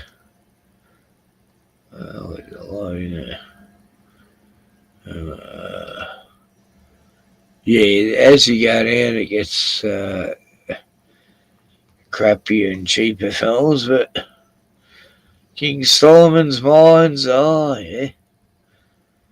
Yeah, Solomon's Temple, made from demons. And Sherlock Holmes, The Woman in Grey, yeah. I didn't know the Sherlock Holmes films were public domain. I love the old Basil. What's his name? Anyway. Marilyn Monroe, come on, that can't be public domain. The Jungle Book, I know that is, yeah. Anyway. Yeah.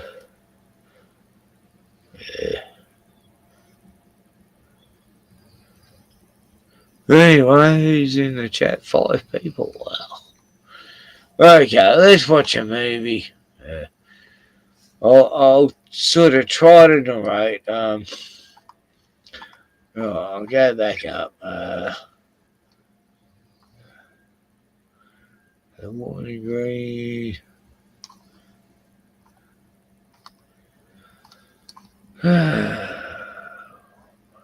Bomber. I think I remember that.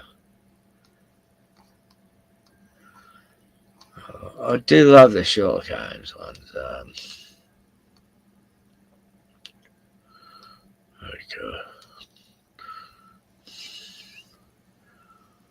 Right, let's watch Dress to Kill.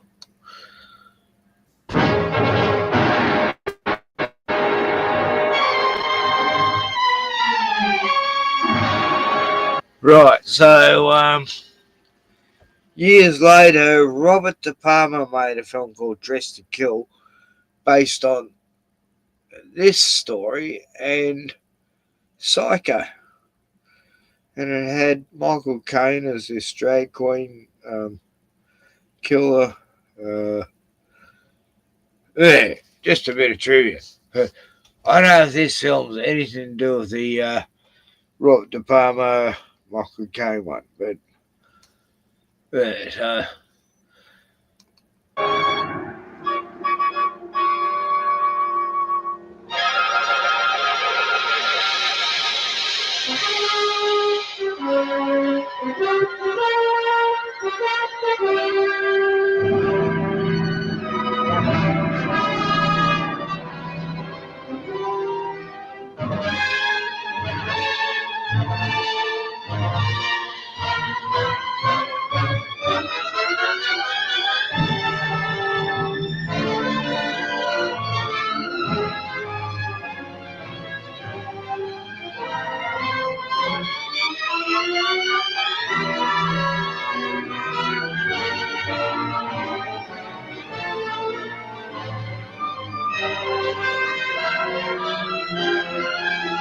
oh, no.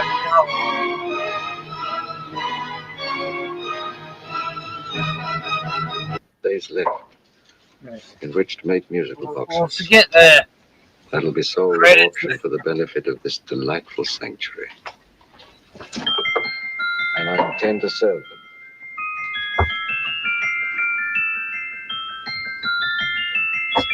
Move along. And now we come to the next object on our list, or I should say objects, because there are 3 of them. Now, ladies and gentlemen, these can be bought together or separately. Now, these beautiful little musical boxes only arrived this morning, and I didn't intend to put them on the auction block until later, but I'm going to sell them now. So, good friends, as our old pal Mark Antony used to say, lend me your ears. And what do you hear? Right. The beautiful tinkle tinkle of a musical box. What a lovely trinket. What a beautiful gift. Created and made by loving hands. A thing of beauty and utility. I was going to start with £5. It's a bargain. I thought music boxes Do I see any hands? a bit repetitive. If there's a connoisseur in the house, will go £3 for it. Nah. £2. £1. 1 cent. 10 shillings. Thank you, sir. Ladies and gentlemen, Yeah. 10 shillings is offered for a musical box you couldn't buy anywhere in London for less than £5.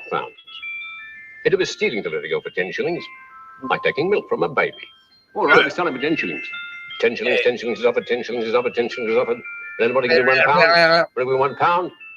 I won't someone will give me £1. £1 is offered, £1 is offered, ladies and gentlemen, £1 is offered. It's against you, sir. Will you go to £2? Will you go to £2, sir? £2. £2 is offered. £2 is offered. Going once, twice, third and the last call. Sold to the gentleman for £2. Sorry, my dear. Now, ladies and gentlemen, comes the opportunity to purchase an exact duplicate of the beautiful little musical box just bought by this gentleman for the ridiculous low price of £2. It's exactly the same. Exactly the same. Made with the same hands. You hear that? Oh, did you buy a house? Tinkle, tinkle, tinkle, tinkle. Sounds like Bow Bells to me, you know, with little angels pulling on the ropes, eh? Who'll give me £2 for it? Who's starting with £2? Will anybody starting with £2? Oh, come, ladies and gentlemen. You know, from your enthusiasm, we might all be in Scotland instead of London. Please buy it for me, Daddy. £2, certainly not. We all might be in Scotland. Besides, I don't like his manner. £1, 10 shillings. £1. £1 is ours. £1 is offered. £1 is offered. Going £1. Any advance? Going once, going twice, the third and the last call. Can we get a hammer with that? Sold to the lady for £1. Smart bidding, my dear. Thank you. We come to the third and last of these beautiful little musical boxes. Oh, God, no. Exactly the same. Tinkle, tinkle. Isn't that lovely? Oh, same tune. Ladies and gentlemen, I don't bring you here to gull you and swindle you. This is the exact replica of those two I just sold before. There's a Russian code in it. We're closed. But this is extremely important. Of course. Come in, sir, come in. I'm sorry to disturb you. Okay. I was unfortunately delayed from arriving in time to bid on certain articles which I was rather anxious to obtain. Or perhaps they weren't sold, sir. We are carrying several things over. What might the articles be, sir? 3 identical musical boxes, about so large. Oh, I'm sorry, sir, but they were sold. Knickers. Pity you weren't here to bid on them. They didn't bring anything like the real value. I'm most anxious to obtain them. I wonder if your records would show who the purchasers were. Oh, we don't usually give out that information, sir. No. For certain, shall we say, sentimental We reasons. don't normally give I'm out anxious to get that in touch with the information because we purchasers. don't want you I'd to be go to willing the to house and pay, whatever. shall we say, £5. Well, for certain sentimental reasons, sir, we'd be very happy to oblige. Alfred, today's sales. The 3 musical boxes. Musical boxes. Oh. Ah, here we are. The first purchased for £2 from Mr. Julian Emery, 52 Portman Square. Right there, down, Alfred. Yes, sir.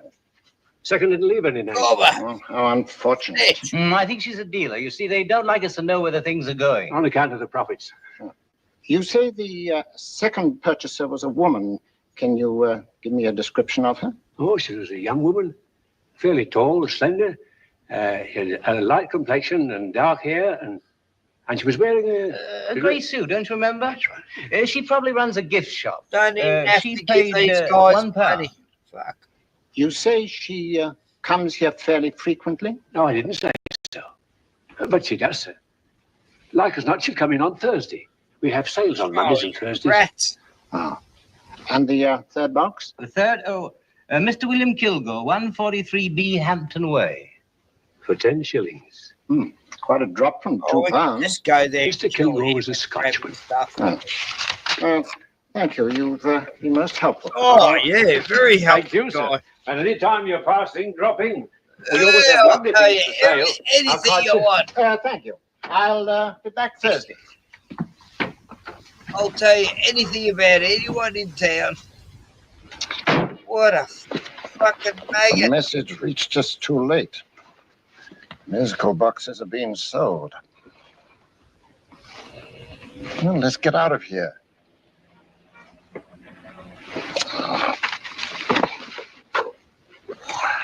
Someday you'll go too far. Reaching for a star, you fool. Yet a fool may touch a star, Colonel Cavanaugh, if he but reach high enough. Very But dumb. not possess it as you would. The musical boxes, they've been sold. What a pity for you, my dear Colonel. Is it my fault that the message reached us only an hour ago? Is it my fault that they were sold? You can't hold me responsible for that. Hope for your sake you're right.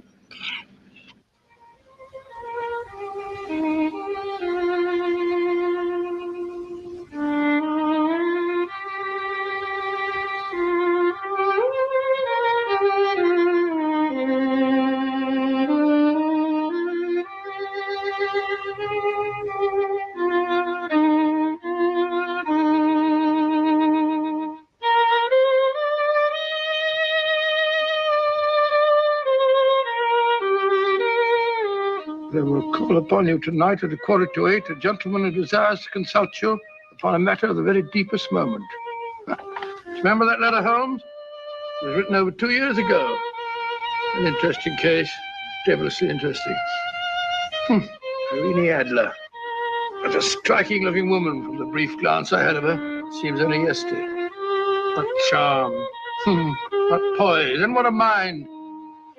Sharp enough and brilliant enough to outwit the great Sherlock Holmes himself. I take it the new issue of the Strand magazine is out, containing another of your slightly lurid tales. It is indeed. What do you call this one? I call it A Scandal in Bohemia. Not a bad title, eh? If you must record my exploits, I do wish you'd put less emphasis on the melodramatic and more on the intellectual issues involved. More on the what do you mean by that? Well, I do hope you've given the woman a soul. She had one, you know.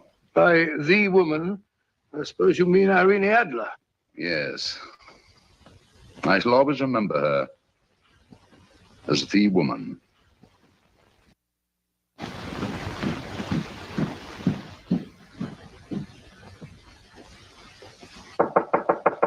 Sorry.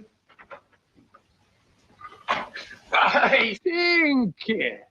That's him, old boy. How are you? How are you, old boy? I haven't seen you for years. I want you to meet my old friend Sherlock Holmes. Holmes, this is Stinky. In other words, Julian Emery. How do you do, Mr. Emery? Watson has often spoken of you. Oh, has he? Yes, we were at school together. Yes, more years ago than I care to remember, but you didn't come in here just to remind me of that. No, I just happened to be in the neighborhood and saw your lights burning, so I took the liberty of looking you up. Still writing your mystery stuff? Yes, there's a new one out this week. Good, I never miss them. Oh, good, thanks. I said that bandage makes you look very interesting. Still poking your nose into other people's business as usual? Who hit you? I haven't the foggiest notion. Somebody knocked me on the head in my own living room, and then proceeded to commit the most idiotic burglary you ever heard of. Fellow must have been balmy as a coot. Balmy? Why? Come sit down, old boy. Would you like a cup of tea? Huh? Oh, all right. I'll go and tell Mrs. Hudson. It's part of the Black Eye Club. Masonic ritual. Why do you say the robbery was idiotic, Mr. Emery? Oh, simply from the fact that with about £5,000 worth of musical boxes in my living room, the thief, who I caught in the act, made off with one that isn't even worth £5. I gather you're a collector of musical boxes. Yes, I am indeed. Some of them are very beautiful, but not the one that was stolen. The thief evidently grabbed the first thing that came to his hand when he heard me coming into the room. Still, it's rather odd, isn't it, that having disposed of you, he didn't pick up something more valuable. Mm-hmm. Was there anything unusual about the stolen box? No, nothing at all. I picked it up in the south of France, several years ago. You say you have many valuable music boxes, and yet the thief made off with one that isn't worth £5. Sounds like rather an intriguing little problem. Well, I take it that he was just an ordinary petty thief and didn't know the value. That is a possible explanation, and yet I venture to say that the average petty thief has a more extensive knowledge of the value of objet d'art than the average collector. Well, anyway, that's Scotland Yard's theory. They didn't get very excited about it. That's consistent anyway. I wonder if I might see your collection, Mr. Emery. Oh, of course you could, yes. Nothing a collector likes more than showing off his trophies. When would it suit you? No time like the present. Good. My place is just round in Portman Square. Shall we? Yes, right. Hello? Where are you going? Stinky hasn't had his tea yet. Oh, I'm sorry. We're going round to my place, where I'm going to give you something better than tea. Now, this one was made for Louis XV, and is one of the very few still in existence from that period, and a particularly fine specimen at that. Charming, isn't it? Quite. They all sound to me like a lot of mice running about on a tin roof. I'm afraid you have no ear for music, Watson. Give me a good old band playing a rousing march. You have all your silly little tweets.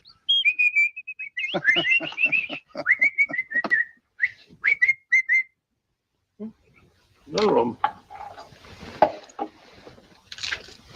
It's just me.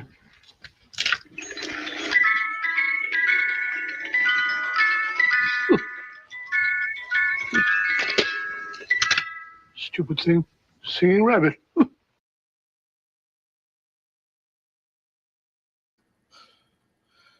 Anyway, I thought I should have a break so I don't get copyright. I'm just amazed I'm able to play this because I used to love these shows back in the 70s. I used to watch these 1940s short game shows. They were great, and they tried to many times to do good Sherlock Holmes stuff since the 70s, but a couple have been okay, but anyway. What is it? Oh, well, it's tomorrow now.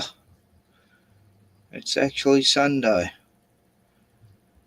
Sunday, Brandy. Well, they're sucking the oxygen out of this. These chemtrails. They're killing us. It's totally killing us. And, you know, I gotta tell everyone about it. But anyway, back to the 40s. You know, Basil, Ruth, Ball. What would you say offhand is the value of a box like that, Mr. Emery? Well, it's hard to say offhand, but I think we'll bring about £500 or £600 today. It's the gem of my collection. If a thief who steals an oddity like a musical box passes up one worth £500 for one of almost no value at all. Odd. Very odd. What was a stolen box like, Mr. Emery? Oh, just a plain wooden box about so big.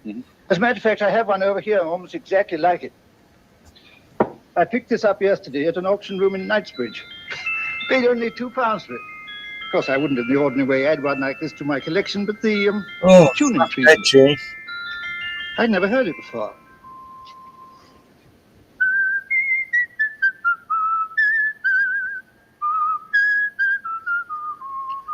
Photographic memory.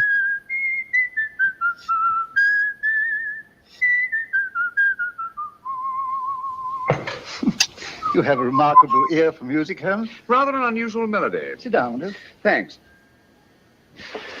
You say you bought that box at an auction sale yesterday? Yes, the Gaylord auction rooms in Knightsbridge. Run by old, what's his name? Crabtree. That's the man. At what time was the robbery committed? Oh, but, We had Gaylords in Melbourne. You know, Mr. Emery, that box and the robbery might well be cause and effect, especially since you say that the stolen box outwardly resembles this one a great deal. And Scotland Yard were not particularly interested, eh? Oh, yes, but I wouldn't blame him for that, especially as I told him I was quite unable to describe the thief, except, of course, for the fact that it was definitely a man. All you remember is that you came in here and someone struck you on the head. Yes, the next thing I knew, my man was trying to revive me. It might be wise for you to put that box away somewhere and lock it up. Oh, I don't think that's necessary. Besides, everything... Easy, Well, at least if any further attempts at robbery are made, I'd suggest that you call the police, rather than running into any personal danger. Oh, come, Holmes, aren't you being a bit of an alarmist? Possibly. Oh, of course. Must agree with old Stinky. Seems to me you are making rather Oh, marginalised Stinky wouldn't do anything Is the word, old boy, and it's time you were in bed. Thanks so much for letting us see your place. Well, it's been glad meeting you. Holmes, Yeah, you can always trust a guy called Old Stinky. You know. can't understand why you were so mysterious. Seems to me the petty thief explanation was the only sensible one. Really? I can't see how you can believe it was anything else. I didn't say I believed it to be anything else. The petty thief theory is the obvious one, I grant you. However, it's often a mistake to accept something as true merely because it's obvious. The truth is only arrived at by the painstaking process of eliminating the untrue. We are not able to do that in this case without further data. Rubbish, you're pulling my leg. You're trying to turn a tuppenny halfpenny robbery into an international plot. No, I'm not. I just hope that your friend Stinky is a little more cautious in the future. Just in case. Hey, Stinky. Good old Stinky. Farting around the countryside.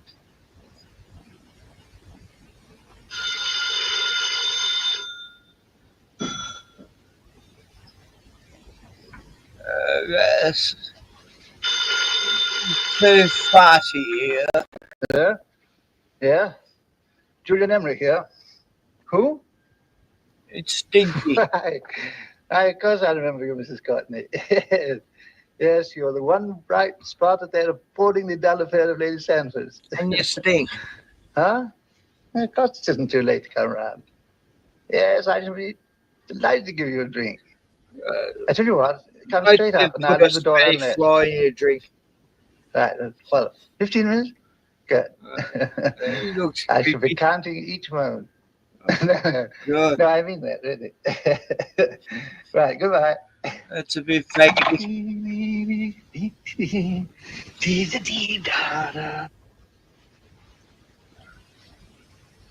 Let's see.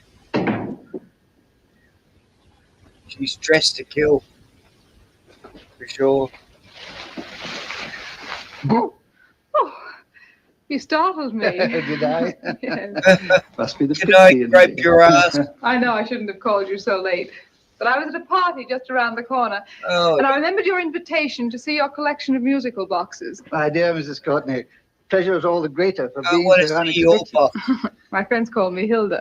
Thanks. Mine call me Stinky. Thank you, how quaint. Oh, what a perfectly wonderful collection smell of your musical model, boxes. You know, when you told me you had a collection, I had no idea it was so attractive. Yes, they appeal to the ear as well as to the eye. Oh, what a plain little one. Why, it looks just like a country cousin amid all this grandeur. No, you mustn't underestimate the country cousin. Only last night a burglar broke in here, and with all these to choose from, went off with one very much like it. Really? Yes, I don't mind the loss of the box so much, but I do resent this crack on the skull. But it makes you look so interesting. Oh, do you think so? Uh-huh. Funny, that's what old Fatso said. Fatso? I mean, Dr. It's a Watson. bit of a Masonic. He was here this evening with a friend, Mr. Holmes. He's interested in my collection, too. Sherlock Holmes? Yes. Do you know him? I've heard of him. Yes, he seems to think I'm in some sort of danger.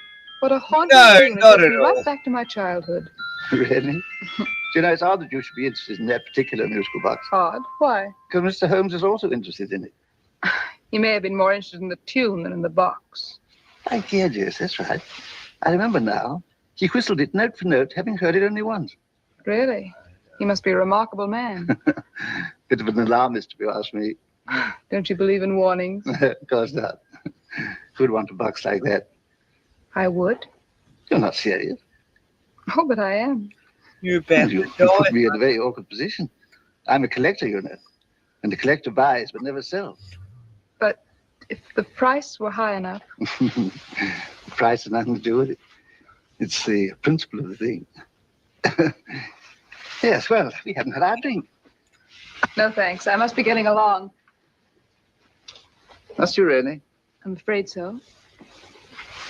And I wouldn't fuck. You're not walking out on me, are you? My reputation. Stinky. I say, you know, you are an attractive woman. Thanks.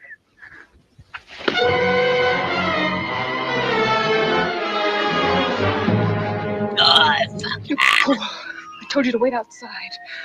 What did you have to kill him for? All I had to do was walk out with this. He held you in his arms. I couldn't stand the smell of it. Touch anything. Now get out. I'm sorry. You're sorry. What about me? This is murder. What about Scotland Yard? What about Sherlock Holmes? Yeah, but he's stuck. Now get out.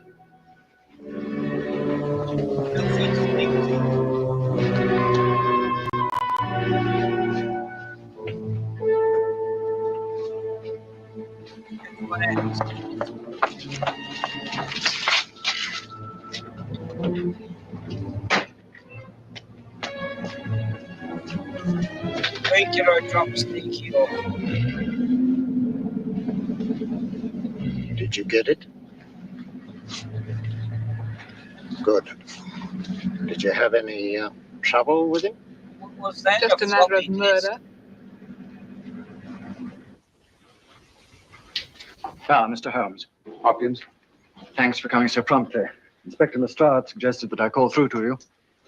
Mr. Emery was the client of Mr. Holmes, Inspector. Indeed. You didn't mention that when I telephoned you, Mr. Holmes. Well, not exactly a client, Inspector. Sergeant Thompson? He was killed between the hours of 11 and 2 o'clock this morning, Mr. Holmes.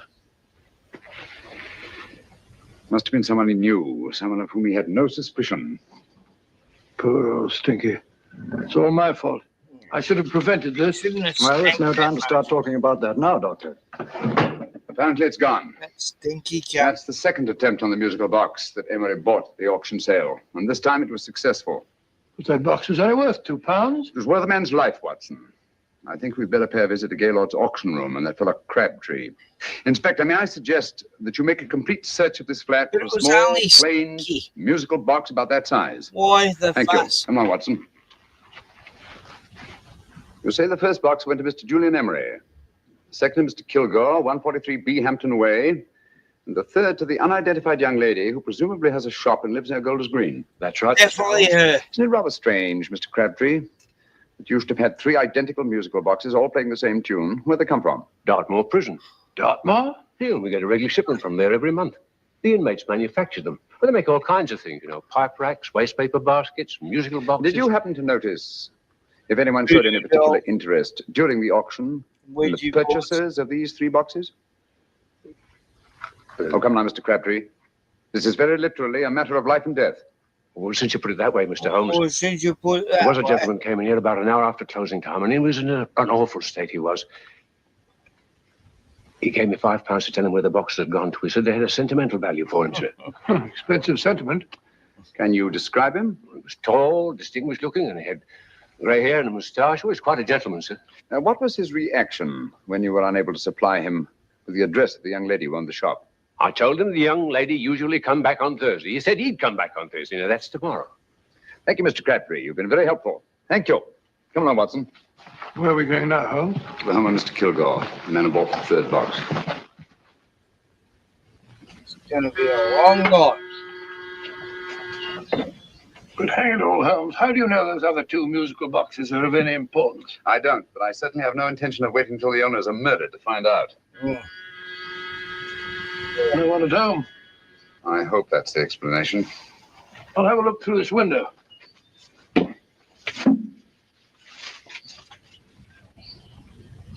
Doesn't seem to be anyone there. The whole place seems deserted as far as I can see. Yes. Mr. and Mrs. Kilgore at home? No. When do you expect them? Oh, in an hour or so. There's no use you're hanging about. They don't buy nothing from peddlers. Peddlers? My good woman, this is Mr. Sherlock Holmes. Sherlock Holmes? Oh, go on. Do you mind if we come in and wait? My business is rather urgent. Well, I've got to go out and do my shopping. And I don't know if Mrs. Kilgore like any strangers nosing about. Quite all right, I assure you. Well, I've got to be off. You two wait in the parlor. And no smoking either. Mrs. Kilgore says it smells up the house. Be smart. Funny old girl, Holmes. Bogan.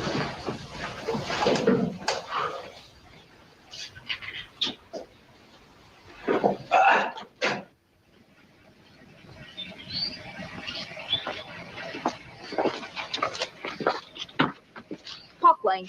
Park Lane? And what would the likes of you be doing in Park Lane? Now, don't worry about the fare, Ducky. If you knows how to get to Park Lane, up it.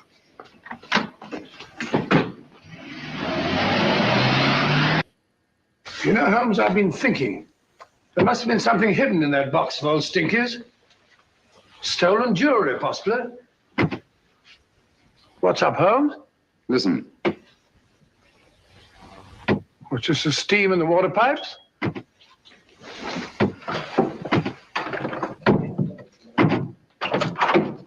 Watson!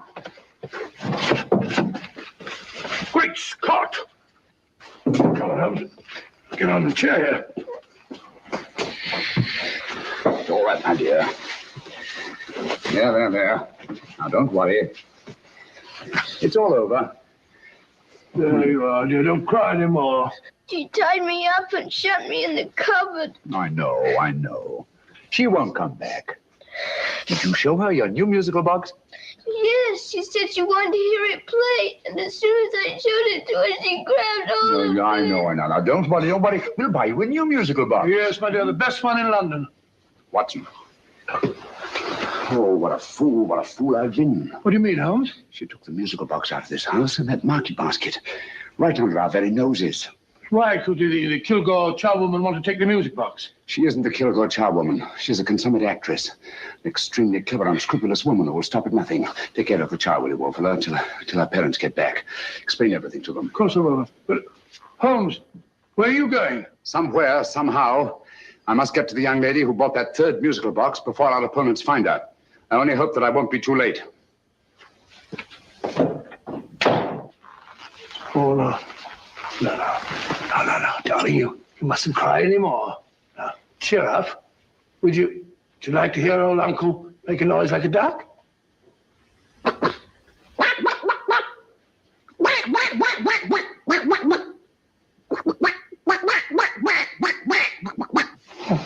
Sorry? What the fuck? Terrific.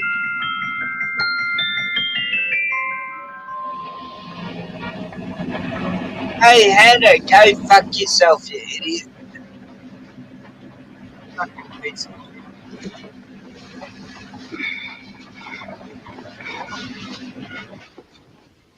And now, ladies and gentlemen, how much am I offered for this beautiful lace Dresden china figurine? A lady of the French court. Now, this is the genuine article. What a beautiful ornament for your mantelpiece. Or you could use it as a centerpiece on the dining room table. Now, will somebody start me for £10? Will somebody start me for £10? £8? £7? All right, £5 is offered, £5 is offered, £5 is offered, £5, 10, £5, 15, £5, 15. £6 is offered, £6, £6, going once, going twice, the third and the last call. Have you all done? Sold to the lady from Twickenham for £6. Next, we have a real museum piece, ladies and gentlemen. A fine 19th century doll. nice shit. The costume an exact replica of the holiday clothes worn by the Hungarian peasant women. Now, ladies and gentlemen, an article like this would cost you from £15 to £20 in a West End shop. I'm not going to ask you for anything like that. Well, give me £2 for it. £2. Anybody offer me £2? £2 for the Hungarian? £2? £1. What? Anybody give me £1? Anybody offer me £1 for the doll? £1 is offered, ladies and gentlemen. £1 is offered. Now, I'm not going to waste your valuable time or mine in trying to get one half of what this beautiful doll is worth. If the young lady can steal it for £1, that's her good fortune. So it's going once, it's going twice, the third and last call. Any more? Sold to the young lady for £1. 5 cents. And now, ladies and gentlemen, may I draw your attention to something which may be a great surprise to you, worthy of any collection. The only other one like it is in the British Museum. It's a Ming vase of the 7th dynasty. This vase lay in a large collection somewhere outside Rome for over 2 centuries, I understand. It was discovered there by the noted antiquarian Sir Andrew Coppleston. Now, some of you may remember Sir Andrew Coppleston. Besides being a noted traveller and antiquarian, he's also a gentleman rider.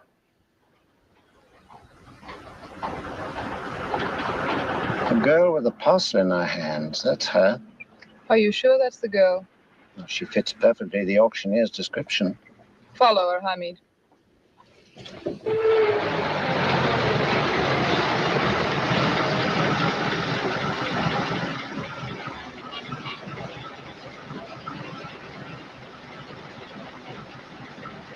Hamid sold it.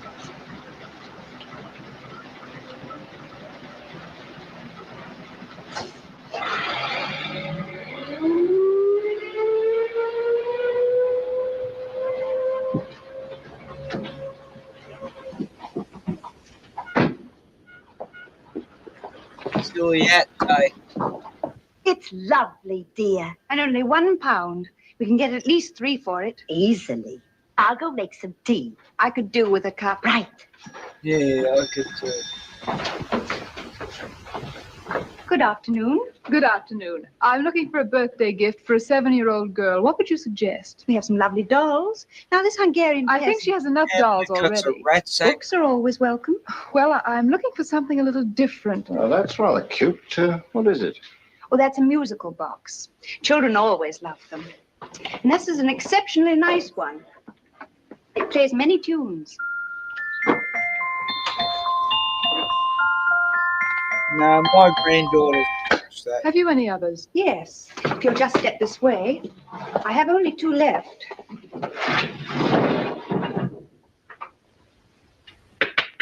Oh, nice.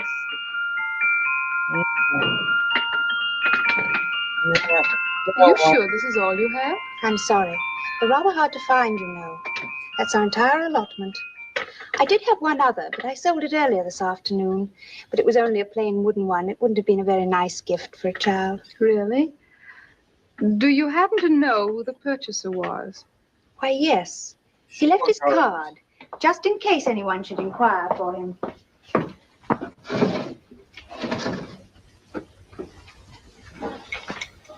Russian. How interesting. I'm sorry, but I'm afraid I'll have to look a bit further. Thank you anyway. Good afternoon. Thank you.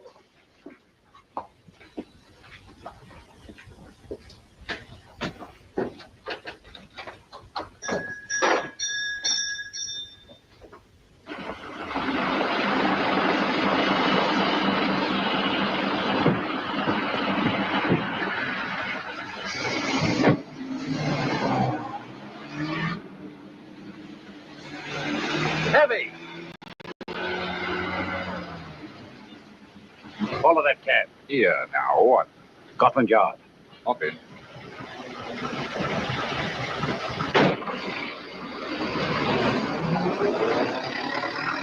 Sherlock Holmes. I might have known. We thought we were the hunters, instead of which we're the hunted. We've been fools. We played right into his hands.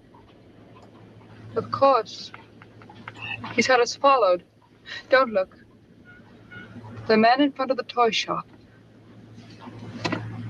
Hamid, turn sharp right at the next corner and again at the next. Good plan. No photograph of her, Commissioner. As I expected. She's not a known criminal. But how do you expect to know if you do find her? After all, she was disguised as a charwoman. Don't worry, old fellow. If I ever see her again, I'll recognize her. Well, it won't be long till we know who they are and from where they operate. Who's covering them? Sergeant Thompson's following them, sir. They won't get away from him. He's a good man. We could have arrested them at Clifford's toy shop if we had any proof. But we know that they killed Emery.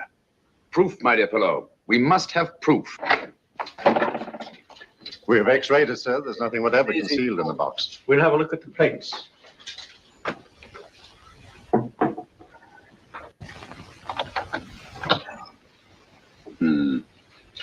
There must be some clue. And it's probably so obvious that we've all overlooked it. Seems to me we're up against a bunch of lunatics. Not lunatics, my dear fellow. Extremely astute, cold-blooded murderers. What can these little musical boxes have in them that's so important? Don't forget, they were made in Dartmoor prison. You can smuggle stuff into prison, but not out. Do you want us to break the box apart, sir, to see if there's anything the x-ray hasn't caught? No, not yet. Do you mind if I take it? Certainly. Thanks.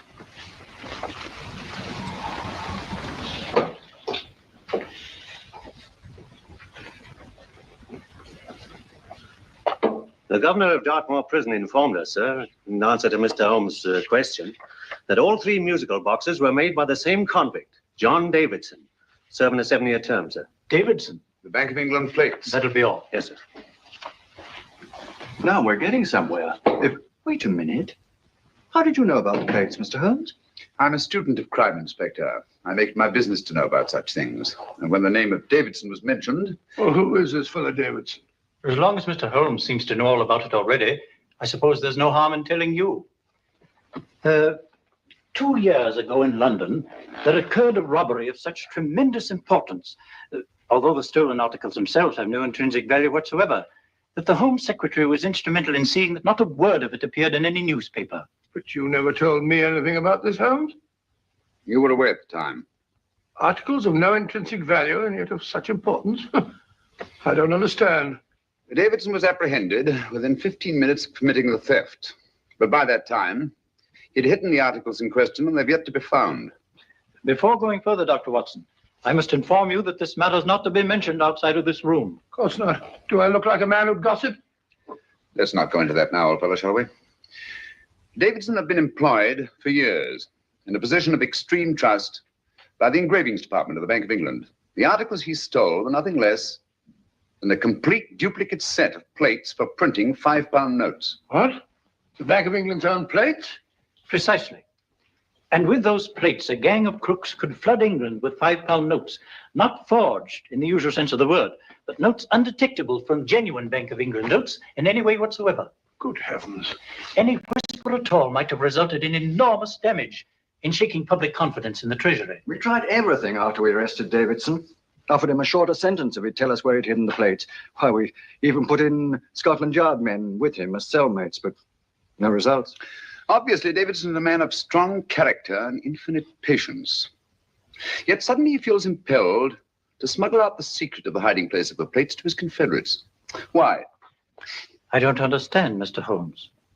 Well, for example, has the Bank of England made any plans to radically change the design of the £5 note so that in, say, 7 years from now, notes made from the stolen plates would be worthless?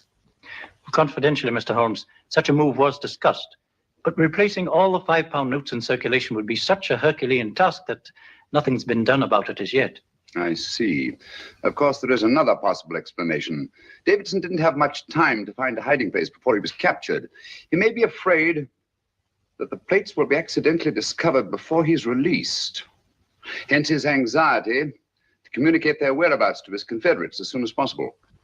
I believe you've hit it, Mr. Holmes. I'm sure that the message is contained in this musical box. Or rather, in all three musical boxes, since possession of all three seems to be essential. Our opponents have 2/3 of the puzzle, we have 1/3. Well, what are you going to do, Holmes? Try to deduce the message from the 1/3 that we have.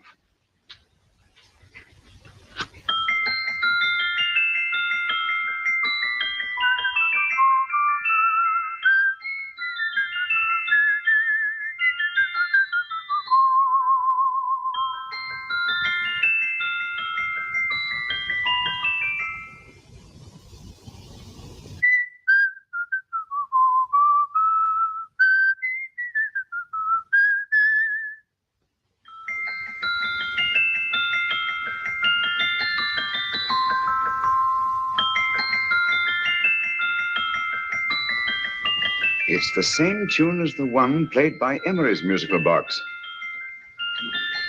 And yet it's different. Sounds the same to me. The tune. Somehow the tune is the key to the mystery. It must be the tune. Otherwise, why use 3 musical boxes to convey the message? Why not collar boxes or shoe boxes? Yes? Oh. It's for you, Inspector. Oh, thank you, sir. Inspector Hopkins speaking. What? Where? Golders Green Station reports they've just found Sergeant Thompson's body. From the tire marks on his clothes, he was apparently run over by a taxi. What an unfortunate accident. Not an accident, my dear fellow. I'm afraid it's murder. You never know just who you're going to meet when you're walking down a busy London street. Mrs. Hawkins, Mrs. Brown, any subject of the crowd. Oh, you never know just who you're going to meet. So you better hold your topper in your hand, just in case you meet a lady on the Strand.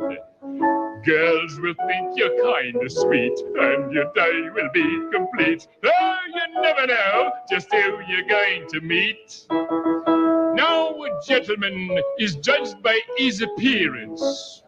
Yes, a gentleman is judged by how he talks. Now he's much better off when he's acting like a toff, especially if he's taking him a walk. What on earth is this outlandish place?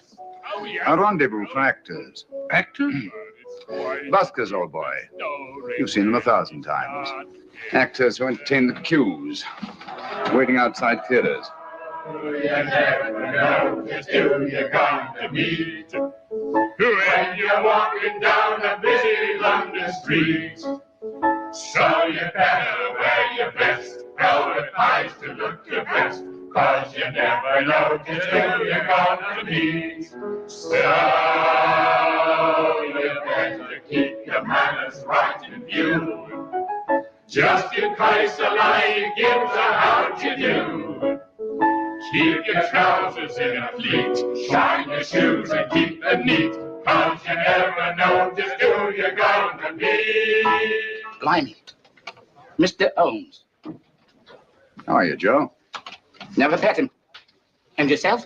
Fine, thank you. I want you to meet a friend of mine, Dr. Watson, Joe Sisto. Oh, well, any friend of Mr. Holmes is a friend of mine. Hi, Joe. He did me a good turn once that I'll never forget. Yes, I cleared Joe of a most unpleasant charge. Murder, no less. Oh, really? By proving to the satisfaction of the police that he was busy at the time blowing open someone's safe. That's right, Governor. Good gracious me. Joe, now you can help me. Come on, buzz off, buzz off. Come on, up it, up it. Can't a gentleman have some peace and quiet around here? And you too. There you are, Mr. Holmes. Now we can have some peace and quiet around here. Thank you, Joe. There's £5 in this for you. Well, I wouldn't want to take it on myself, sir, but I can get somebody to do it for you for half of that. You don't know what the job is yet. For £5? Murder, ain't it? What? No, Joe, not murder, just music. I want you to identify a song for me. Oh, there ain't a song that's been written that I don't know. That's why I came to you. Now, of course, the violin is more my instrument, but, oh well. Here we go. Now listen to this, Joe.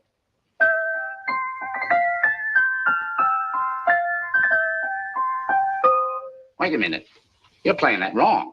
That should be E natural, not E flat. You know the song? Oh, yes. It's an old Australian song called The Swag Man. But you're playing it all wrong. That's what I hoped you'd say. Now listen again, Joe.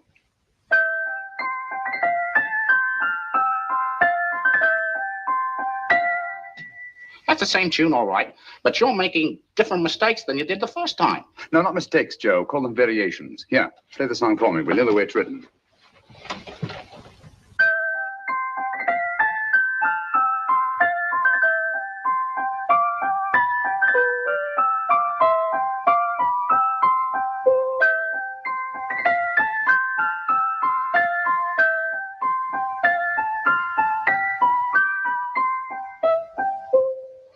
There you are.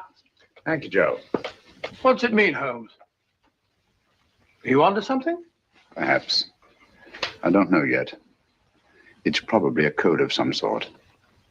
Joe, could you write the song down for me? The way it was originally written? Oh, sure, Mr. Holmes. But it'll take a few minutes. Mm-hmm. Here, Mabel.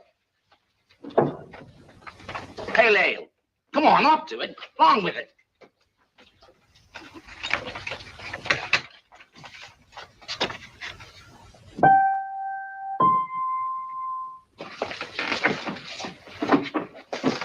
Well, obviously it isn't the lyrics. No combination of those words made any sense at all. The variations in the way Emery's musical box played the tune are different from the variations in the one we have. You sure? Quite.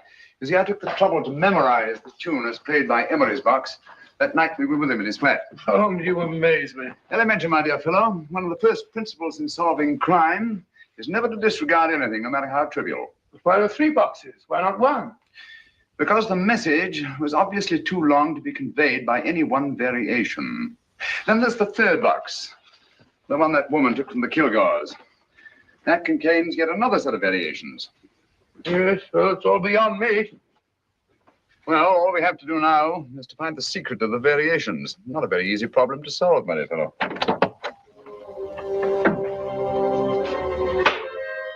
Hello. What's up?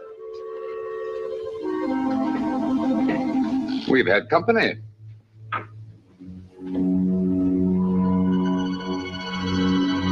I say, this is outrageous.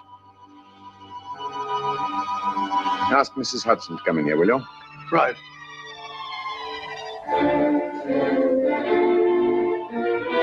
Mrs. Hudson? Yes? Oh, there you are. Will you come up here at once, please? Coming, sir.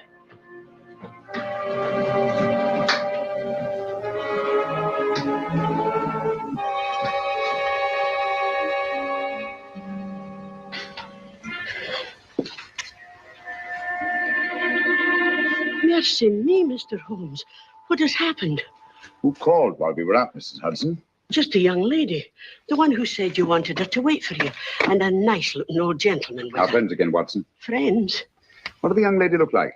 Oh, I couldn't see her face. She had a heavy black veil on. But she had such a nice way with her. Oh, I'm sorry, Mr. Holmes, if I've done anything wrong. But you did say I should always let clients come in and wait for you.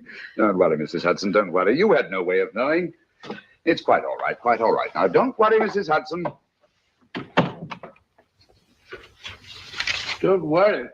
Where on earth's the musical box? They didn't get it. Didn't get it? Where is it? It's in your hand. Huh? In that biscuit jar. Take the biscuits off the top. Now put your hand inside, and you'll find the music box. Well done, Holmes. Well done. Amazing.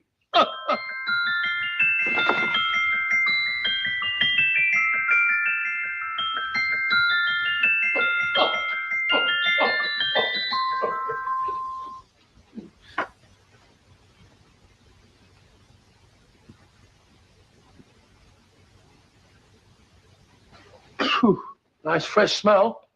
Like a pub after closing time.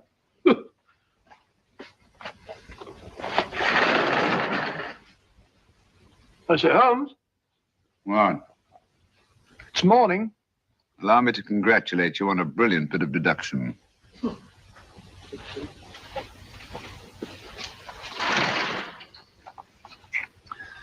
It's not a transposition, not a polygraph transposition, not a trigraph, nor any known form of decoding.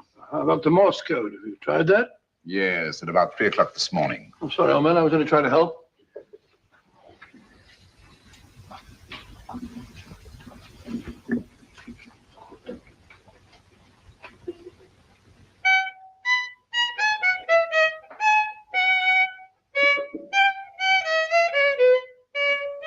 Oh, do me a favor. Not again.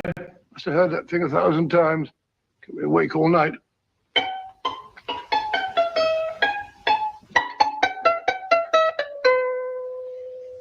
Not a very distinguished composition, I grant you. You know perfectly well I don't know one tune from the other. When I was a kid, my people tried to have me taught the piano. I've always felt sorry for that old teacher of mine. The poor old girl finally reached the point of numbering the keys for me. 1, 2, 3, 4. Even then, I never progressed beyond... Numbering the keys, Watson. The 19th key of the keyboard is the 19th letter of the alphabet. S. Here. Write it down when I give it to you, old fellow, will you? First altered note. Write S first. Now, the 8th key is H. The 5th key, E. The 12th key, L. The 6th key, F. S-H-E-L-F. Shelf. Your piano lessons were not in vain, old fellow. You've solved it. Thank you. Thanks, old bean. Hold it. We now have 2/3 of the message. Behind books, third shelf, secretary, Dr. S. Presumably, these are the first and second portions of the message. And this gang has the first and third parts of it. Precisely. Then it's a stalemate? Yes, Commissioner, but we can't leave it like that. There's no doubt in my mind that they'll try to secure our third of the message that's missing. Well, I assume you've taken every precaution to guard the Clifford music. Oh, yes, it's carefully hidden at Baker Street with Dr. Watson on guard. However, I'm reasonably certain that, difficult as it may be, we can find the plates even without the missing part of the message. Behind books, third shelf, secretary, Dr. S.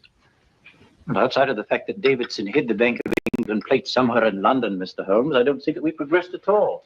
Allow me to point out to you, sir, the key words, Dr. S. It looks as if the plates were hidden in the house of the doctor. Whether S stands for his first or last initial remains to be determined by a process of elimination. Well, there must be 10,000 doctors in London with S for a first or last initial. Precisely. And every one of them will have to be questioned in person. That's why I say this is a task for Scotland Yard. It's a task, all right. But Scotland Yard has searched worse haystacks and found the needle. Well, for the time being, I'll leave the matter in your hands, gentlemen. We'll call you if and when we get a lead on our mysterious Dr. S. Thank you. In the meantime, I intend to follow up a little clue concerning a cigarette.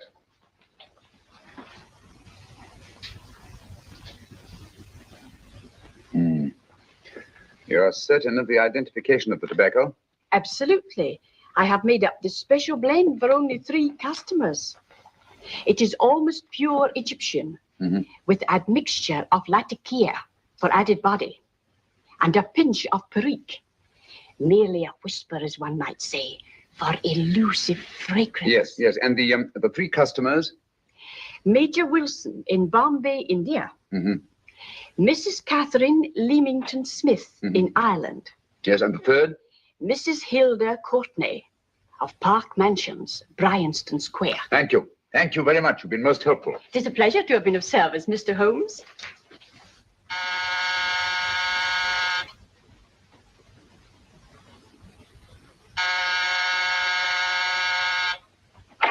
Yes? Mrs. Courtney? Yes. My name is Sherlock Holmes. Oh, do come in. Thank you. I've heard of you, of course, Mr. Holmes. I believe we have a mutual friend in Sir Edward Brooke. Stockdale.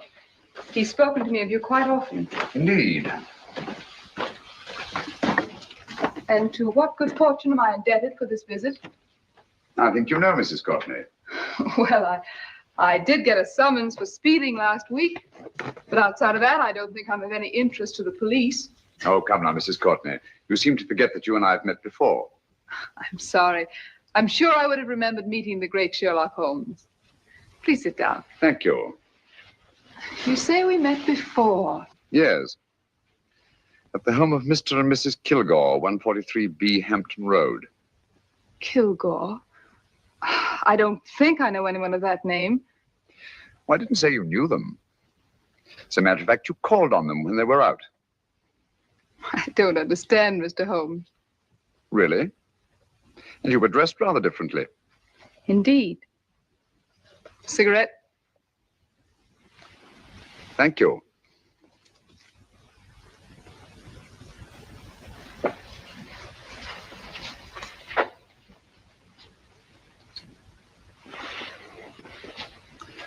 Thank you.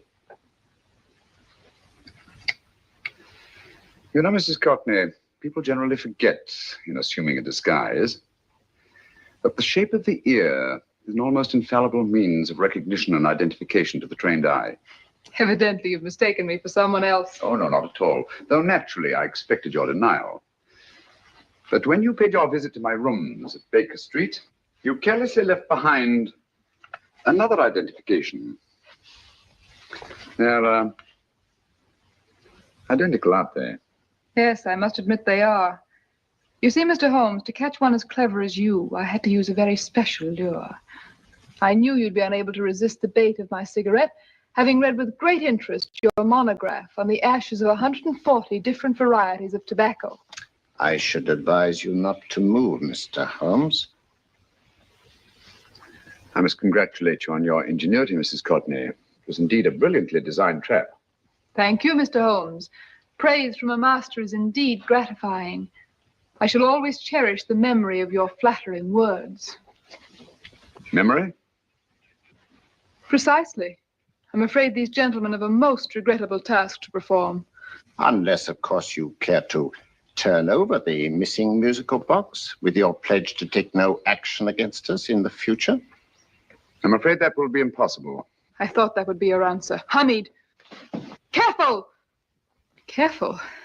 There's no need to be unnecessarily rough with our distinguished guests. You realize, Mr. Holmes, that your demise will not take place here. The corpus delicti, you know. Well, naturally. Shall we go? It's so fearfully awkward having a dead body lying about. Don't you agree, Mr. Holmes? Another dead body shouldn't weigh too heavily on your conscience, Mrs. Courtney.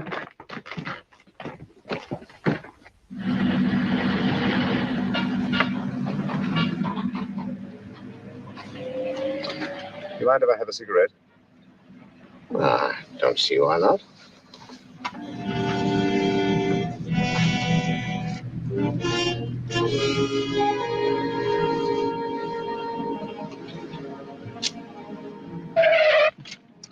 Be careful, Hamid. It's the brakes, they bind. Thank you, Colonel Kavanagh. It's very considerate of you.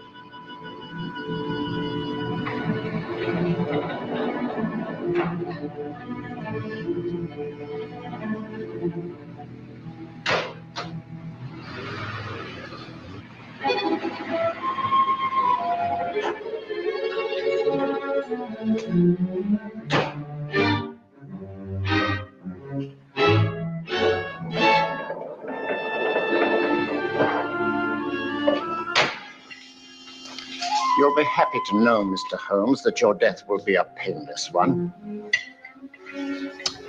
Hamid, attach this to the motor of the taxi. That little attachment, my dear Mr. Holmes, contains the deadly fluid known as monosulfide. The Germans use it with gratifying results in removing their undesirables.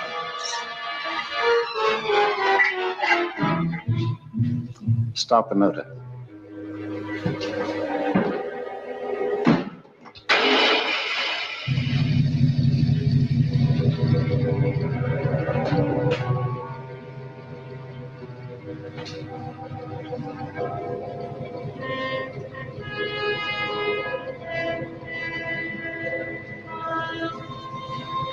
Tape his mouth.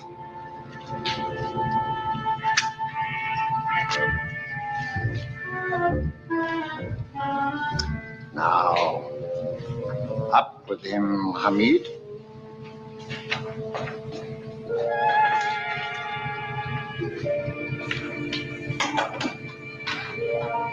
You find yourself like Muhammad's coffin, Mr. Holmes, suspended between heaven and earth. Plenty of fuel in the tank? Good. It would be too bad to have anything go wrong through so simple an oversight.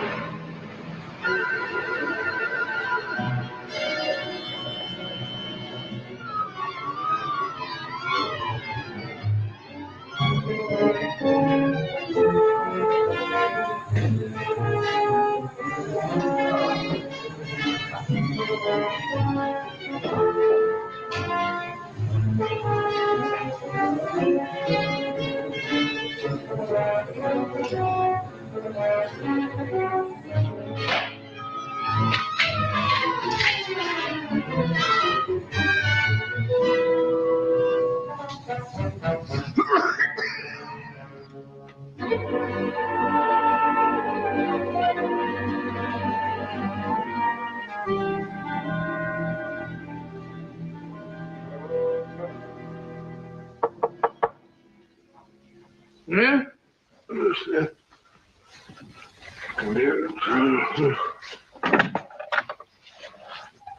Good afternoon.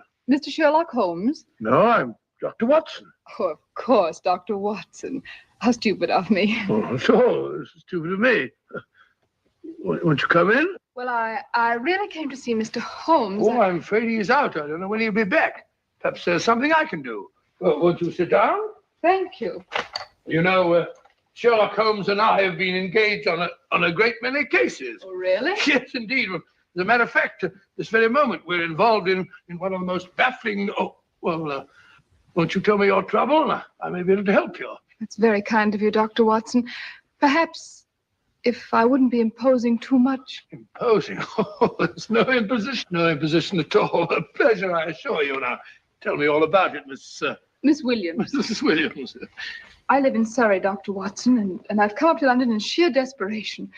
My only sister has disappeared, and the local police seem utterly unable to find her. Well, Holmes and I solved a case exactly like that once. Very interesting, as far as I remember. I call it the adventure of the solitary cyclist. Oh, sorry. Now I come to think of it, it wasn't so very similar. Entirely different. I don't think what I was saying. Where were we? She's only 17, Dr. Watson, and until she disappeared last Thursday, she seemed to be in the best of spirits. Well, possibly a romantic entanglement? Oh, no, nothing of the sort. She left no note, didn't even pack a bag, no explanation. She just started to walk to the village from our house in broad daylight and simply vanished from the face of the earth. Oh, there. Might I have a glass of water? Glass of water. Have one in 1 minute.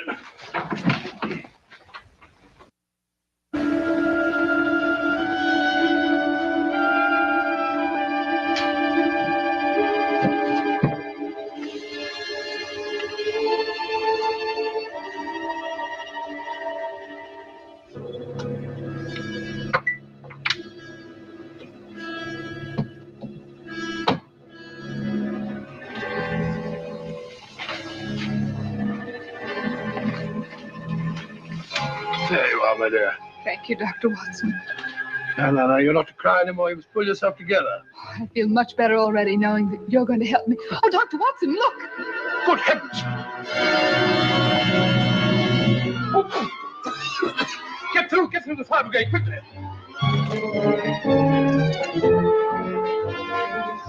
Haven't you a fire extinguisher? By Jove, we have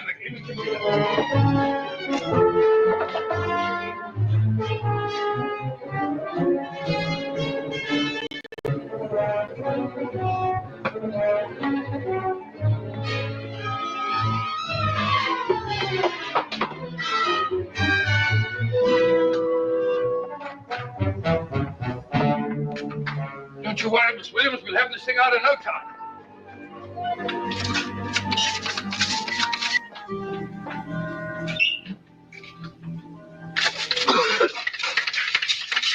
That's better. Get some air. Well, you see, there was no need for the fire brigade after all. I hope you weren't too frightened, Miss Williams.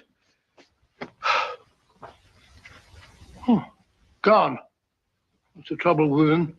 They always lose their heads in an emergency. Well,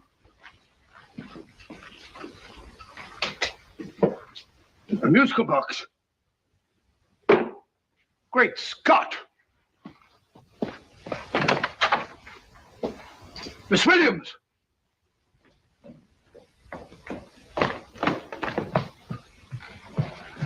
Well? Good. And Holmes? By now, Mr. Holmes has no doubt exchanged his violin for a harp. Always assuming that heaven is his destination. And now that we have the missing musical box.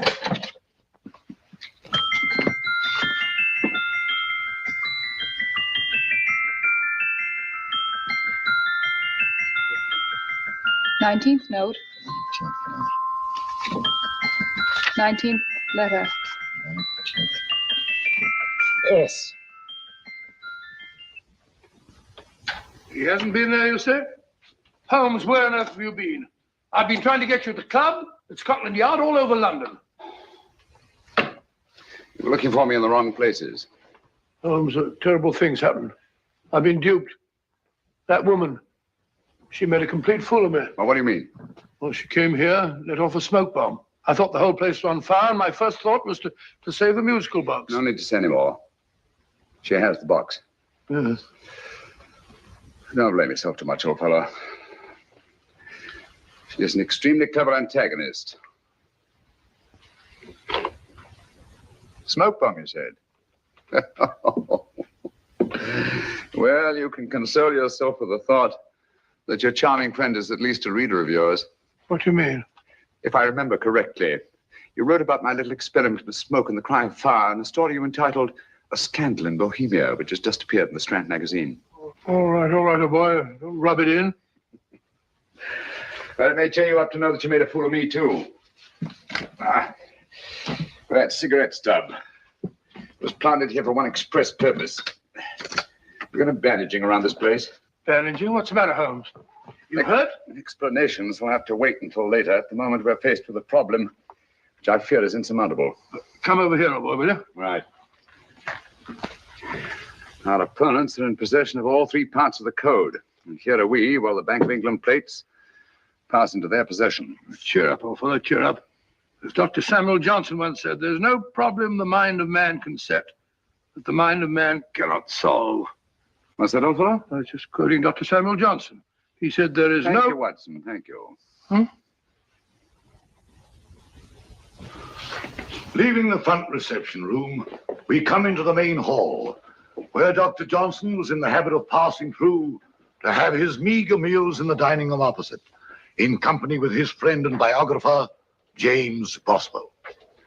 We will now pass up the stairway, which remains in its natural wood finish, just as it was when the good doctor was here. The framed etching on the wall is believed to have been presented to Dr. Johnson by the distinguished painter, Sir Joshua Reynolds. I've been told here that that picture was given in by Mrs. Thrale, and it's definitely not a Reynolds. Is that important, my dear? Oh, I'm sorry. This way, ladies and gentlemen, please, this way. Move along, children, move along. The secretary's not on this floor. Patience, Hamid. I have a feeling My that... dear Colonel, with Sherlock Holmes out of the way, what could go wrong?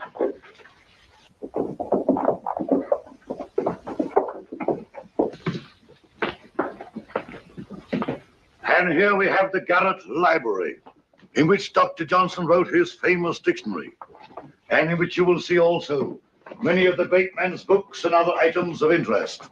Step forward, ladies and gentlemen, please, step forward. Standing in the corner is the secretary, which contains many of the original works by the literary genius. On this table, Dr. Johnson's cat, Hodge, used to sleep while his master worked. A strange thing about this cat, ladies and gentlemen, was its love of oysters. They do say that the dear doctor often went hungry to find the cat that delicacy. What a pity. Now we will visit the grey room, which is immediately below us, in which you will see the very bed in which Dr. Johnson died. What did he die of? Gout. Just gout. This way, ladies and gentlemen. Mind the steps, please.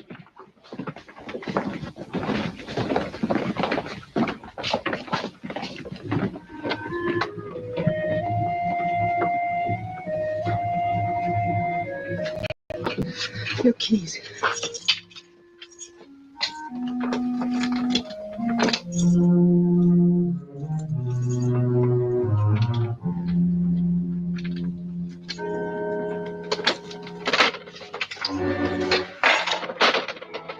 Third shelf up.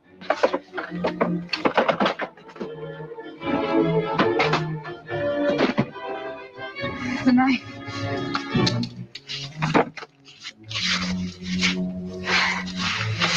Gentlemen, the Bank of England plates. Well, Mrs. Courtney, so we meet again. No, I shouldn't do that if I were you, Colonel Kavanaugh. I must congratulate you, Mr. Holmes. You're far more clever than I thought. Thank you, Mrs. Courtney. Praise from you is indeed gratifying. I shall always cherish the memory of your flattering words. Memory? Oh, thank you. And now I have a most regrettable task to perform.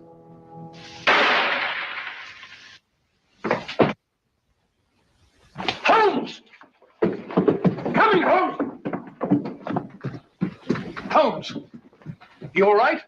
Perfectly, thank you, old fellow, but I think this gentleman on the floor requires some medical attention. We must see that he looks his best, you know, when he's hanged. Take them in charge.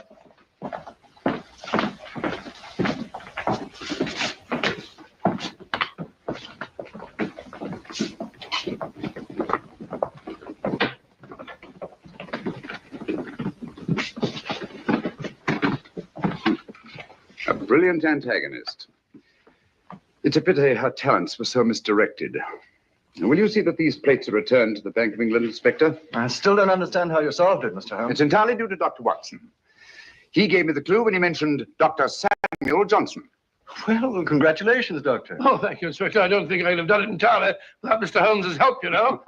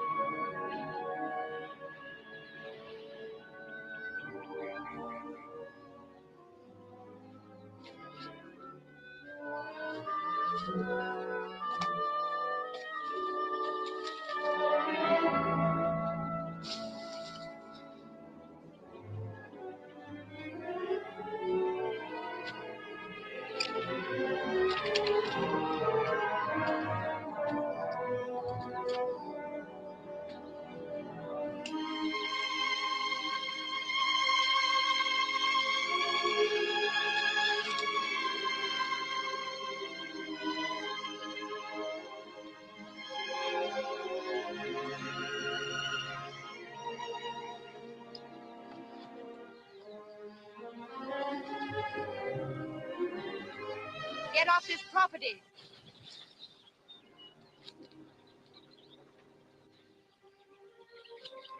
Who are you? How did you get here?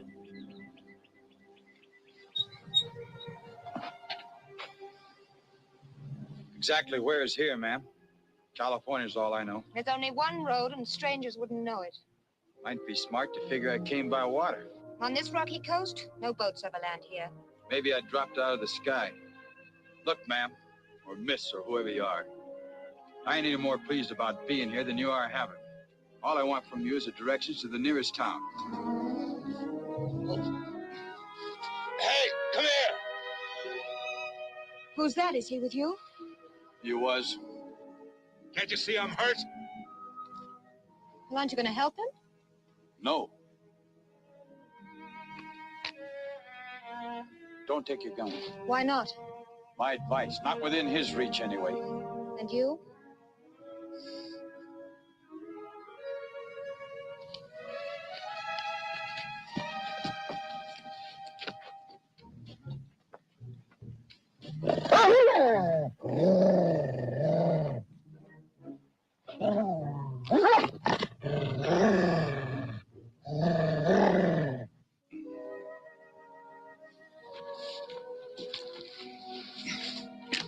Why don't you try this? This might help. Thanks. Where do you people come from? What did he tell you? Nothing? I don't wonder. I'll start off by introducing myself. My name is Frank Munson, sheriff from Unity County, Utah, man. And this Ed Stone's his name. Is my prisoner. Is that true? If he's a sheriff, ask him to show you some credentials. Like a badge, for instance. You stole it. I arrested this man this morning in Bisbee, Arizona. I was flying to Los Angeles, where I left my car. First, a storm took us off course, then the plane developed motor trouble. We cracked up off the coast. Killed the pilot and broke my ankle. I'm taking him back to Utah. You're not taking me anyplace. If I head east through that pass, do I come to a town? This man's a fugitive from justice. If you help him, you'll be committing a crime. What town and how far? You're not going through that pass. Neither of you are going anywhere until we get this thing straightened out. We'd better go. I have to get the sheep in. Why should I go? Because she's got a gun.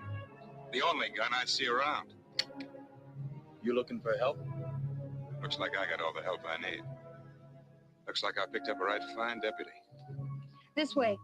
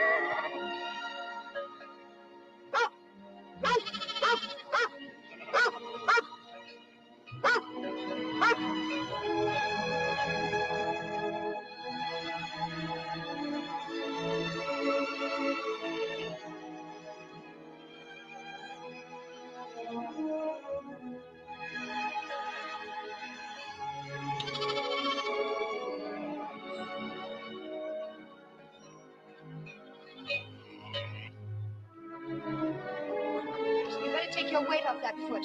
Why don't you use the bed in the main room? What about him? I'll watch him. And Shep. Shep! Stay where you are. Looks like I got another deputy, too. Maybe it's you he doesn't like.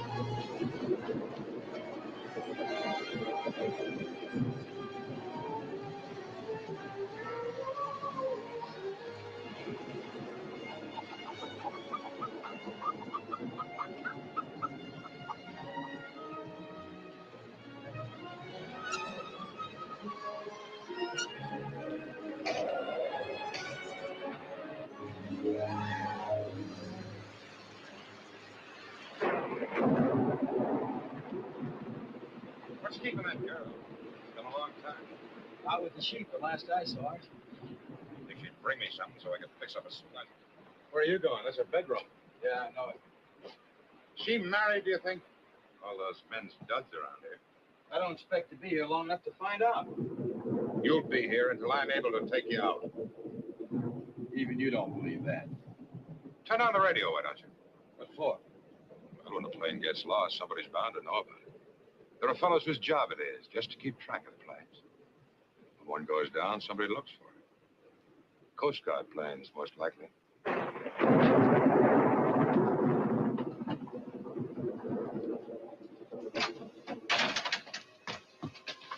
What's the matter with it? It's sick. I think it's choked up. Let me see it. Come on over here. Let me take a look at you. Yeah, it was choked up. There you go. You know about sheep? So? I'll put it in the bedroom, keep it warm. With two such great doctors in the house, somebody ought to look at my ankle. Just a minute, Mr. Munson. Mr. Munson.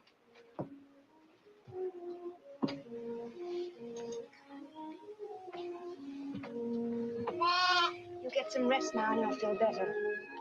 Meat's in the oven. I slice it so it'll cook faster. Ought to be done now.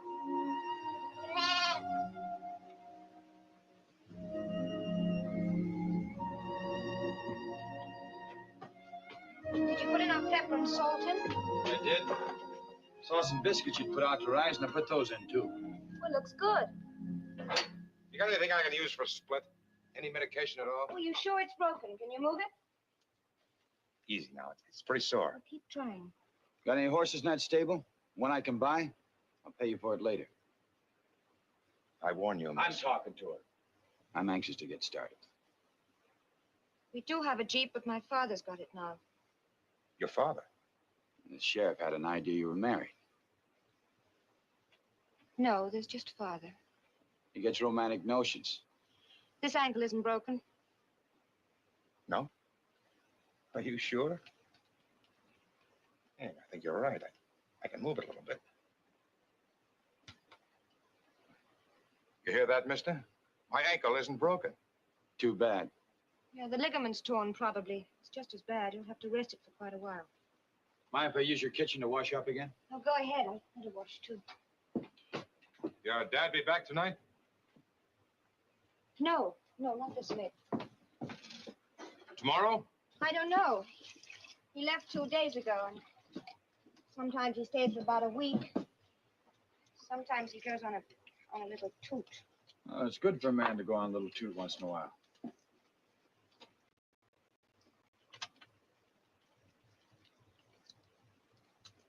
You say he took the Jeep over the pass? Yeah, he went to town to get some supplies. He thought he'd beat the rain. How far is town? Tell him nothing. If you help this man, even with information, you'll be guilty of a criminal act. You haven't even asked me what I'm taking him in for. I'm not interested. Man wants to be asked. Let me make one thing clear to both of you. I'm not interested in what he's done, and I'm not interested in your problem with him. I'm only interested in getting you both out this place as soon as possible.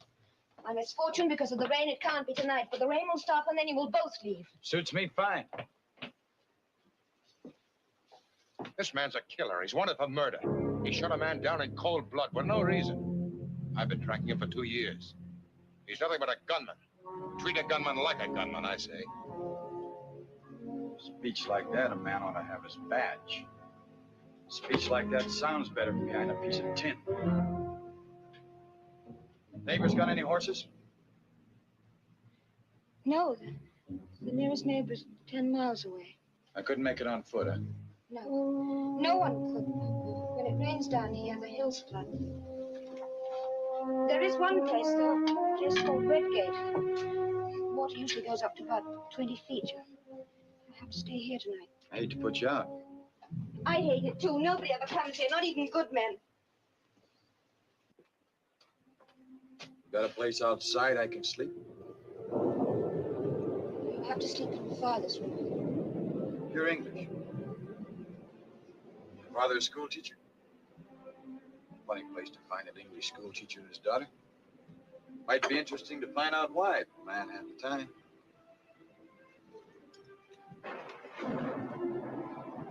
Well, Munson, tonight, tomorrow morning, what's the difference? I'll take care of tomorrow when it comes. In the meantime, you both better get something to eat.